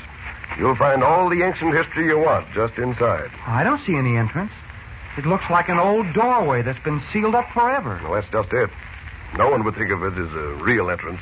Won't those camel boys be watching us? No. Pyramids and tourists are an old story to them. Oh, hurry up, Uncle Frank. Let's go in. I want to tell you something first. When the door opens, go in, all of you, as quickly as you can. There's a long corridor sloping downward, and on each side are deep archways with seated statues of Egyptian priests on each side. Oh. I'm telling you this so you won't be frightened when you see them. They look pretty real. Okay, let's go. Follow me closely and be careful of the steep slope. You ready? Oh, I'm all ready. We're all ready. There you are. Now, close it. There you go. Now, I'll go first and hold the flashlight so you can see the floor. Little white flower. Oh, Abdullah, you frightened me sitting there. What do you want? I sit here to make them think I am one of the ancient statues. But I don't understand. Listen to me. Well, hurry, what is it? Tonight, I will be in the garden at the hotel. You will meet me there But why? Why? to learn of your father. Oh, I knew you weren't as bad as they said you were. You will come. You will. Betty, are you lost? Come on. Oh, I'm coming, Bob. If it's about Daddy, yes, I will. Right after dinner. I'll be there. I promise.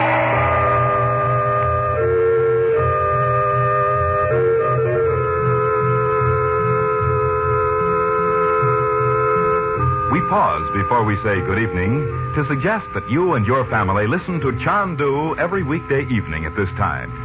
Travel with us to strange places and faraway lands and thrill with Dorothy Region and her children, Betty and Bob, as they're plunged into the mystery and intrigue of Egypt and the Near East. And, of course, we'd like to have you use the soap we make. White King granulated soap. You'll love White King. Anything that can be washed may be washed with White King, with safety to fabrics and colors, kindness to your lovely hands, the only hands you'll ever have. So on your radio, remember Chandu the Magician every weekday evening at this time. And at your grocer's, remember White King granulated soap. No other soap is like it. You'll say no other soap has ever done your work so well. Good night.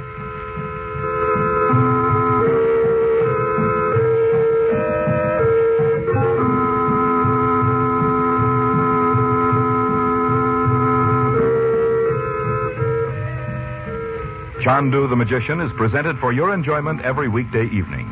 Frank Chandler is played by Tom Collins. The makers of White King invite you to listen tomorrow at this time when the story resumes. Chandu the Magician. This is the Mutual Don Lee Broadcasting System.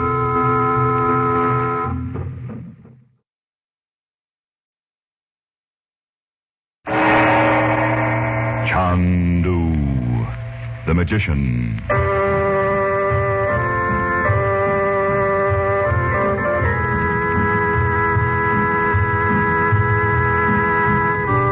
Good evening, ladies and gentlemen. The makers of White King granulated soap present for your enjoyment Chandu the Magician. Before our play begins, we would like to take a moment, and I mean just a brief moment, to say something that will help those who have clothes to wash. Our suggestion is that you use White King granulated soap. Put White King in your washing machine. If your husband happens to do heavy, dirty work, if his overalls and jumpers and work shirts have made you work and washing trouble, you'll not only like what White King does, you'll say, I love that soap. And your hands, the hands you'd like to keep young and lovely, how kind White King will be to them. The only hands you'll ever have. And listen, save White King box tops. You're going to want them for something you're going to hear about on this program. Well, the moment is up. Now, on with Chandu, the magician.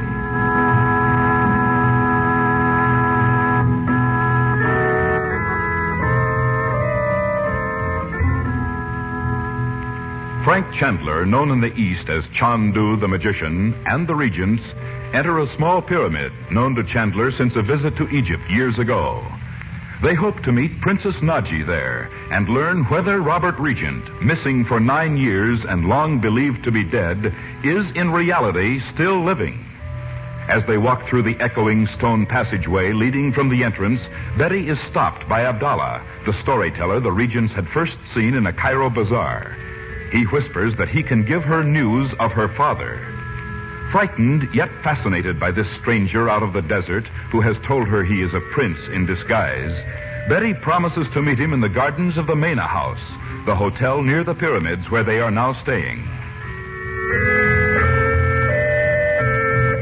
Now, after dinner, Betty sits with her mother in the hotel lounge, awaiting Chandler's return. Chandu, the magician.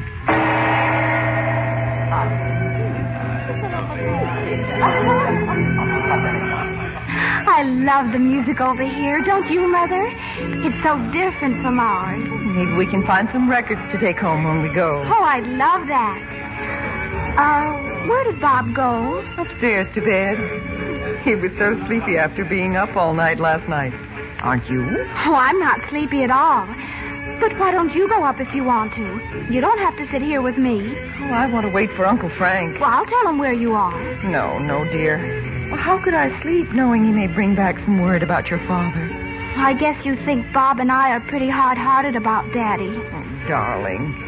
I know you can hardly remember him. We know how you feel, though. And so does Uncle Frank. So why would he send us back here without even seeing the princess? Well, I don't know. It would be pretty grim if Uncle Frank brought Daddy back here and we didn't even know him. Oh, don't say that. Don't you want to listen to this? Yes. Look at that enormous Moroccan drummer, Mother. Isn't he terrific?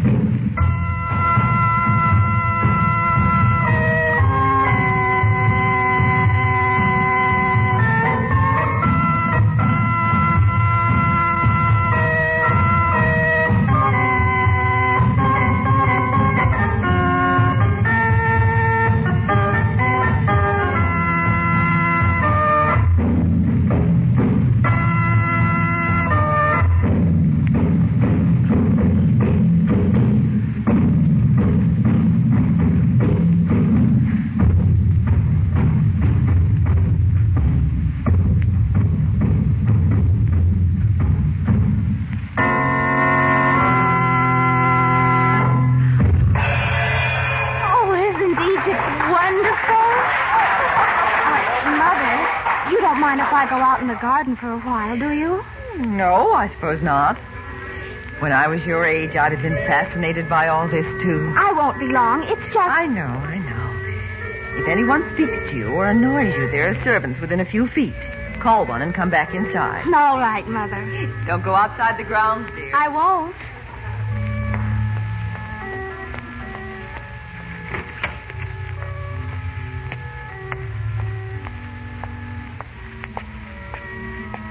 Ah, you did come to meet me. Abdullah!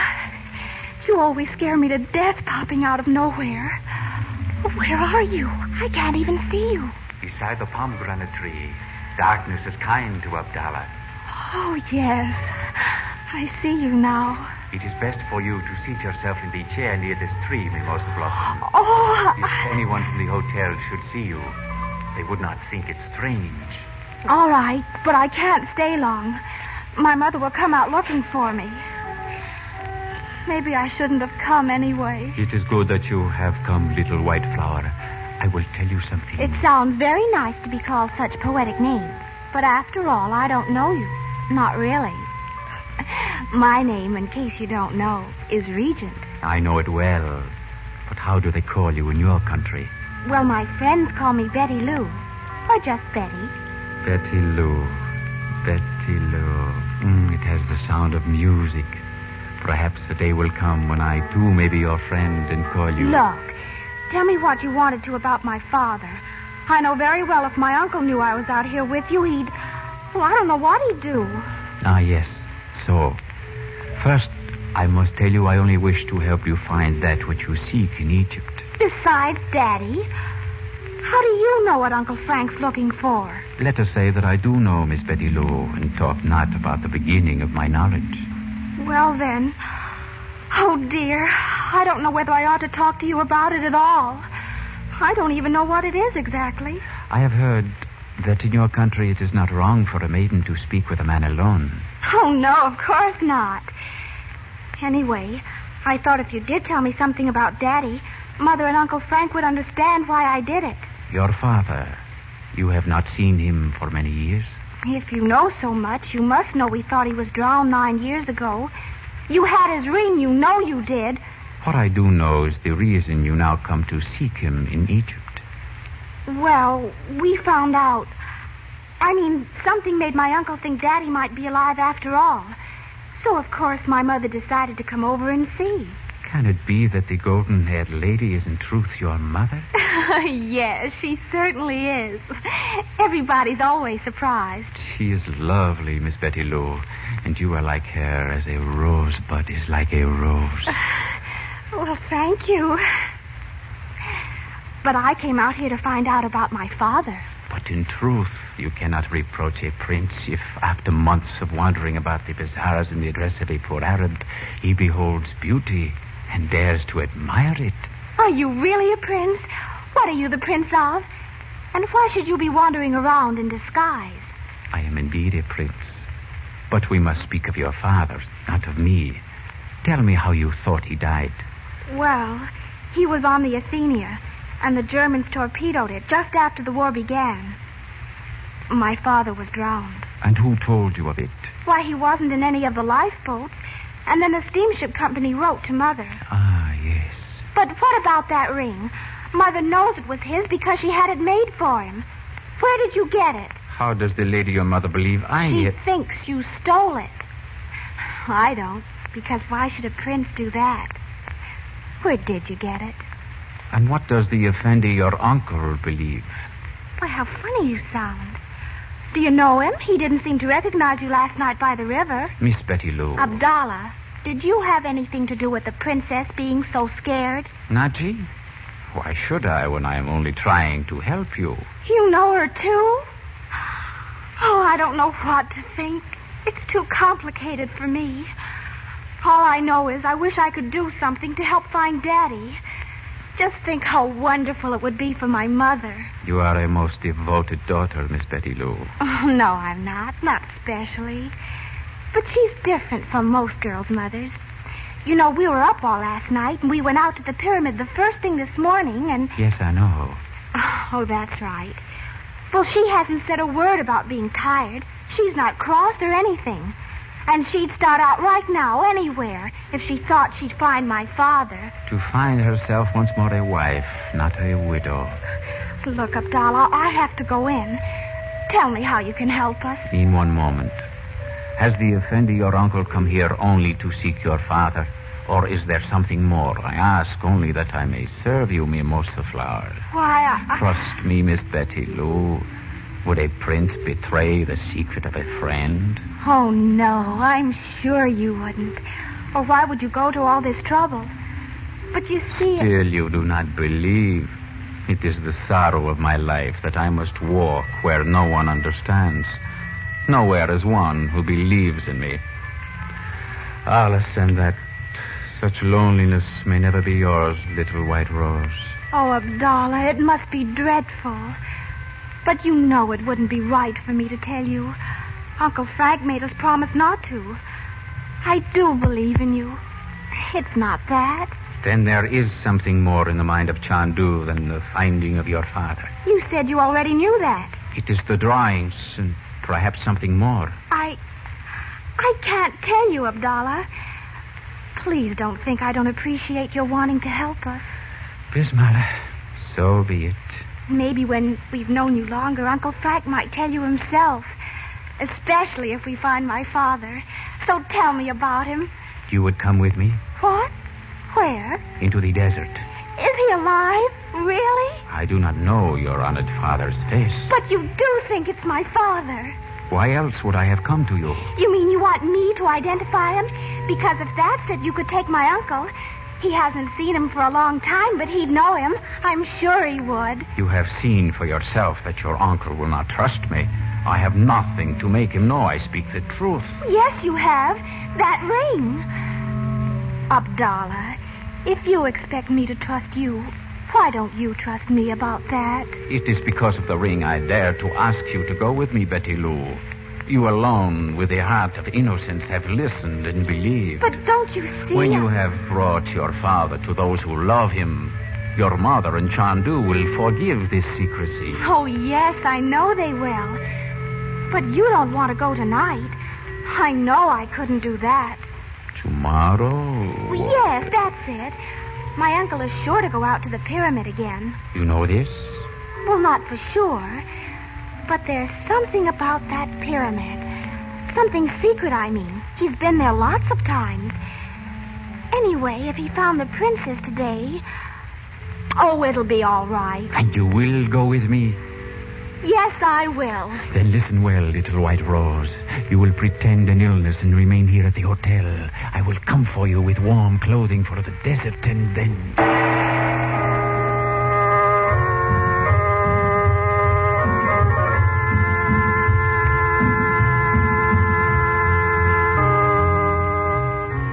Before our program started this evening, we told you how wonderfully easy White King made the washing of heavy clothes like overalls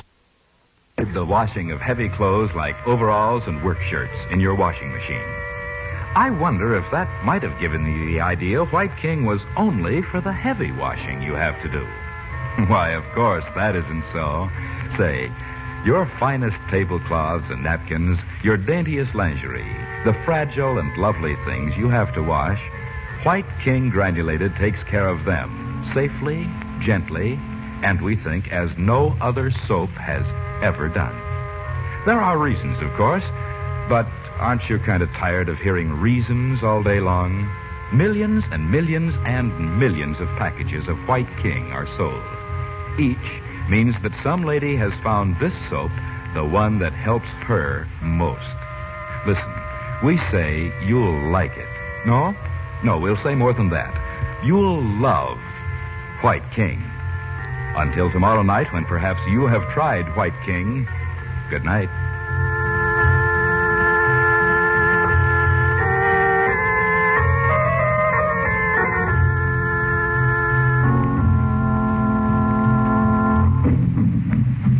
Chandu the Magician is presented for your enjoyment every weekday evening.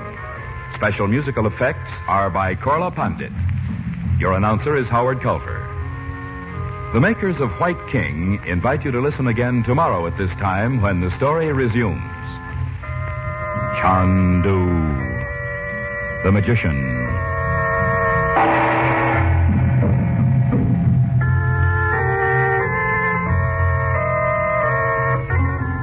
This is the Mutual Don Lee Broadcasting System.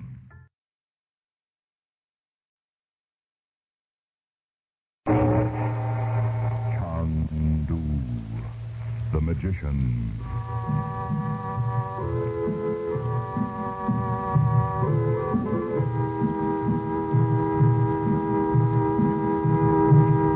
Good evening, ladies and gentlemen. We present for your enjoyment Chandu, the Magician. And before our drama begins, we would like to suggest that probably you will like White King better than any other soap you have ever used. If you have a washing machine, listen. Get some White King from your grocer. Put some in your washer. Not so much, mind you, as the soap you've been using. Put in your clothes. Put in the water, but not so hot as the water you thought you had to have to get things clean. Then turn on the power. Run your wash through and just see with your own eyes what happens. We try to make this radio drama thrilling, but honestly, what a thrill you'll have when you see clothes washed with this different kind of soap. Save on your soap bill. Save on your gas bill. Save on your clothes bill. You'll say, I love White King granulated soap.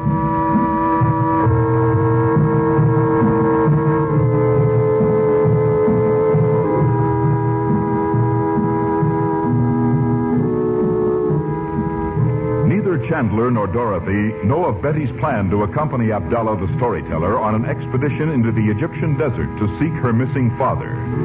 Confident that when she has brought him back, her mother and Chandler will understand, Betty has made an excuse to be left at the hotel on the edge of the desert.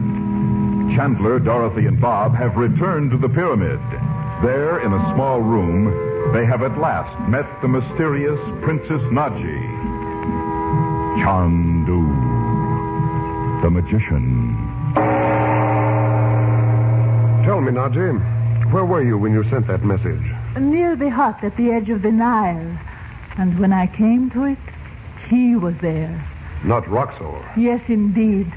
For one little moment, I was so filled with terror I could think of nothing but to call to you for help. I'm glad you did. And even more so that you didn't need me after all. It is much too soon to say that, Chandu. But may I speak plainly? Why, yes. Except that... Oh, Frank, wait. Let me ask her. Nadji, do you know whether my husband is alive? It is possible. But even of that, I cannot be certain. Isn't there any way of finding out? Perhaps when Chandu and I have spoken together. Very well. We'll go outside. How many rooms are there in this pyramid anyway, Uncle Frank? We know of 3, Bob, and there may be others, undiscovered since they were sealed up thousands of years ago. With mummies in them? Yes, possibly. Oh, come on, Bob, come on. Yeah, here, Bob, take the flashlight. Oh, yes. Wandering around in the dark inside a pyramid. Can I look anywhere, Uncle Frank? Anywhere you can find a passageway. Well, if we get lost, we'll send up a rocket. Call me as soon as you can, Frank. I will, Dot. And listen to me. Whatever you two know or even guess about Robert, don't try to keep it from me. I'd rather know the truth no matter what it is. Very well, Dorothy. Look, there's a place here that sounds hollow. Hold the flashlight so I can see where I'm going, Bob. Oh, I'm sorry, Mom. I'm right here. I guess I was wrong about the sound, though. Everything sounds funny in here. Yes, doesn't it? Well, I guess this is the room Uncle Frank meant in here. I suppose so. Hey, look at the paintings on the walls. Red and gold and blue. And I guess those people are slaves kneeling down with baskets on their heads. Oh, Mom, you're not even looking. It isn't every day you get to see stuff that was painted 5,000 years ago. Look, there's a gold throne with a king. I'll be glad to get out of here and never see anything like this again. Golly, I won't. This place kind of gets you, don't you think? Oh, I'm sorry. I ought to know you can't think of anything but Dad. I know he can't be very real to you, son, but I'm sure Nadji knows something about him. Yeah. I'd sure like to know what cooks with her. What? Well, you know, Uncle Frank said first she was supposed to be a sorceress. Oh, all these mysterious hints. Well, she'll probably tell you pretty soon, or Uncle Frank will. So why don't you sit down on this stone thing and relax? I wonder what it was used for. Well, let's see. Perhaps it was once an altar. A pagan altar. Hey, could be. Oh, it's too bad Betty couldn't come with us. She'd have loved all this. Sure. And in 1 minute she'd be saying, Just imagine this room all set for a secret ceremony with Egyptian kings and queens standing around, loaded down with gold and jewels, and servants holding up torches. And maybe the mummy was a beautiful girl. The mummy? Oh, Bob. Well, you know she would. I suppose so. I hope she's feeling better by this time. Oh, she'll be okay. If I hadn't known she had a headache last night, though, I'd have thought she was just making an excuse this morning. Not to come with us, you mean? Yes. She had an odd look on her face, as if she were bursting to tell me something. Huh? You know, the way she looks before Christmas with with secrets to keep. She didn't say anything to you, did she, Bob? Uh-uh. Anyway, why wouldn't she want to come? She loves this stuff. Say, look up there. There's smoke on the ceiling. What? Or what used to be smoke. See how black it is? Oh, you're right. Smoke from torches that went out 5,000 years ago. Bob, I can't sit here any longer. Well, there's no place else to go. Unless you want to prowl around like the troops of Midian. Let's walk down the corridor. Okay. I know what we'll do. We'll go right outside the pyramid and wait. All right. If we can get that door open. At least we can try. I can't stay in this place another minute.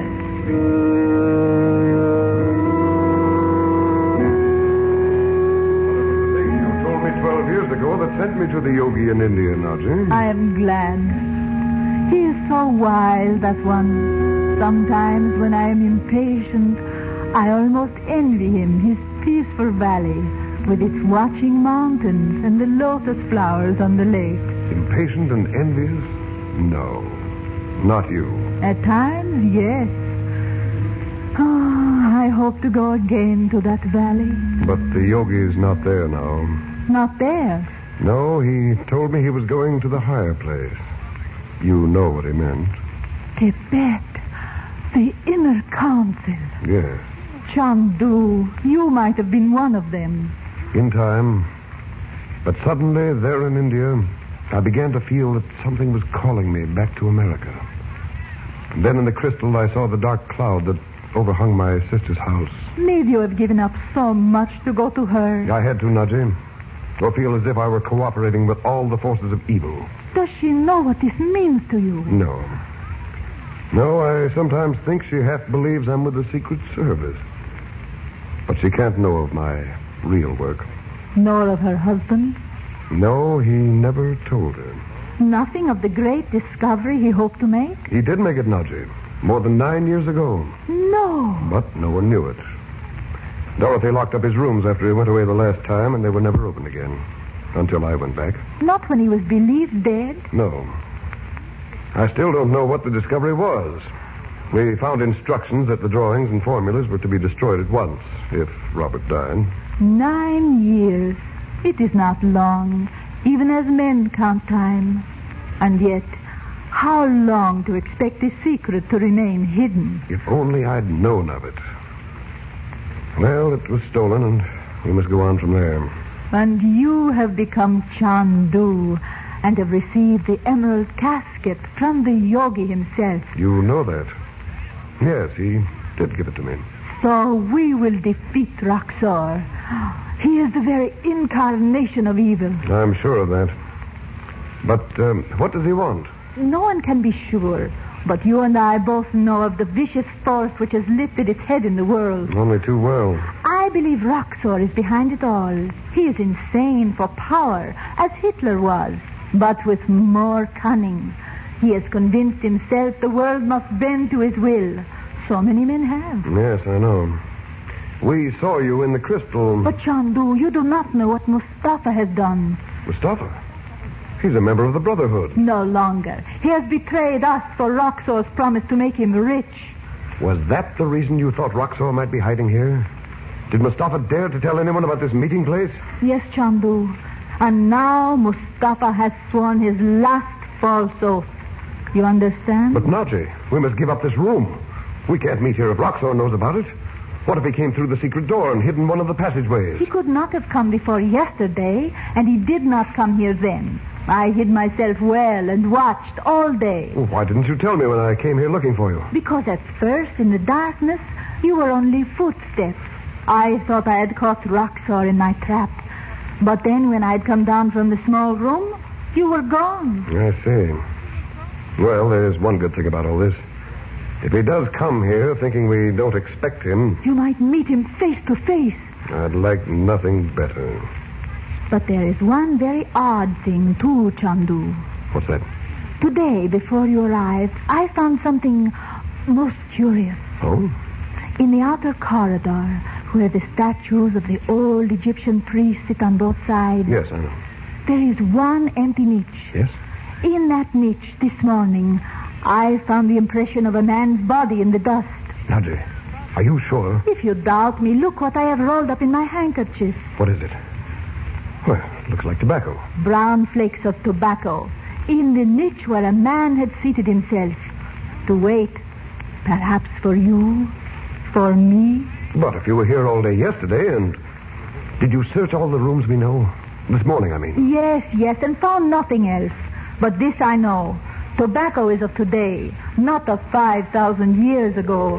Whoever it was sitting so patiently among the statues... The psychic summons. We are to see the yogi again, from his high place in the mountains. Chandu, can you receive the message without your crystal? Right. I have it here. Now blow out the candles. Conditions in this ancient place must be particularly favorable for receiving a message. Yes, the picture is forming already. But it is not India, Chandu. No. It looks like the hotel. Mena House. Oh, this is most strange. Hot sun and breathless heat. Well, why should I see Mena House only a short distance away? Oh, and what a feeling of ill omen darkens the crystal. Oh, there's a Bedouin in the clothes of a sheikh, dressed for a festival. Gold cloak, blue robe and all. He's helping an Arab girl into a car. Why should such a girl be visiting Mena House alone, without an older woman? And what can it have to do with us? Not horses, not camels. A motor car. It's coming toward us. Closer. Closer. It's almost upon us. Dorothy! Bob! Come here! We must go! Hurry! What is it, Chandu? Please, what is it? Of course you couldn't know. You've never seen her. The girl in that car is Betty.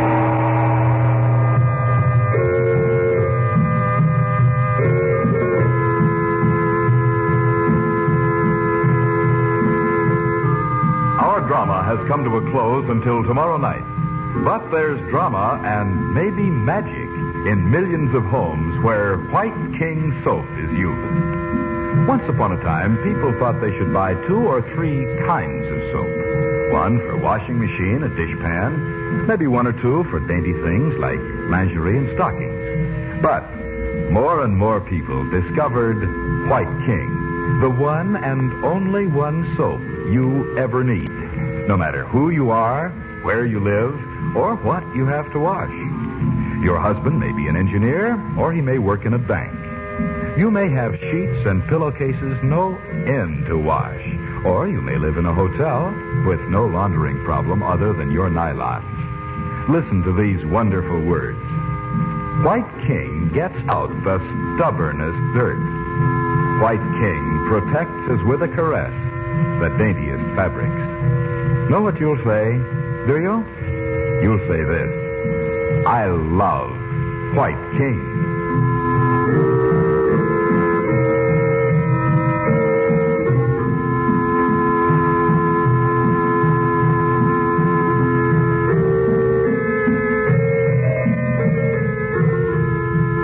Chandu the Magician is based on an original radio drama created by Harry A. Earnshaw and is written by Vera Oldham. The makers of White King invite you to listen tomorrow at this time when the story resumes. Chandu the Magician.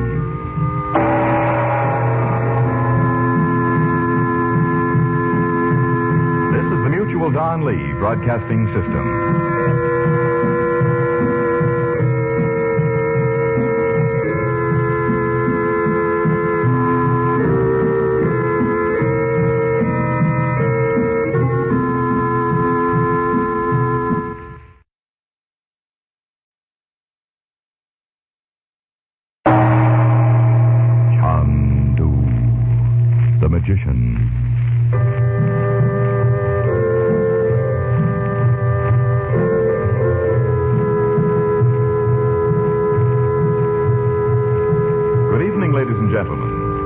for your enjoyment tonight and every weekday evening at this time, Chandu, the Magician. Before our drama starts, I would like to tell you some news. Some very good news. We think it's safe to say that if you would like White King granulated soap, you can probably get it now from your grocer. You know, it has been awfully short and in many cases difficult, if not impossible to obtain. This was because during the war years, we would not let White King quality down. And we just could not make enough of our kind of soap to fill the demand. Then, too, lots of people moved out west from the east. And once they tried White King, they found it different from, and many like it better than, any soap they'd ever used. There still isn't any too much White King. But if you're lucky, you'll find some at your grocer's tomorrow. And know what you'll say? Do you? You'll say, I love White King.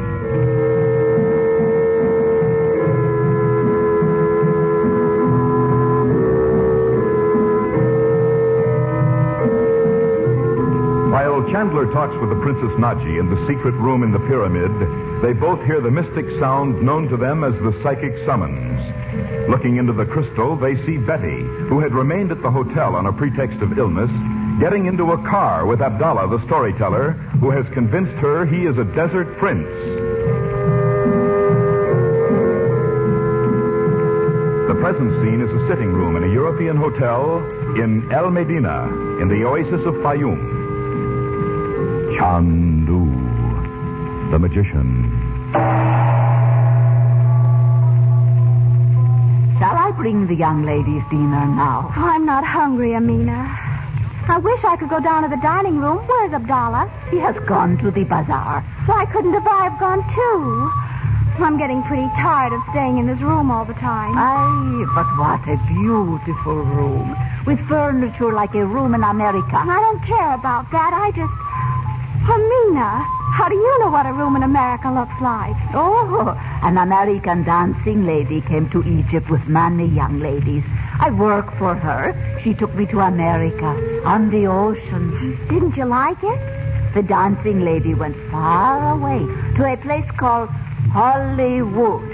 I did not go. I married with Hassan. Who's Hassan? He was a man the most unhappy in New York. Why? It was too cold for a man of Egypt. He had a small place down in the earth, and he sold pieces of wood and coal. You know coal? Like black stones, but it burns. Oh, yes, it burns. How did you meet him anyway, Amina? He brought pieces of wood for my dancing lady's fireplace. Can you think of a fire only for pleasant looking, not to cook food? Far, far up in the sky. In the sky? Oh, you mean a big apartment house. When I saw Hassan bring the pieces of wood, I knew he was of Egypt, and we spoke together. Sometimes I went to his place down in the earth, and we drank coffee together, but not like Egypt. Oh, funny. It's like a comedy in the movies. I do not know that. But Hassan married me, and then I helped him save many dollars to come over the ocean once more, to come here to Fayum. What does he do now? He works. Soon he will be owner of land. Then what are you doing here in the hotel? I have come to watch over you, because Abdullah wishes. Oh. Look, sit down, Amina. Did Hassan know Abdullah before he went to America? No. Hassan worked for Abdullah many times. How do you mean, worked for him? Oh, women in Egypt do not know such things. But it is something with very much money. Hassan puts many pieces of silver into the hiding place. I should think you'd die of curiosity. Why don't you make him tell you? I would. Hassan would not be pleased. Oh, you could wear him down. I'd like to see my husband try to keep me from knowing what his business was. Miss Betty, I think he is afraid. Of what? I think Abdullah. Oh, Abdullah wouldn't scare anybody. He's been wonderful to me. Except making me stay in this room. Why does he, Amina? What did he say to you? He just said it was best and that I shouldn't ask him any questions. But he has come to see you every day, and told you the old stories of his people. What? Oh, yes. And he sung all those fabulous old songs. But I came with him because he told me... Oh, I guess I shouldn't talk about it. But if I know... You do? Really? Are you looking for some person? Why, yes, I am. How did you know? When Abdullah come to speak with Hassan and asked him to allow me to come here to be with you. Well, why did he have to ask Hassan if you were right there? Oh, I must have Hassan's permission. You see, I do not wear the yashmak now. What?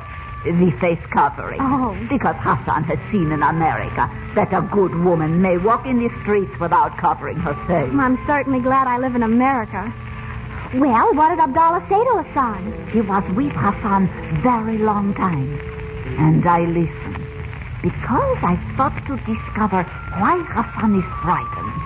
And why he goes on long journeys without telling me where. I don't blame you for listening. I could not hear all. Only that there is a young lady, that is you, and she must be kept in European hotel and watched most carefully. There was some person you wished to find, Abdullah said. There was? But about that there was something not plain. What do you mean, not plain? I cannot tell. Is there a man who will look very much for you in all places? Yes, my uncle might. Only I left them a note to tell them I'd gone with Abdullah and I'd be all right.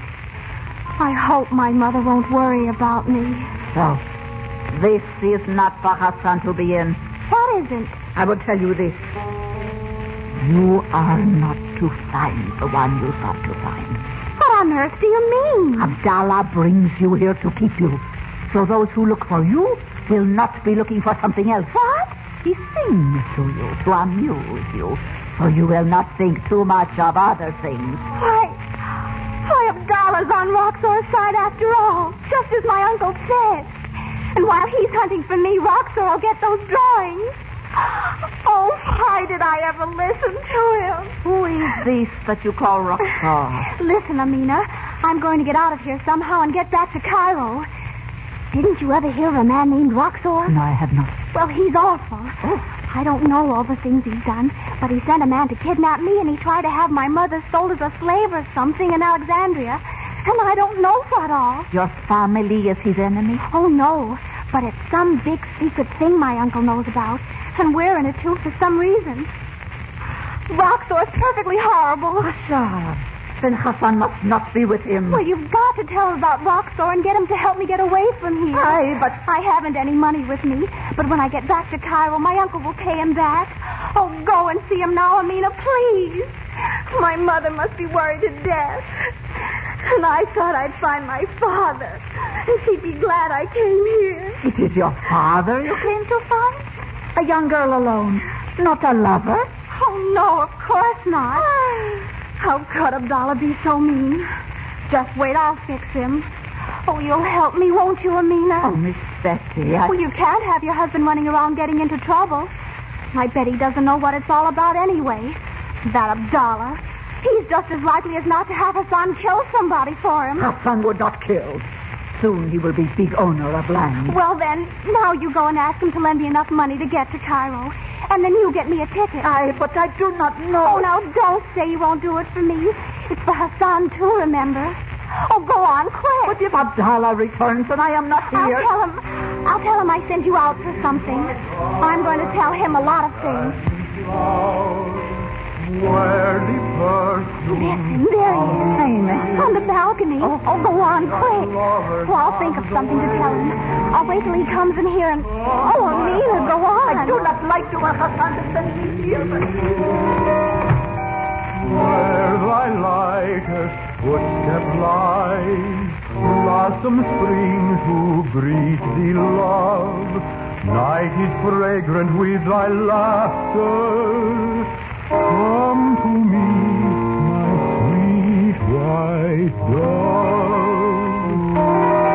Thou art fair, my sweet delight. Thou art lovely as the dawn, hands like lilies in the moonlight, eyes like stars when day is gone, silken hair like raven's wings, lips like precious crimson wine. Always am I in thy spell, love, living but to make thee mine. All right, come on in, Abdullah. And you needn't bother singing that song to me anymore, nor any other one. Miss Betty Lou, where is Amina? If she has left you alone and harm has come to you... I sent her out for some headache tablets. You are ill? If I died, what would happen? You never meant me to find my father. You brought me way up here so my uncle would be worried to death and let that old Roxor get away with... Miss Betty, how do you know of this? It's true, isn't it? Well, isn't it? You pretending to be my friend and help me find my father. You're a prince. A wonderful prince you must be. Lying to me, and I believed every word you said. Miss Betty Lou, listen to me. You have spoken the truth about my reason for taking you away. But now I cannot take you back to Cairo because I love you. What? It is true, beloved. Yours is the voice that once sang to me in my heart's dreams. You are the fragrance of the south wind across a road. I don't believe a word of it. You're trying to fool me, so I'll stay here and my mother won't know what's happened to me and keep my uncle from the... Oh, what's the use of talking? I wish I'd never spoken to you in my life. I wish I'd never seen you. Oh, no, white flower. Do not speak to me so.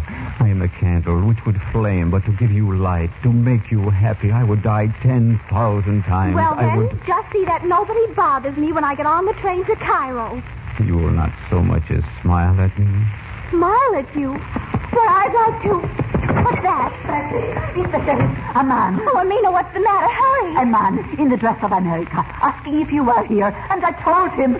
So, Amina, you have betrayed your husband and me. Oh, a son will... Don't pay any attention to him, Amina. I'll tell your husband all about him myself. Come in, whoever you are. Oh, it's Bob. Oh, Bob, I'm so glad to see you. Take me home. Take me home.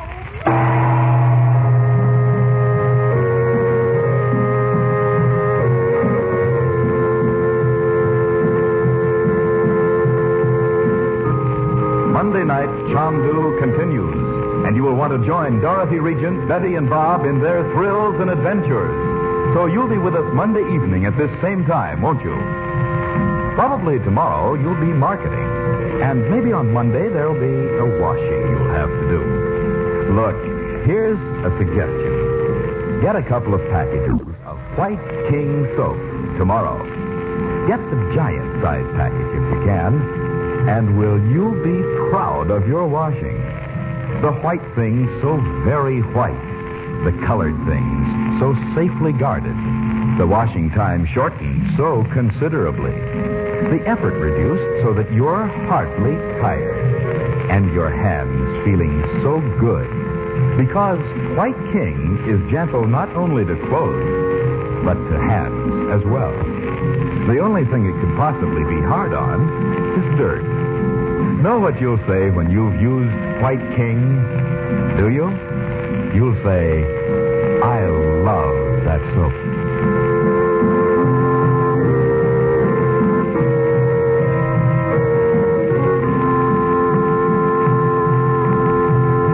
Chandu the Magician is produced and directed by Cyril Armbruster. Your announcer is Howard Culver. The makers of White King invite you to listen Monday at this time when the story resumes. Chandu the Magician. This is the Mutual Don Lee Broadcasting System.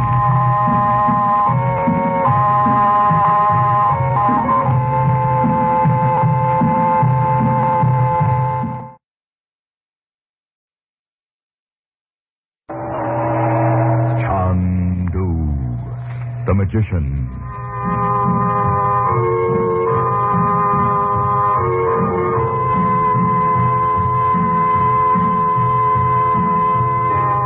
Good evening, ladies and gentlemen. The makers of White King Granulated Soap present for your enjoyment tonight and every weekday evening at this time, Chandu, the Magician. Listen, and you will travel to strange lands.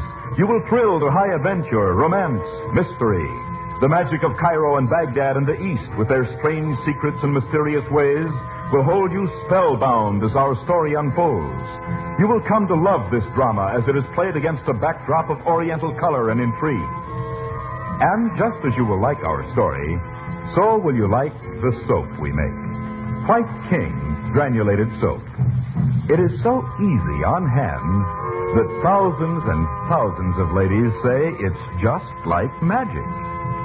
There are many tales told on the radio, but only one Chandu. There are many soaps on your grocer's counters, but none like White King. You will love White King Granulated Soap. And when you buy White King tomorrow, save the box top and tell your friends to save White King box tops too. Now, let the play begin.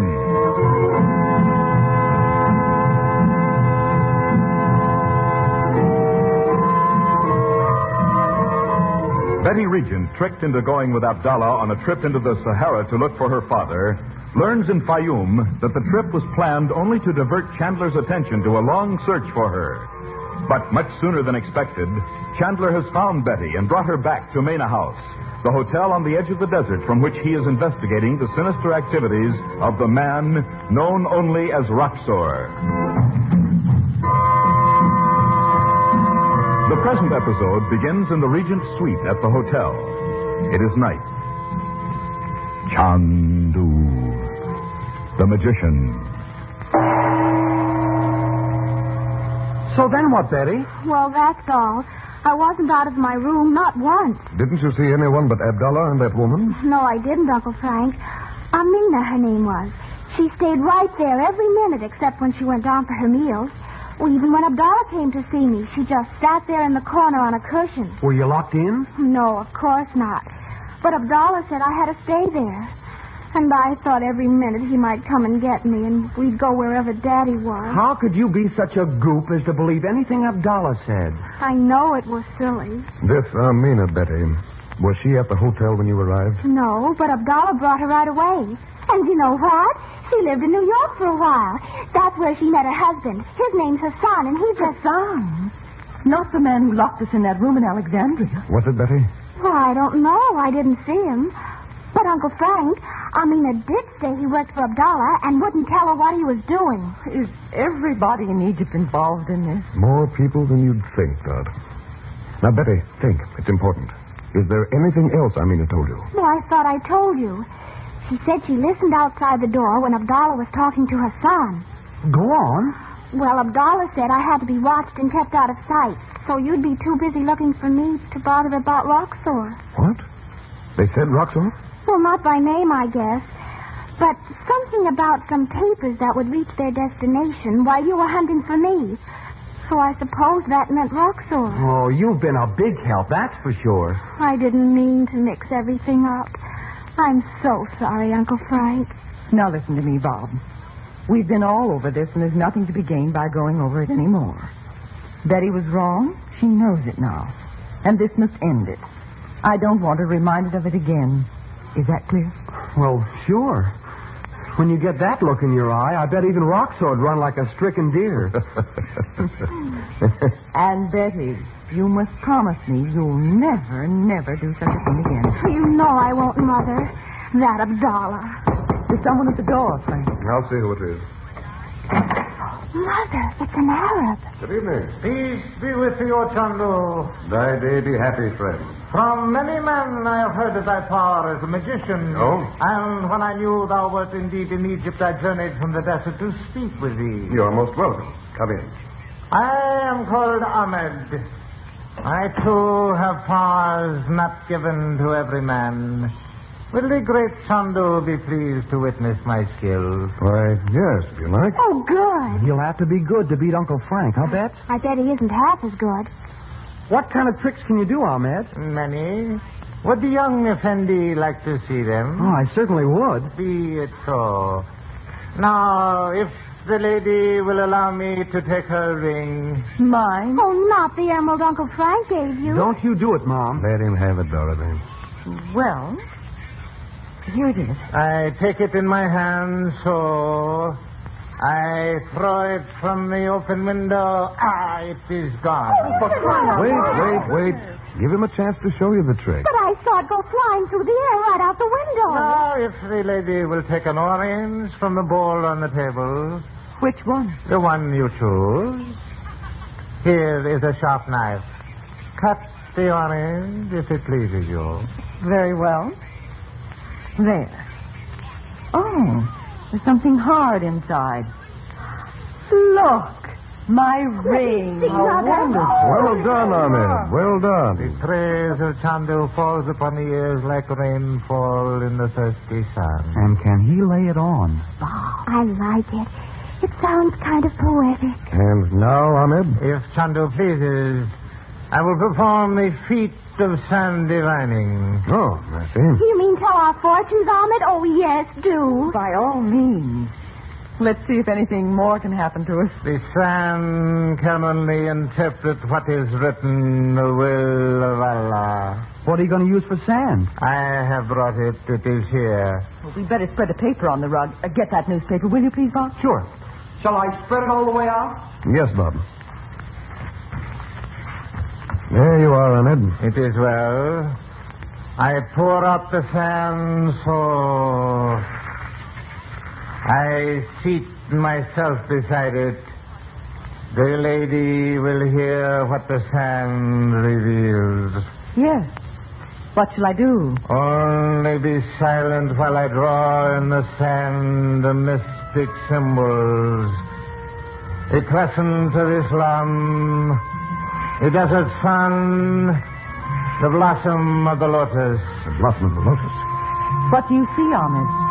I see thou hast come from far away, from across blue water and high mountains. Isn't it terrific? I see a house not far from the sea, where the sun shines as in Egypt. It is quiet now. The house is empty. That sure sounds like our house at home. For two reasons it is empty. Those who call it home are far away, but more, a precious secret has been taken from it. Frank, he's uncanny. Under the earth in this house is hidden in a room and guarded by the figure of a holy man. Dost thou understand this, O sister of Chandu? Indeed, I do. Can you tell me if I'm to find the one I came to Egypt to look for? I cannot see it clearly. Many times sand will not give up its secrets when the omens are not good. Oh. I see thee going into far countries seeking, but the end of thy search is concealed from me. Oh, isn't that just the most disappointing thing you ever heard? You sound like you believe that stuff. Well, you heard him describe our house. What about that? Oh, maybe he read Mother's mind. Telepathy or something. All right, if you want to be cynical. Well, just because I don't go overboard for all... Oh, Betty, don't. Ahmed, is that all you have to tell me? Sister of Chandu, it is finished. Well, that's the second time he's called you that, Mom. How did you know she was his sister? Oh, let's not ask him. It's more fun not to know.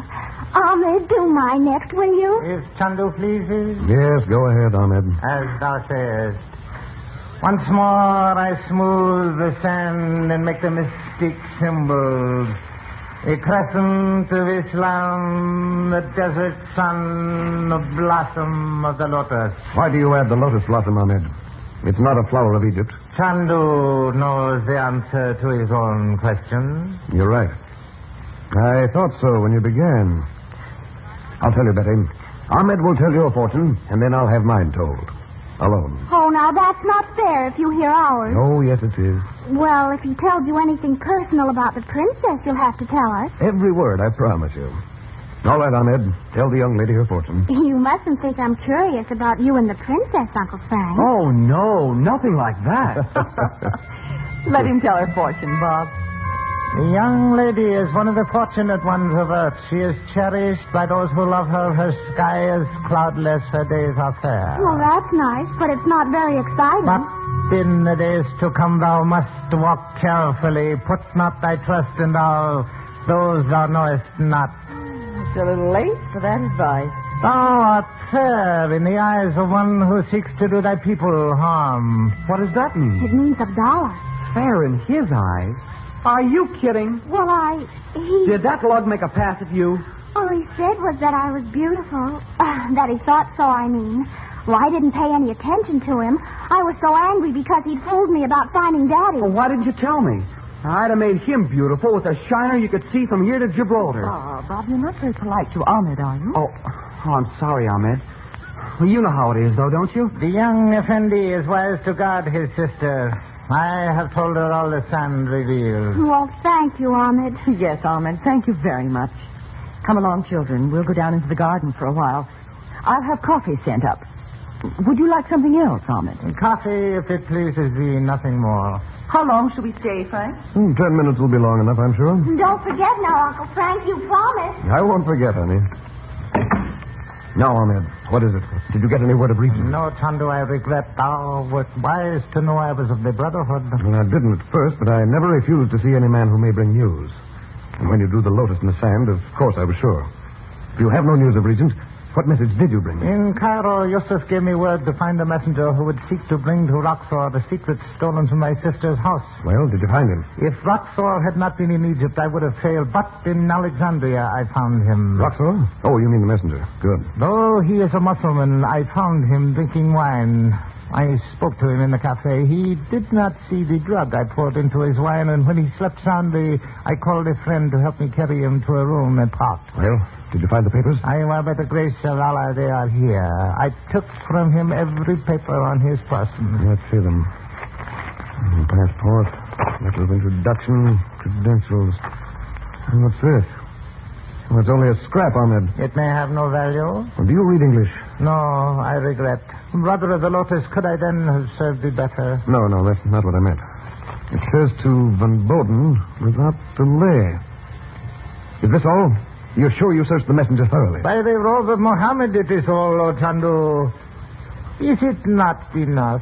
They've passed the drawings to some other messenger. The Regent papers aren't here after all.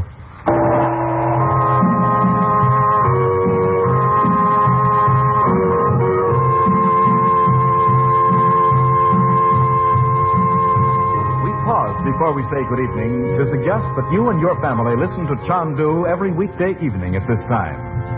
Travel with us to strange places and faraway lands, and thrill with Dorothy Regent and her children Betty and Bob as they're plunged into the mystery and intrigue of Egypt and the Near East. And, of course, we'd like to have you use the soap we make, White King's granulated soap. You'll love White King. Anything that can be washed may be washed with White King, with safety to fabrics and colors, kindness to your lovely hands, the only hands you'll ever have. So on your radio, remember Chandu the Magician every weekday evening at this time. And at your grocer's, remember White King granulated soap. No other soap is like it. You'll say, no other soap has ever done your work so well. Good night. Chandu the Magician is presented for your enjoyment every weekday evening. Frank Chandler is played by Tom Collins. The makers of White King invite you to listen tomorrow at this time when the story resumes. Chandu the Magician. This is the Mutual Don Lee Broadcasting System.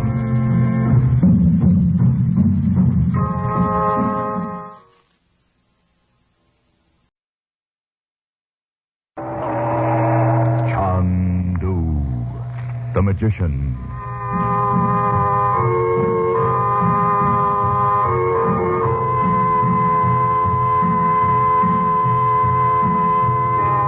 Good evening, ladies and gentlemen. The makers of White King granulated soap present for your enjoyment tonight and every weekday evening at this time, Chandu, the Magician.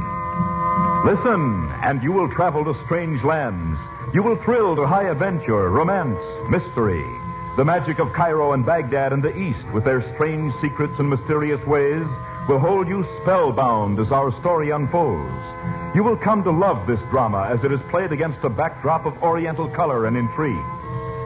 And just as you will like our story, so will you like the soap we make. White King granulated soap.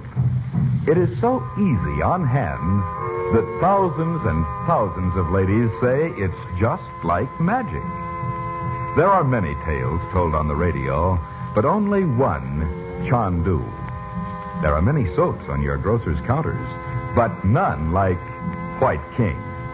You will love White King granulated soap. And when you buy White King tomorrow, save the box top and tell your friends to save White King box tops too. Now, let the play begin.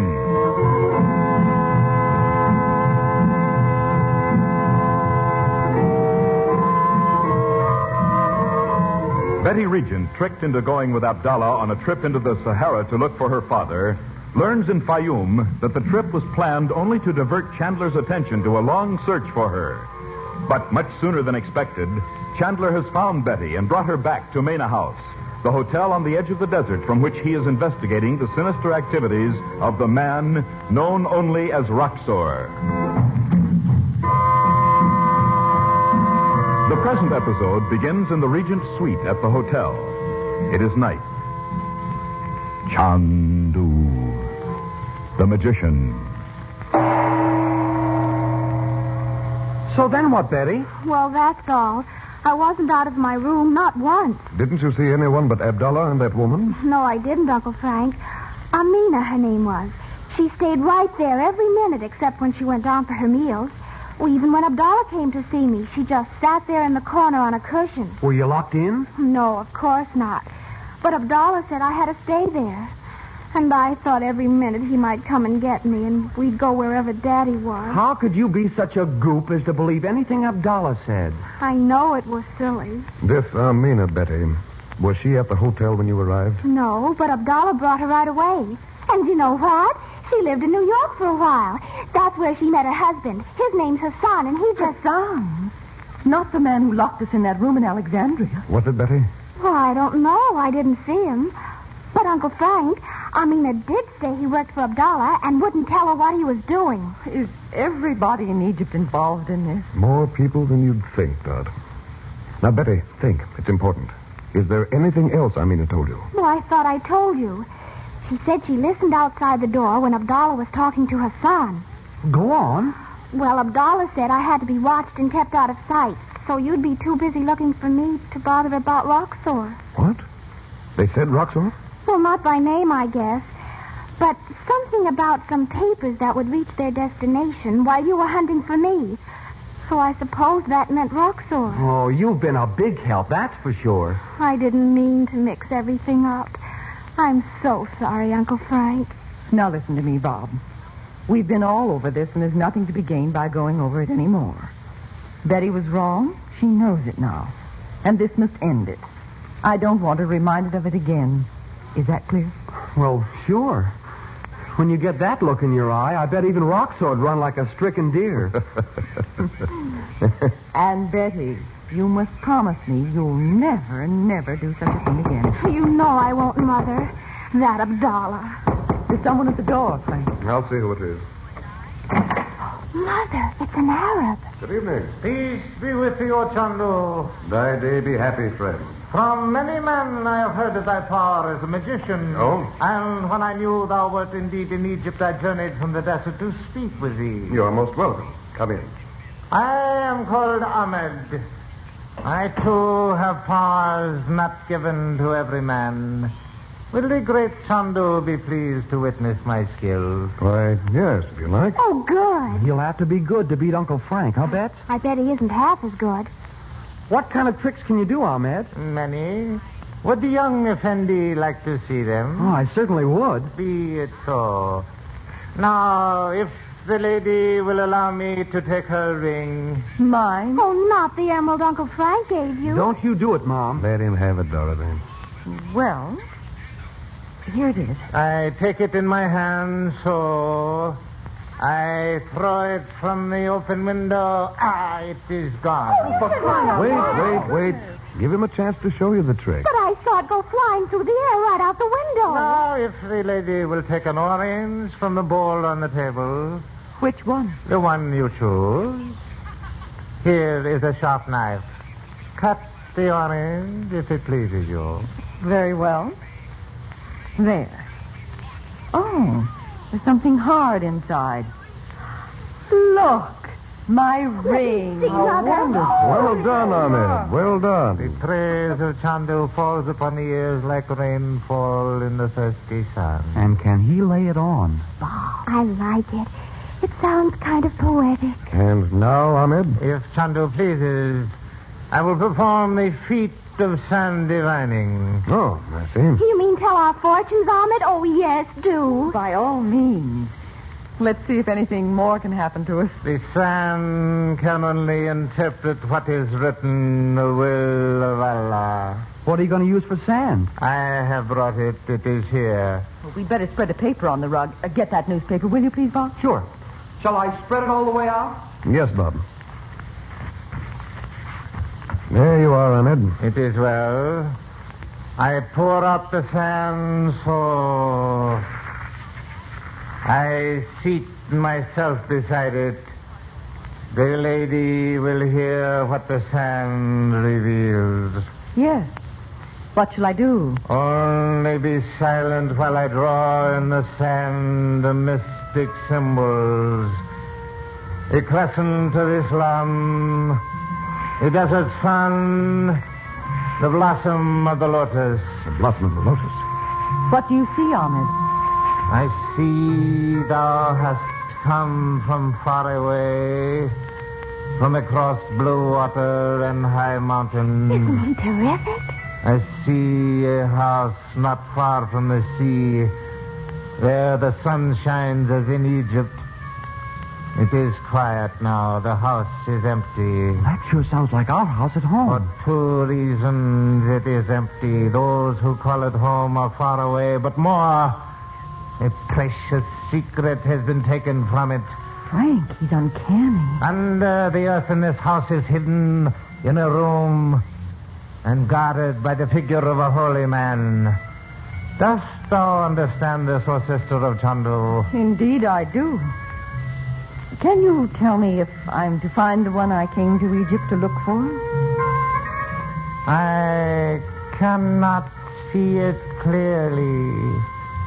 Many times sand will not give up its secrets when the omens are not good. Oh. I see thee going into far countries seeking,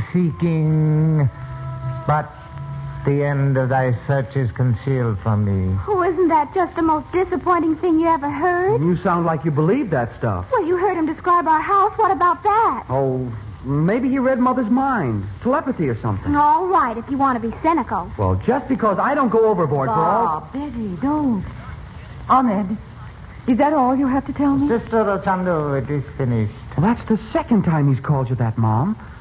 How did you know she was his sister? Oh, let's not ask him. It's more fun not to know. Ahmed, do mine next, will you? If Chandu pleases. Yes, go ahead, Ahmed. As thou sayest.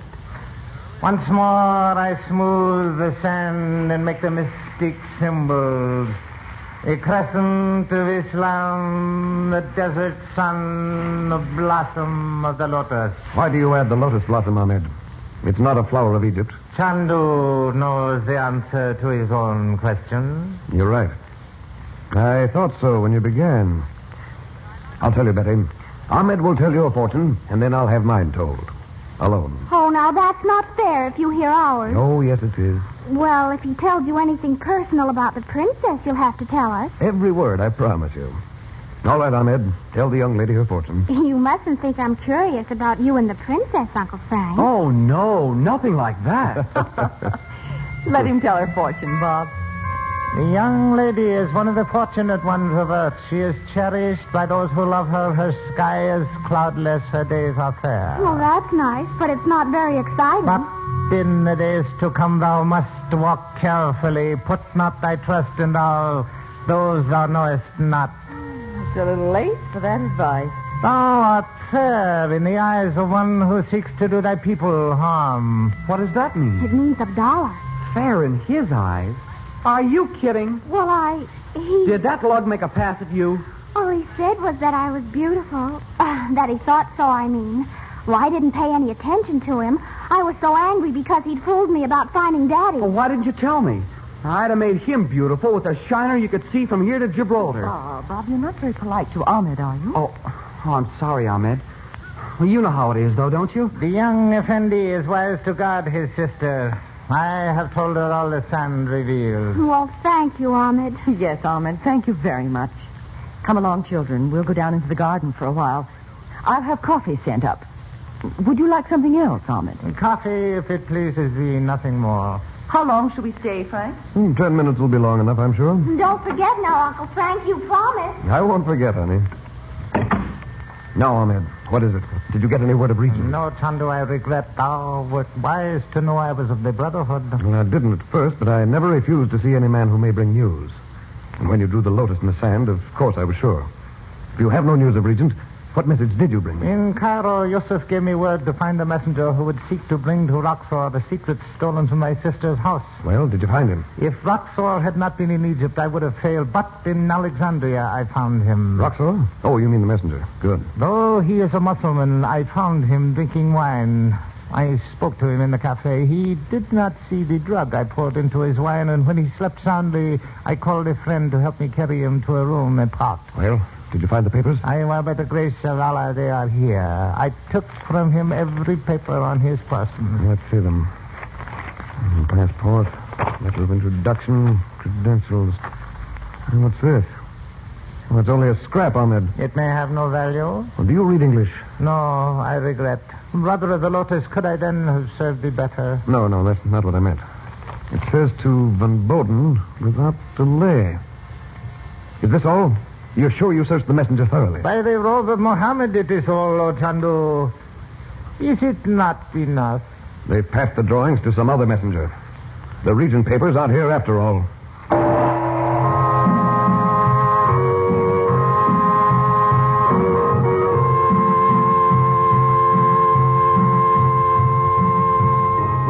Before we say good evening, to suggest that you and your family listen to Chandu every weekday evening at this time.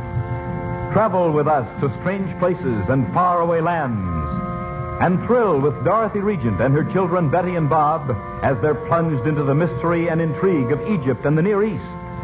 And, of course, we'd like to have you use the soap we make, White King Granulated Soap. You'll love White King. Anything that can be washed may be washed with White King, with safety to fabrics and colors, kindness to your lovely hands, the only hands you'll ever have. So on your radio, remember Chandu the Magician every weekday evening at this time. And at your grocer's, remember White King Granulated Soap. No other soap is like it.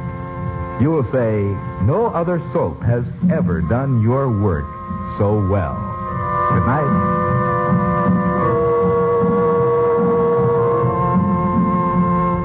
Chandu the Magician is presented for your enjoyment every weekday evening. Frank Chandler is played by Tom Collins. The makers of White King invite you to listen tomorrow at this time when the story resumes. Chandu the Magician. This is the Mutual Don Lee Broadcasting System.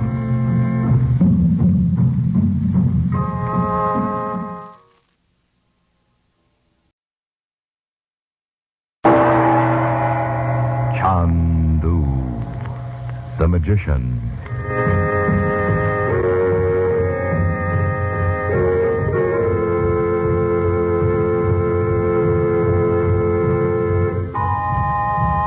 Good evening, ladies and gentlemen. The makers of White King Granulated Soap present for your enjoyment Chandu the Magician. Before our play begins, we would like to take a moment, and I mean just a brief moment, to say something that will help those who have clothes to wash. Our suggestion is that you use White King Granulated Soap. Put White King in your washing machine. If your husband happens to do heavy, dirty work, If his overalls and jumpers and work shirts have made you work and washing trouble, you'll not only like what White King does, you'll say, I love that soap. And your hands, the hands you'd like to keep young and lovely, how kind White King will be to them. The only hands you'll ever have. And listen, save White King box tops. You're going to want them for something you're going to hear about on this program. Well, the moment is up. Now, on with Chandu, the magician.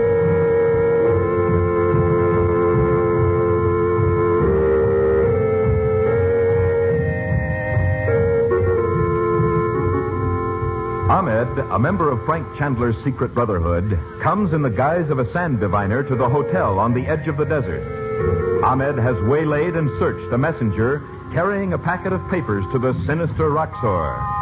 Chandler examines them, but to his dismay, the stolen records of Robert Regent are missing.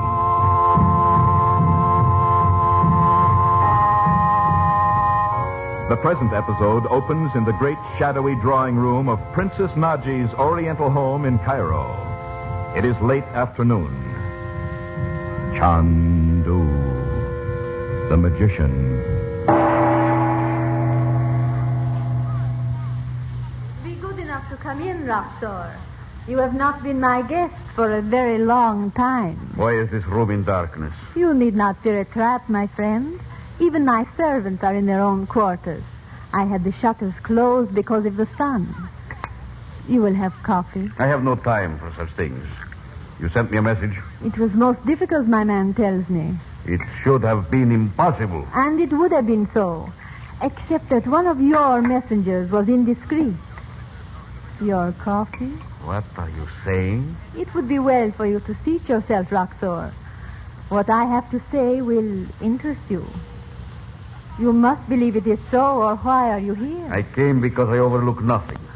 But I will not be dangled like a puppet on a string by a woman. You would be happy to know which one of your messengers made the mistake of drinking wine in a cafe? How do you know this? Please seat yourself. I have a most important thing to say to you. I'm here, say it. Since Frank Chandler came to Egypt, I have been thinking very much of him. And of you. Chandler? Call him Chandu, I know. Of course. But if you believe he and I could work together, you're wrong. He cares nothing for power. Such a man is worthless to me. If this is the reason for your message, I will go. It is not the reason. Roxor, I care for power. You? Only a week ago you were babbling that you and Chandler would bring all my plans to nothing. That was a week ago. Let me pour you another cup of coffee. I do not believe you. Why should I think you have so suddenly changed? I tell you, I have been thinking. Chandu wishes nothing but to finish his work here and return to India and his studies. Leaving his sister to wander over Egypt searching for Regent. Well, at the same time, Regent... no matter. I am growing very tired of that family's devotion to Regent. But Chandu... So, I am beginning to see which way the wind is blowing. You and Chandler, when he was in Egypt before... We need not speak of that, Roxor. I will speak of it. So, when he returned now, you believed you could blow those cold ashes again into a fire. But you find he cares for nothing but his work. His work. To defeat me, Roxor. Whatever my reasons, I no longer wish to work with Chandu. You will admit I could be of use to your plans. But now my plans are going forward everywhere. What could you do for the plan that I cannot do without you? And what would you ask when I have won? Need we bargain like the Akkadi in the bazaars? You know better than any man what I could do. You would use your sorcery against Chandler? If you ask it of me. It is true, then. You know the secrets of ancient Egypt. It is true. Then give me proof. Now? Now, here, at once. Well, you told me a lie. No, Roxor. I will try. I do not want trials and errors. I want to see it done. If you will be silent, I will try. If I succeed, you will hear a small sound, like the voice of ancient music across the sands. Then when I extend my hands, a cold blue flame will appear on the table between them. So, A moment. I hear nothing. Wait, it is difficult. Roxor, I cannot... Oh, a trick, a lie. No. Then give me proof. I know why it is impossible today. Why? Tell me. It is because I have been taught to use the power I have only for good. And you, whatever you are evil. Good, evil. The talk of idiots. But wait, listen to me. In the old parchments of my people are other secrets. The dreadful secrets of black magic. I have never seen them. I did not wish to know. If I must learn them now, I can. I believe you. For one moment, you seemed to me like an incarnation of... No matter. Let it go. What will you say to Chandler? You may leave that to me. I am to meet him in half an hour. Where? Where do you meet him? At Mena House. Mena House. A most conventional meeting in the sitting room of the suite, surrounded by innocent American children.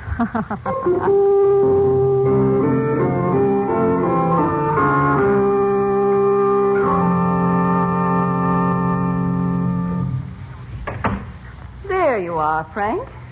Why, where's Nadji? Not here yet, Dot. Bob and Betty are down on the terrace. They'll bring her up when she comes. There's something so strange about her. You must have noticed it. Well, yeah. But then you thought I was strange when I first came back from India. I still can't help it once in a while. You know, sometimes I wonder if... What, Frank? Well, you know, she's the last of a family that goes way back into the dim past. And I've often thought she lives more in that day than she does now. Well, that's not so strange. Living alone in Cairo, surrounded by all sorts of things she's inherited from her ancestors.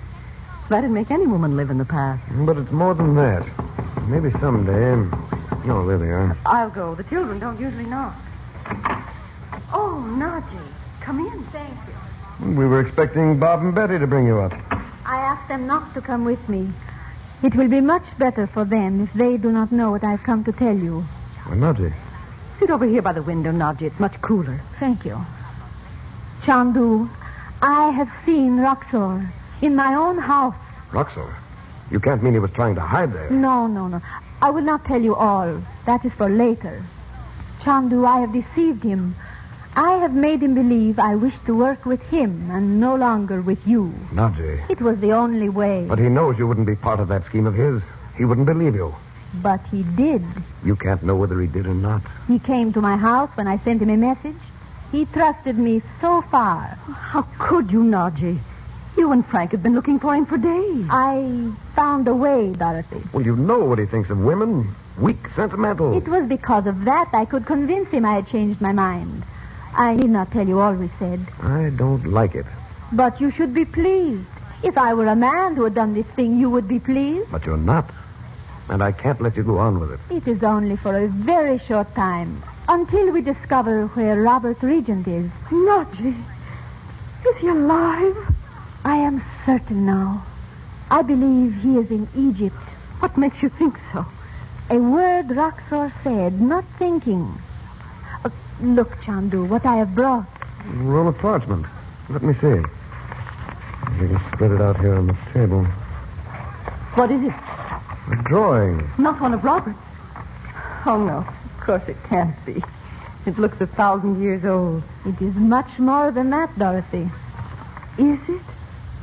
Where did you get it, Nadji? It was in my house with many others older than history. You know how men have thought there was a passageway which connects the Great Pyramid and the Temple of the Sphinx? Why, yes, but I've always understood it was just a legend. Nadji, you found proof that tunnel really exists? You see it here. Robert couldn't be in there. Not alive. Nothing's impossible, Dot. But why should he be? What could he have been doing in Egypt anyway all this time? 9 years. I can only tell you what I believe, Dorothy. But there's no reason for it. There must be, Dot. We can't see it, but... Nadji, look here. I don't see any sign of an entrance in the drawing, either from the Sphinx or the pyramid. There is none, Chandu. Then how could Roxor... Wait. Suppose whoever drew this plan for the king that built the tunnel, it must have been a king. You think as I do. If the passageway was in truth a temple for the practice of black magic... Exactly. The king protected himself by not showing the entrance doors. Because my people, who were the guardians of all good, would know and would... Nadji. What do you mean? I forgot. Please do not ask me, Dorothy. Very well. This is the time for us to find the doors in our own way. Well, do it then. If you really think Robert could be in such a place. This is for you, Nadji. The secrets of Egypt are yours. Dorothy, you must not be afraid. If you are... I'm not afraid anymore. I don't care whether it's magic or what it is. We will be quiet then. Help me, Chandu. You know I will.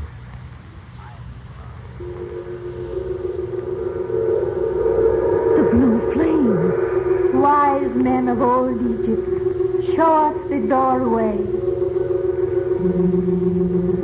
Nothing yet. Nothing. Blackness like a curtain. Shall I go away from it, maybe? No, sit still, Dot. The doorway. Show us the secret of the doorway to the living past.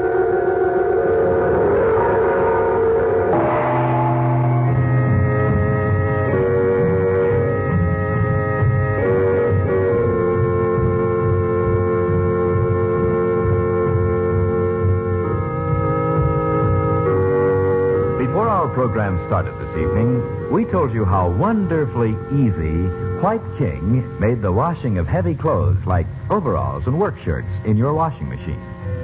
I wonder if that might have given you the idea White King was only for the heavy washing you have to do.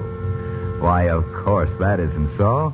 Say, your finest tablecloths and napkins, your daintiest lingerie, the fragile and lovely things you have to wash, White King Granulated takes care of them safely, gently, and we think, as no other soap has ever done. There are reasons, of course, but aren't you kind of tired of hearing reasons all day long? Millions and millions and millions of packages of White King are sold. Each means that some lady has found this soap, the one that helps her most. Listen, we say you'll like it. No, we'll say more than that. You'll love White King.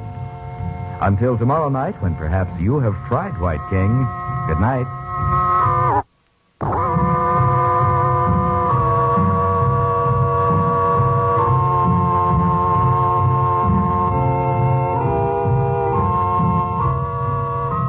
Chandu the Magician is written by Vera Oldham. The makers of White King invite you to listen tomorrow at this time when the story resumes. Chandu the Magician.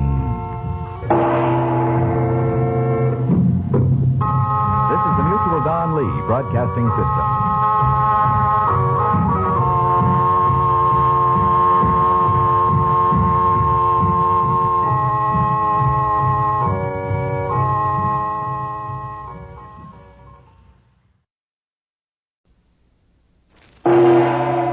Chandu the Magician.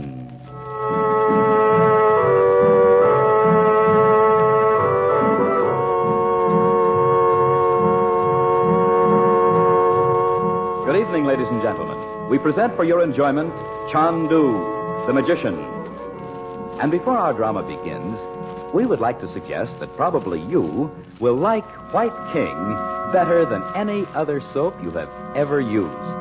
If you have a washing machine, listen. Get some White King from your grocer. Put some in your washer. Not so much, mind you, as the soap you've been using. Put in your clothes, put in the water, but not so hot as the water you thought you had to have to get things clean. Then turn on the power, run your wash through, and just see with your own eyes what happens. We try to make this radio drama thrilling, but honestly, what a thrill you'll have when you see clothes washed with this different kind of soap. Save on your soap bill. Save on your gas bill. Save on your clothes bill. You'll say, I love White King granulated soap.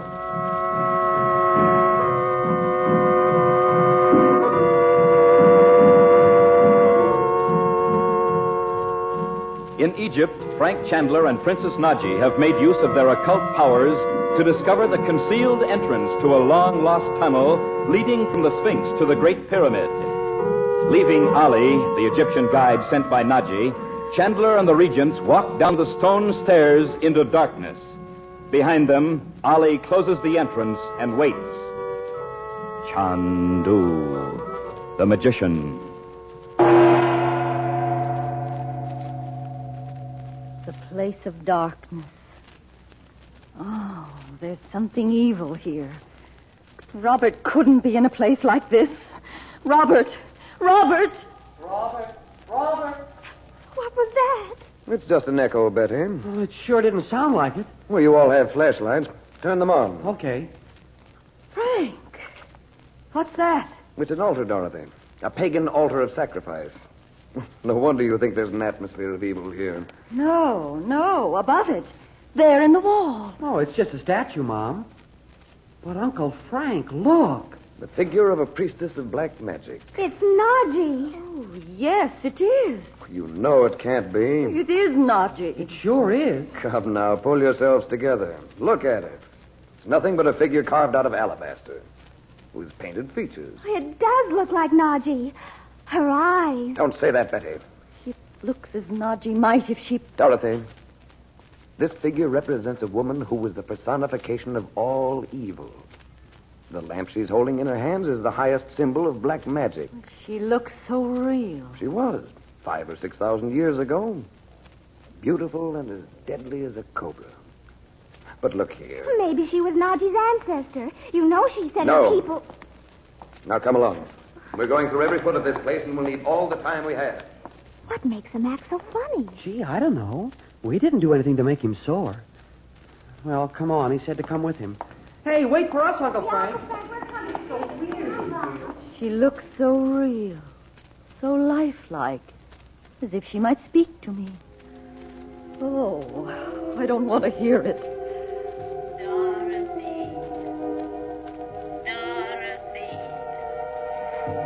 Dorothy, Regent. No. A stranger in an unknown land, seeking a lost one. Listen to me. Are you Nadji? Nadji, or another. But I tell thee this. I have been a priestess of the black arts since time began. Black magic? Is it true? Look up into the lamp I hold between my hands. I see it. It's lighted now. Yet there is no flame. The lamp was old when Zenobia ruled at Palmyra. Old when the slaves of Cheops toiled to build the Great Pyramid and this secret place. Look into my eyes in the light of the lamp. As old as time, as old as evil. Your eyes are Nadji's eyes. What is that sound? Thou hast heard it. It is well. Thou hast delivered thyself to the powers of darkness. No. Thou seekest thy loved one over the earth. I don't want to hear of him from you. Listen. Yes. I'm listening. Listen and remember. If in 1,000 yesterdays thou hast not learned the path of wisdom, know thou this. 1,000 yesterdays. What do you mean? Tomorrow will open for thee a door upon the way to knowledge through yet another death. Another death? Dorothy, where are you? Another death. Dorothy. Is he dead after all? Dorothy. Repeat what I have said. Tomorrow Tomorrow will open for thee a door. Why did I leave you here alone? Dorothy! Upon the way to knowledge. Upon the way to knowledge. What are you saying, Dot? Through yet another death. What's the matter? Who is Mother talking to? Through yet another death. Mom, what are you talking about? Thou art free to go, but thou wilt never forget. I will never forget you. Forget who? Don't stand there staring at that figure, Dot. Don't look at it. Mother, darling, don't look like that. Here, give me your flashlight. There. You can't see her now. It's all right. You look just like you were hypnotized or something, Mother. We can go now. Robert isn't here. We know that, Dot. There's nobody here. Nadji was mistaken. Oh, no. She told me Robert was dead. I should never have brought you here. She said, if in 1,000 yesterdays thou hast not learned the path to wisdom. I wonder what she meant. You couldn't possibly have heard anyone say that. What does it mean? Don't ask questions, Bob. Take her other arm. But she said it, Frank. No one could have said it to you, Dorothy. It's a quotation from ancient Sanskrit. Oh, I heard her. The lamp was lighted and Stop I it, heard... Dot. Stop it. I'm going to get you back to the hotel and then...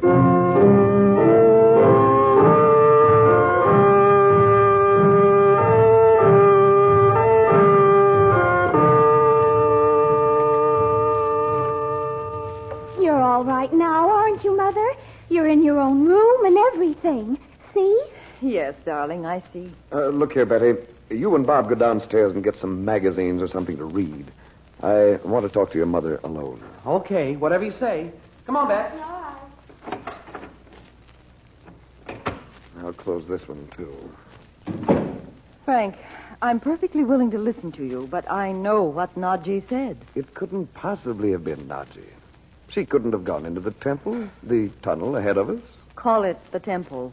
I know now it is. You must put that experience out of your mind, Dorothy, as you would a nightmare. Telephones and black magic, 5 minutes apart. Hello? Chandu, you have come back. Did you find him? Oh, Nadji. No, we didn't. But just a moment. I want Dorothy to speak to you. Oh, no. Yes. Where are you, Nadji? At my home. When you did not call me, I began to hope you had found him. I meant to call you, and I told Ollie to tell you we'd come back. Dot, here. Talk to her. Oh, all right, Frank. Hello, Nadji. Dorothy? Something is very wrong. What is it? That's a dreadful place down there, isn't it?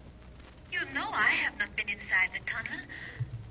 Dorothy, what did you find there? Oh, I can't talk to her, Frank. I'll call you, Nadji, or come to see you in the morning. Tell me what you saw there, Chandu. Not Roxor. It was much more unpleasant than Roxor. And we needn't worry about his going into the tunnel. He never will. You are troubled, and I must not keep you. But remember, the powers of good are with you. Good night. Good night, Nadji. Don't you see how impossible it is, Dot? She's been right there at home all the time. You aren't fooling me at all, you know. What do you mean? I didn't just imagine all that. You're treating me like a child. And you know Nadji isn't a priestess of black magic. You didn't hear her in that awful place. You said yourself her eyes were like Nadji's. It was an alabaster figure, not a woman. Even her voice reminded me of Nadji's. You didn't hear it. You don't know. I didn't hear it. But I know. What? I've seen it happen to other people. You let yourself be influenced by the atmosphere of the place and what you've heard of it. I didn't just let myself. Yes, you did not. Nothing can affect your mind unless you give in to it.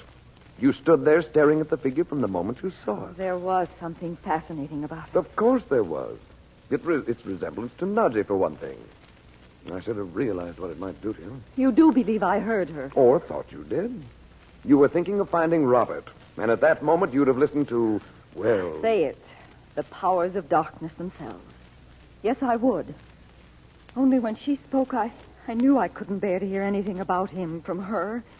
And then I couldn't get away. Don't, Dot. Oh, You are away. It's all over. I wish I could believe it.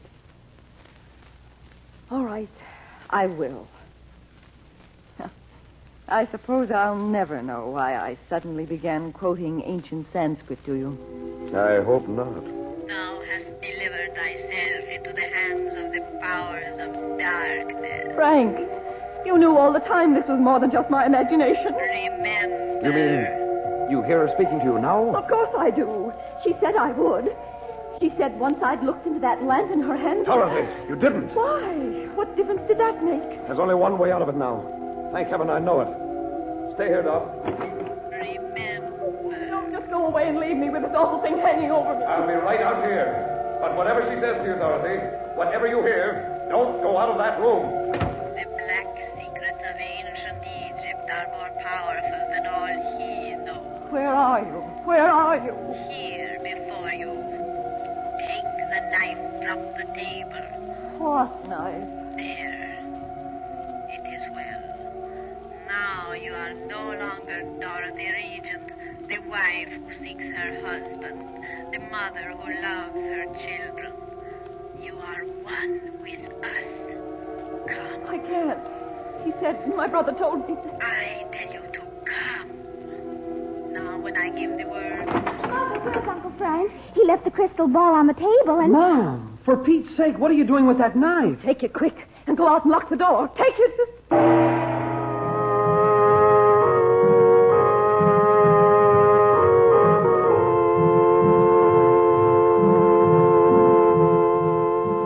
Our drama has come to a close until tomorrow night. But there's drama and maybe magic in millions of homes where White King soap is used. Once upon a time, people thought they should buy 2 or 3 kinds of soap. One for washing machine and dishpan, maybe 1 or 2 for dainty things like lingerie and stockings. But more and more people discovered White King, the one and only one soap you ever need, no matter who you are, where you live, or what you have to wash. Your husband may be an engineer, or he may work in a bank. You may have sheets and pillowcases no end to wash, or you may live in a hotel with no laundering problem other than your nylons. Listen to these wonderful words. White King gets out the stubbornest dirt. White King protects as with a caress the daintiest fabrics. Know what you'll say? Do you? You'll say this. I love White King.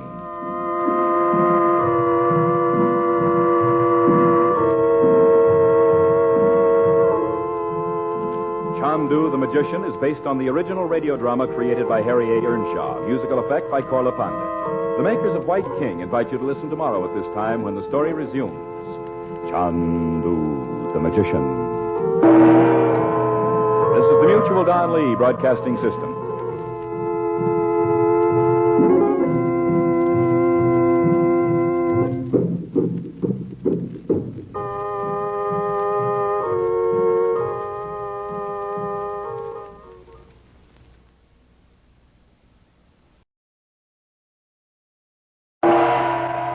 Chandu the Magician.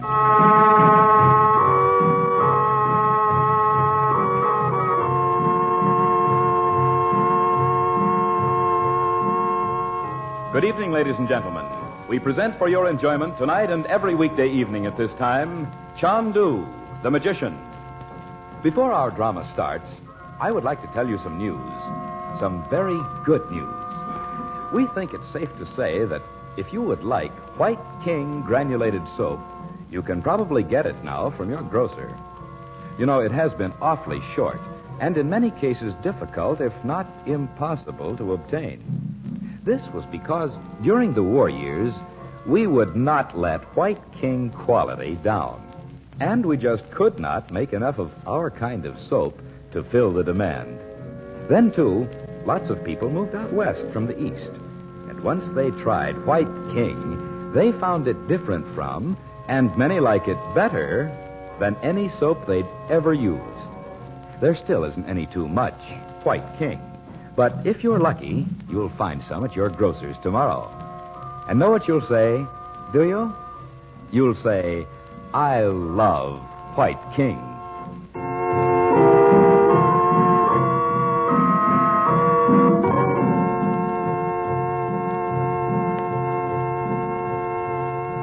In Cairo, Frank Chandler and the Regents have been told by the mysterious Princess Nadji that she believes Robert Regent may be found in the long-lost tunnel connecting the Sphinx with the Great Pyramid. The tunnel proves to be an ancient temple of black magic.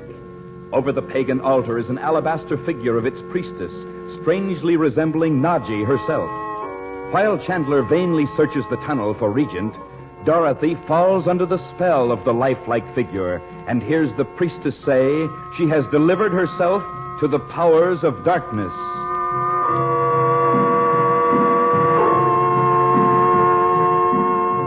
Chandler alone realizes what this may mean and hurries Dorothy back to the hotel. But when he has left her in her room, she hears the voice of the priestess once more, commanding her to pick up an Egyptian knife. Terrified that she will be forced to harm Bob and Betty, she cries out to them to leave and lock the door behind them.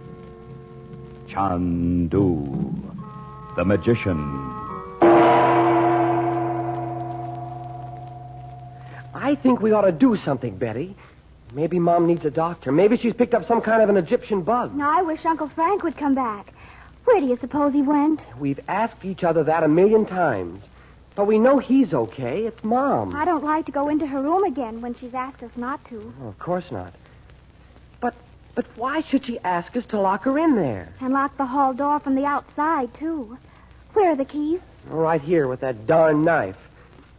Why would she have it anyway? She hates things like that. You could see she was afraid of it. She held it out to you as if she couldn't bear to touch it. I bet it has something to do with that tunnel. You know, if we knew how to work the crystal ball, maybe we could find out. Yes, if. Bob, do you think a person could be hypnotized just by looking at a statue? Oh, hypnotism's the bunk. It is not. If you want to know what I really think, Nadji's put some kind of a hex on Mom. How can you say that? Nadji's marvelous, and she likes Mother. You notice she found Roxor, don't you? And Uncle Frank told us she was supposed to be a sorceress. What if Nadji planted that statue in the tunnel? I don't believe it. How could she? Well, she's got 15 or 20 servants that have worked for her all their lives. Oh. If the Egyptians could build those pyramids by hand, a little thing like moving a statue wouldn't stop them. Oh, but Bob. Nadji was the one that showed up with a drawing of the tunnel everybody's been hunting for since the year 1. Archaeologists and explorers. Nadji didn't even know how to get into the tunnel until Uncle Frank helped her. I know, but after we left... Oh, Bob, we're just going over and over everything, and nothing does any good. You know, maybe you're right. About Nadji? Sure I am. You'll see. No, I mean about Uncle Frank's crystal. It's the first time he's ever left it out on the table when he wasn't going to use it. Why don't we try? No, that's what I said. What can we lose? I don't see why he'd care.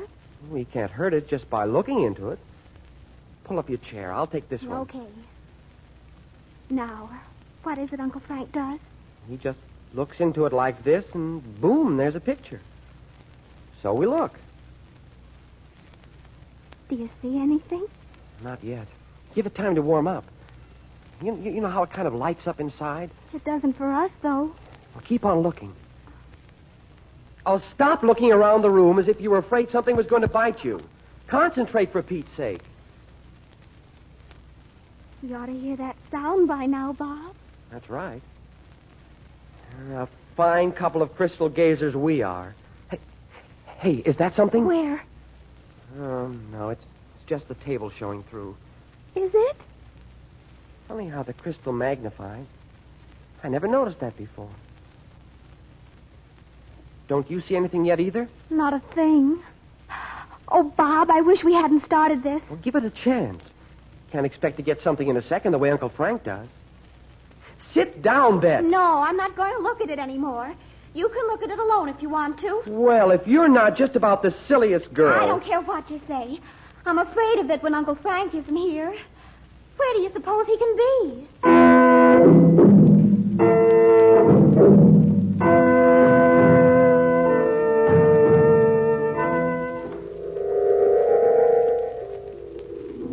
My son, have I not told thee that in fear is the greatest peril? You have told me, my teacher, and I know. Yet twice thou hast feared greatly for those thou lovest. Yes, for Nadji, and now for my sister.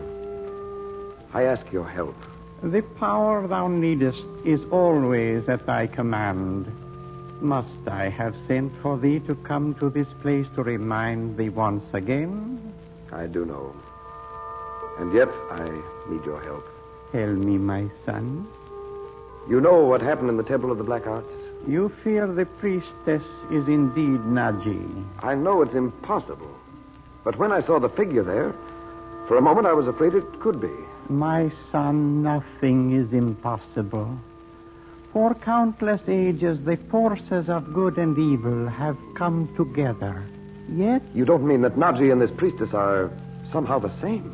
If thou believest that, thou hast indeed lost much that I have taught thee. Tell me what you mean, my teacher. Countless ages ago, as men count time, there began the life of her who became the priestess in the Temple of the Black Arts. She chose the way of evil, and in 1,000 lives she has chosen it still. But Nadji... Nadji knows only good. But I tell thee this, one day she will speak to thee of the secret she must keep. It is hers, my son. Leave her in peace.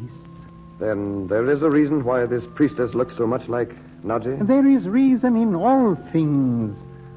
When the time is right, thou wilt understand. I'll remember. But surely I'm not to leave my sister under the influence of the priestess. Thou hast within thyself the power to remove it from her and from all who have listened to the voice of darkness. Do thy work without fear. I will. My teacher, I ask but one more thing. It is written that thou art not to come to me here again until many things have come to pass. Ask me what thou wilt. My sister's husband... Speak not of him to me now. This search is one of the duties of thy life. Across the years it has come to thee. None can take it from thee. I understand. It is true thy sister is in great peril. Go with her to the Temple of the Black Arts. Do not leave it until thou hast driven out its spirit of evil. I will not. Goodbye, my teacher. Peace be in thy heart.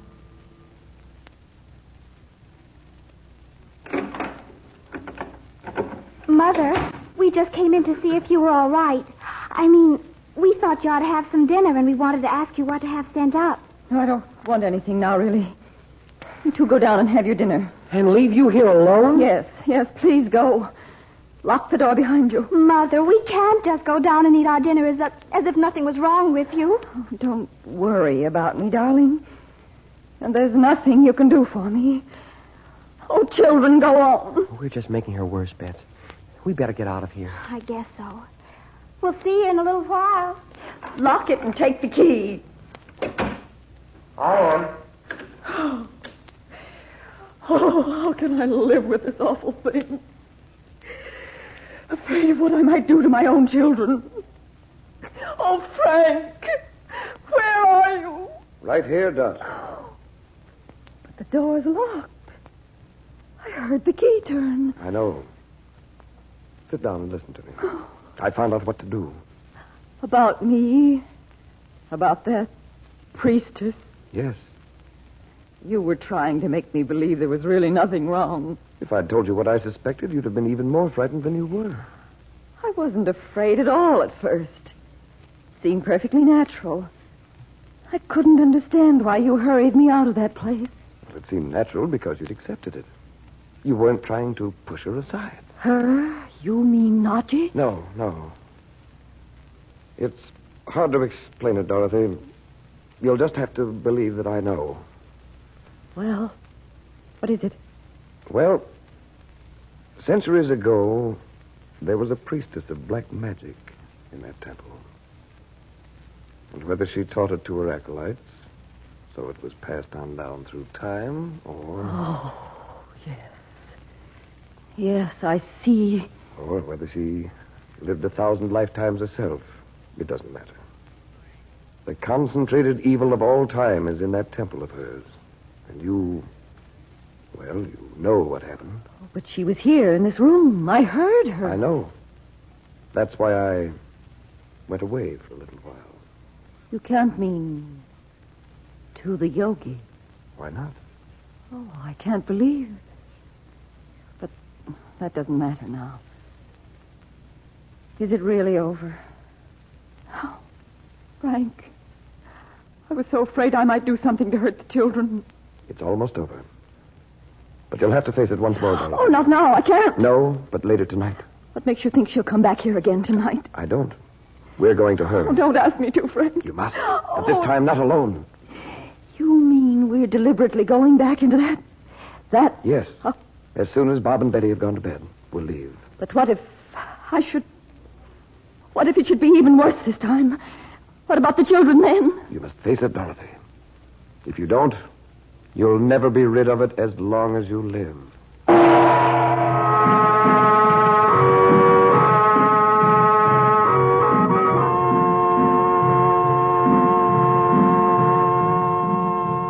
Monday night, Chandu continues, and you will want to join Dorothy Regent, Betty, and Bob in their thrills and adventures. So you'll be with us Monday evening at this same time, won't you?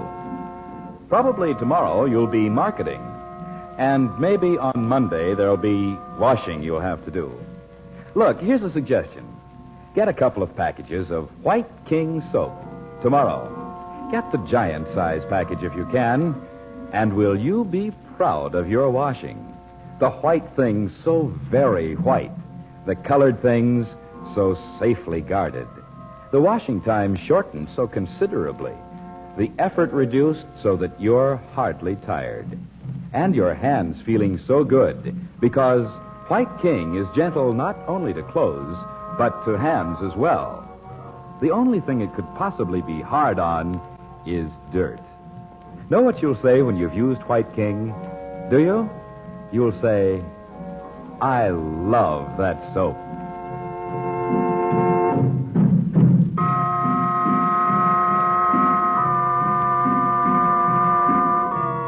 The makers of White King invite you to listen Monday at this time when the story resumes. Chandu, the Magician.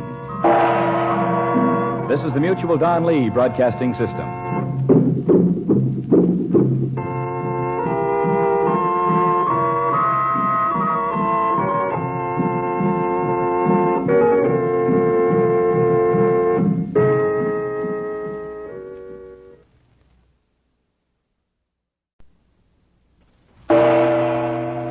Chandu, the Magician.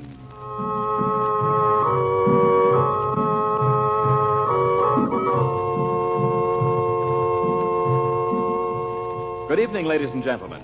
The makers of White King granulated soap present for your enjoyment tonight and every weekday evening at this time, Chandu, the Magician. Listen, and you will travel to strange lands. You will thrill to high adventure, romance, mystery. The magic of Cairo and Baghdad in the East, with their strange secrets and mysterious ways, will hold you spellbound as our story unfolds. You will come to love this drama as it is played against a backdrop of oriental color and intrigue. And just as you will like our story, so will you like the soap we make. White King granulated soap.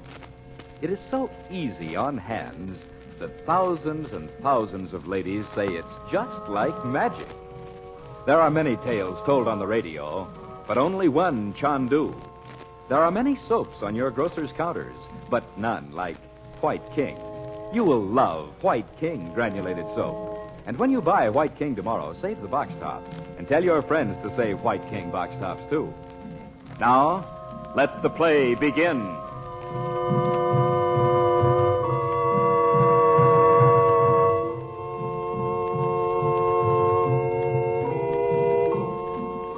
In the hidden tunnel under the Sphinx, Dorothy Regent has fallen under a sinister spell emanating from the alabaster figure of a priestess of black magic from the days of ancient Egypt. Back in their hotel rooms on the edge of the desert, Dorothy still insists she hears the ominous voice repeating the prophecy of her endless dark enchantment. Chandler, by means of his occult powers, asks the yogi, his teacher, for help. Now, late at night, Chandler and Dorothy have left the hotel unseen, climbed alone to the plateau of the pyramids, and descended to the concealed entrance of the tunnel. Chandu, the magician. Open it, Frank. Open it and let's get this over. Just a minute now. How you'll ever find the key to the mechanism in the dark. I know where it is, Dot. Carving so deep you can easily trace it. The hand of Horus. There. We'll leave the stairway open this time. Have you your flashlight? Yes, but... Oh, no. I can't go down there again. You must, Dot. I'll be right beside you.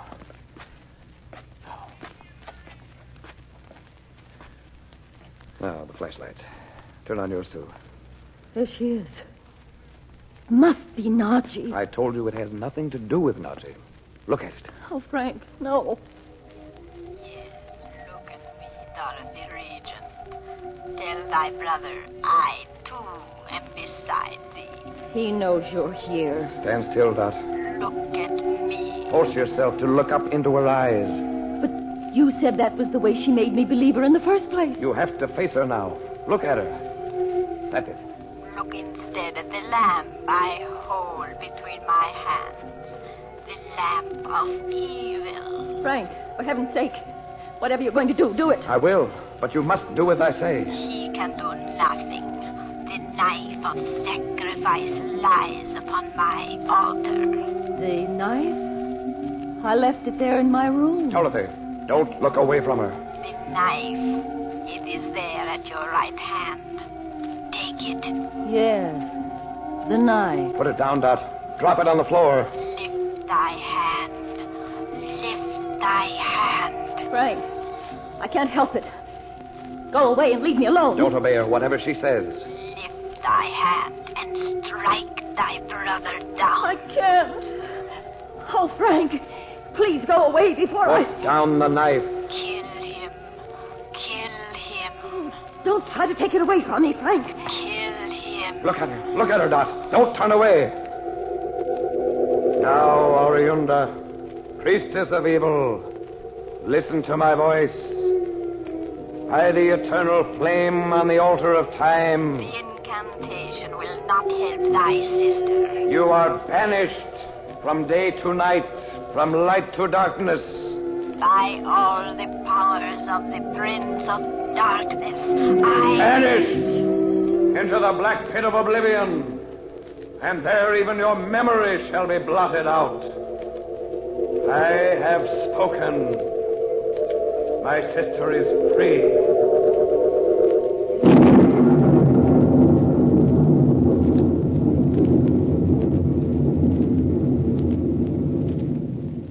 Dorothy. Why? What am I doing with this knife? Well, don't you remember? No. Where on earth are we? Why, I must have been half asleep to let you take me sightseeing in the middle of the night. Why, we're in the tunnel. Where we looked for Robert this afternoon? Or was it only this afternoon? Of course it was. This is the silliest thing I've done since I was in college. But the queerest thing about it is I can't remember leaving the hotel or any... Lapse of memory? Oh, come now, that won't do. We'll go back, and you'll get a good night's sleep. And tomorrow you'll do nothing but have fun, as Betty says, all day.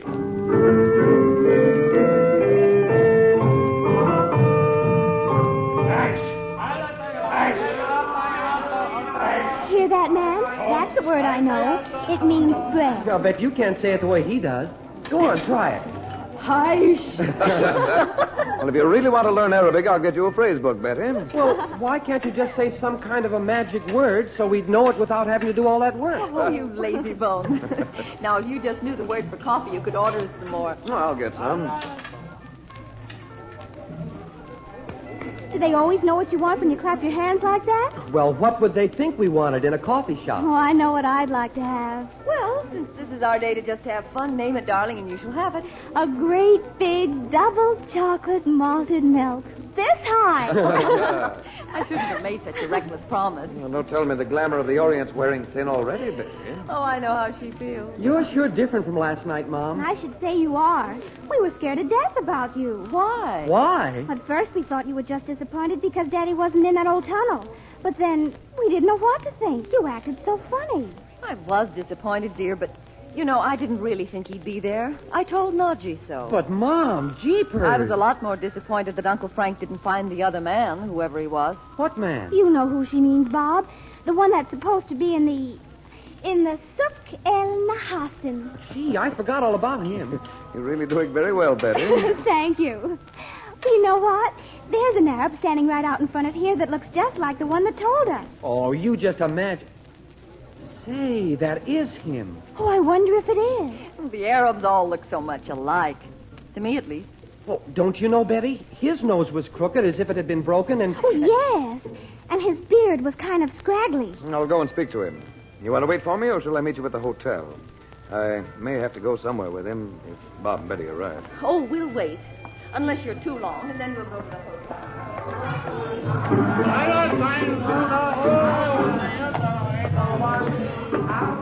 Thy day be happy, friend. Not there, Karik Effendi. Are you waiting to speak to me? Thou hast spoken. 1 day ago, I waited long for thee. No, I'm sorry I missed you. Where is the man you wanted me to meet? Thou seest him. I am called Ibrahim. But you're not You're from the desert. Thou, a Ferengi, knowest this? Your speech, your dress. But what do you want of me? If the Effendi will follow me. Where? To a place where the accursed noises of the bazaar do not deafen the ears. There is a quiet room in the back of the perfume shop. I have brought thee a paper. Very well. Let us go. By Allah, when the sun rises and I am once more in the desert, I will not leave my village. This is the room. Canst thou sit upon a mat like a desert man? Oh, yes. Now, what about the paper you have? Thou wilt buy it for me? Perhaps, when I've seen it. It is worth much. As much as a fine camel. Let me see it, and then we'll bargain. I have heard thou art a great magician. Show me the paper. Mashallah. It is here. You see? Where did you get this? The desert is wide. Many men ride across its face. The name of the man who gave it to you? He said thou wouldst pay well for the paper. If it is part of thy magic... Yes, I'll pay you for it. Here.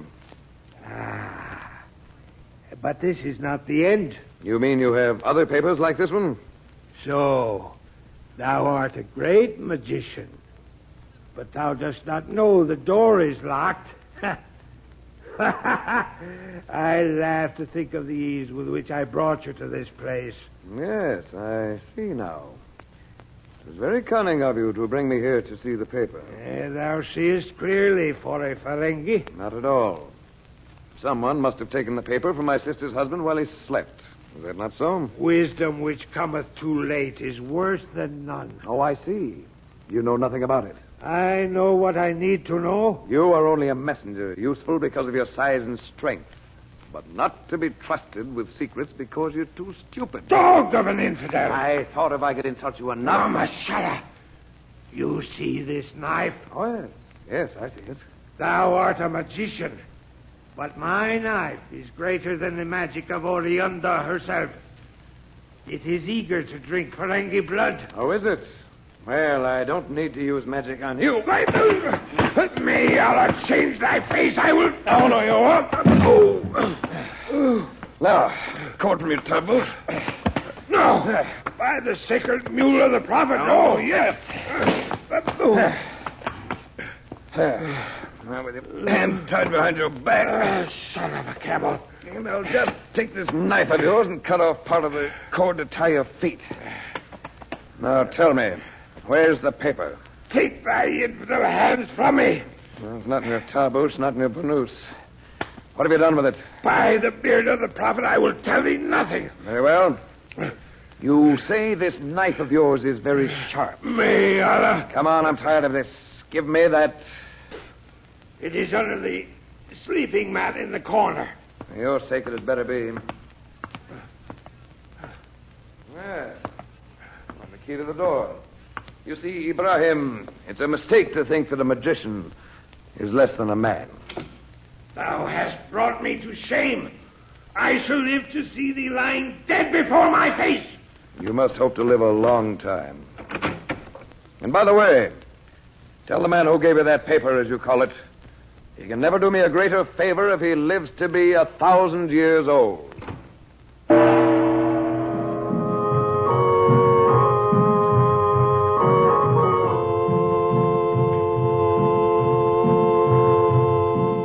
We pause before we say good evening to suggest that you and your family listen to Chandu every weekday evening at this time. Travel with us to strange places and faraway lands, and thrill with Dorothy Regent and her children Betty and Bob as they're plunged into the mystery and intrigue of Egypt and the Near East.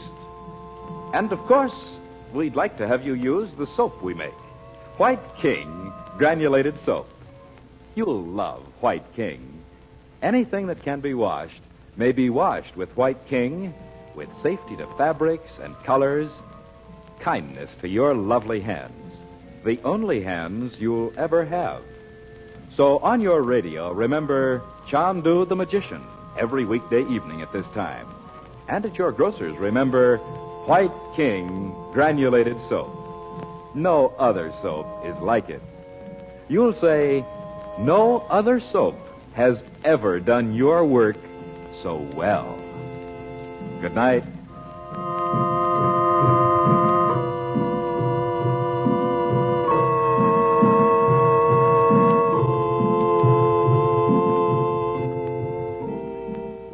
Chandu the Magician is presented for your enjoyment every weekday evening. Frank Chandler is played by Tom Collins. The makers of White King invite you to listen tomorrow at this time when the story resumes. Chandu the Magician. This is the Mutual Don Lee Broadcasting System.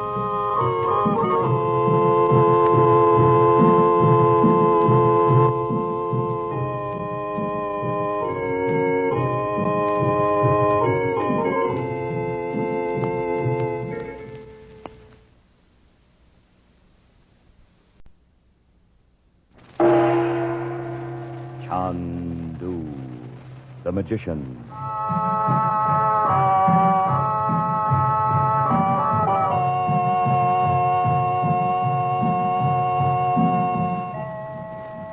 Good evening, ladies and gentlemen. We present for your enjoyment Chandu the Magician. Before our drama starts, we would like to ask you a question. Had you noticed, perhaps, how difficult it was to buy White King in the years we've just passed through? Other kinds of soaps on grocer shelves, often in abundance, but seemingly so little White King. Well, White King is made largely from precious nut and vegetable oils. These were scarce. We could not begin to fill demand for our soap, and we would not sacrifice quality. The ladies who are our customers are intelligent people. And so when a package of White King did appear on a grocer's shelf, it was quickly bought and taken home and treasured, as perhaps no other soap has ever been. Maybe you haven't tried this different kind of soap. It will do so much of your work for you that you too will say, I love White King soap.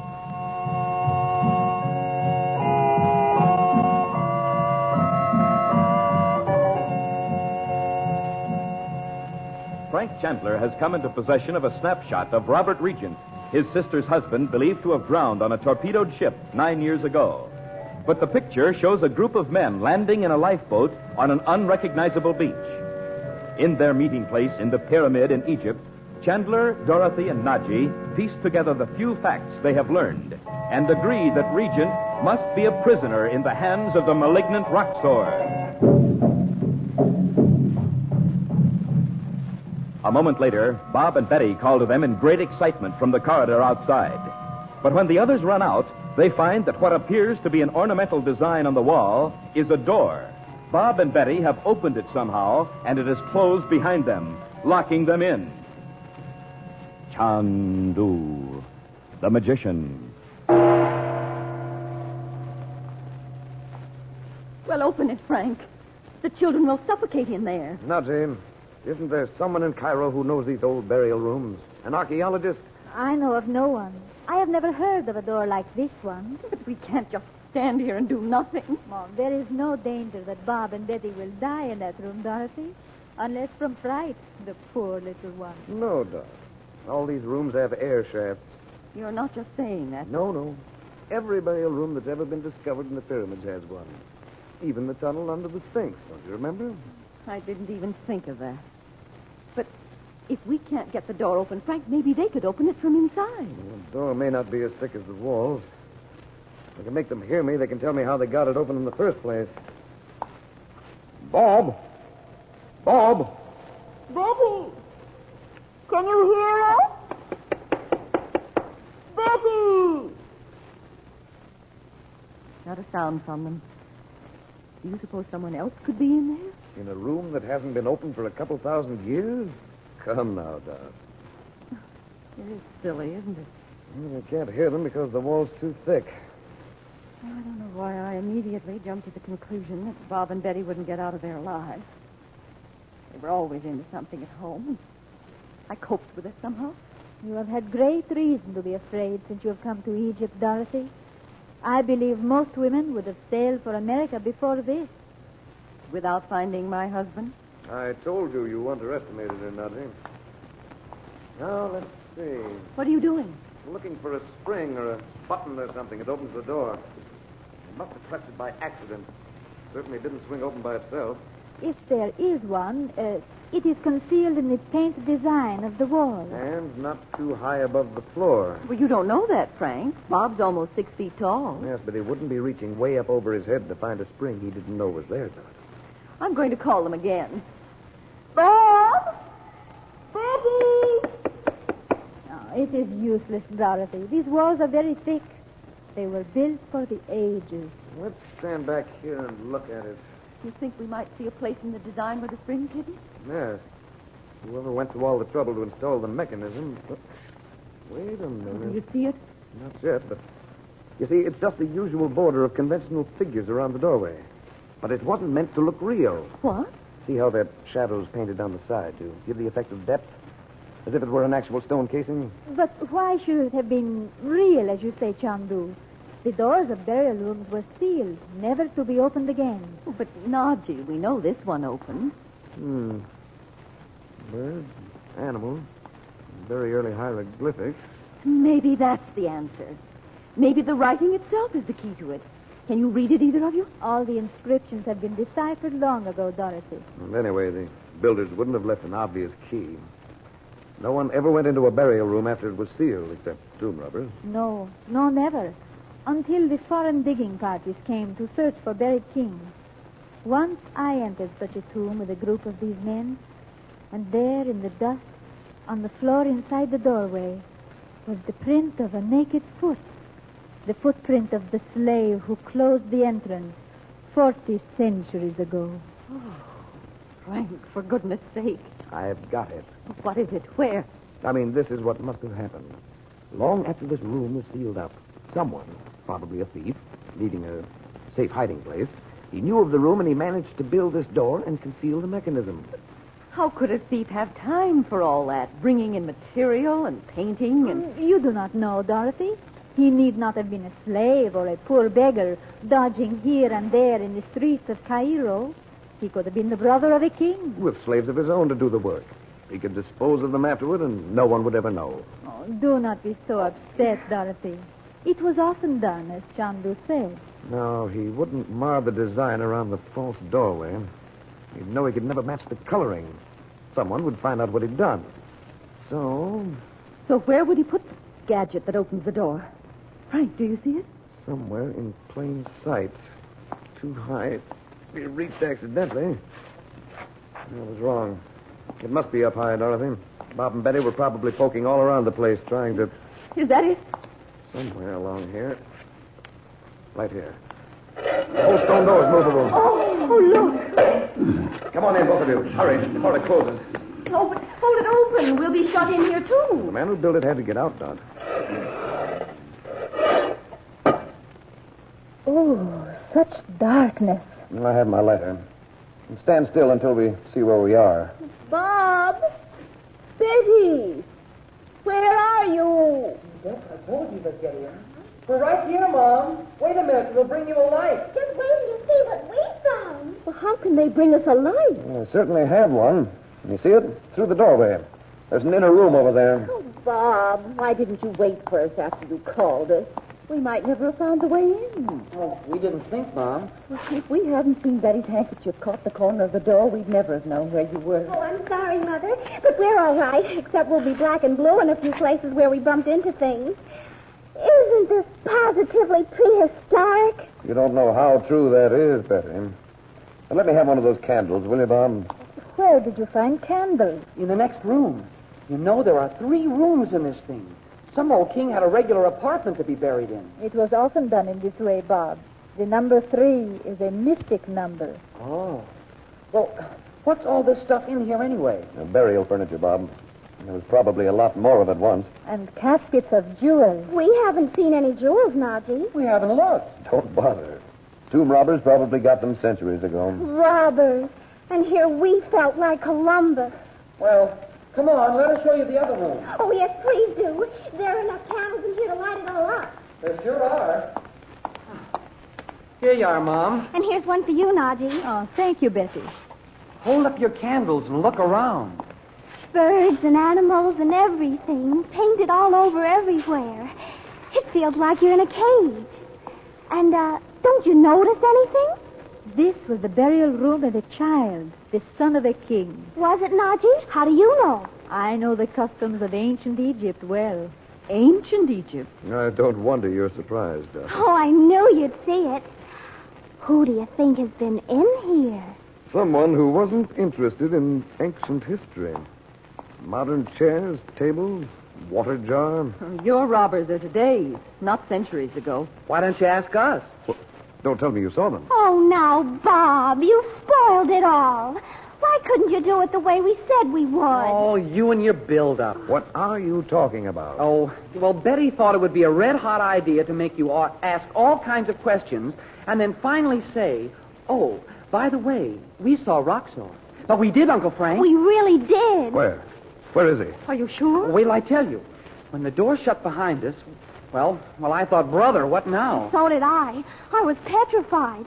We just stood there in the dark without saying a word. And then we saw a dim light over this way, and we noticed all the furniture piled up between us and the light. And then Betty grabbed my arm. And I just barely whispered to him, there's somebody in there. Betty. Well, we sneaked over past all the stuff, and we're sure lucky. I was afraid it'd fall down with a crash and give us away. And then we tiptoed up to that doorway over there, and Bob poked his head around it. For goodness sake. And Roxor was inside. The old boy himself, just as we saw him in the crystal ball. Same white, ugly face, same little eyes like a snake. We know what he looks like, Bob. Did he see you? Oh, yes. Uncle Frank, you should have seen him. Sitting there right next to the... what do you call that case they have a mummy in? Sarcophagus. Yeah. Get on with it, Bob. Oh, I am, Uncle Frank. He had a lot of chemistry things. You know, retorts and test tubes and stuff right on the top of the sarcophagus. Chemistry. And he had something in a bottle that gave out a kind of a greenish light. That's what we'd seen. The chemistry of the evil one. Did he see you? Well, he wouldn't have, I guess. Only I got so mad when I thought he must have given that storyteller Dad's ring and that maybe he knew where Dad is. I just whipped right in there and... And when Roxor saw Bob, he looked as if he'd burst. And then before you could say boo, he snatched up that green bottle and... Yeah, and he stepped behind a big gold chair that looked like a king's throne, and boom, it was all dark. If we hadn't found these candles, we'd really have been scared. Oh, you foolish children. You have been protected from death. Give me another candle, somebody. Well, here, take mine. Are you going in there? Of course I am. Wait here. Oh, be careful. Uncle Frank, can't I give you a hand? Oh, Bob, please, stay here. You can all come in here now if you like. It's all right. I wonder if there's a mummy in that sarcophagus. I hope not. How could Roxor have found a way to this place? Well, I'm only glad we know he has. But there's nothing here. Yes, there is. Well, what, Uncle Frank? Something white down behind the sarcophagus. Oh, A piece of paper. That's a scrap torn off of... Dorothy, look. What, Frank? Look here.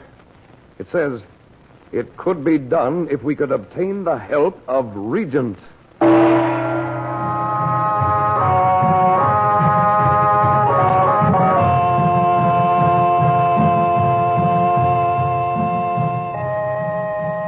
Before we bring to a close our drama this evening, may I say something to the ladies on the subject of hands? There's an extra special quality in White King soap that is extra specially kind to hands. And I'll tell you what it is.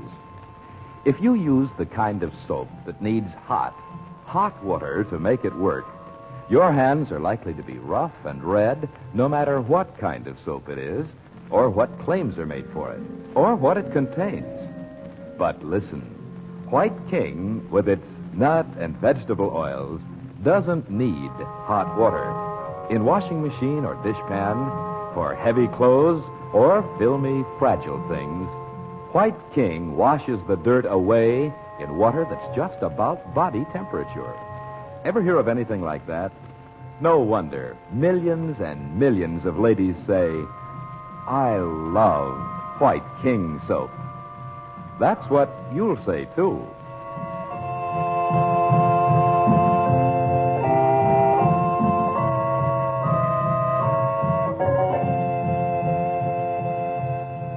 Chandu the Magician is based on the original radio drama created by Harry A. Earnshaw. The makers of White King invite you to listen tomorrow at this time when the story resumes. Chandu the Magician. This is the Mutual Don Lee Broadcasting System.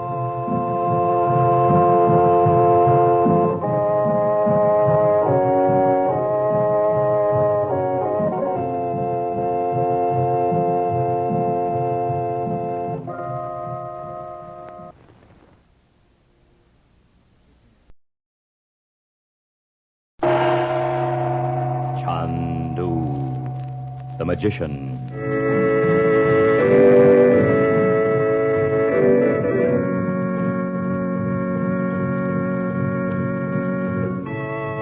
Good evening, ladies and gentlemen. We present for your enjoyment Chandu, the Magician.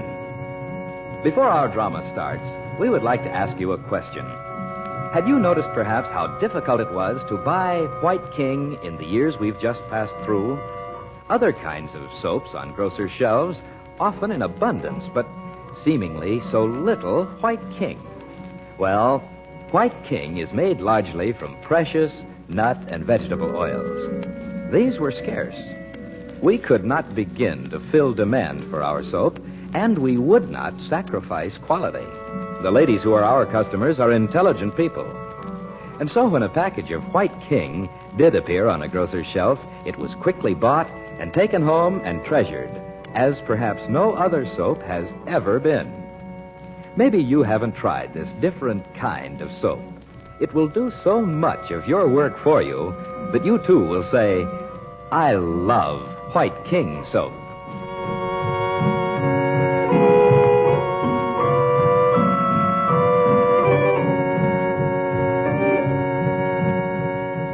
Princess Nadji, the strangely beautiful woman who 12 years ago was responsible for Frank Chandler's first visit to the yogi in India, contrives to reach the malevolent Roxor with a message. When he calls at her Cairo home, she tells him she no longer wishes to work with Chandler, but instead with him. Hinting at her possession of the evil secrets of black magic, she convinces Roxor she can be of great service.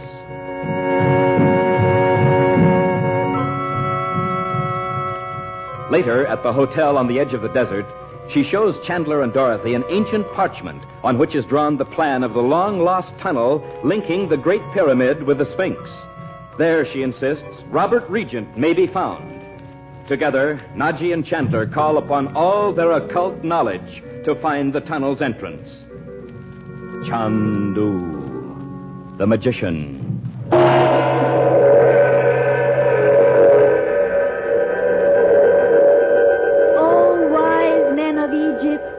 Show us the doorway to the living past. Nothing. Still nothing. Blackness, like a great curtain. Why should I fail in this? Chandu. Nadji! Listen, Uncle Frank. Uncle Frank, we have something to tell you. Did you see it, Nadji? Yes, Chandu. Just before Bob and Betty... Where was it? I didn't see a thing. In a temple. Hey, what is this, Uncle Frank? You all look so funny. Well, don't you want to hear what we have to tell you? It's terrific. Not now, Betty. Frank, do you really think you can find a way in there? In where, Mom? I bet I know. It's something about Uncle Frank's magic. And Nadji's, too, this time. And we didn't see it. Oh, gee. It scares me. But I love it anyway. What was it, Uncle Frank? What did you see? And what's that roll of paper on the table? You found Dad's drawing. No. Do not touch the parchment, Bob, nor Betty. It is not for you.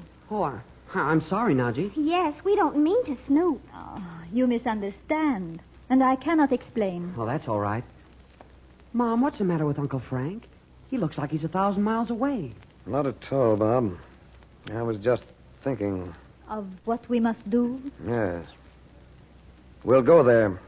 All but you, Nadji. You will go to that place without me? We must. We'll hire a guide, as tourists do, and go on the customary visit to the Sphinx. The Sphinx? Oh, I've been dying to go up and take some pictures of it. We only got to see the back of its head the other day. That's just what you can do, Betty. I only hope the sand's been cleared away from it. The sand wouldn't drift over the Sphinx in a couple of days, would it? No, I don't mean that, Bob. There's an ancient temple under the Sphinx, and every year the sand drifts in and fills it, so it has to be excavated again. It has been done, Chandu. Even if it has. If that tunnel is connected with the Great Pyramid, couldn't we get in from there? With tourists climbing in and out all day, we'd never know when a party of tourists would arrive. It's the first place they go, Dorothy, when they reach Cairo. Well, you can't blame them, Uncle Frank. I don't, Betty. At any rate, the entrance we saw is at the other end, in that temple. Look, couldn't you let us in on this? We will, Bob, up to a point. Now, Jane, you must wait at the hotel until you hear from us. You believe Roxor will become suspicious? You know he would, Nadji, if he knows about the tunnel and saw you there with us. I can't let you risk it. Suppose I should say to him that I was only learning whether you knew of the tunnel, Chandu. For Pete's sake, have you found Roxor? No wonder you looked funny when we came in. Bob, we didn't tell them. Please, Betty. In a few minutes, dear. Chandu, I could perhaps No, Nadji. I'll drive you into Cairo and bring back a guide. As you say. But you will allow me to suggest a man, Ali El-Gabri. Splendid. He is not Arabic. He is Egyptian. You said that as if it were unusual, Nadji. Of course, you do not know, Dorothy. The Egyptian guides are as proud of their pure blood as if they were kings. Yes, Dot.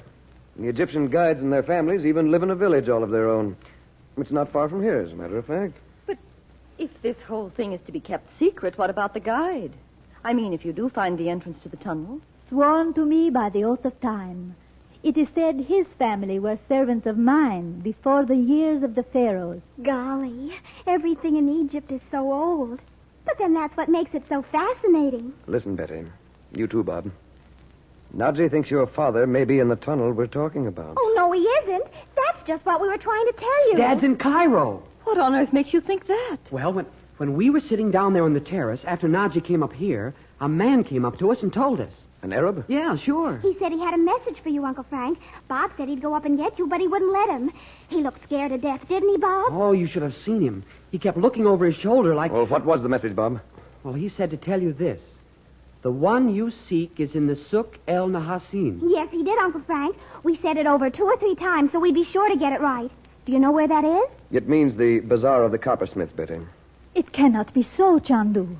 It sounds a lot more reasonable to me than to think he'd been in a tunnel nobody's been able to find for thousands of years. Is that why we're going out to the Sphinx, for Pete's sake? Do not allow this message to turn you aside, Chandu. Well, I'll have to look into it, Nadji.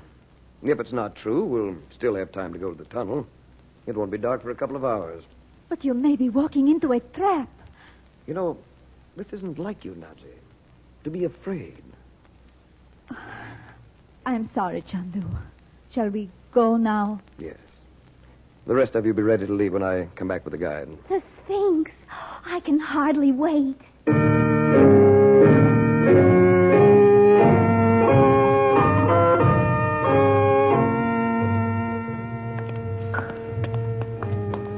Imagine walking in here right under the Sphinx's chin. It's a funny kind of temple, though. Just a lot of pillars and rows. Oh, look up there. It doesn't look as if there ever was a roof. Well, there probably wasn't, Bob. Ollie can tell you all about it. The temple was built for the worship of Horus, the sun god. You wonder how they could lift those big blocks of stone to put up the walls. No machinery or anything. Oh, look over here at these funny carved pictures. Frank, wait a minute. Go with him, Ollie. Aywa, Effendi. What is it, Dad? Who was the man in the bazaar? Or was there anyone? Yes, he'd been there all right. I missed him. I don't have to tell you, it probably wasn't Robert. Probably. Why don't you tell me the truth? You and Nadji know something about Robert now, don't you? No, I give you my word, Dad. Look here. Are you still thinking Bob may have been right the night we went through Robert's things? It's the only thing that makes any sense. He could have been injured when the ship sank. And people do have amnesia. You see it in the papers all the time. Do you realize what you're doing, Dad? What do you mean? You're trying to put off my finding the entrance to the tunnel. Do you realize that? No, but I... You can face it, Dad.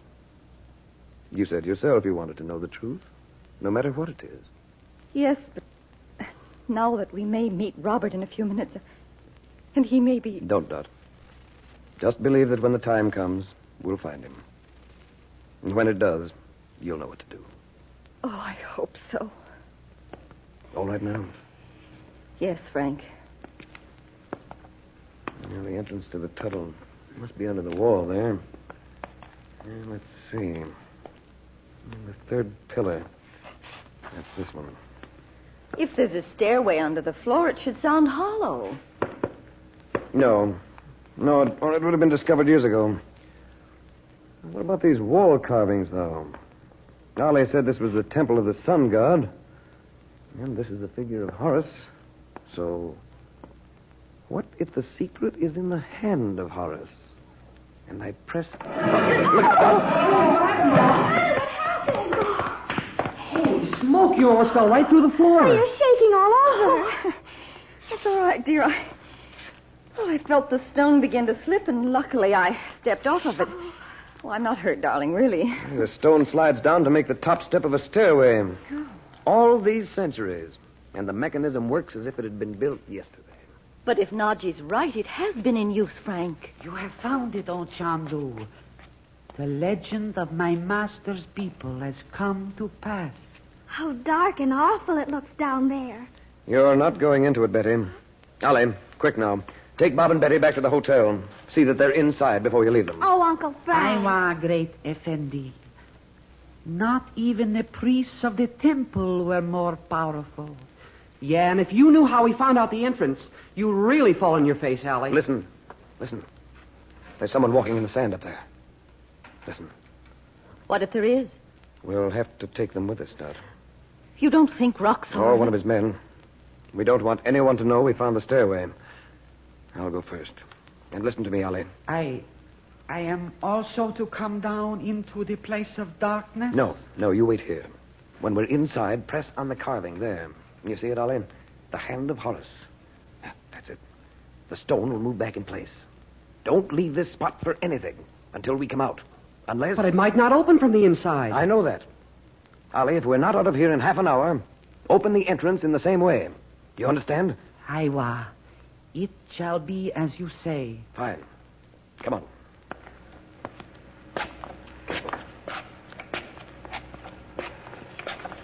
This is the bottom of the steps. Wait until Ollie closes the entrance. The place of darkness. There's something evil here. Robert couldn't be in a place like this. Robert!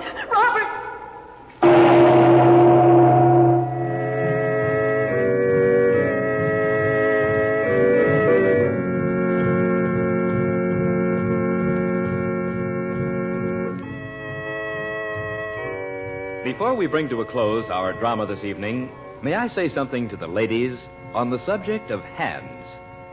There is an extra special quality in White King soap that is extra specially kind to hands. And I'll tell you what it is. If you use the kind of soap that needs hot water to make it work, your hands are likely to be rough and red no matter what kind of soap it is, or what claims are made for it, or what it contains.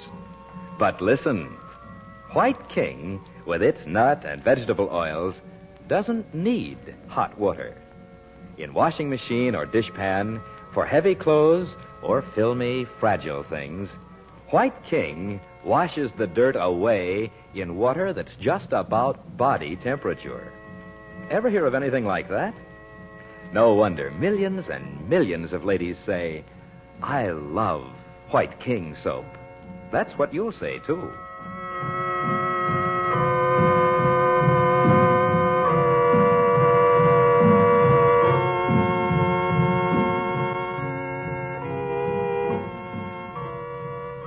Chandu, the Magician, is produced and directed by Cyril Armbruster. The makers of White King invite you to listen tomorrow at this time when the story resumes. Chandu, the Magician. This is the Mutual Don Lee Broadcasting System.